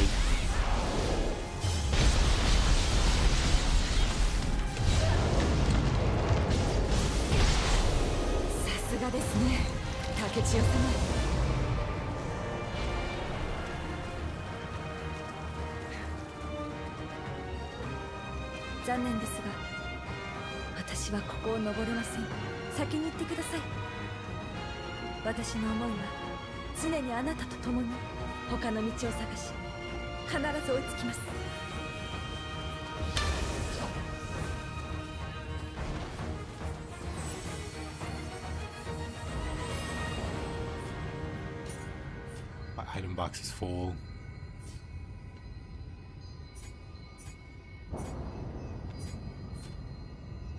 Let's see, set conditions.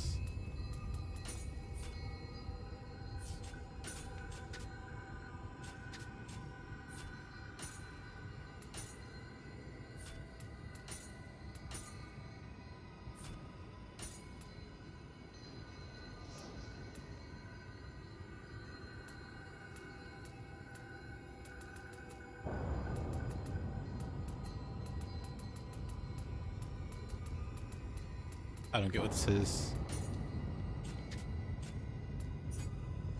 Oh.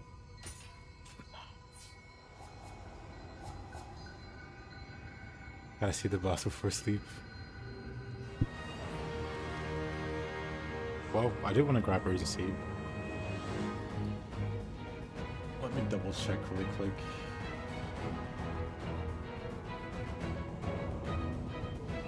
He's honey.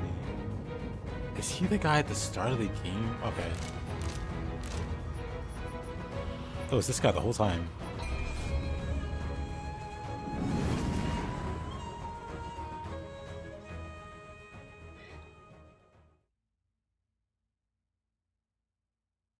This is why you gotta look stuff up.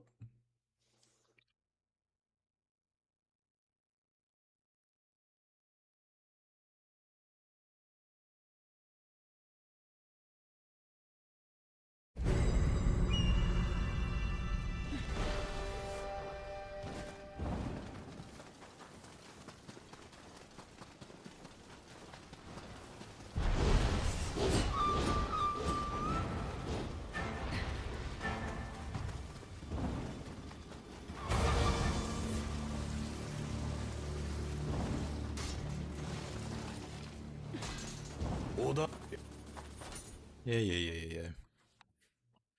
突っ立っておると撃ち抜く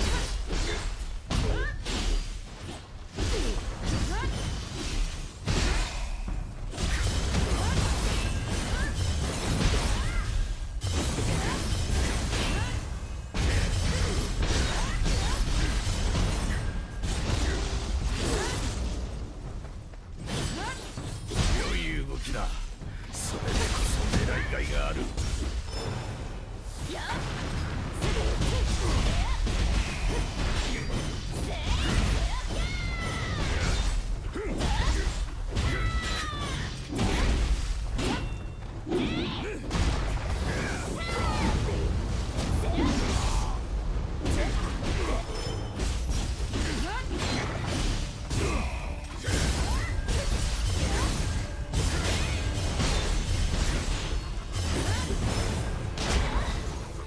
Somehow, that almost fooled me.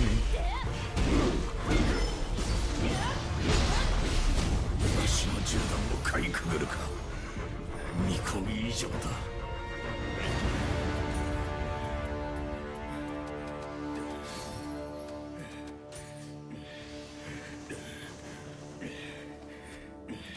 But now I have urgency.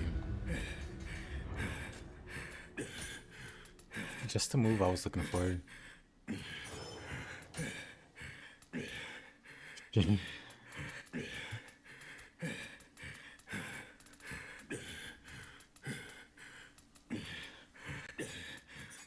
Let's see.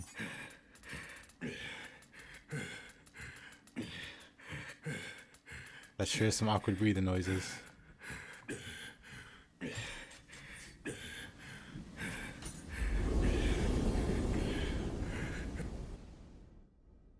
But yeah, still a little bit before I get to the actual boss.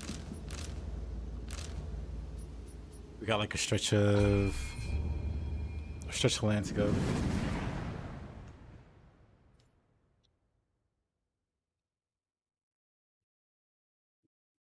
Stretch of map to go.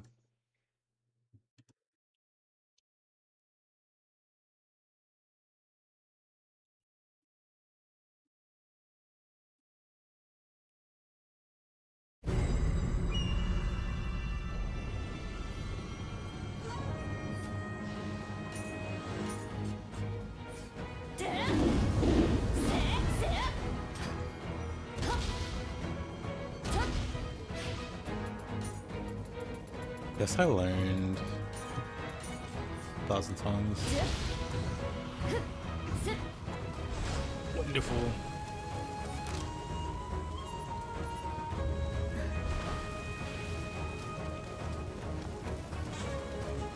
Why am I back at the start though? Oh, you can't fast travel in the Crucible. Oh, that's awkward.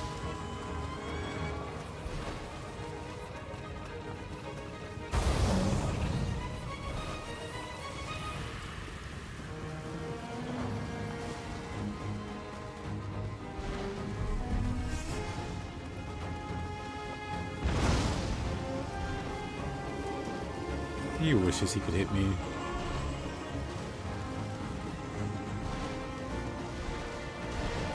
Wouldn't it be wild if the bosses respawned?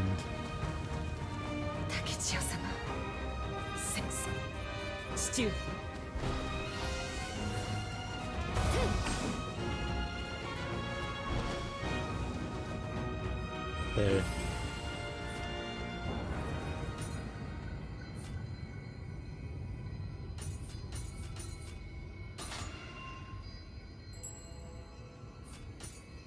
I'm just gonna get rid of all that.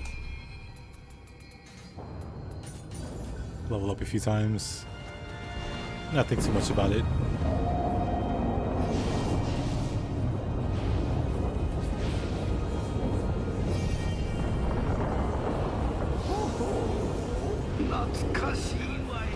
Gonna grab dodge. Alright. まただと面白いそなたもだけに年を取っておるわけではないようじゃなほほそれもどこかで聞いたような物言いじゃここから先は何も How to do it? Marco Status? I just learned. 気をつけて進むんじゃぞ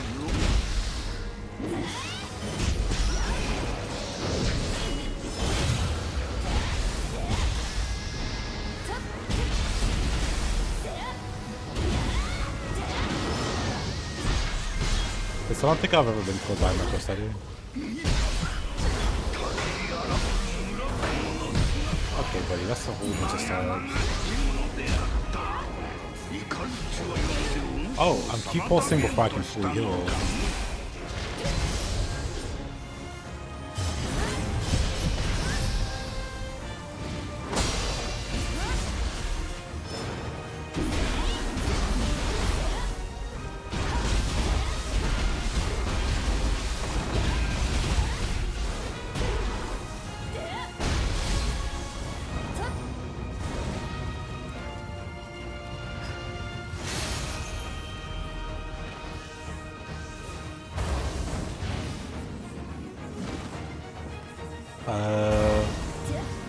I don't think I go down this way. I think I go this way.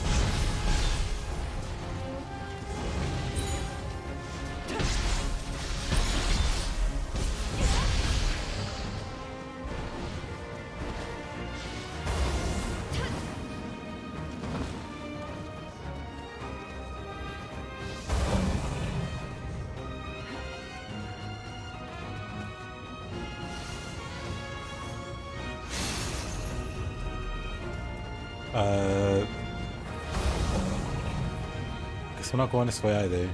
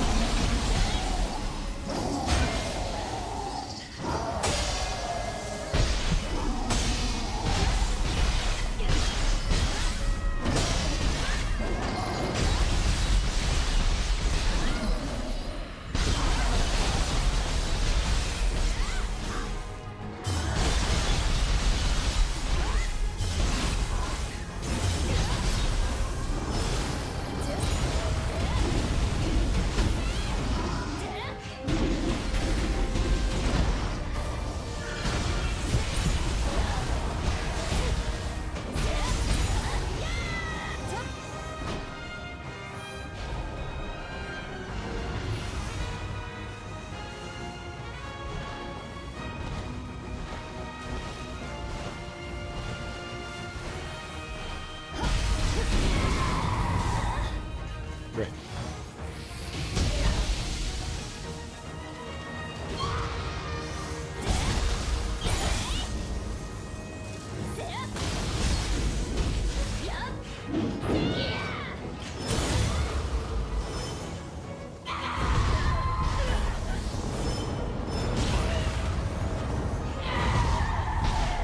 Oh, please.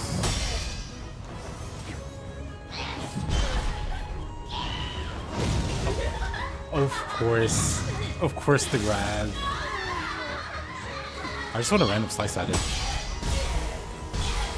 Oh, those things. I just wanted to random slice at it this whole time, but I couldn't quite get the input. I couldn't remember it.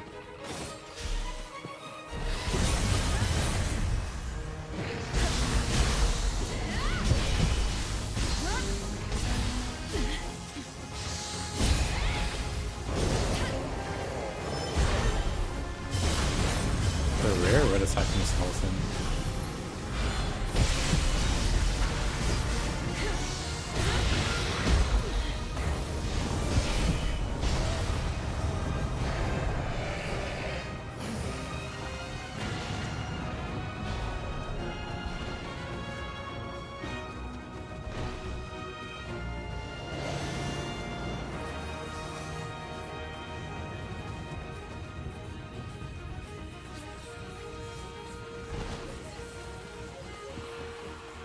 But now where am I going?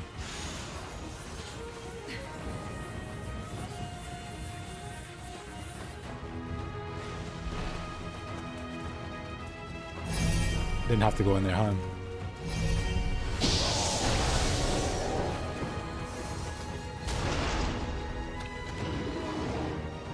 Yeah, I thought so.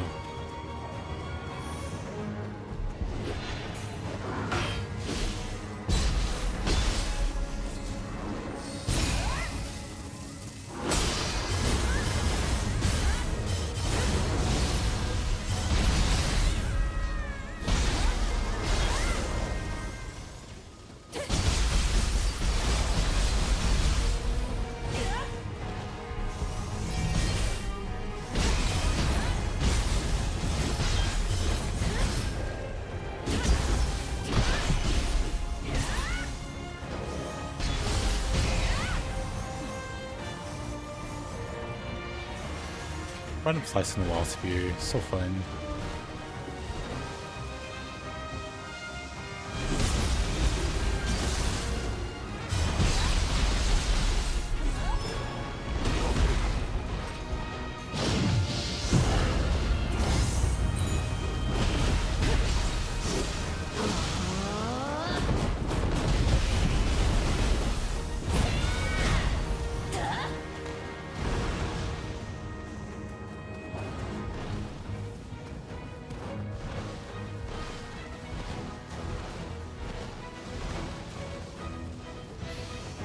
Not sure if I'm going the right way even.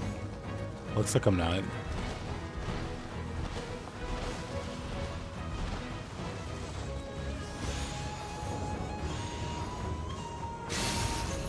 Snow Milk Sarayama. No, what is that? Oh, it's Pierce Skeleton.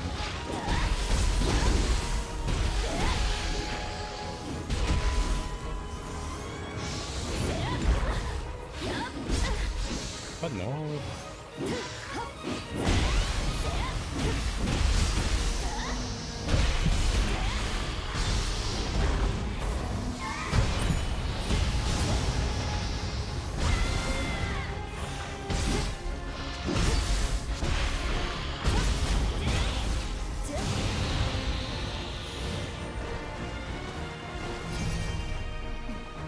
Down the old shortcut.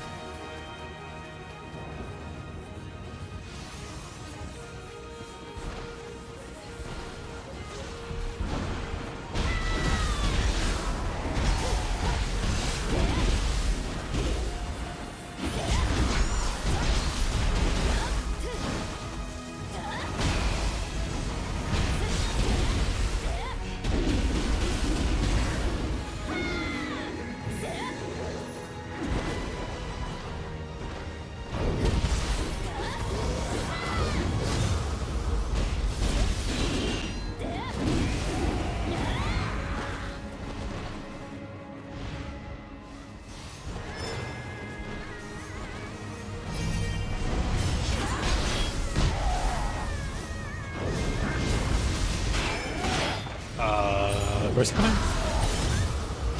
Well, better late than never, I guess.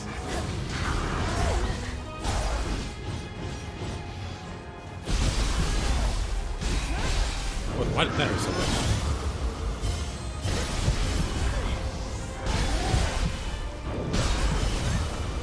That's like 4 burst attacks this thing.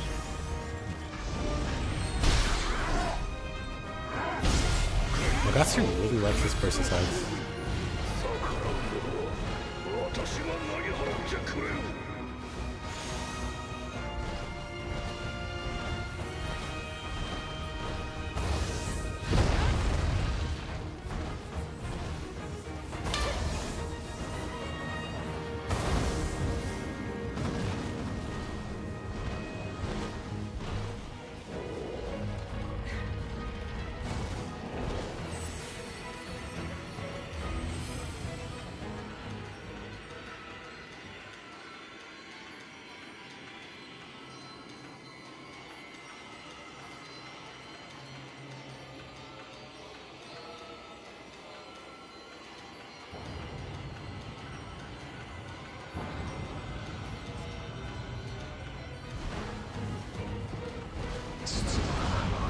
家臣たちも皆私が将軍になるものだと。あ、何？生きるなど死んでいるに等しい。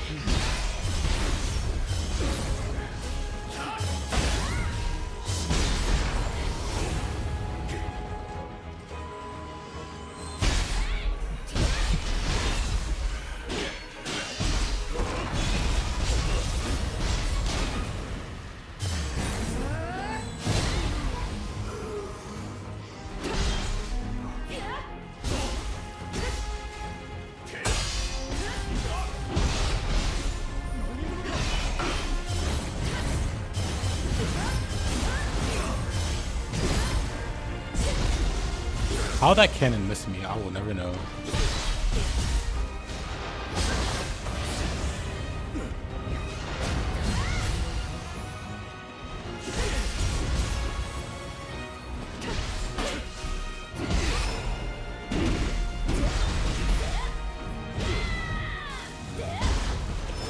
Okay.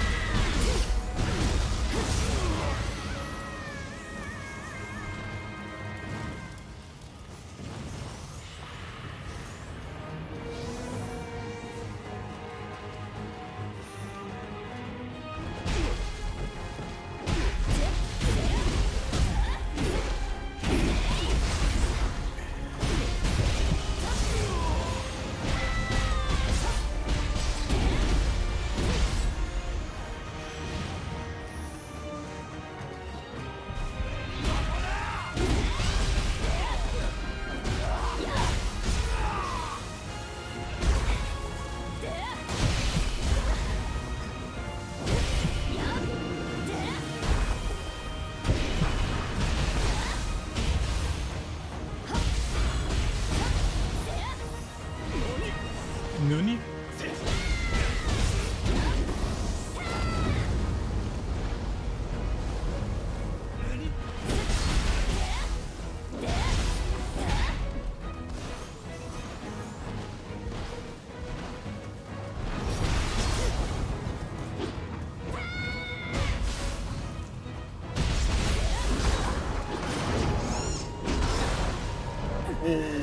What?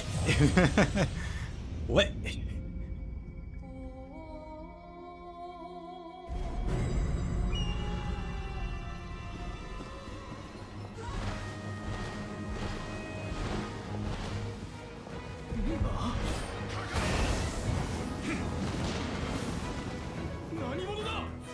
Of all things.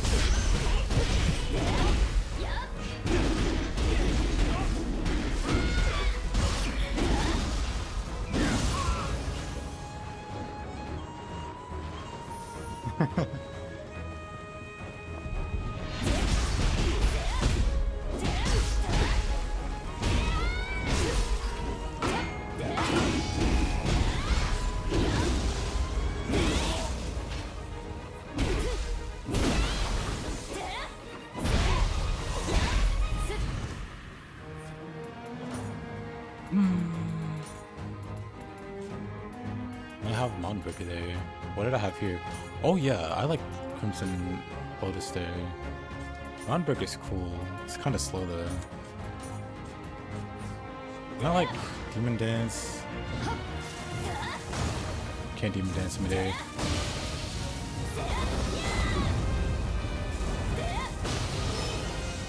Can't style shift midair.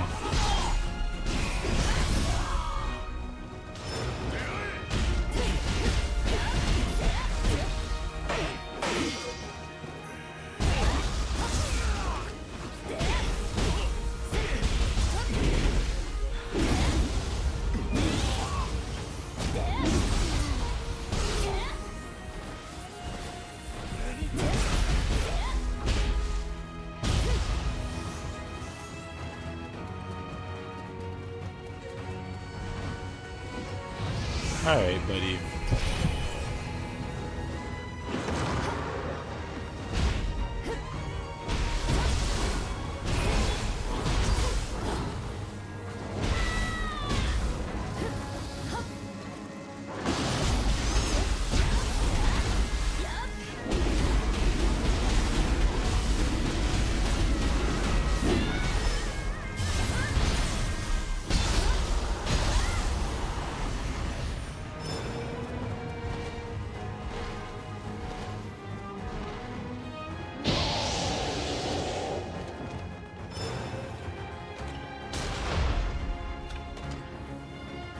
That's what I thought.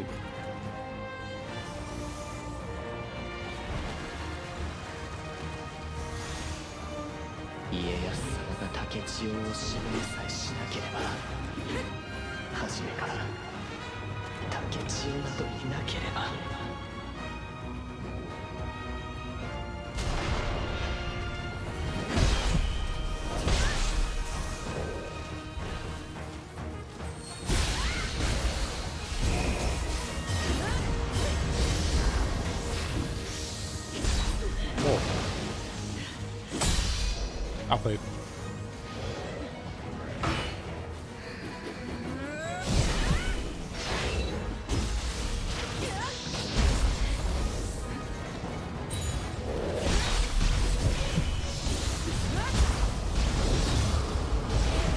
Completely predicted, by the way. Completely intentional.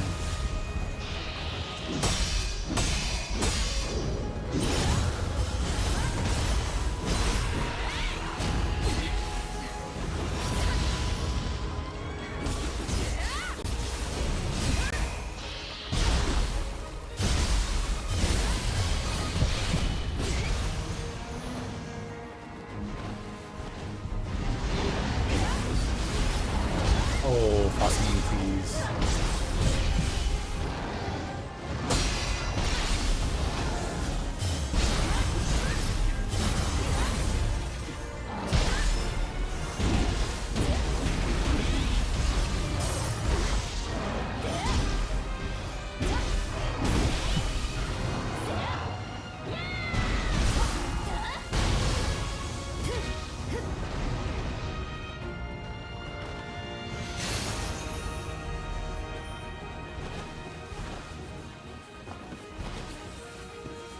Wait, what?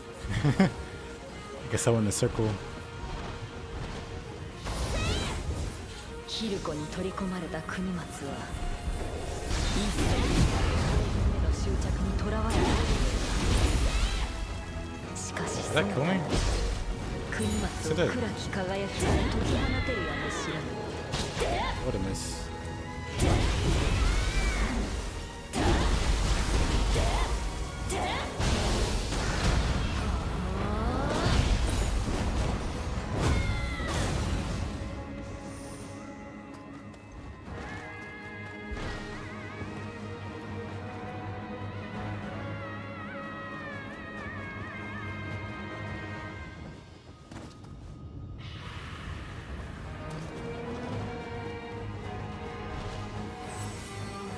I know there's like a side room or whatever. Or like a room above or something.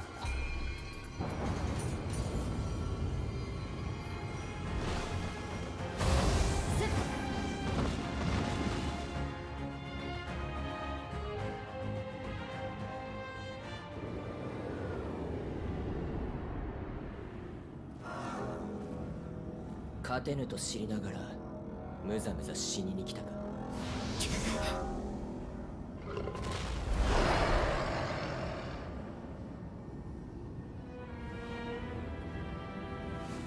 闇を汚す光、極めおったか。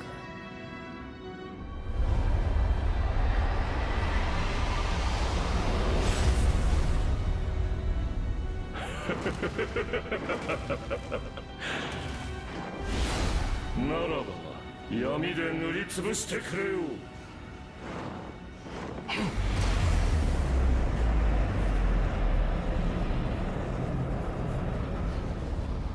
空の木よ、力を貸せ。日の本すべてを地獄で覆うのだ。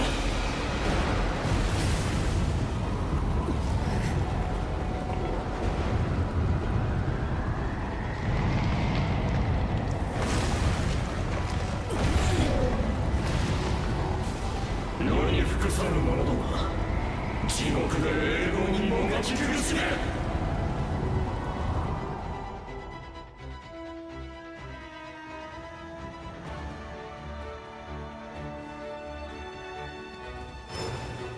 Hey Shuki, how you doing?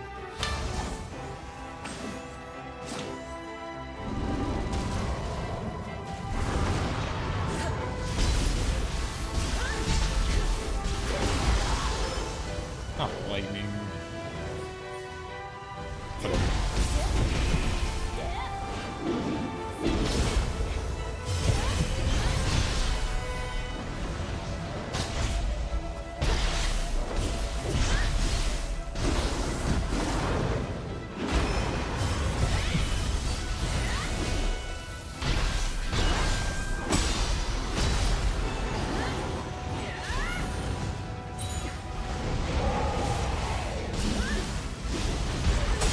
No, better than lightning.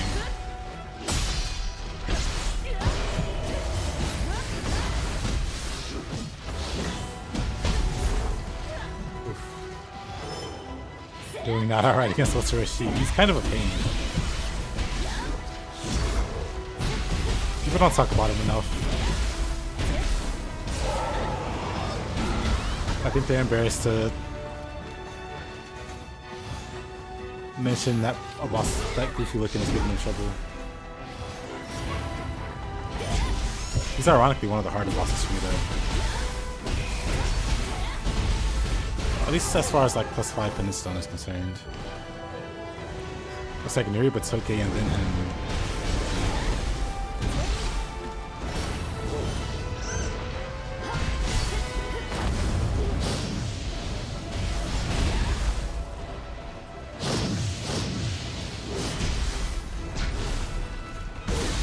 I need to remove some of the quick bars because I keep ended up on the wrong bar. So I was trying to heal for like 5 seconds there.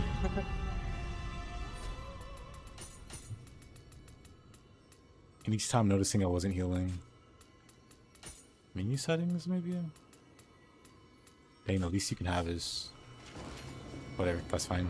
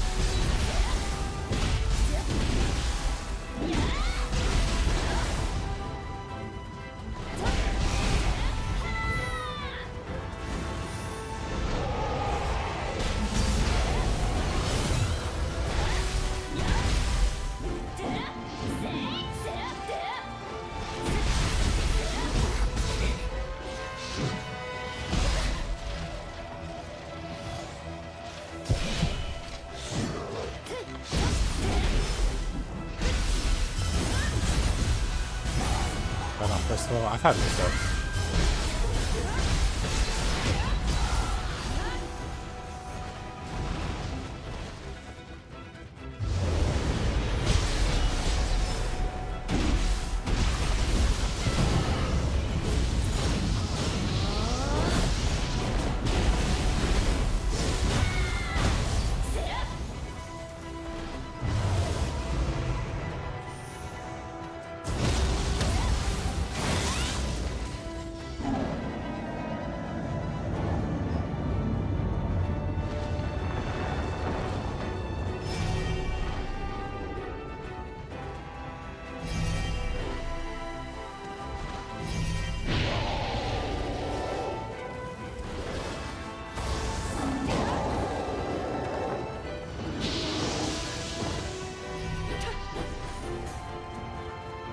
Let me slap the Kusanagi.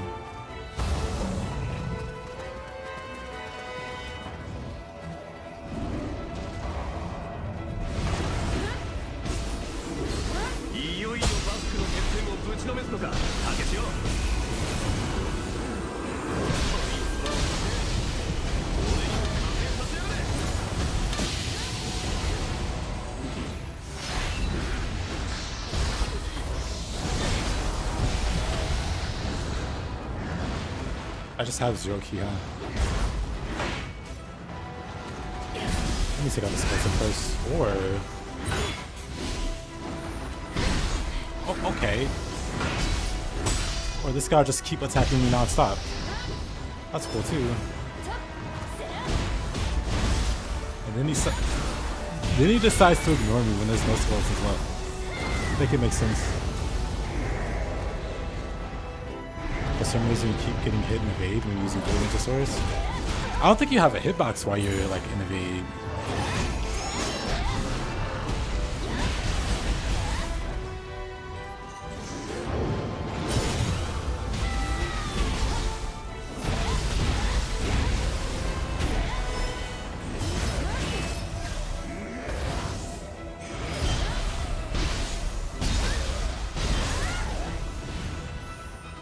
Well, it should just be like the usual iframes, like just a normal dodge.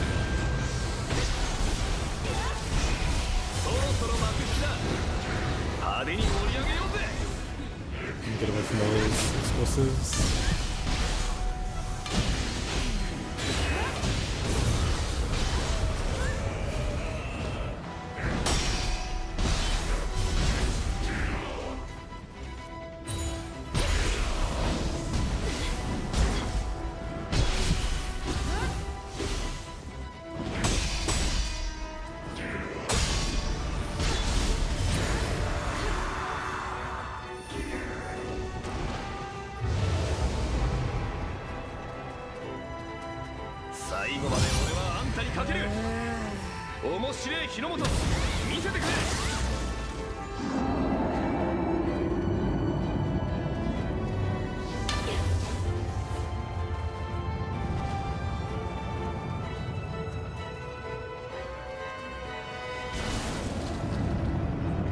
Hey, my slide.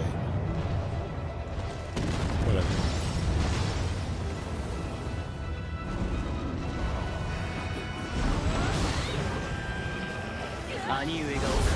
Generational miss.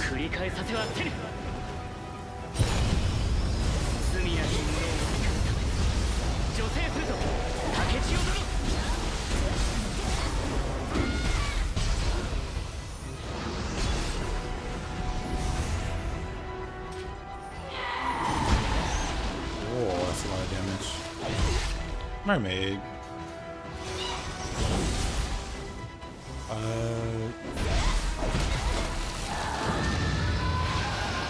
For whatever reason, it's like a boom in the game plus. Mermaid's definitely fucking way more deadly.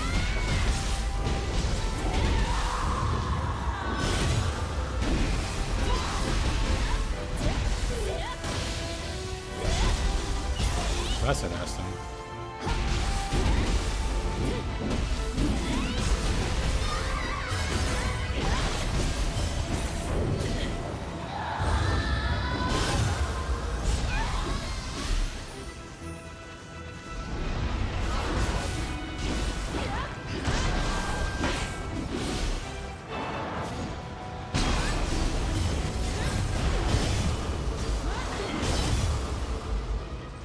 Well, if I can drop him, why not?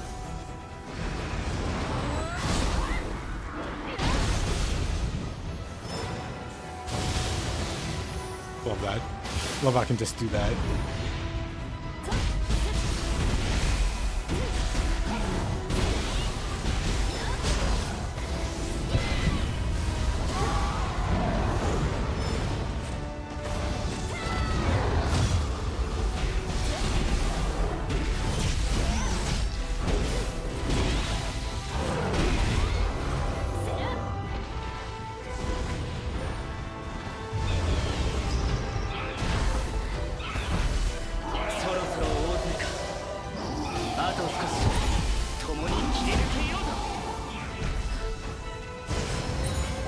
These stupid Cyclopses.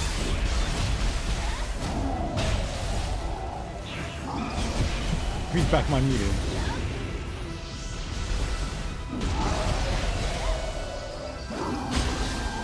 Oh.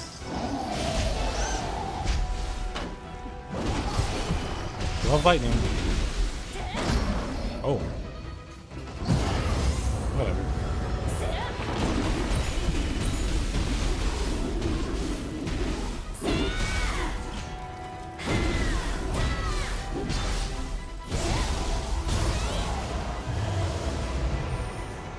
Was that a key there?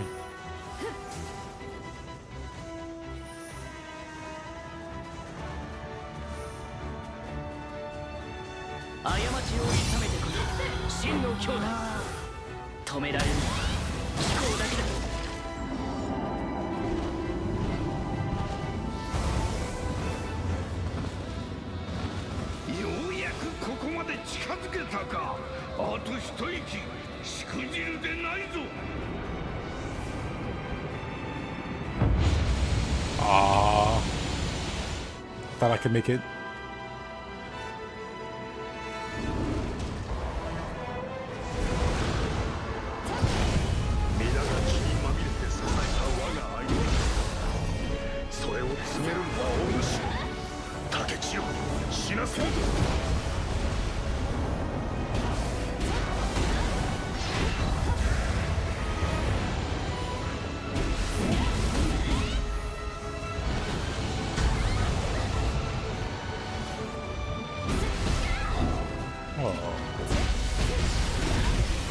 Oh, I'm fine.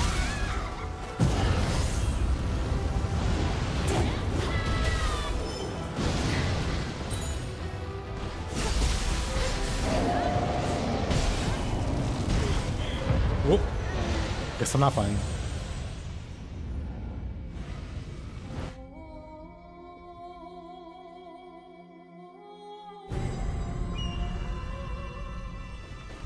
Top 10 moments before disaster. I'm fine.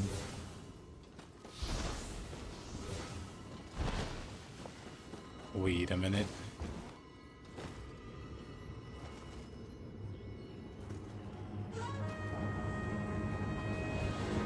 Okay, never mind.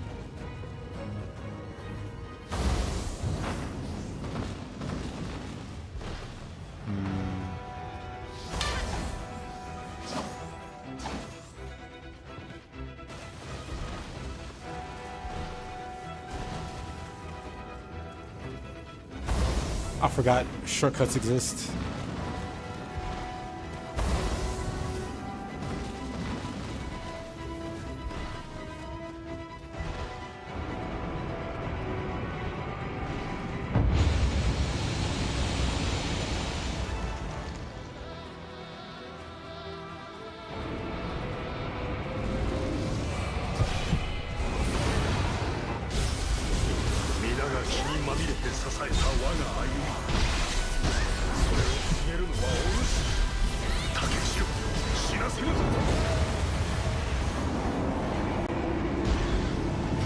Had a key there, huh?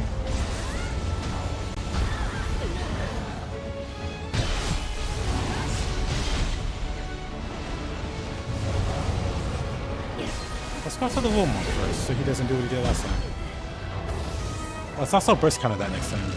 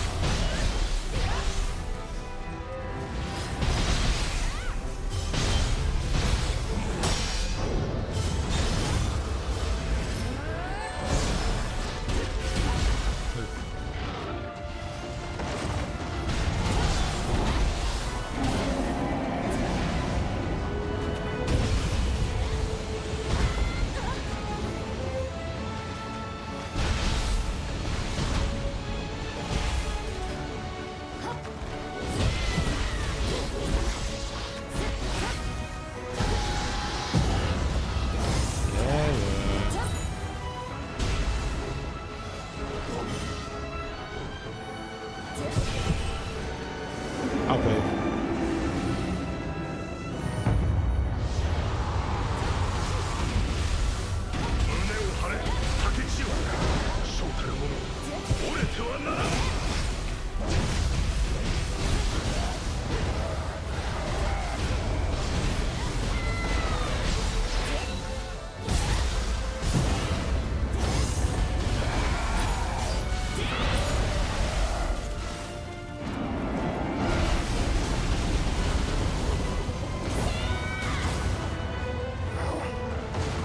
Balanced.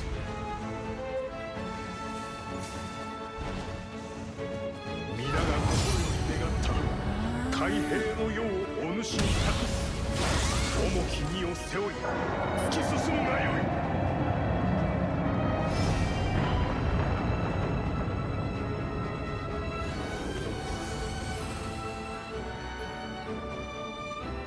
Absolutely ripped Baba.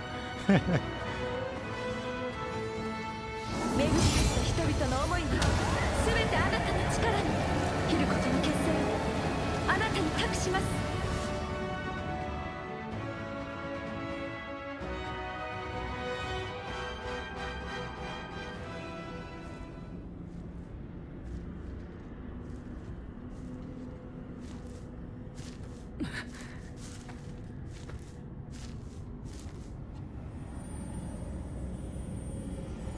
信玄、頼朝、慶喜、所詮は捨て駒。真の暗き輝きを得るためのな。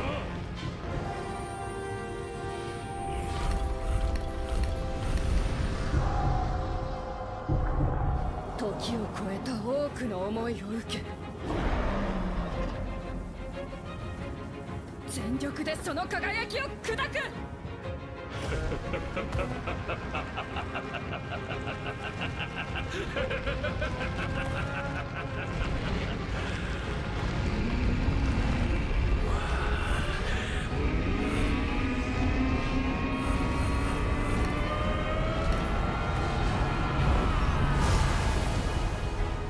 世は永遠不滅の将軍。砕かれはせぬ。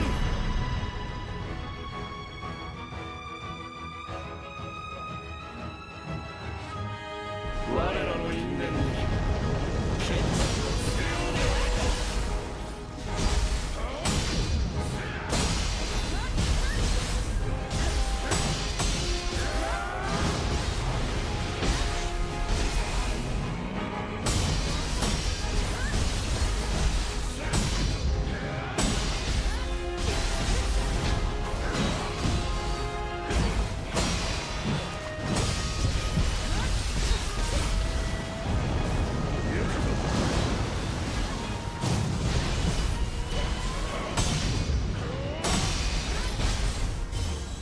Oh, wrong stance. Dang. I want it to be an ice stance, so I can do water sword, not Raijin.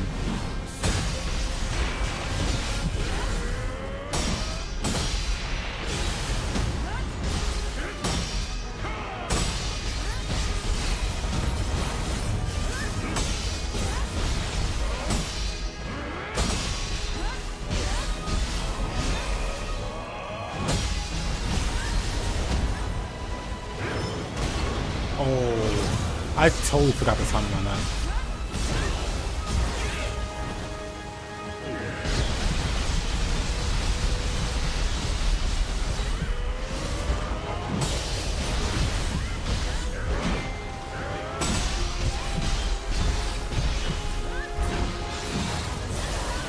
What? Whatever. What?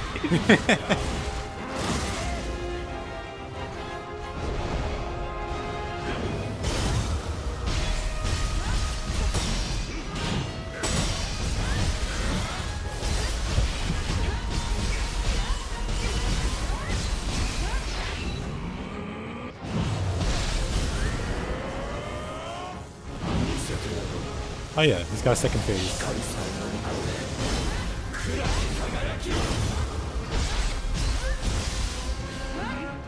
What does this do? I don't remember. Don't remember that at all. I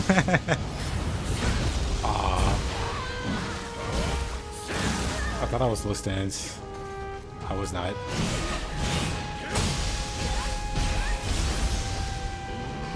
Love lightning.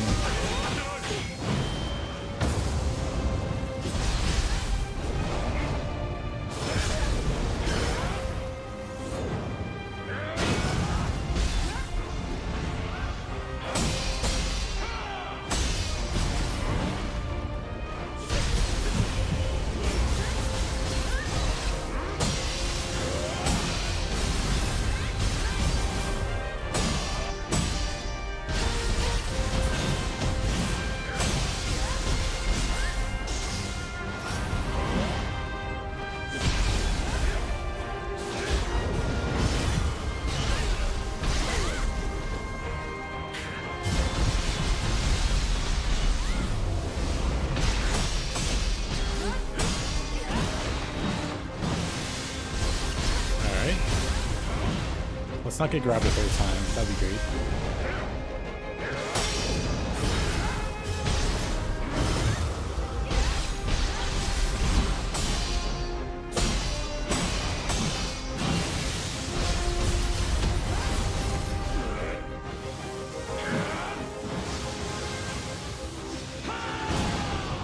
I don't remember that at all, I'll be honest. Really?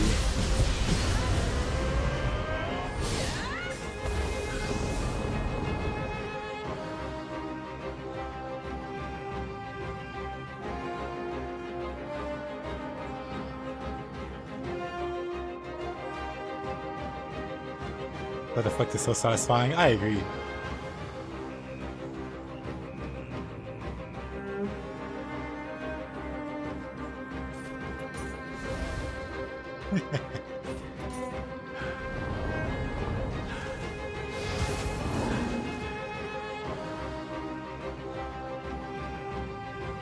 Get sneaky.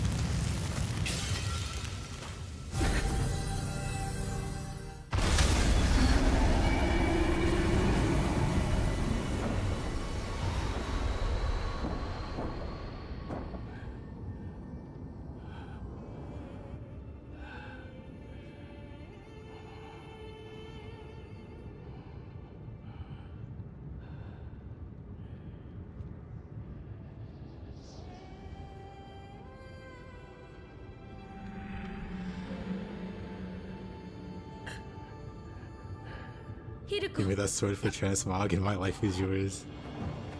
Did you think it? I'm surprised I...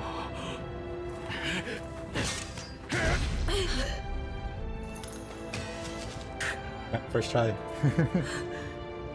It's been like a month and some change since I fought him. So I figured I'd be a lot rustier. But I have fought this guy a lot.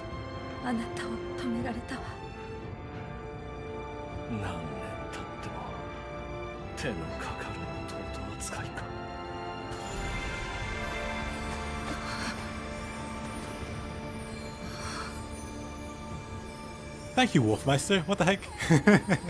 I really appreciate that, my man. 日の本を導く新たな光に今のあなたならなれるはず。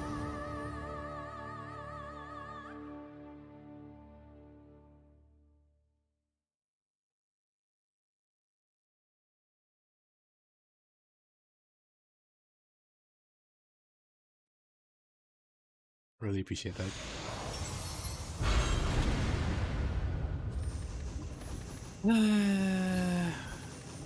We now have green weapons.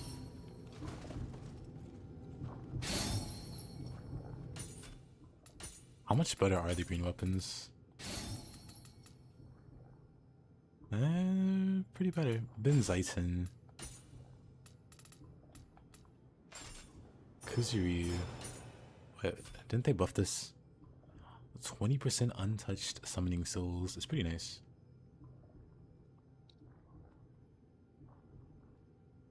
They damage versus poison enemy. I think they buffed that.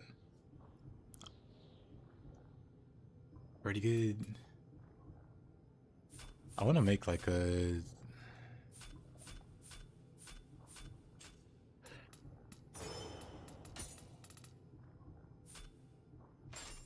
Titan.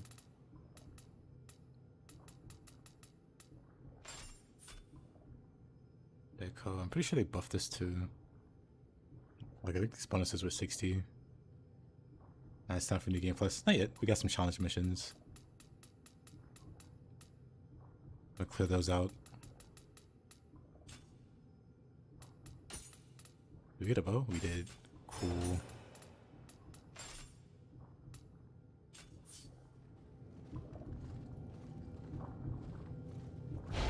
Let's not forget to take his soul.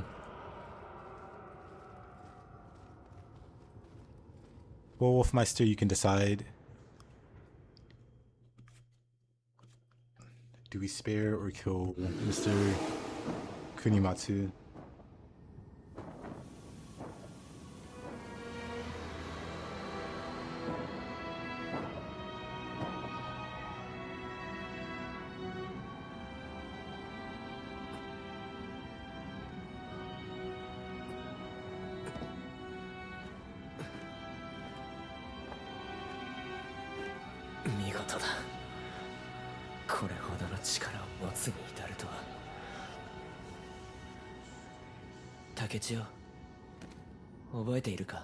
Don't spare. Gotcha. Remember seeing a damage build that uses Kuzuryu to stack poison resistance? It's fair. 幼き頃はむつまじき仲なれど優れているのは私だと信じきっていた。だが竹千代が次なる将軍と決まり私の心に闇が生じた。将軍になるのは私だ。内なる声は強まりついには暗き輝きに魅入られた。将軍の座のみにこだわり誤った道を進む私を止めたのは地獄の闇に差し込んだ一筋の光。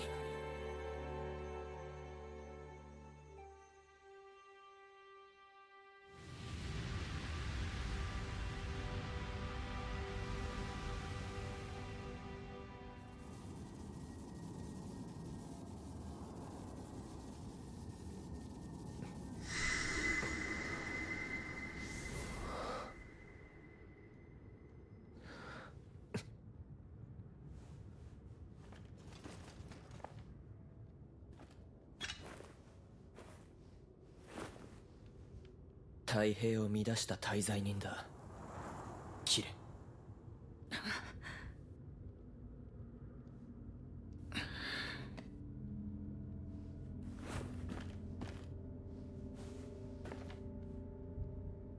それでこそ将軍。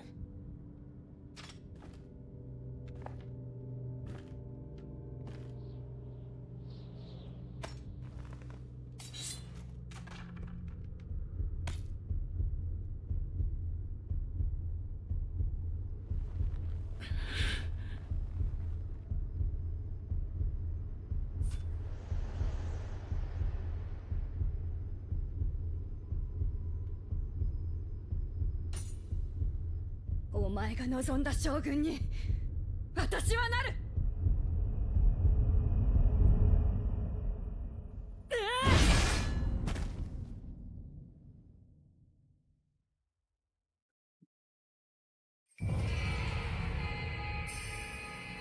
Murakumo acquired.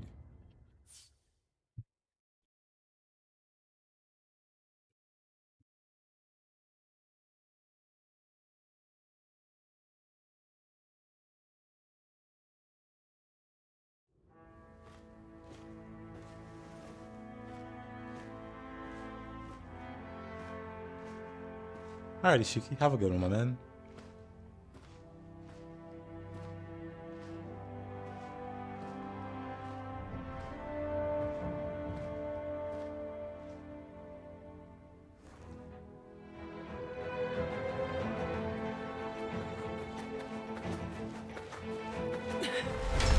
Yoshitsune screaming from the afterlife. I know he's mad. Like, you stopped me from killing my brother. What is this? ご就任のお言葉を賜りとうございます。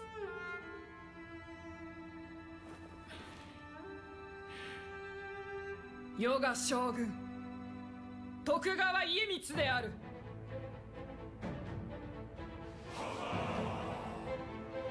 Hey, Dragon Cloud.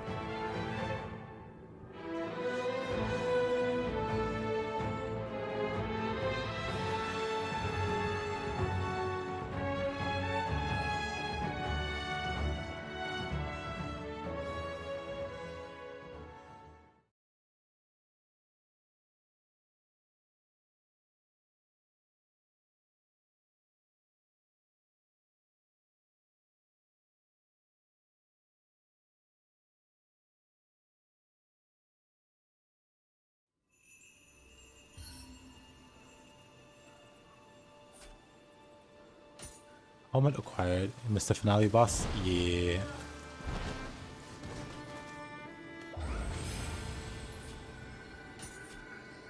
Hit down the blessing.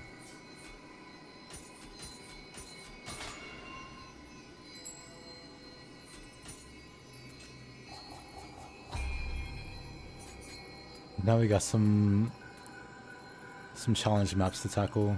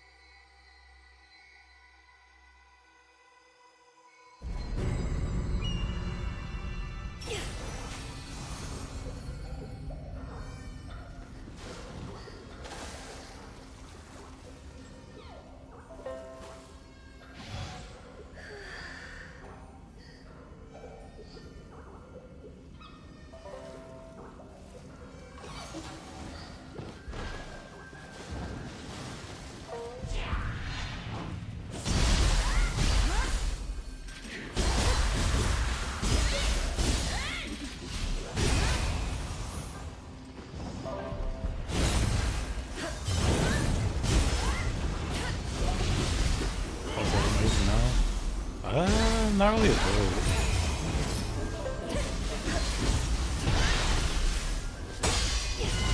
Oh, I could grab the health, so no.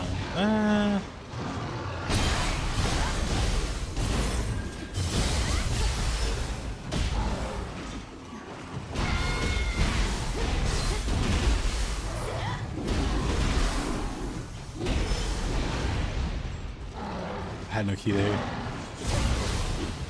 I wanted to do the air attack with the dual swords.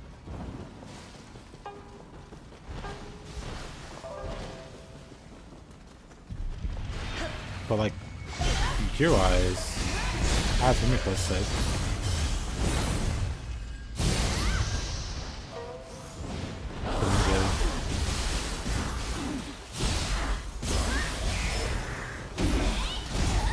Which is why I'm using the switchblade. Oh, not switchblade, but switch that. Otherwise, I'd be using dual swords.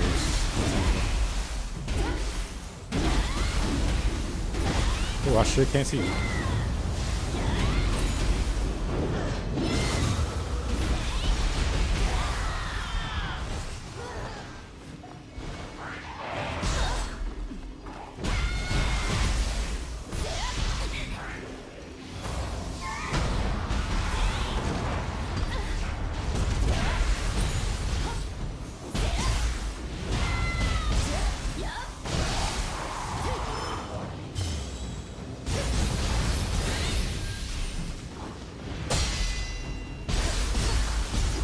Hi, Risen.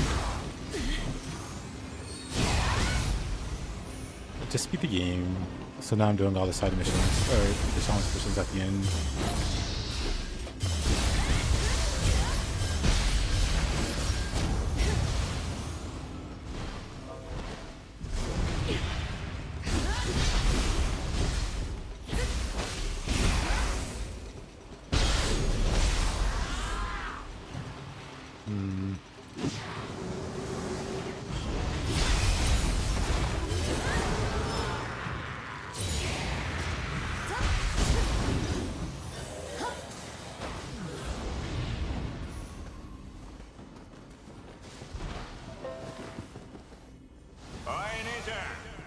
Baba Juneka.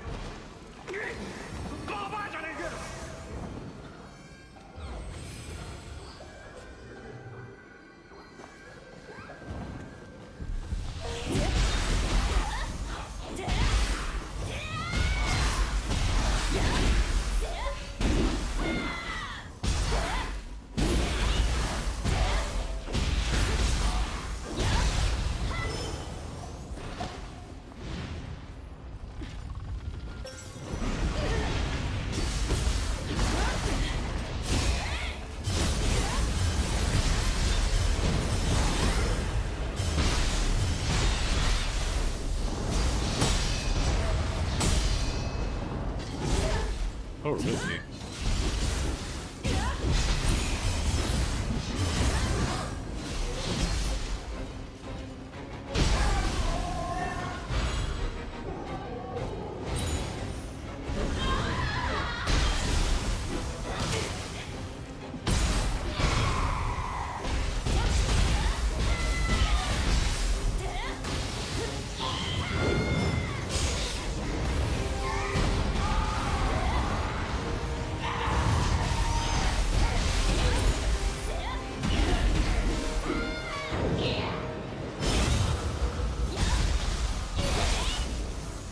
Game's massive, no less is massive on this side.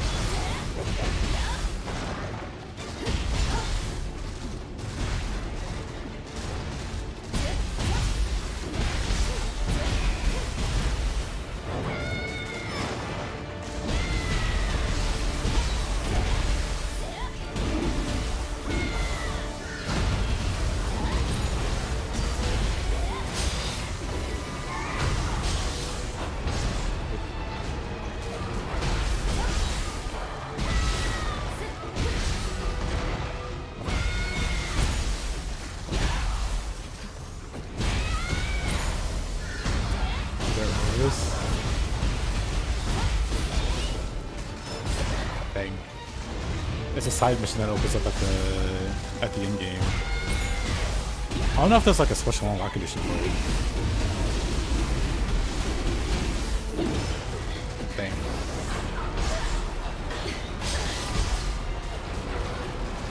That was unfortunate.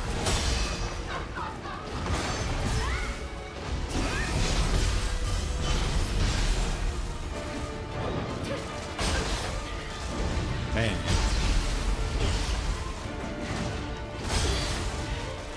Where am I flex at? Right, she can hit you from the front too. There we go.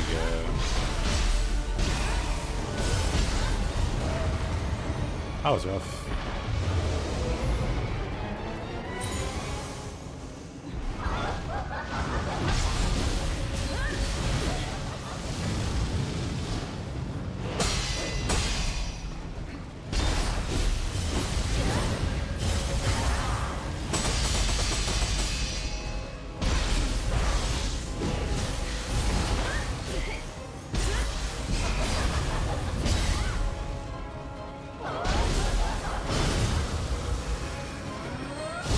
Why don't I make this long? Go right ahead.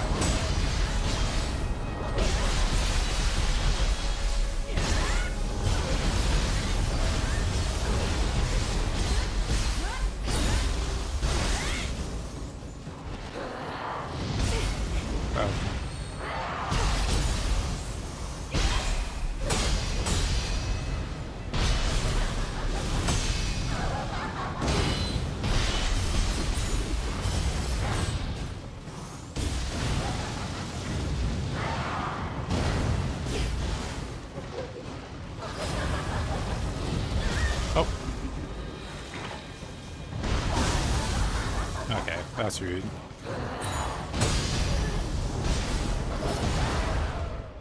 Squished.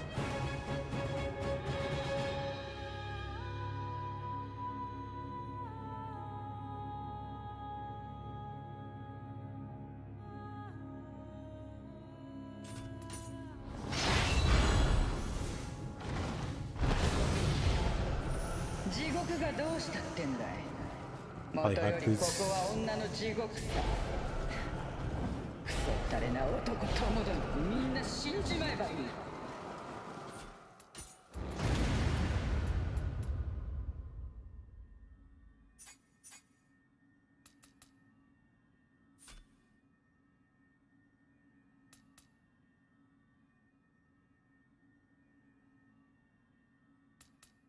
Do kind of want to use this set.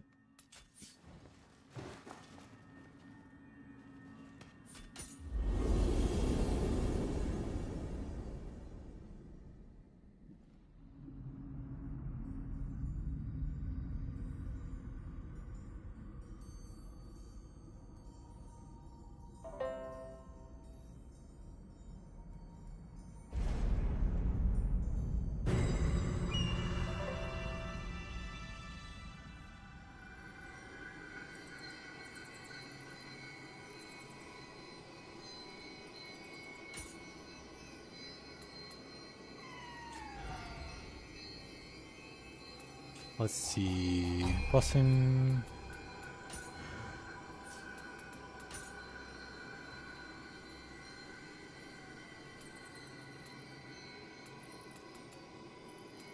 What even is the Hollyhock set on this list? Maybe it's just the top. Bakumatsu is really good too, actually.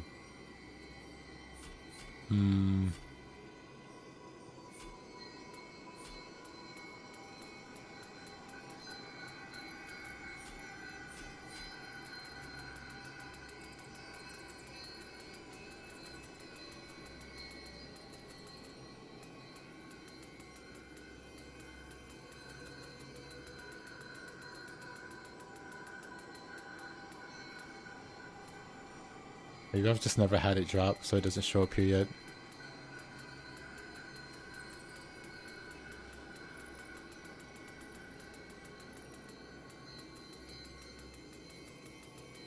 Okay.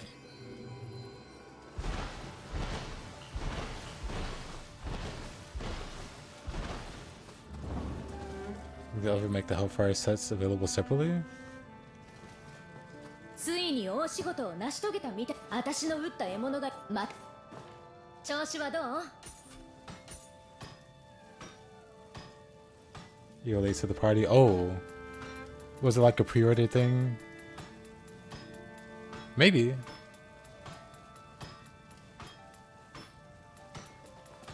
Yeah, I'm not sure actually. I thrust damage on the fist. Anyway, Gochimanshu. Let's see.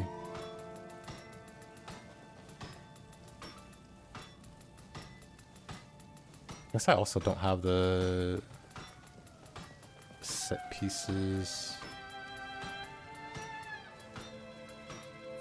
Valiant Wanderer is the bow set. Rifle Eccentric. So goofy.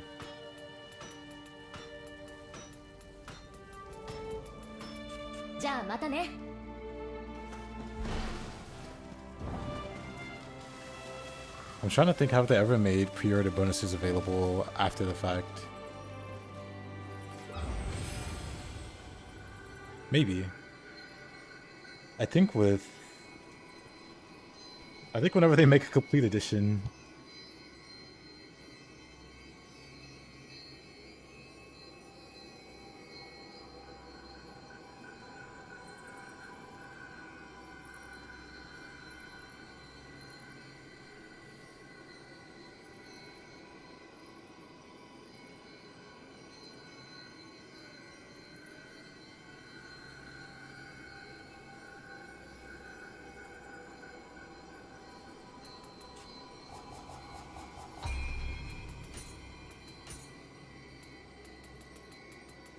let's see.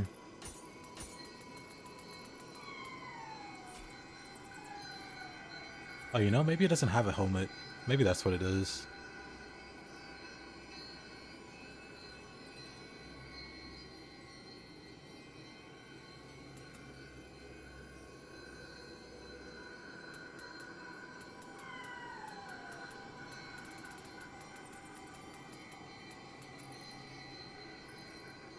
Sinister Tyrants.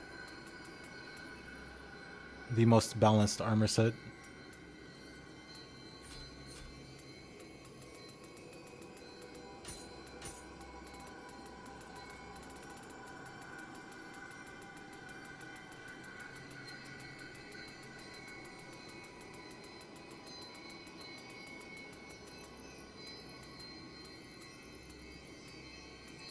Did I miss it? What?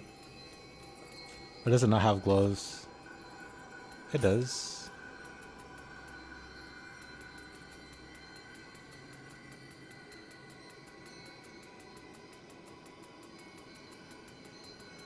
I don't understand how the blessings work, apparently.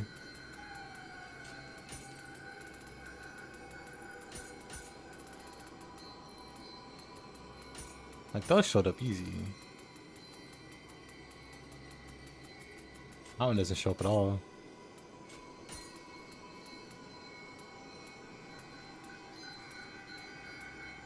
No, yeah, Sakani also, I guess. But the accessory I want...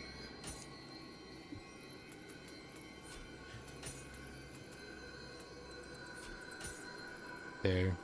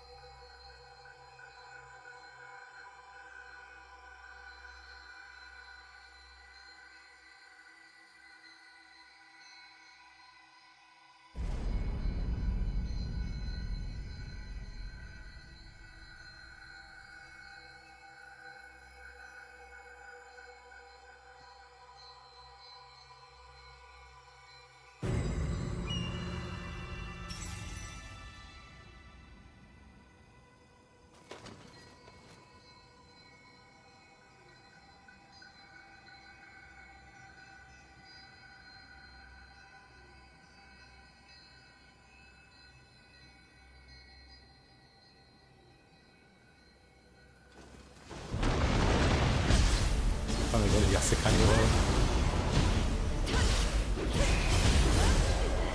I know you get Yasukani guaranteed at the end of Nuclear Plus.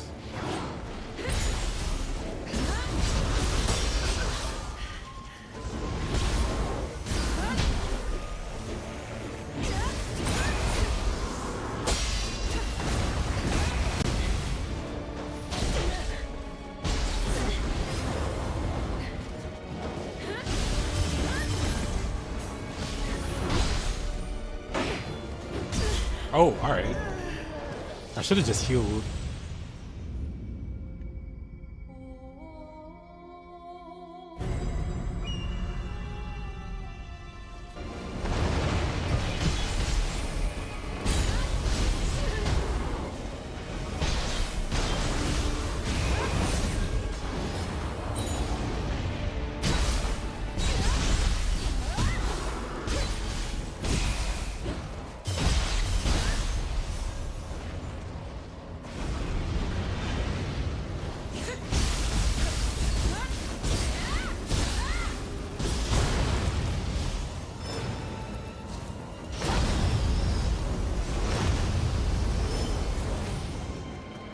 Crucible saws.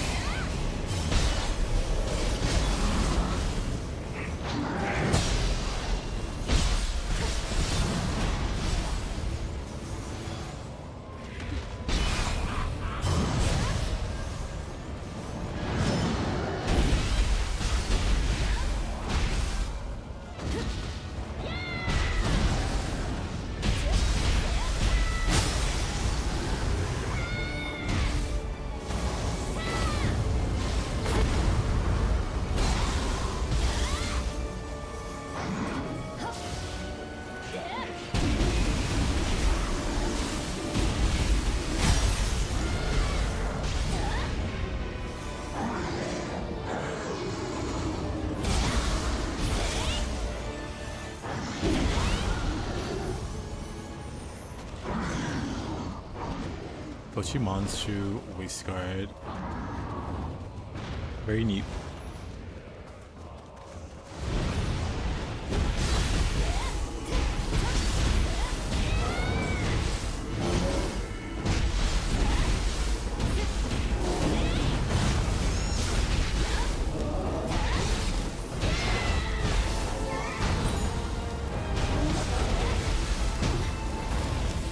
How did she work there?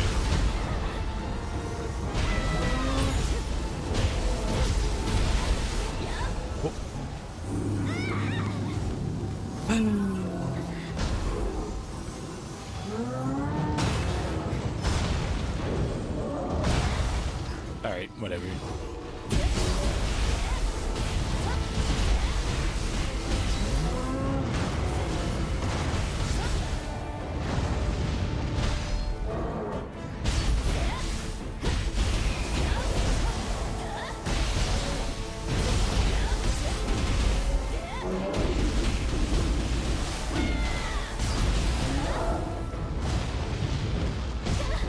Oh, alright.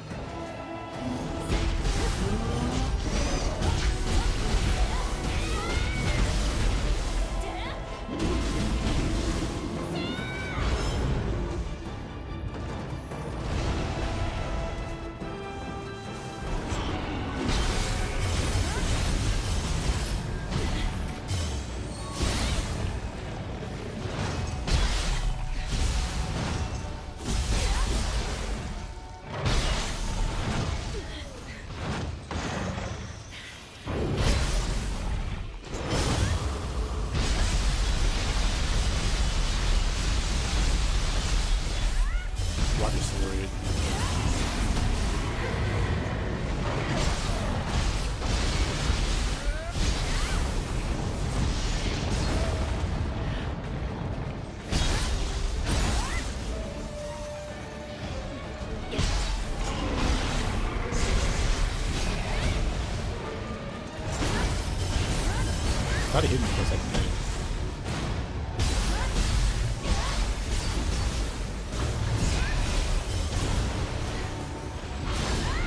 Banging on a Yoki.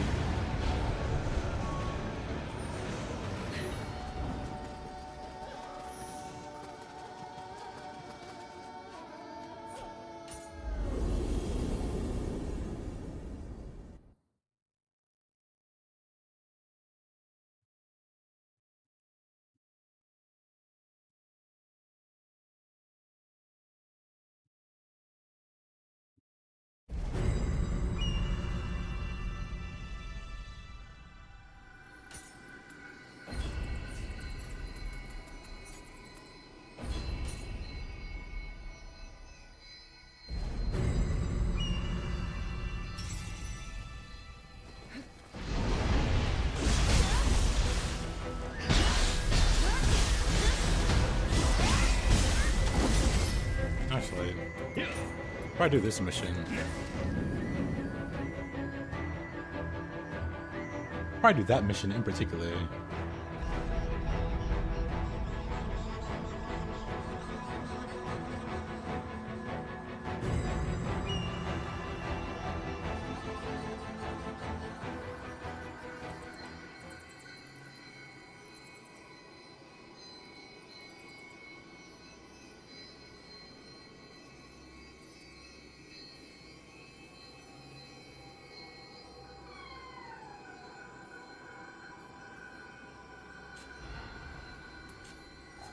Let's see.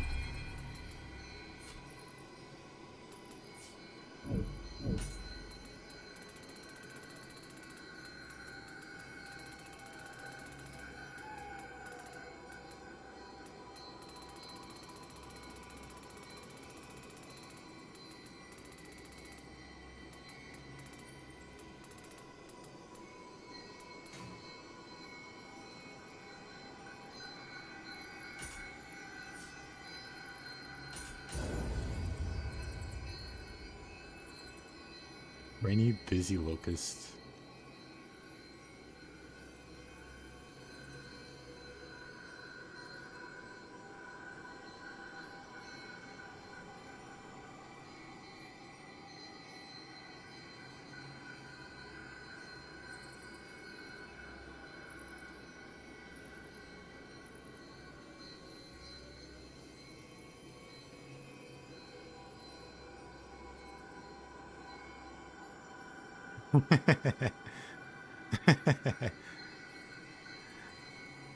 I see.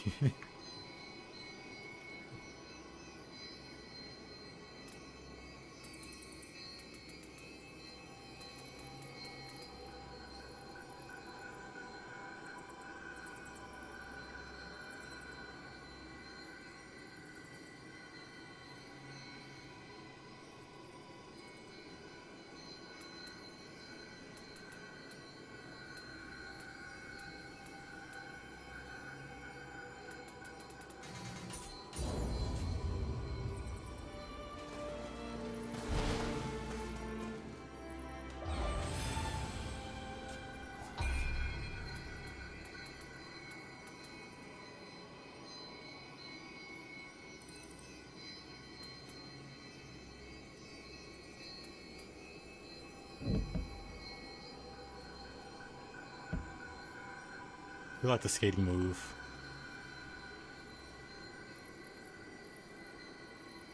The fire part. Completely unnecessary.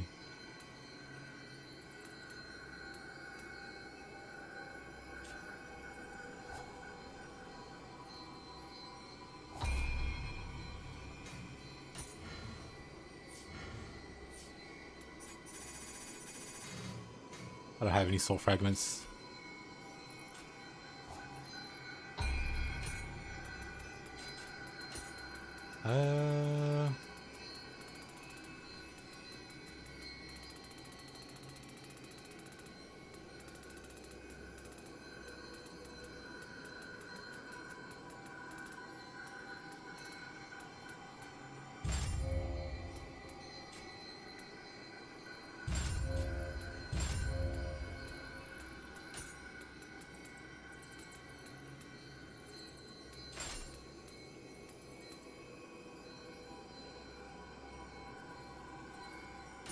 Actually,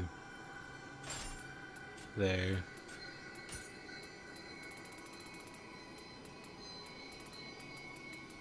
Yeah, I do kind of want Shockwave Talisman, actually.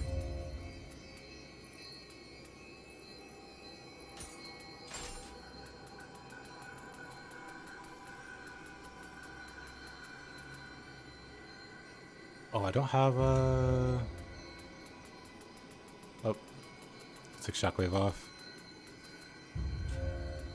Put that there.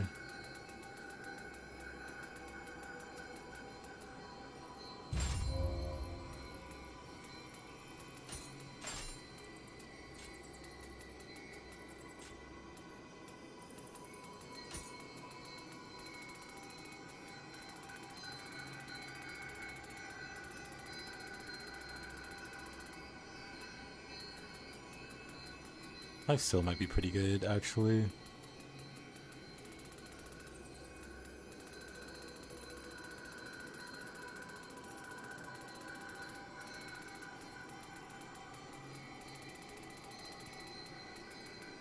Am I actually missing...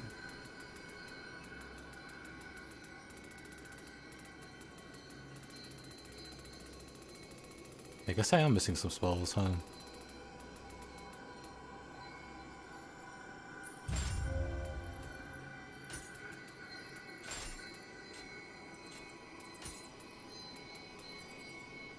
Just up to 25 because your key management is awful. Versus using Spear.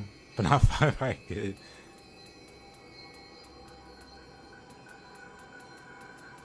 Honestly, my advice if you're looking to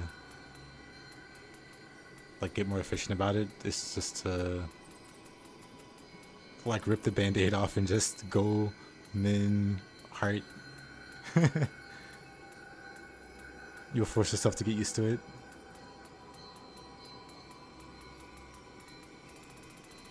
Not saying that that's a bad investment or anything. One of your weapons probably skills with heart also. So it's not bad at all.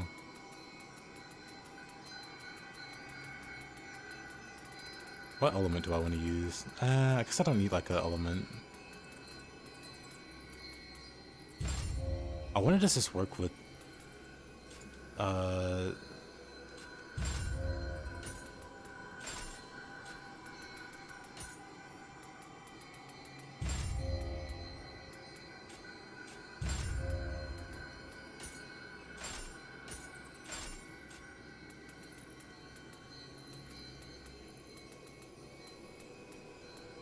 probably doesn't work with that anymore when I think about it. Because I'm pretty sure I tried already.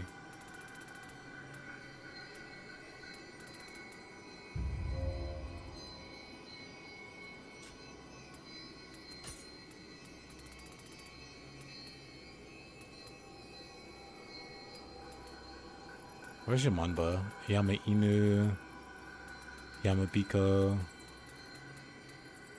Where's the old lady? There she is. Oh, I don't have her unlocked. That's sad. Okay, then we just use Ninja Yoki. That's fine. Whatever.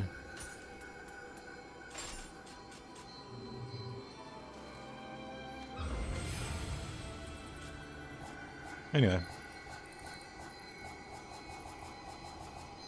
Auto scroll.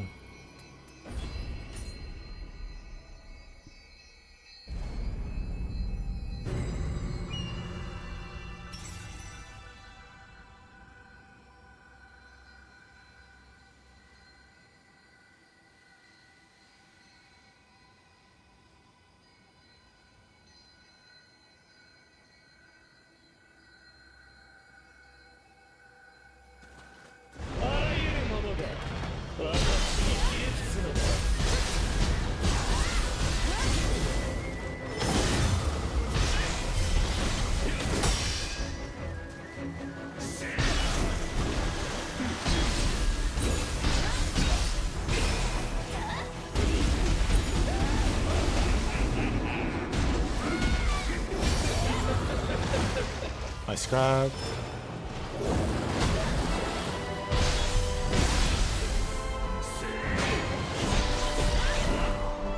Putting lightning on him was a mistake.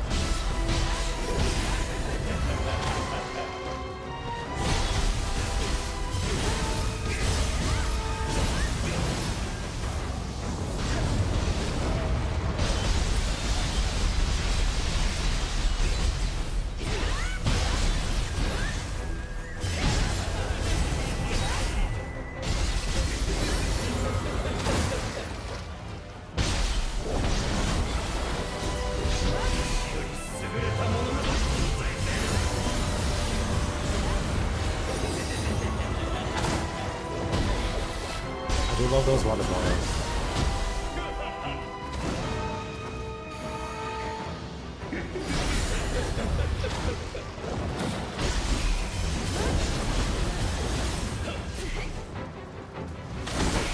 Oh.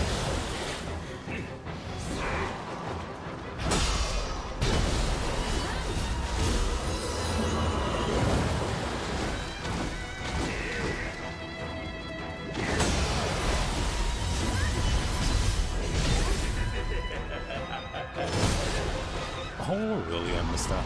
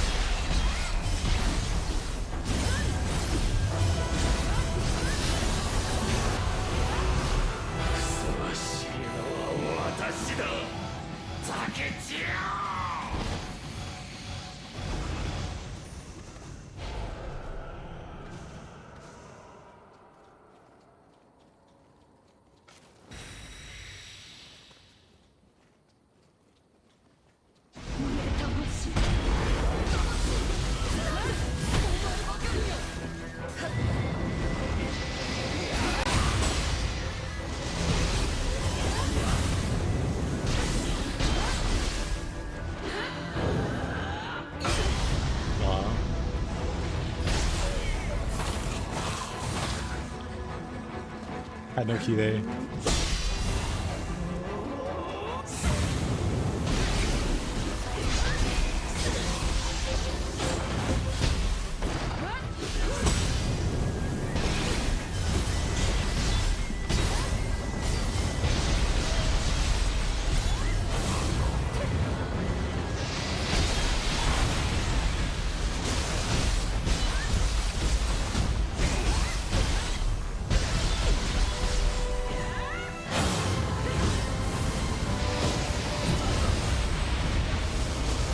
For you.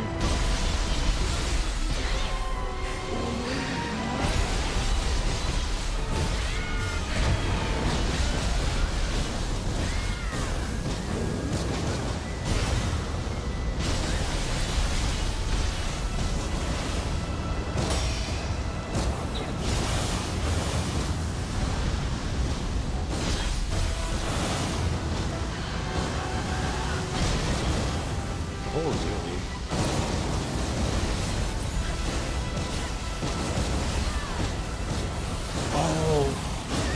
I must have dashed that differently. Whatever, it's fine.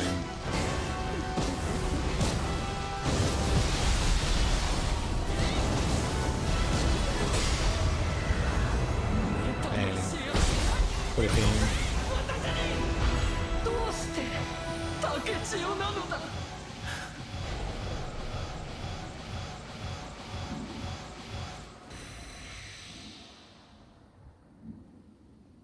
You didn't realize living artifact had a charge attack? Really? Yeah, it's got like a unique charge attack for every weapon. And it's pretty strong.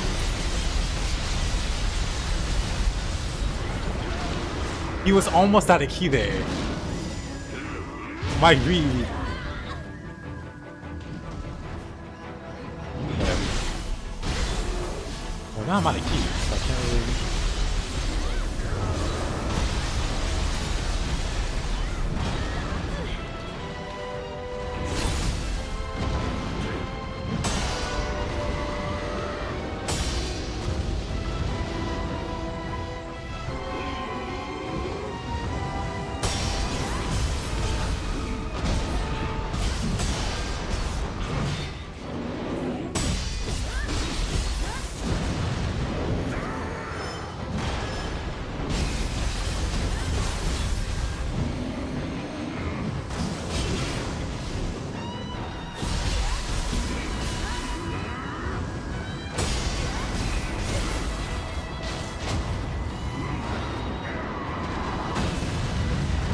I totally mistimed that.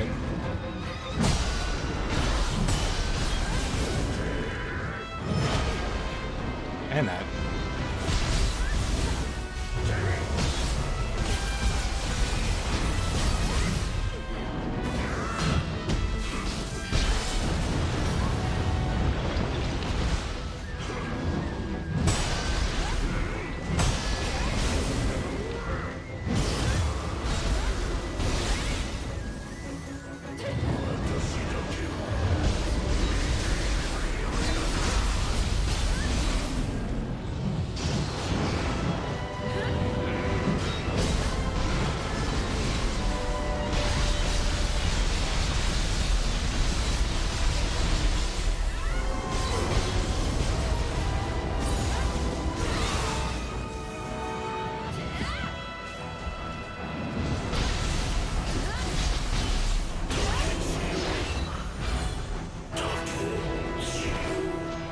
Why yes, water sword is in fact balanced.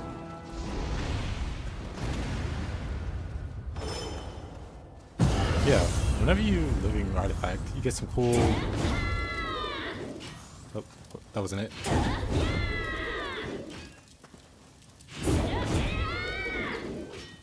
Okay. Anyway.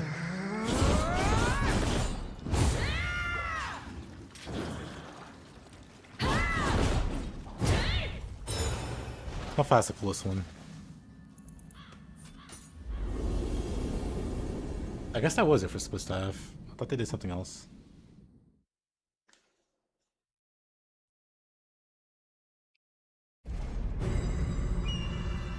Oh, thank you, Ichino.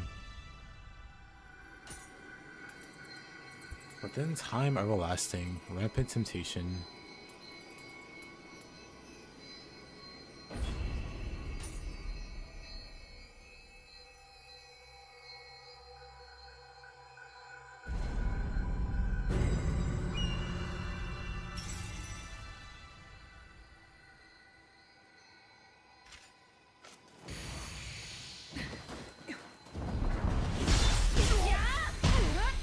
Actually, I should probably got the food the first time.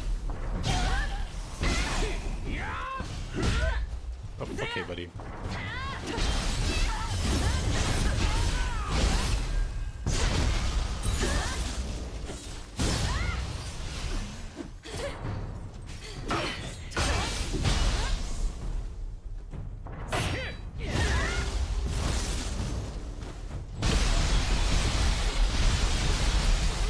Balanced.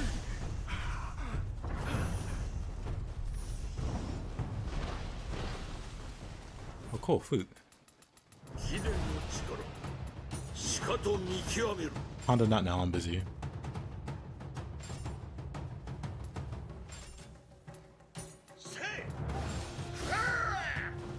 Okay, I'm ready. Water sword. The key. Oh no, I have a key. I just triggered the what's it called?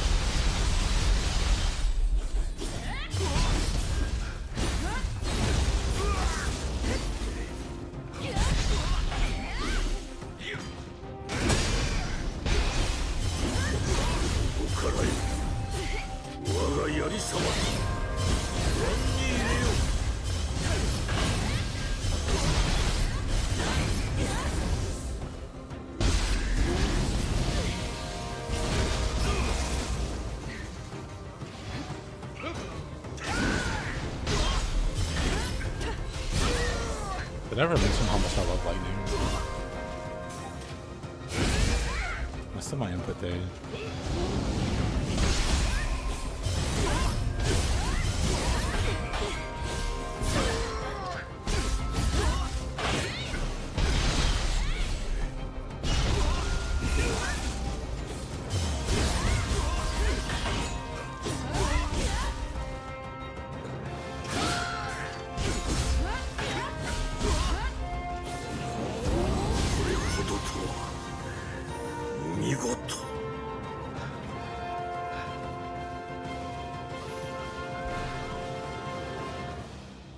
You know, Motsogo. Yeah, she is.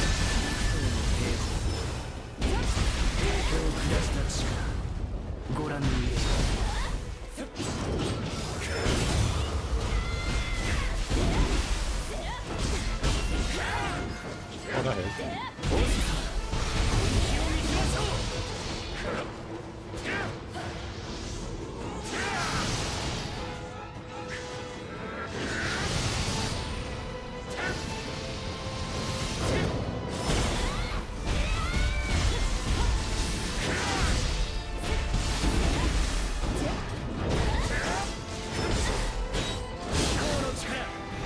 I disagree there. But did my shurikens fly back at me? That timing is different in comparison to Nioh 2. I don't know if I like that.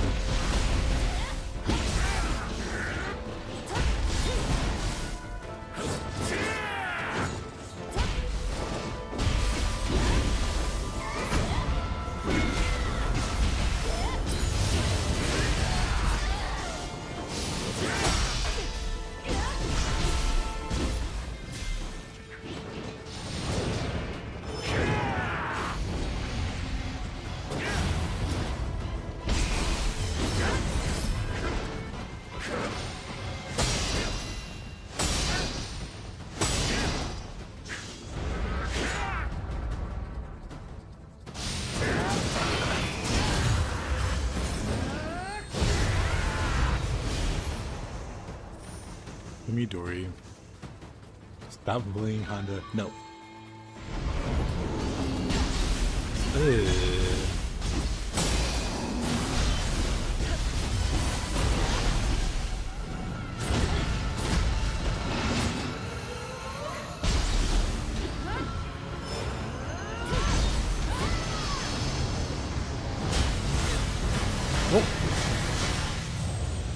Alright.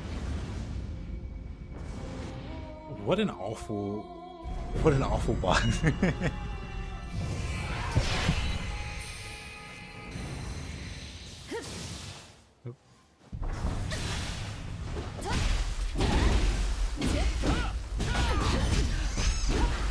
kind of surprised I died there though.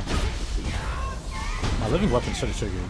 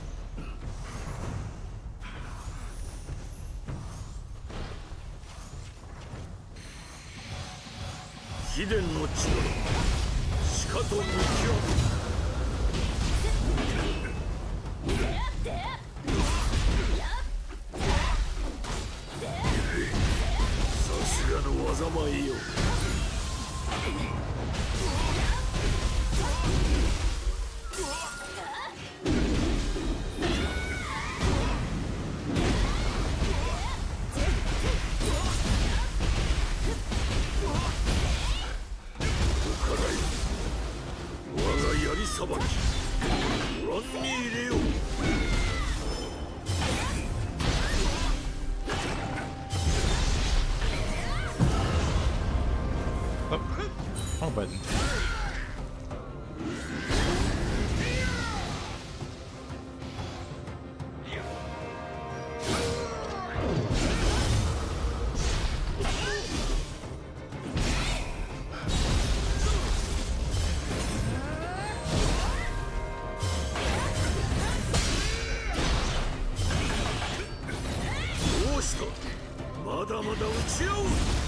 No way. Whatever.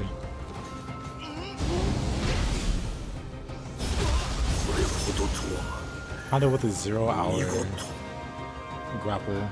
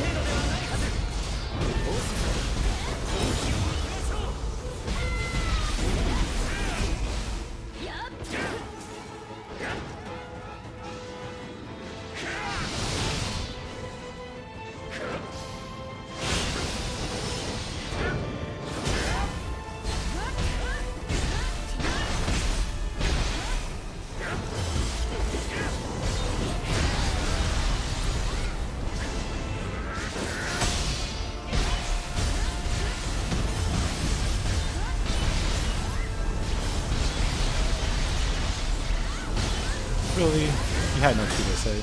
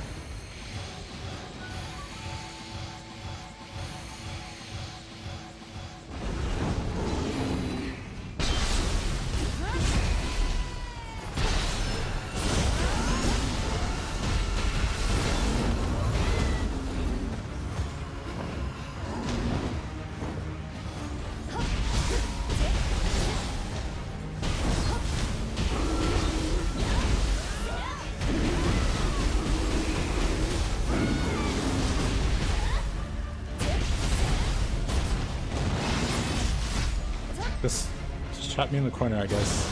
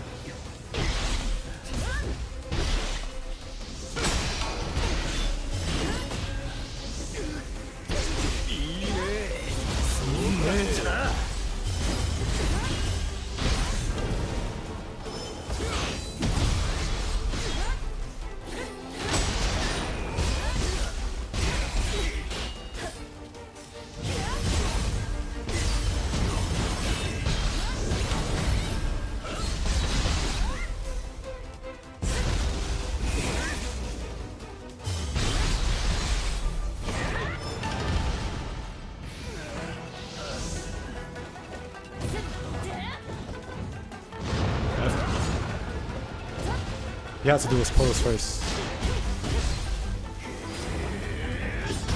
What? Whatever.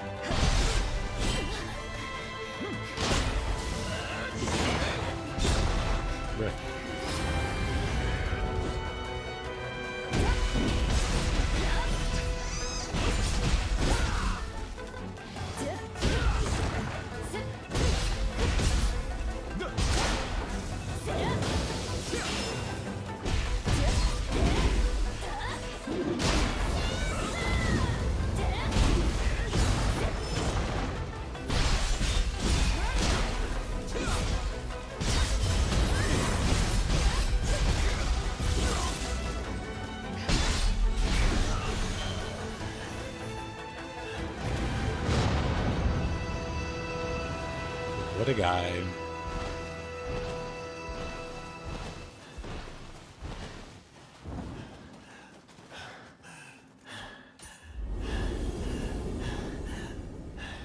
Shinsaku in the end after the Kusanagi boss. Gross.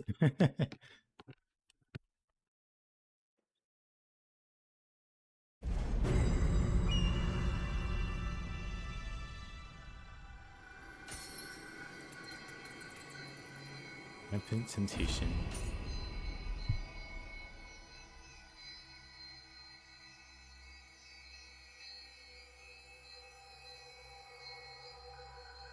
Hey Ade. Good to see you, my man.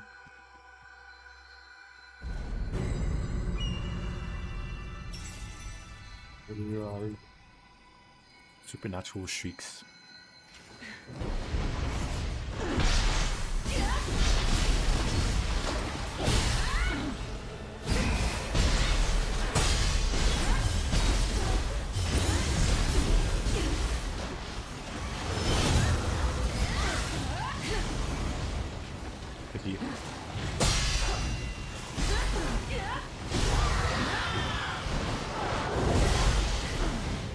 Nice to flex me.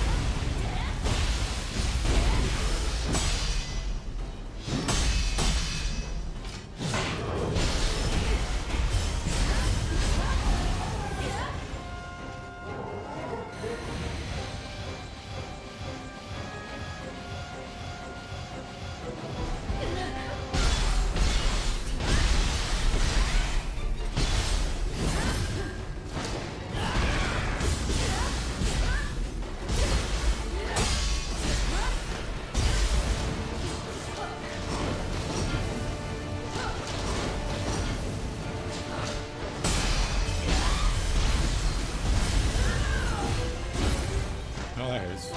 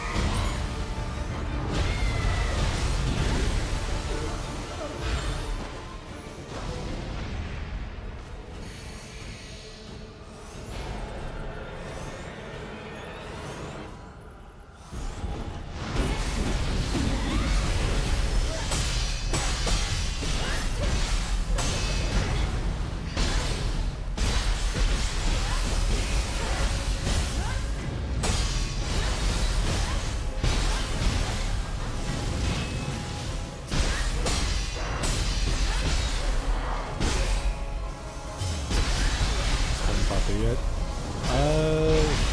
DLC's like September. Then the last DLC in like January or February.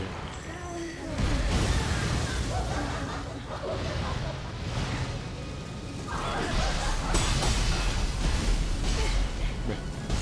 Cut.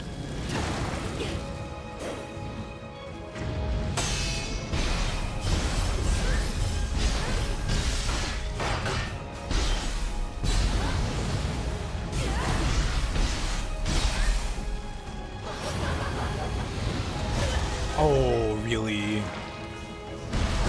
I was trying to put down a little hill there.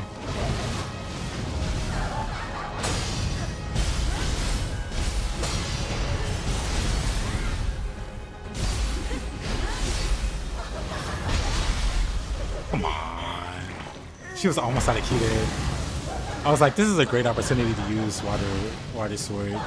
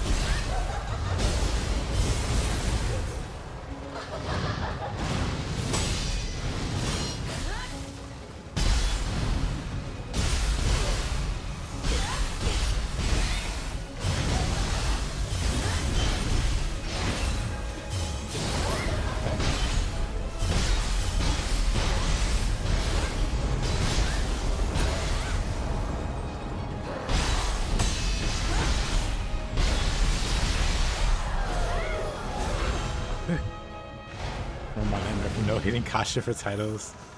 No, hitting Kasha is like really painful. Baba.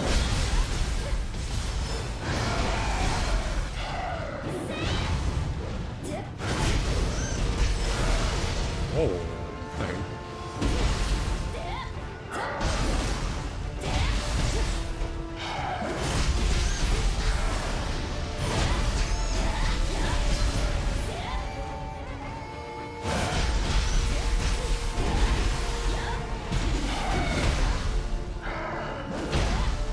What?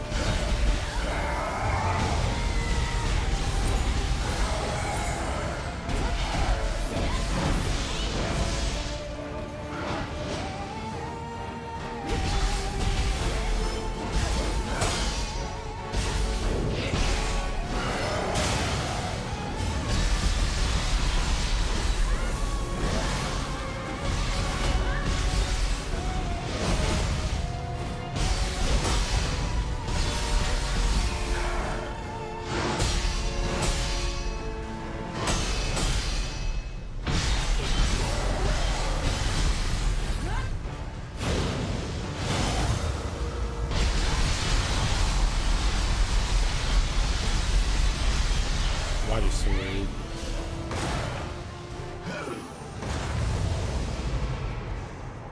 Yeah, she's very complicated, but also very easy at the same time. Once you kind of figure out.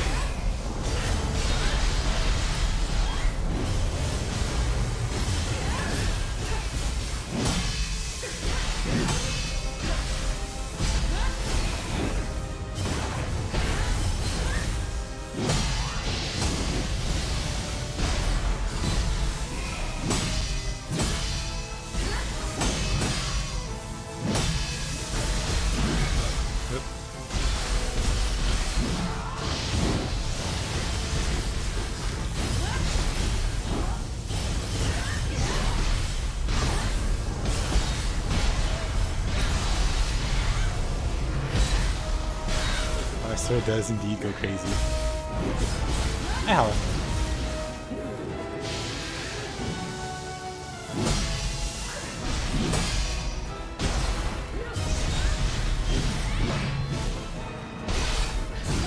Oh, that was bad.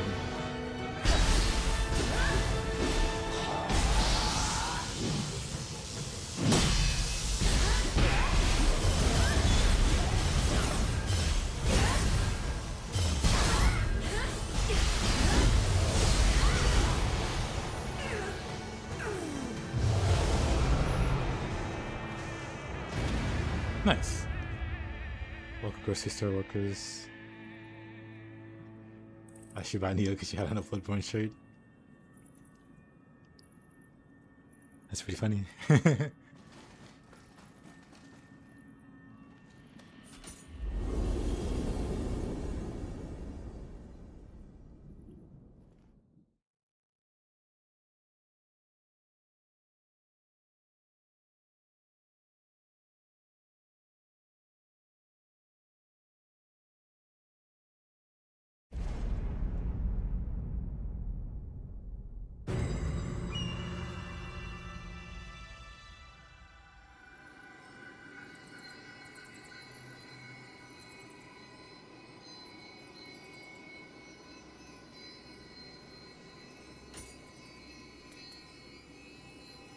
Supernatural shrieks.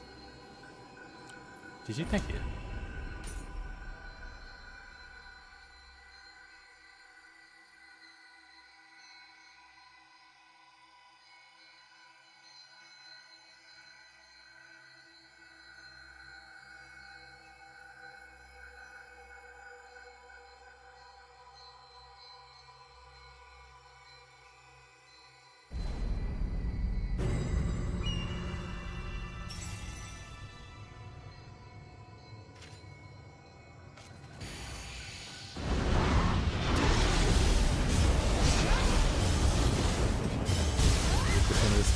This is a keep you.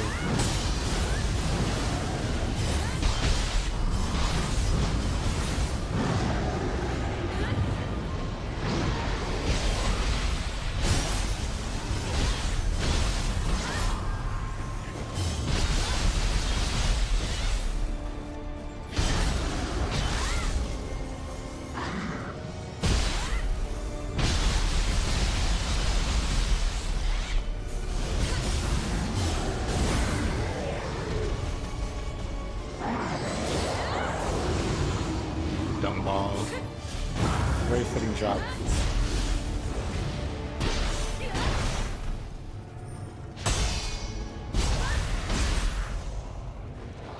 Brothers dual katana.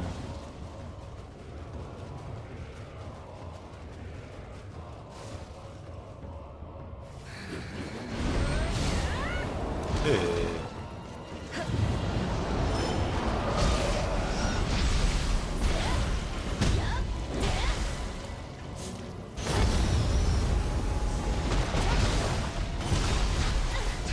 Oh, that hit me.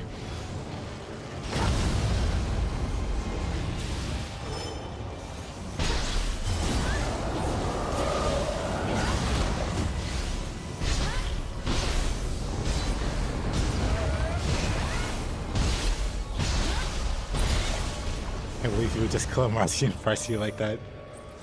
Well, it had to be done. Hey,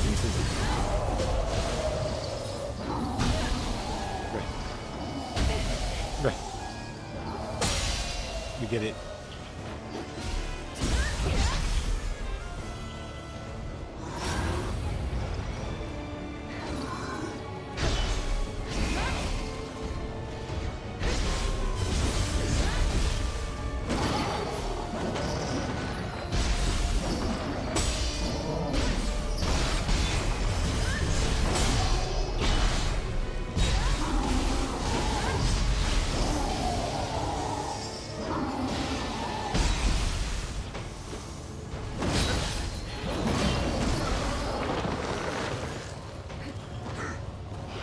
Oh, I have like no keys, so I can't do this.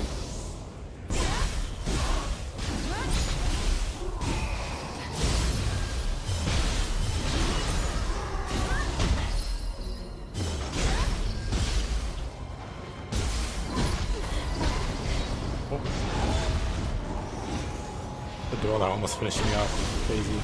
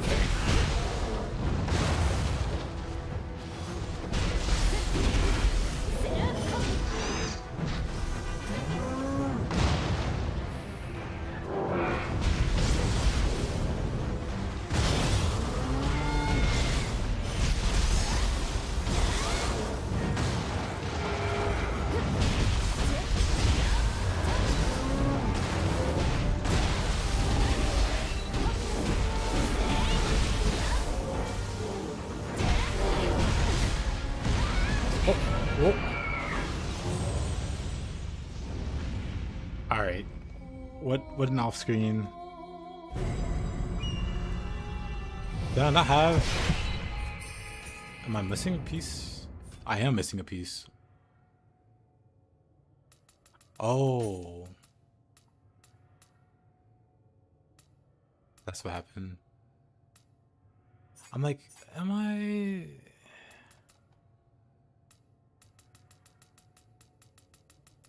The piece that I'm missing is the staff.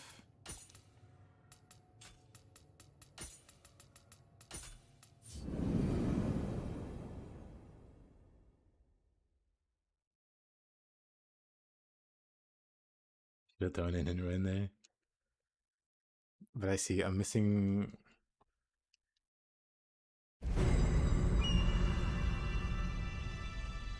I'm missing a piece of my set. Because I should have been fine there. Should have been fine there.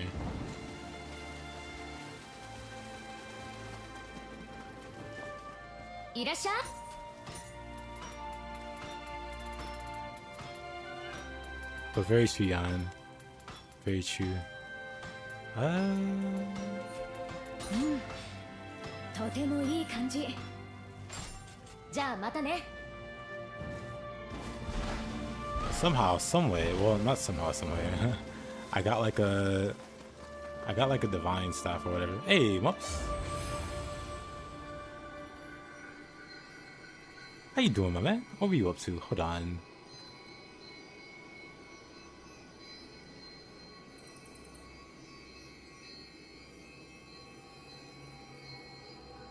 Shout out to Mr. Mups. Playing Path of Exile 2. What a traitor. Shaking my head. Okay. What were you up to? Oh. What were you up to in the old PoE 2? Addicted again to another ARPG is horrible. It's not an addiction, it's your specialty. Your niche.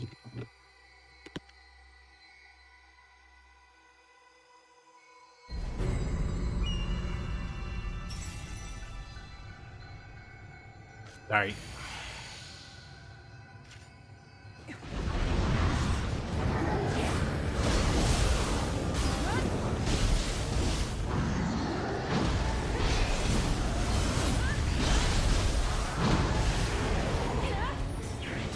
Luckily, the Gaki Chief damages the Gakis for me, so I don't have to do it.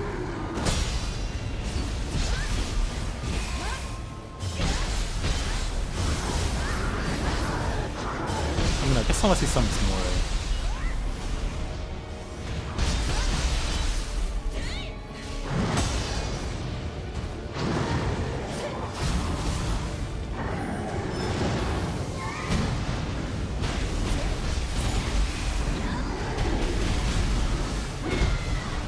Oh, that hurt.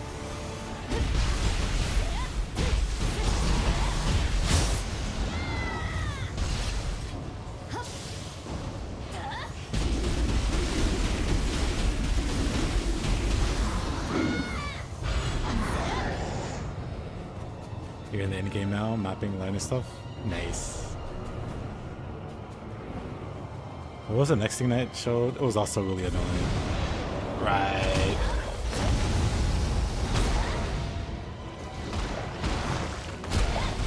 Right.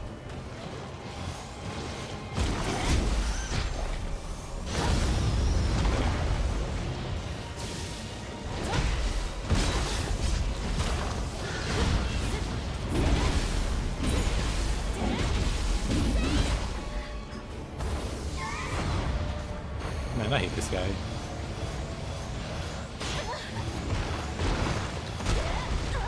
Whoa.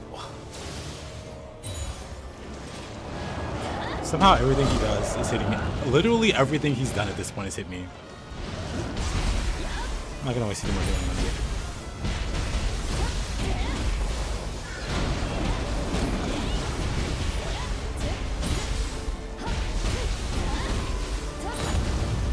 Like, literally, everything he did hit me there.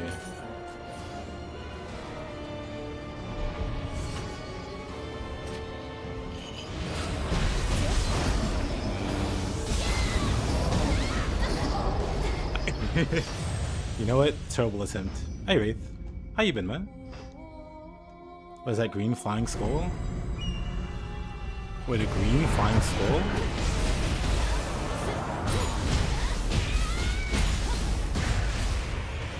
Alright.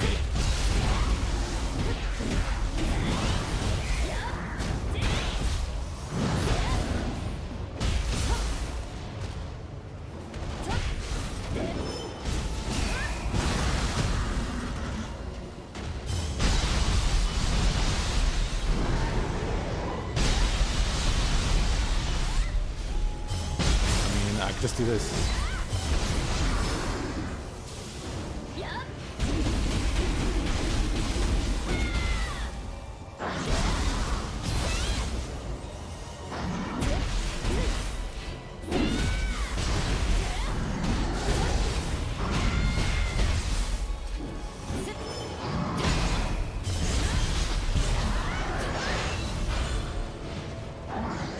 Alright, let's not get hit a billion times by the worm.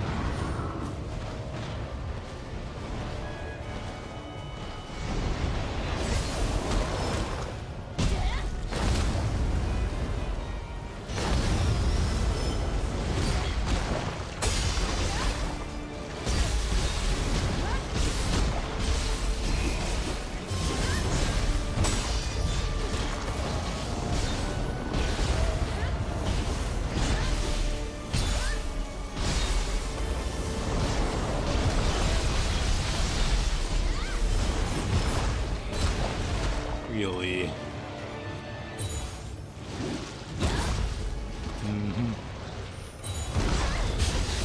It just exists, and just me existing near it, I take damage.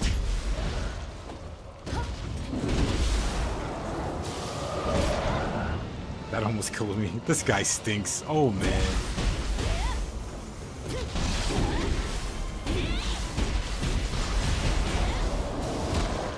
The worm of pain and agony, indeed. That's like one of the worst enemies in the game.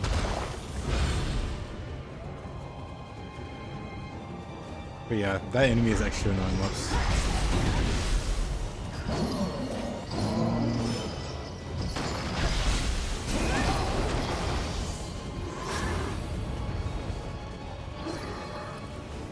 Honestly, I should probably get rid of these two first. Alright.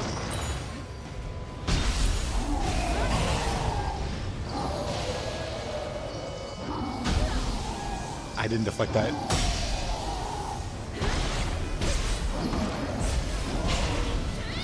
For some reason, I couldn't lock onto the Dole.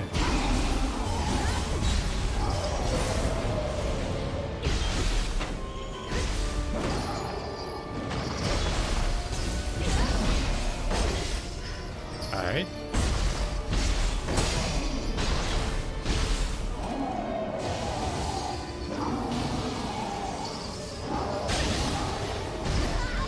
Oh.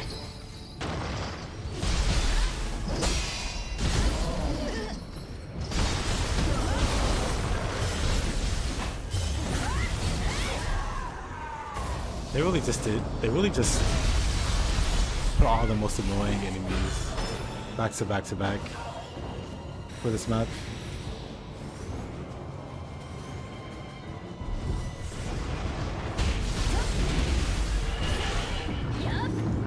Like, the least annoying thing is Hozuki and Mizuki. Like, I don't mind fighting these two. Ooh. You know what? I might take that back.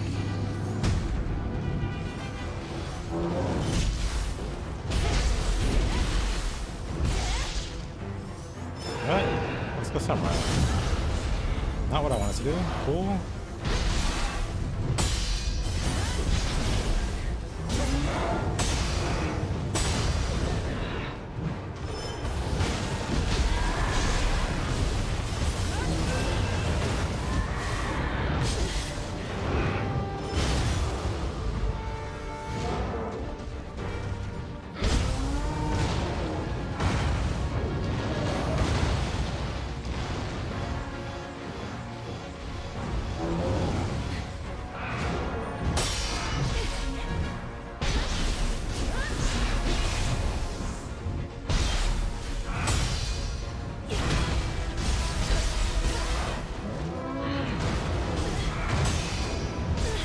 Oh.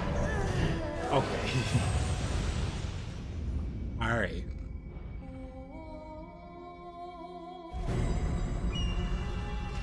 I figured that living artifact was gonna screw me over. I figured I was gonna need it.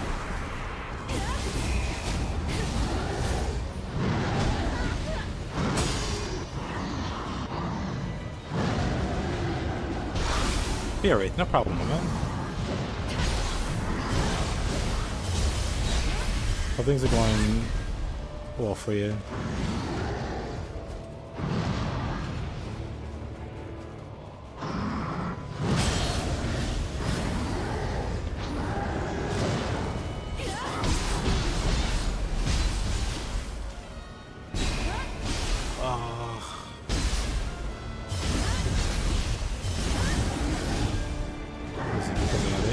I would have been fine if it wasn't for the mispress. So I have like the one fall safe if I do die. I'm kind of counting on for that fight.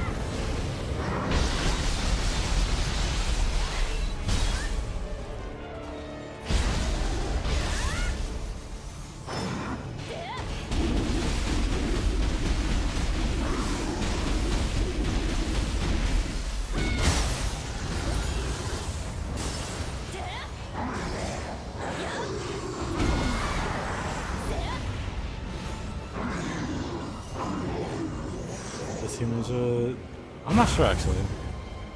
I never liked those.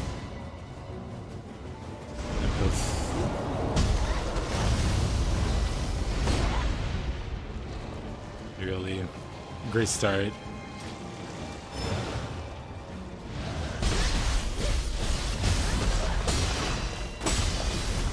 Like the worst part about this guy is he'll just turn into like an active hitbox out of nowhere.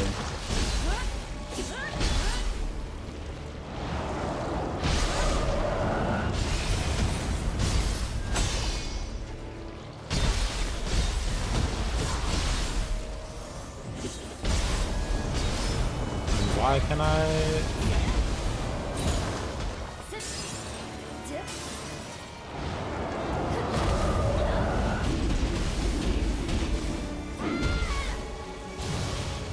Just gonna do that. The bounce before it attacks is the worst, yeah. Because it's like no tell. It just comes out.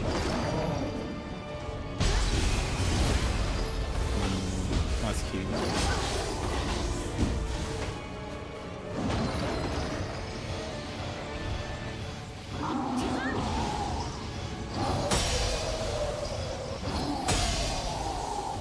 Doing a third one?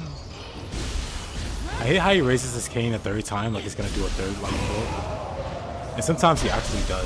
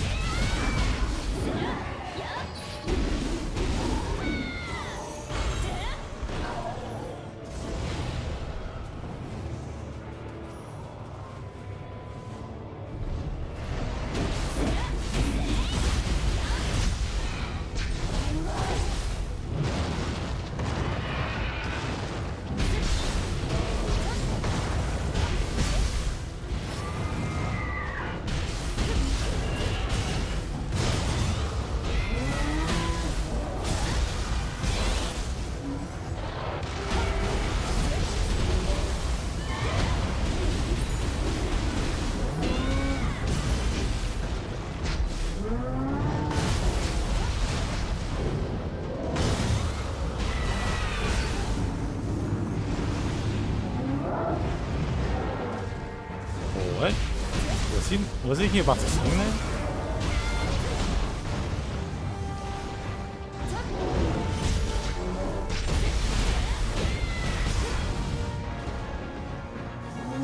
I can't really tell what they're doing.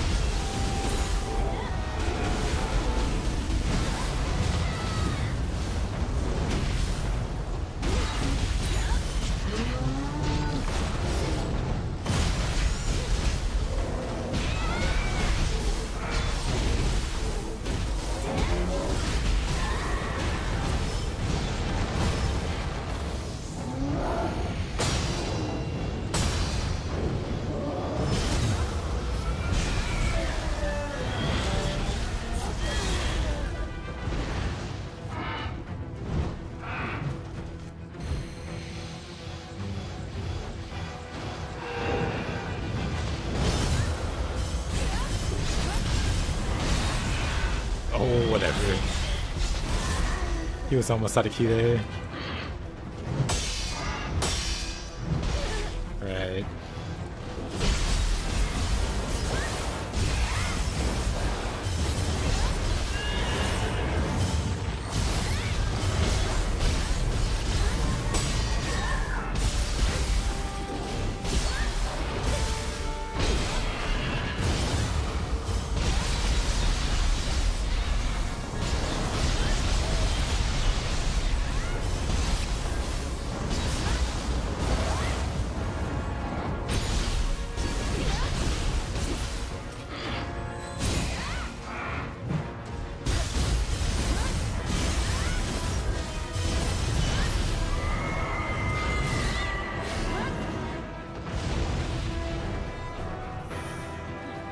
I can't believe Kinesis is trying to jinx me already.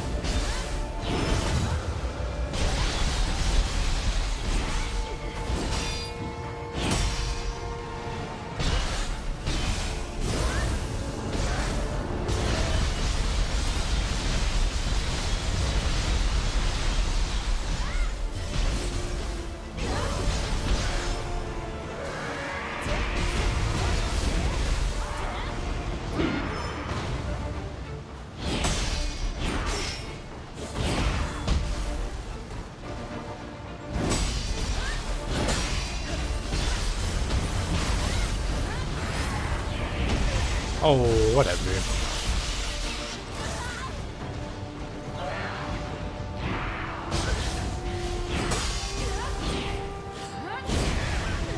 Wrong move.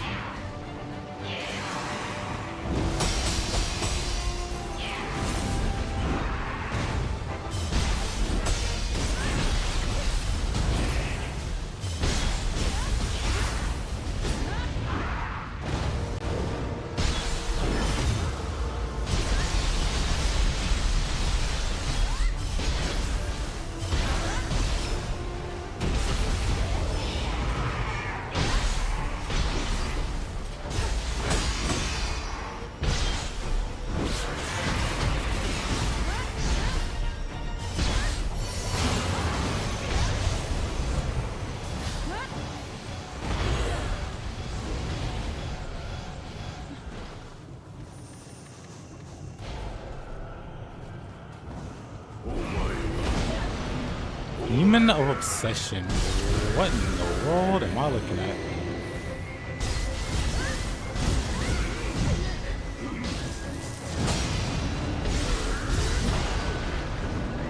Oh, that hurts.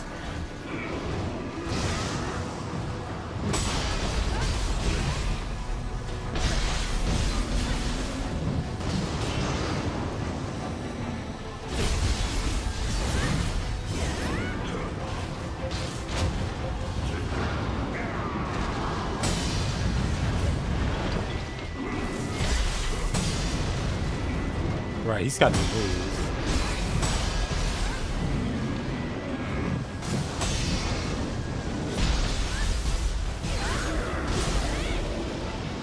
Oh, that's not good.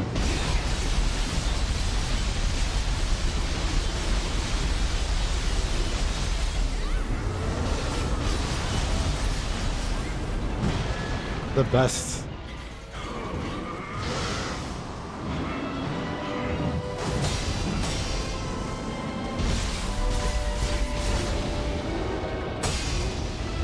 That's a cool move. I agree. The stars align there. I had max stacks on my one passive. I have one passive where if I do a bunch of deflects, my key cost goes down a lot.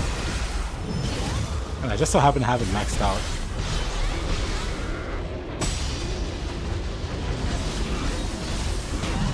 Dang. I almost had it again.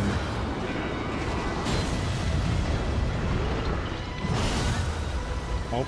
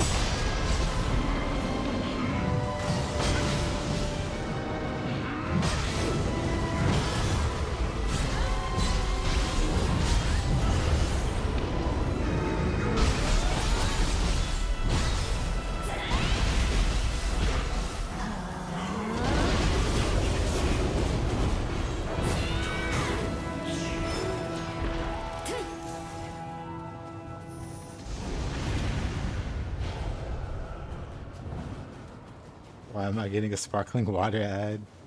So thrilled vertically by Nioh 3. Nioh 3 is awesome. It's got the best combat of the 3 games.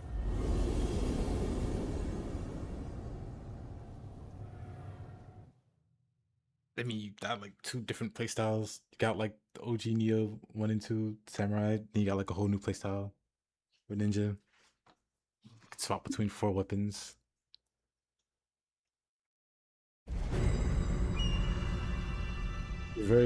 Two very distinct builds.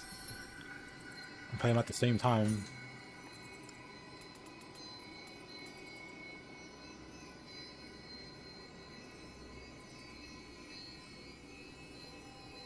Can never get over it.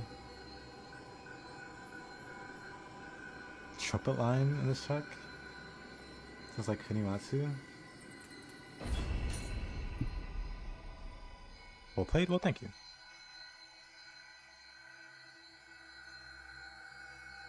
I didn't expect these to be a huge pain in the butt, but man, that last one was a pain in the butt.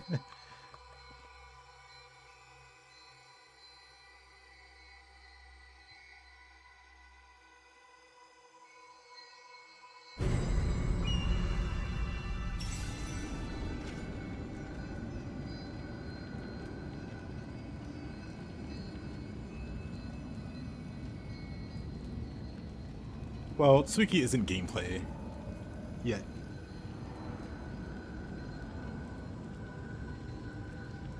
But yeah, currently I still like Nioh 1 the most.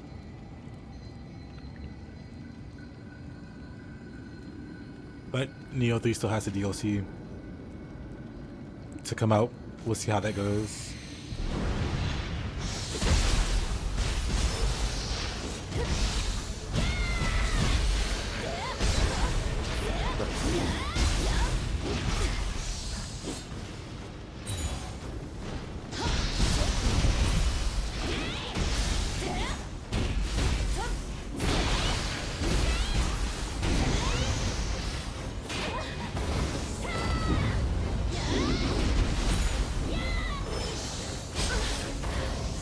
Somehow.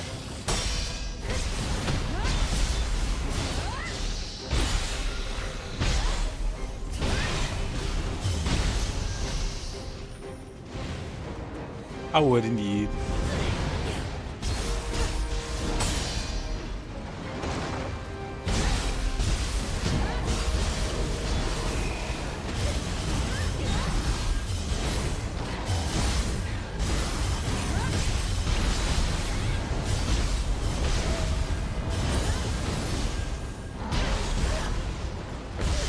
Bruh.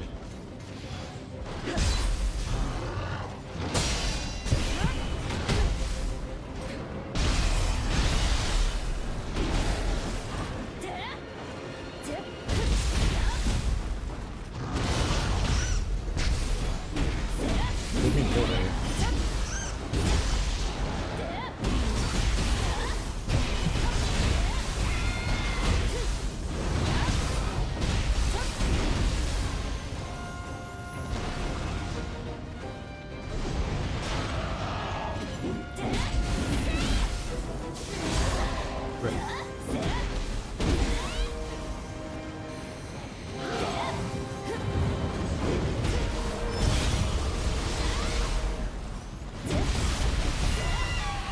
We're flying bold.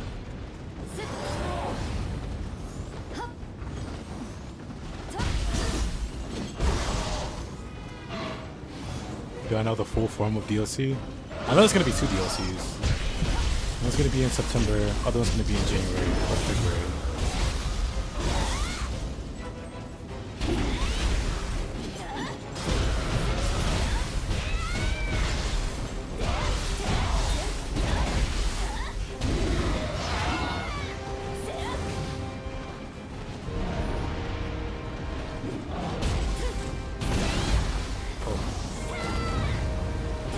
Wasn't locked on to anything there. Not what I wanted to do. Oh, I died there. Never mind. I thought I mispressed. I just straight up died there.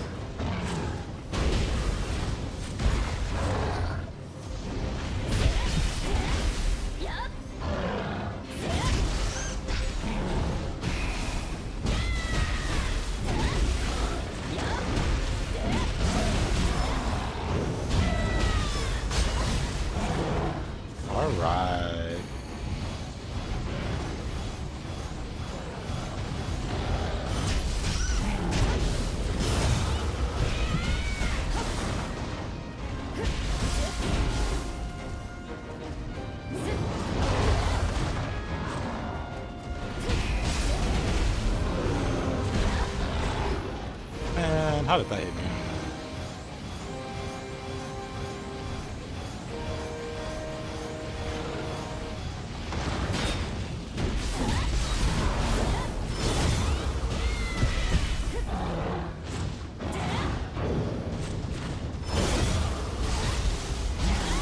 The hell, this fast is very nice. But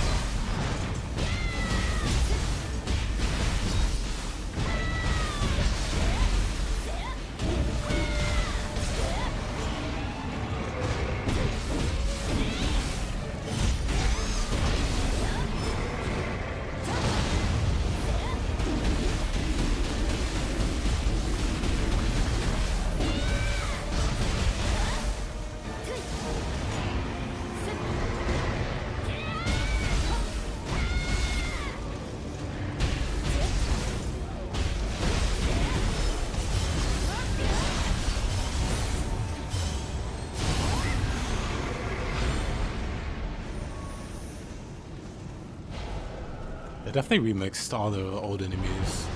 So Nioh has some new moves.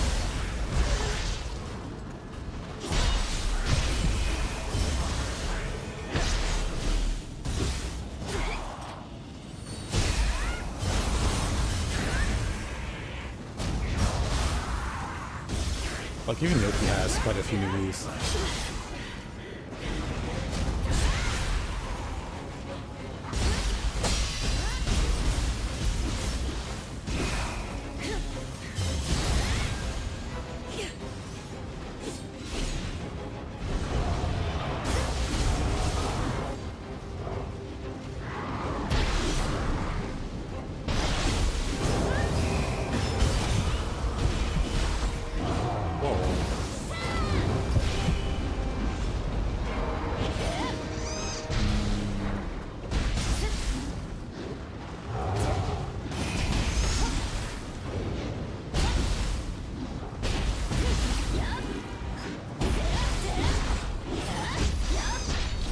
Let's see that's the thing.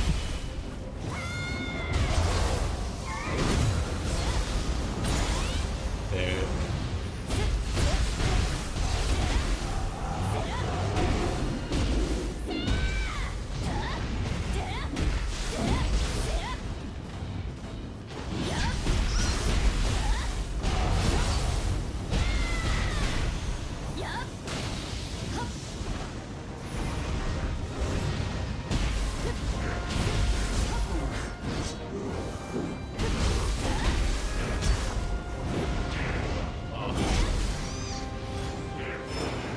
Somebody.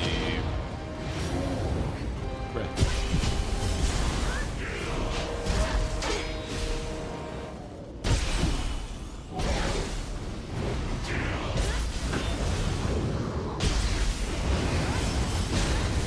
The RNG, like for like here? Oh man, it's really good. I'm fine.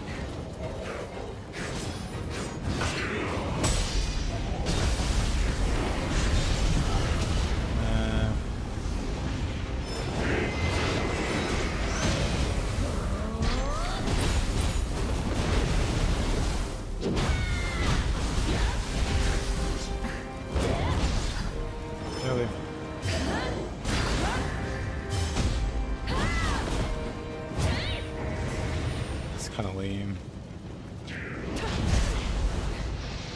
What? I disagree there.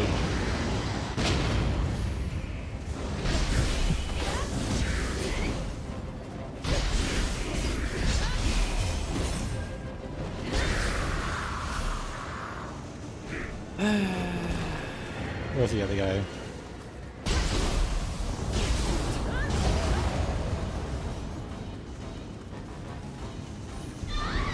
Yeah, it's pretty similar to the. Wow, there's still more enemies. Huh? This is like the entire roster of Nioh 1 2 enemies. There isn't like a single new enemy. Maybe I missed the reference here.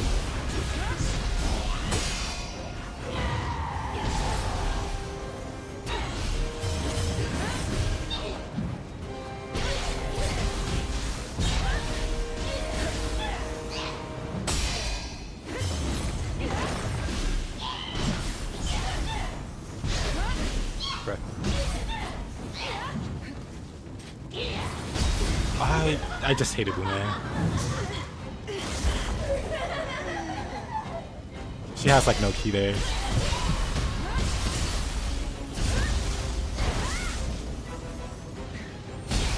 She buys enough time to get herself the grab from all the jump backs.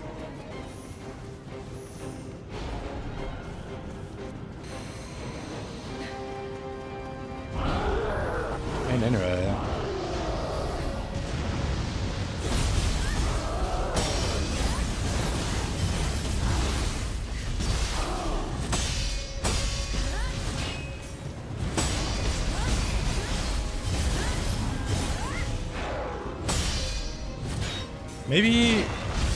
Maybe the first batch was Nioh 1 enemies. And then the second batch, like the first batch was Nioh 1 enemies leading up to Anryoki. And then the next batch was Nioh 2 enemies leading up to an enemy right here. That must mean there's another wave then.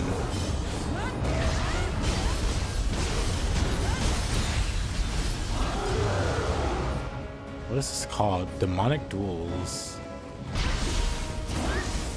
Meanwhile, I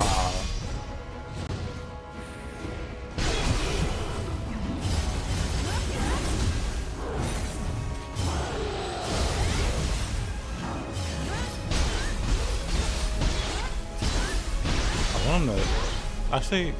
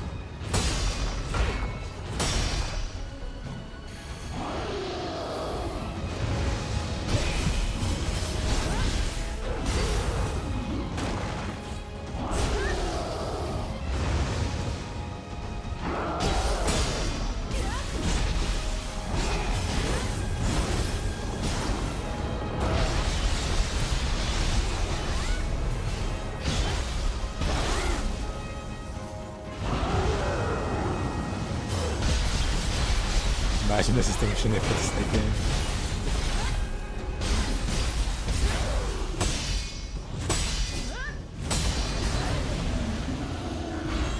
Guess let's see who the next enemies are.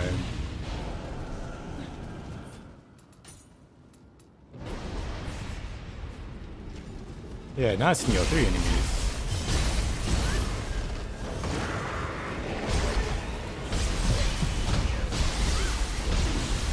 I'm guessing that's what they did. Nioh 1 enemies and Anryoki. Nioh 2 enemies. And then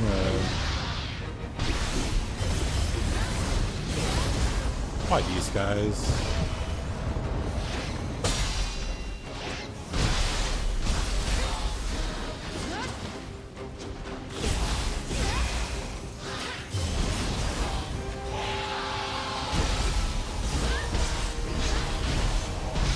If they add, no, they only do that for the DLC.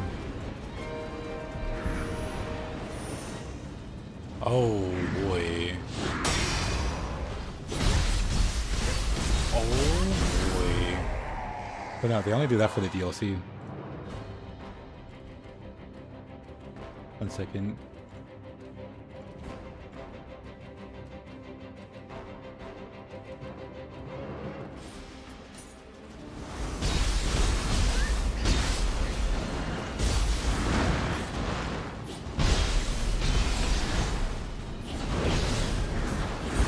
But yeah, for both Nioh 1 and 2, the Underworld / Abyss was never available at launch.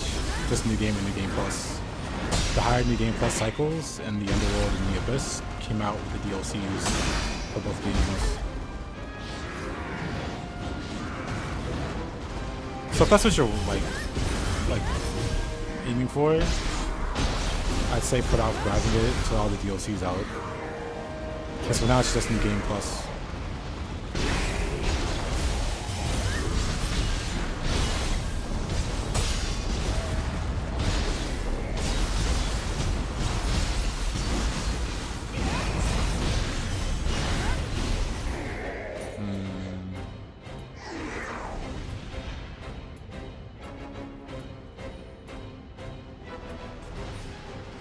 Oh. Oh.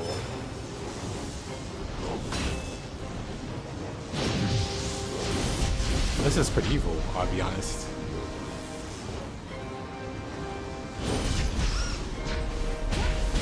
Both of them at the same time, huh?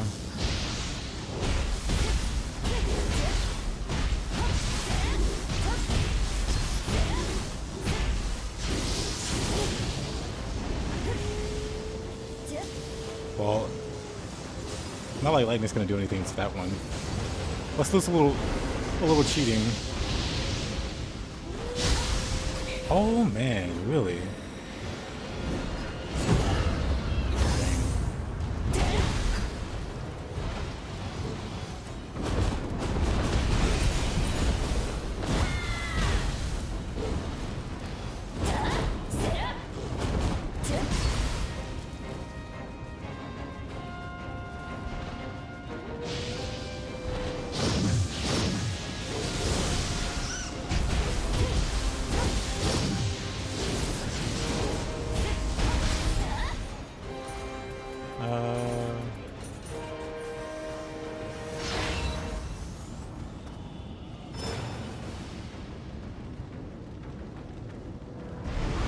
Blood Edge Demon.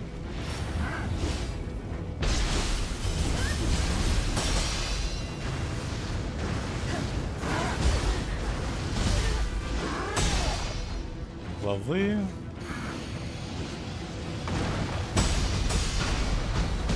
Where's my health? Well.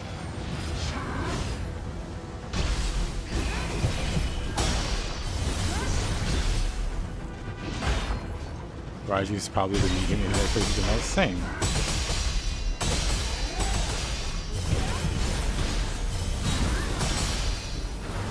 Can't see you.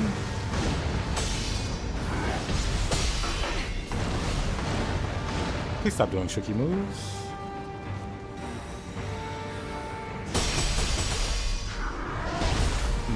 Love that.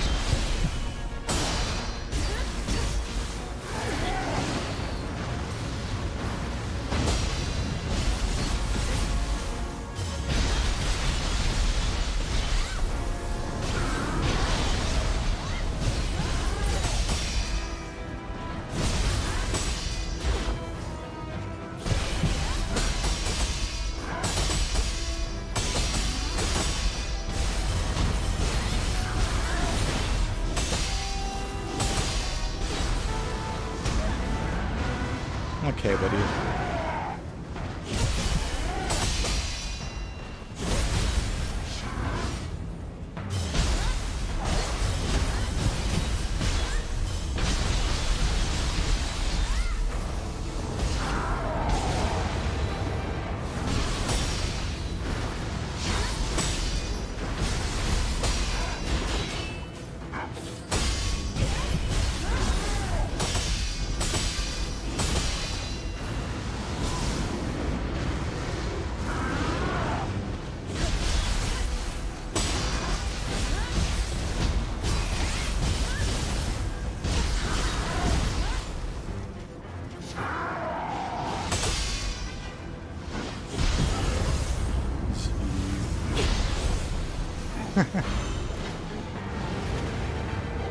Good thing I used those crystals at the end there.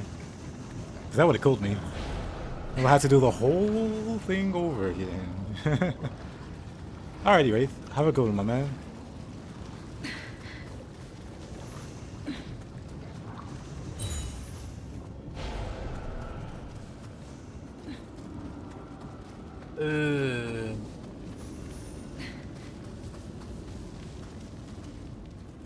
That was a very long gauntlet.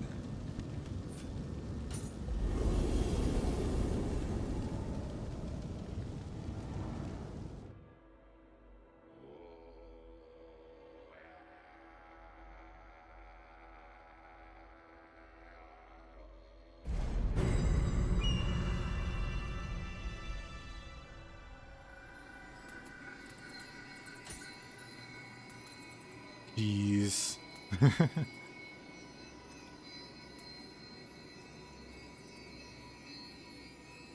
Alright, I need to stretch after that one. 1 second. But yeah, it goes from 1 to 2 to 3 with that gauntlet. Now imagine the Nioh 4. 1 second.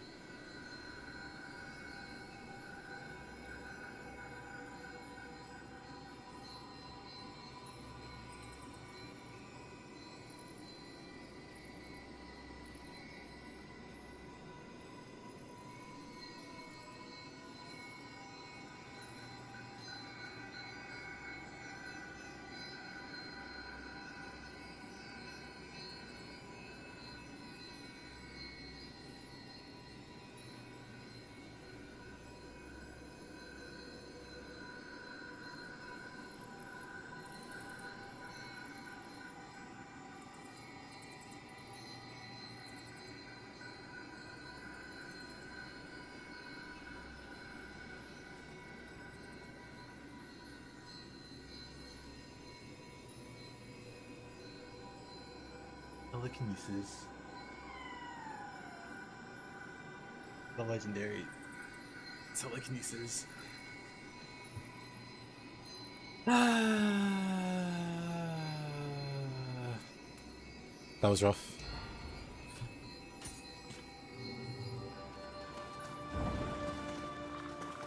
I have 25 million I'm ready from that.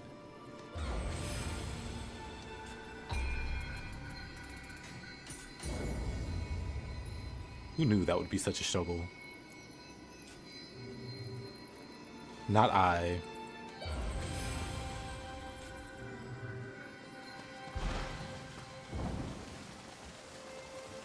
The earliest of tellers.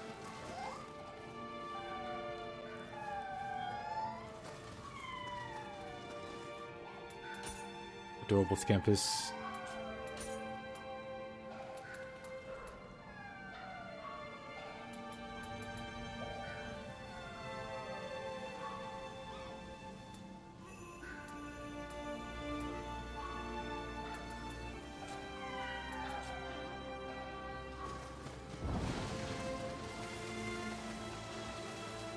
Ah.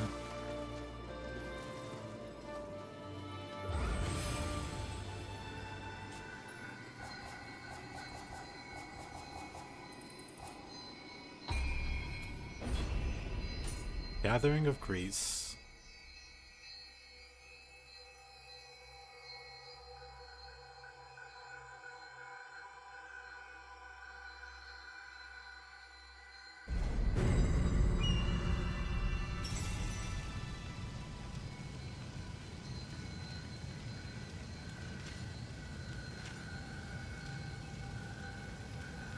You like this Virgil picture, but he removed it?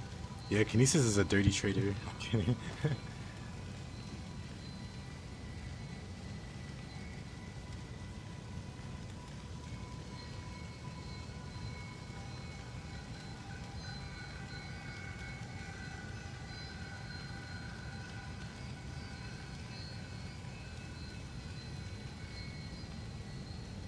Act bosses.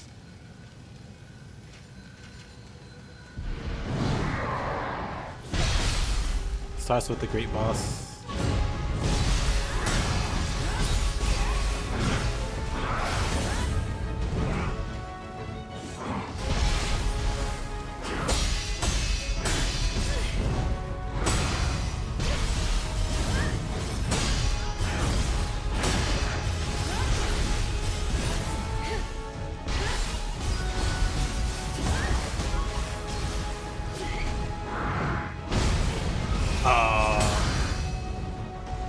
Interesting.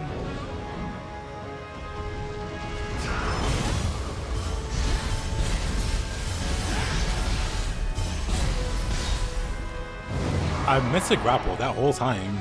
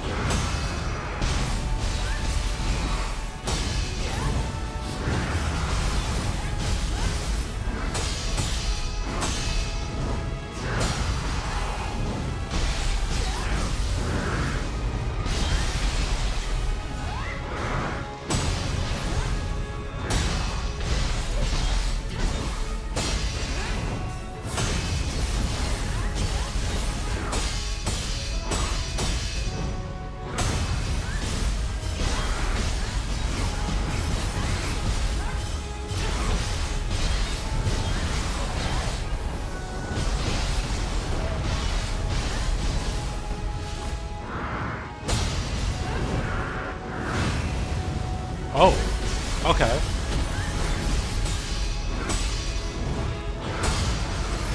New move.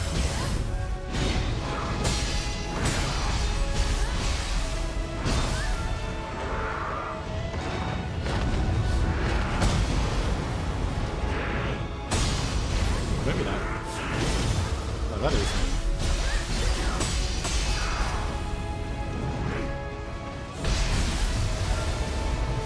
He goes for the grab to make sure you're paying attention.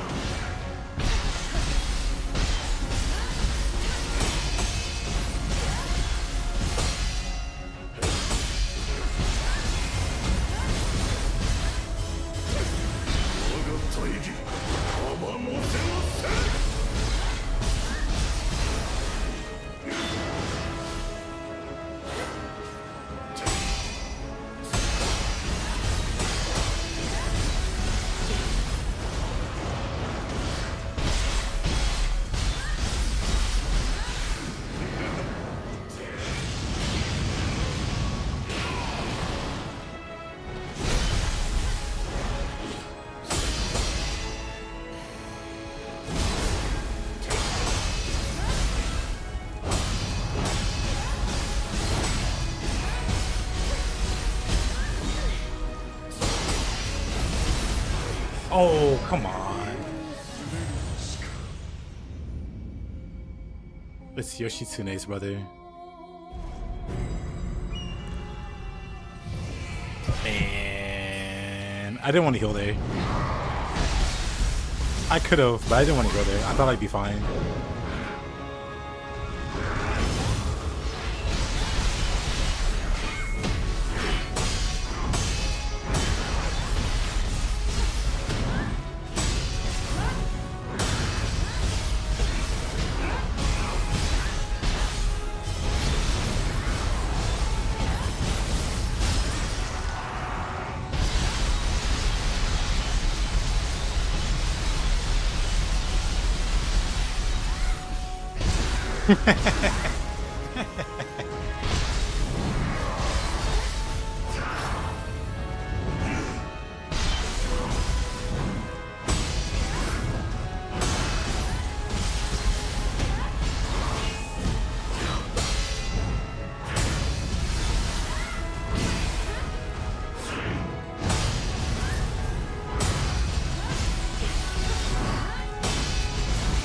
Yep.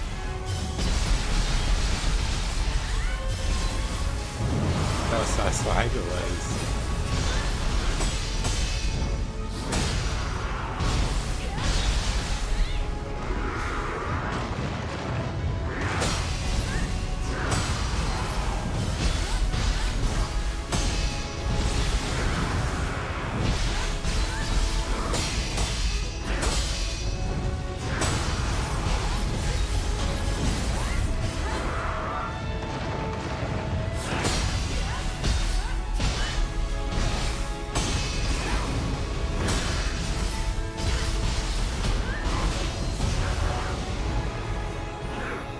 Much better than last time. I thought that was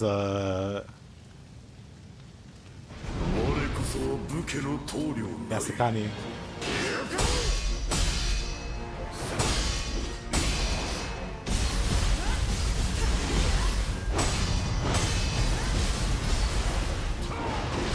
Oh, really? I timed that bad. Alright.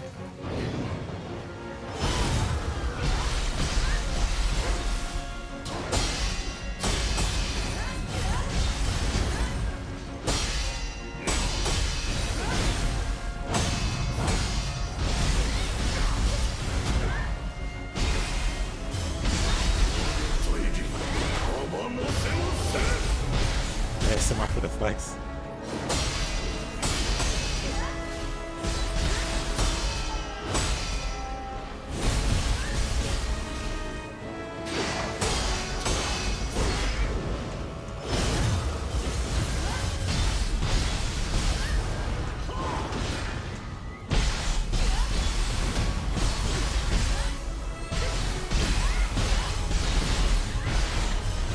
I should have water sorted there.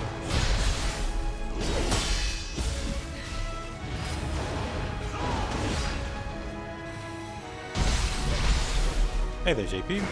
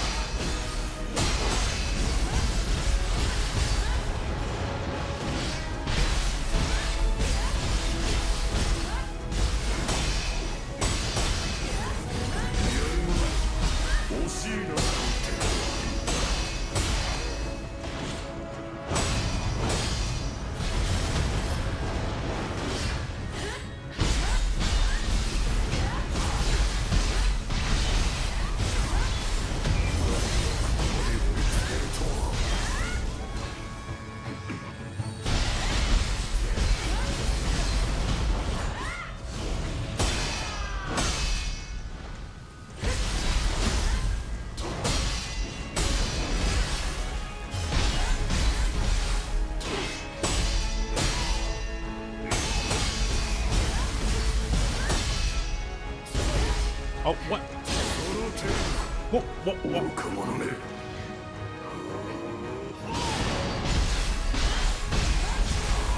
You have to get me to waste a potion at the end there.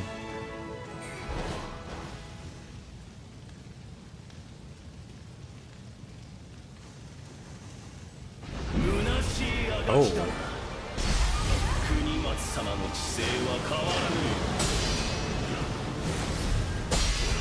Fish boy.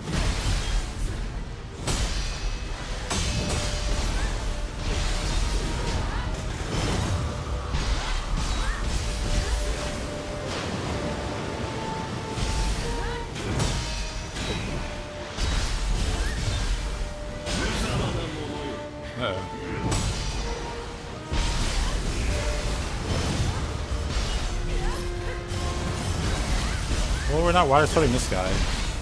I mean, we could try. He just goes so high in the air. Water sword misses.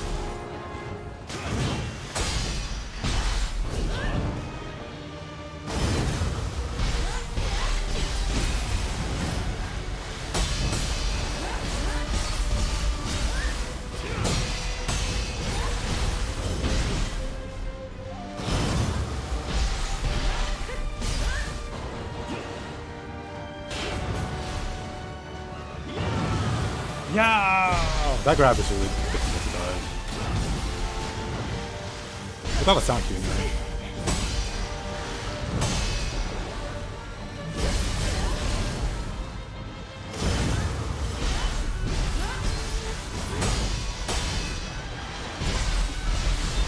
Dual Swords is an F tier weapon. The F stands for fish. It is pretty great at dealing with fish.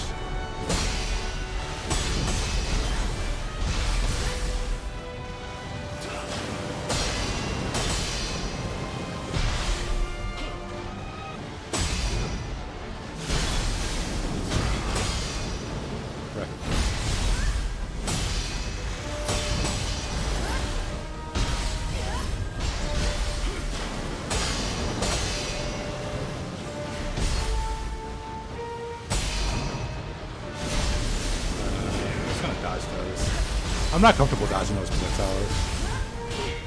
Alright, the fuck then. That was bad. Alright, come on down.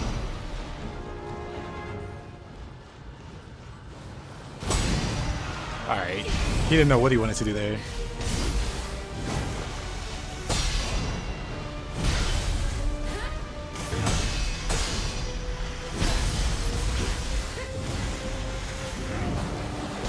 When I first fought this boss, I had no idea what he was doing. I thought he was going to be like one of the hardest bosses in the game. Just because I couldn't figure out any of his moves at the start. But funny enough, he's the boss with like the most generous toes. I don't know what that is though. He was flattered. He had to stop and go, ah.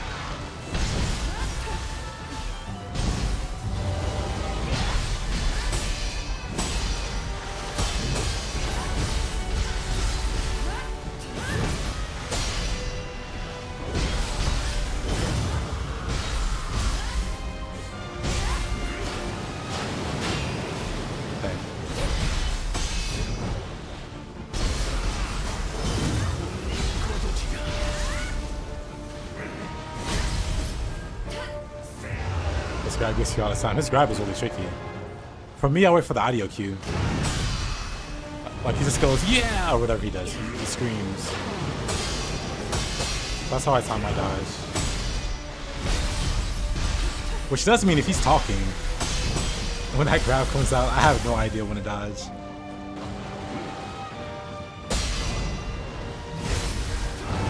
Dang. Unless he's close like that. If he's point blank, then I have no idea what the timing is. I cannot dodge a point blank.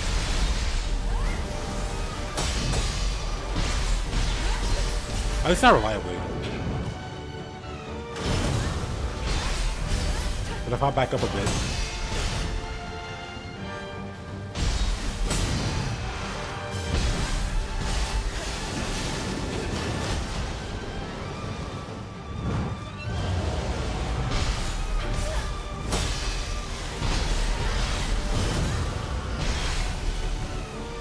That was a shovel.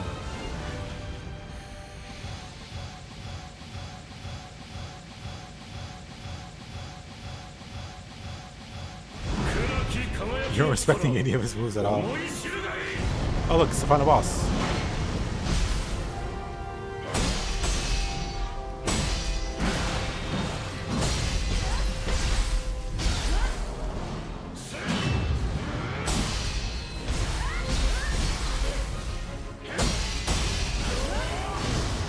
One of my favorite bosses.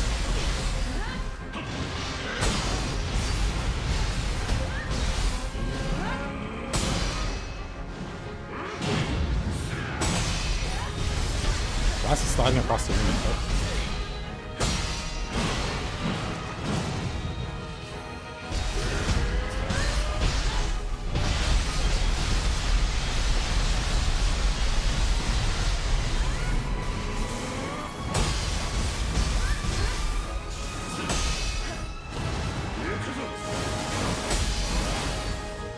That's a revenue.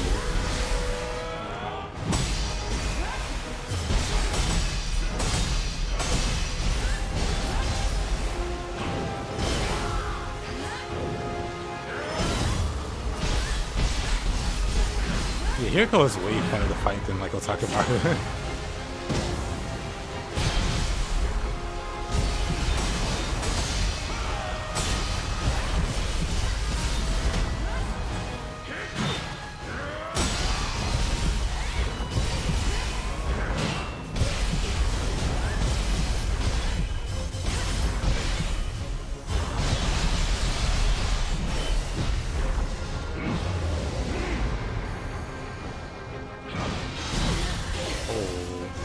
Let's not do that. Let's grab.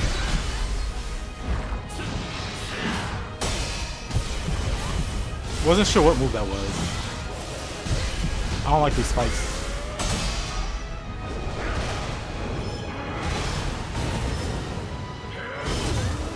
Man. Why does he slide like that? Just got back from a Diddy party or something, I don't know.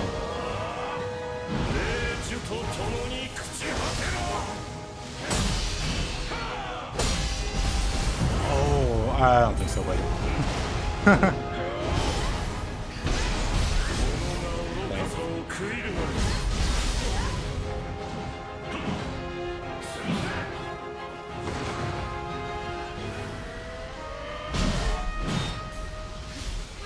Whoa, it goes across the entire arena.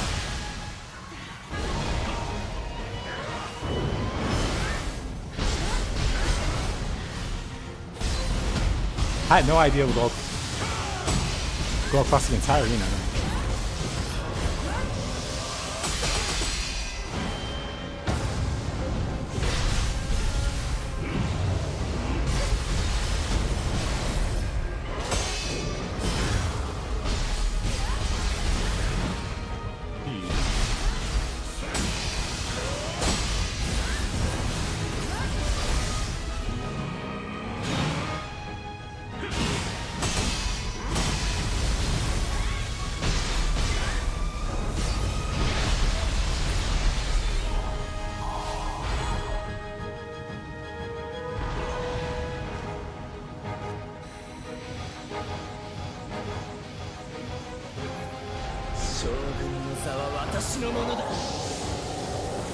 Oh, look, it's our brother.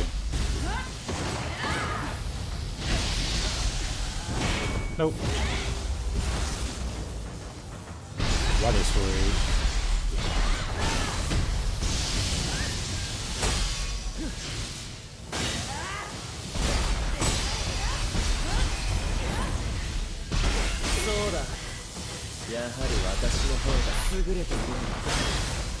Wait, why can I not play that? What's going on there?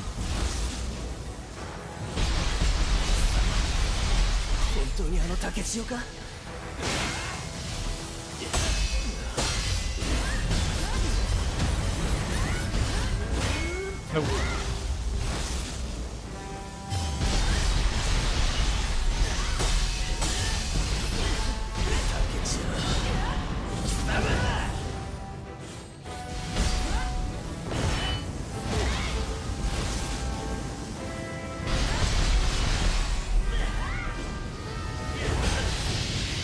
Alright, buddy.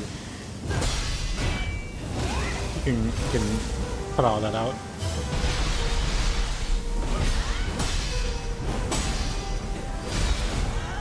Yeah, yeah. Nice grab. More water sword.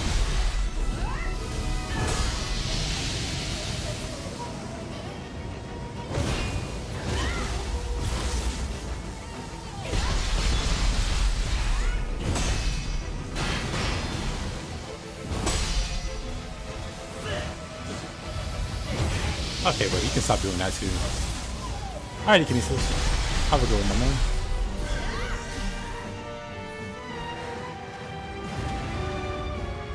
Imagine ceasing during a boss. I'd be fine. At least they didn't throw Kusanagi, that Kusanagi fight in there. Or crappier Hiruko.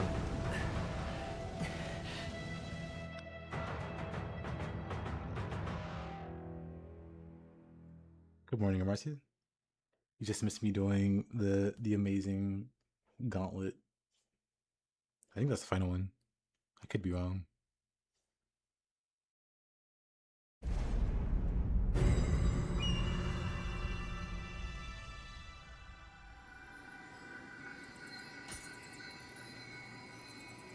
Yep. We got one last mission.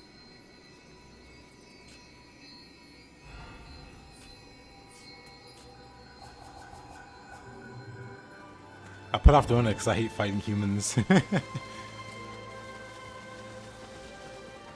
Bunch of turtles.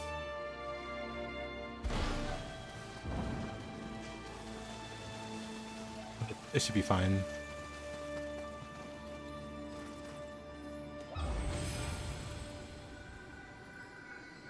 Thailand, you could buy a 66 terabyte SSD for 32,000 USD.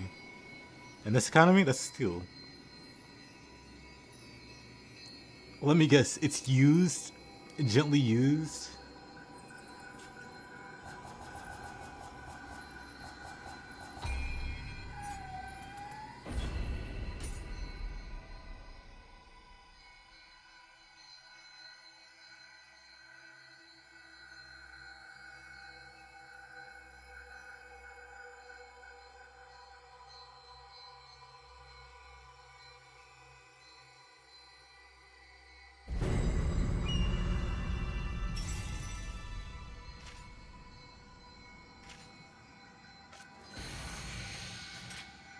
Let's do some ninja. Alright, this guy likes to...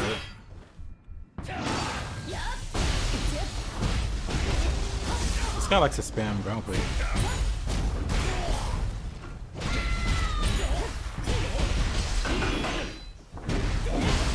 Oh, he likes to just spam ground quake.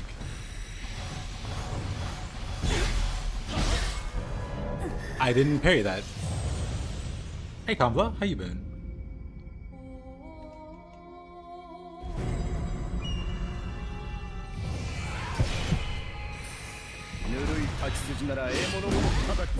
We parry that, okay.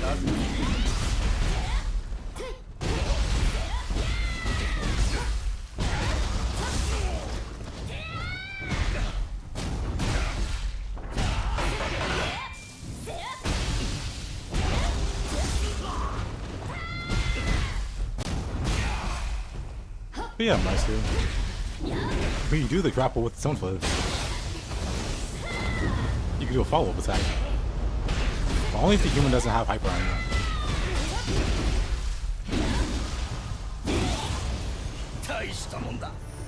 Pretty great, pretty swell. You're the real deal, he says.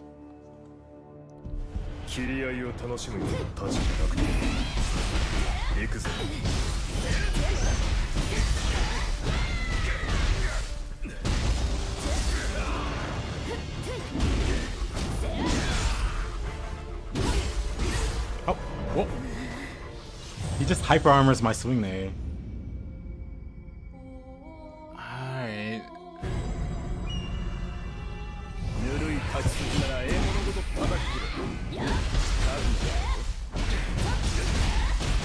Yeah, you grapple him here. Oh, never mind, I messed it up.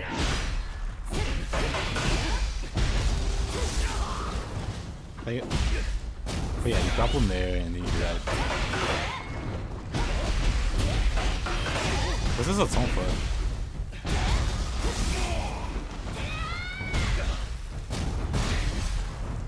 It's just a lot of damage.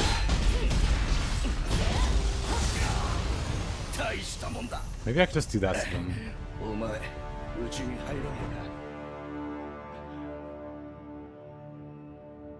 切り合いを楽しむようなタチじゃなくてな。行くぞ。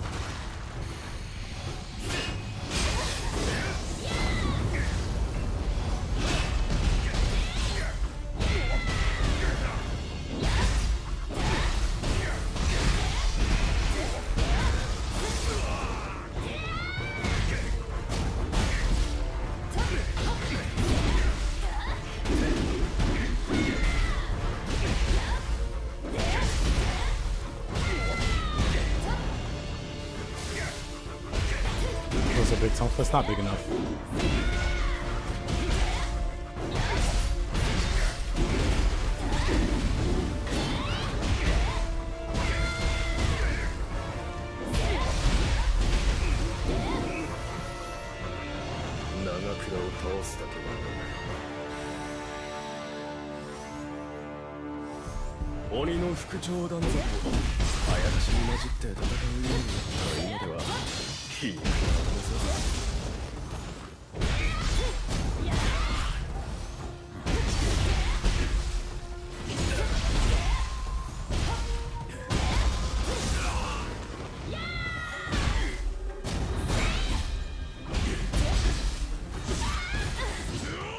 No, it's Tonfa system isn't too bad.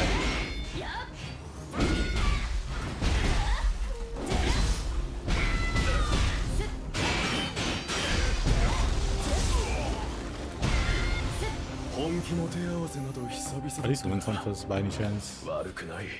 They are. Gnarly. That's back candy bars.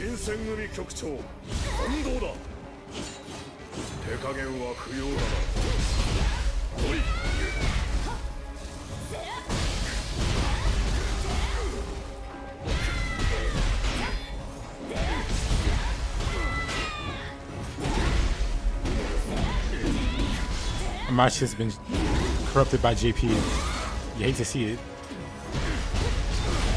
Hit him so hard the boss fast. Sounds like you really do need to get that SSD.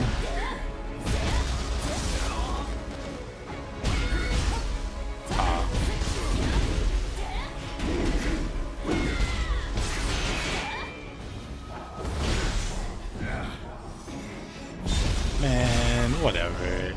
I was out of key for so long. I was like, surely I'll recover before he grapples.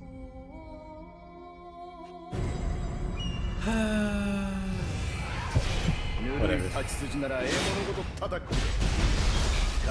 Oh, that was Thunderbolt.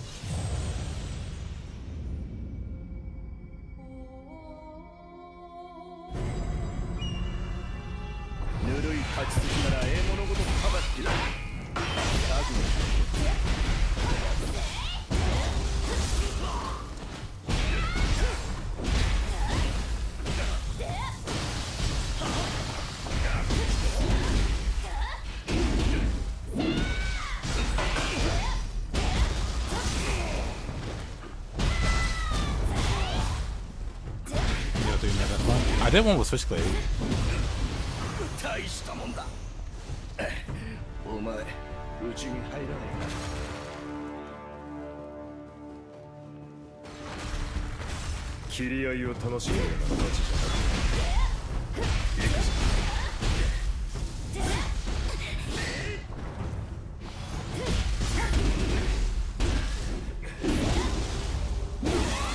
No, Death Run isn't too terrible. You just have to change the way you play. Well, I have to change the way I play. I could play a lot safer than I do now. It'd be more boring for me to play.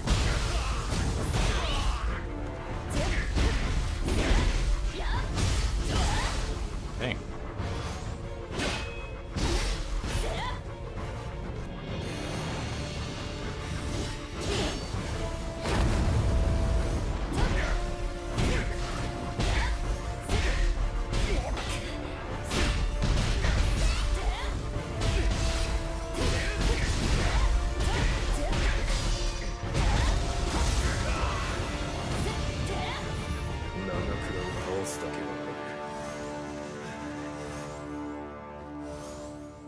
鬼の副長だなどとあやかしに混じって今は皮肉な技さ。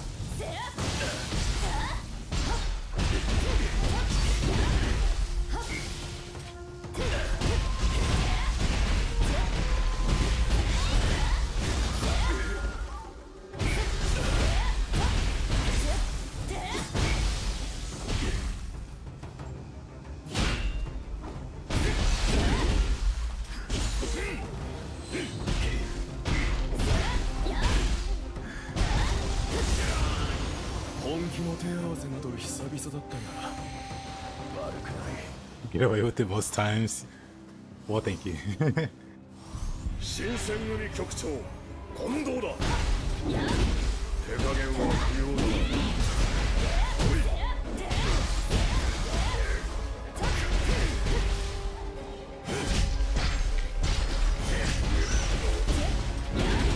Yeah, I prefer to play very aggressive, even though it gets me killed way more than it would if I just played it safe.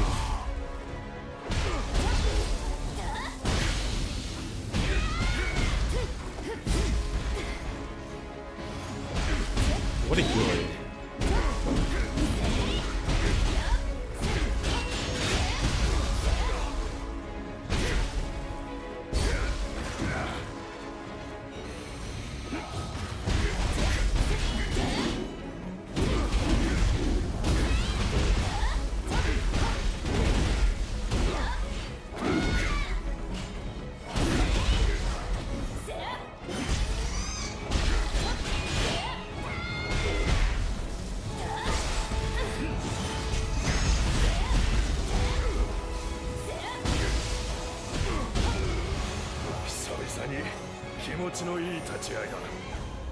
Can help himself with a cheater? Yeah.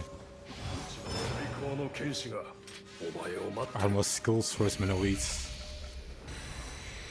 一番隊起きた掃除。局長を差し置いて僕が大将です。ここまで来たんだ。簡単に倒れないでくださいよ。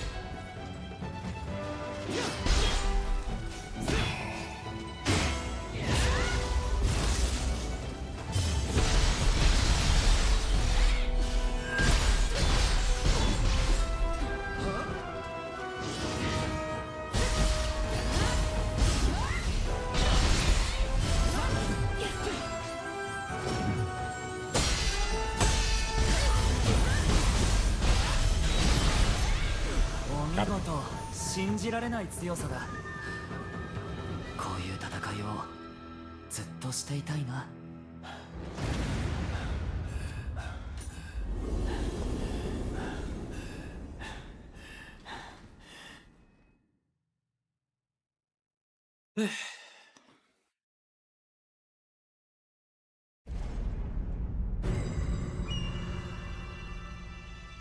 That mountain breaker does damage. It's very strong.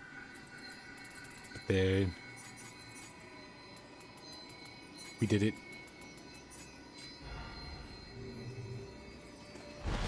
That's all the missions for all 3 Niohs.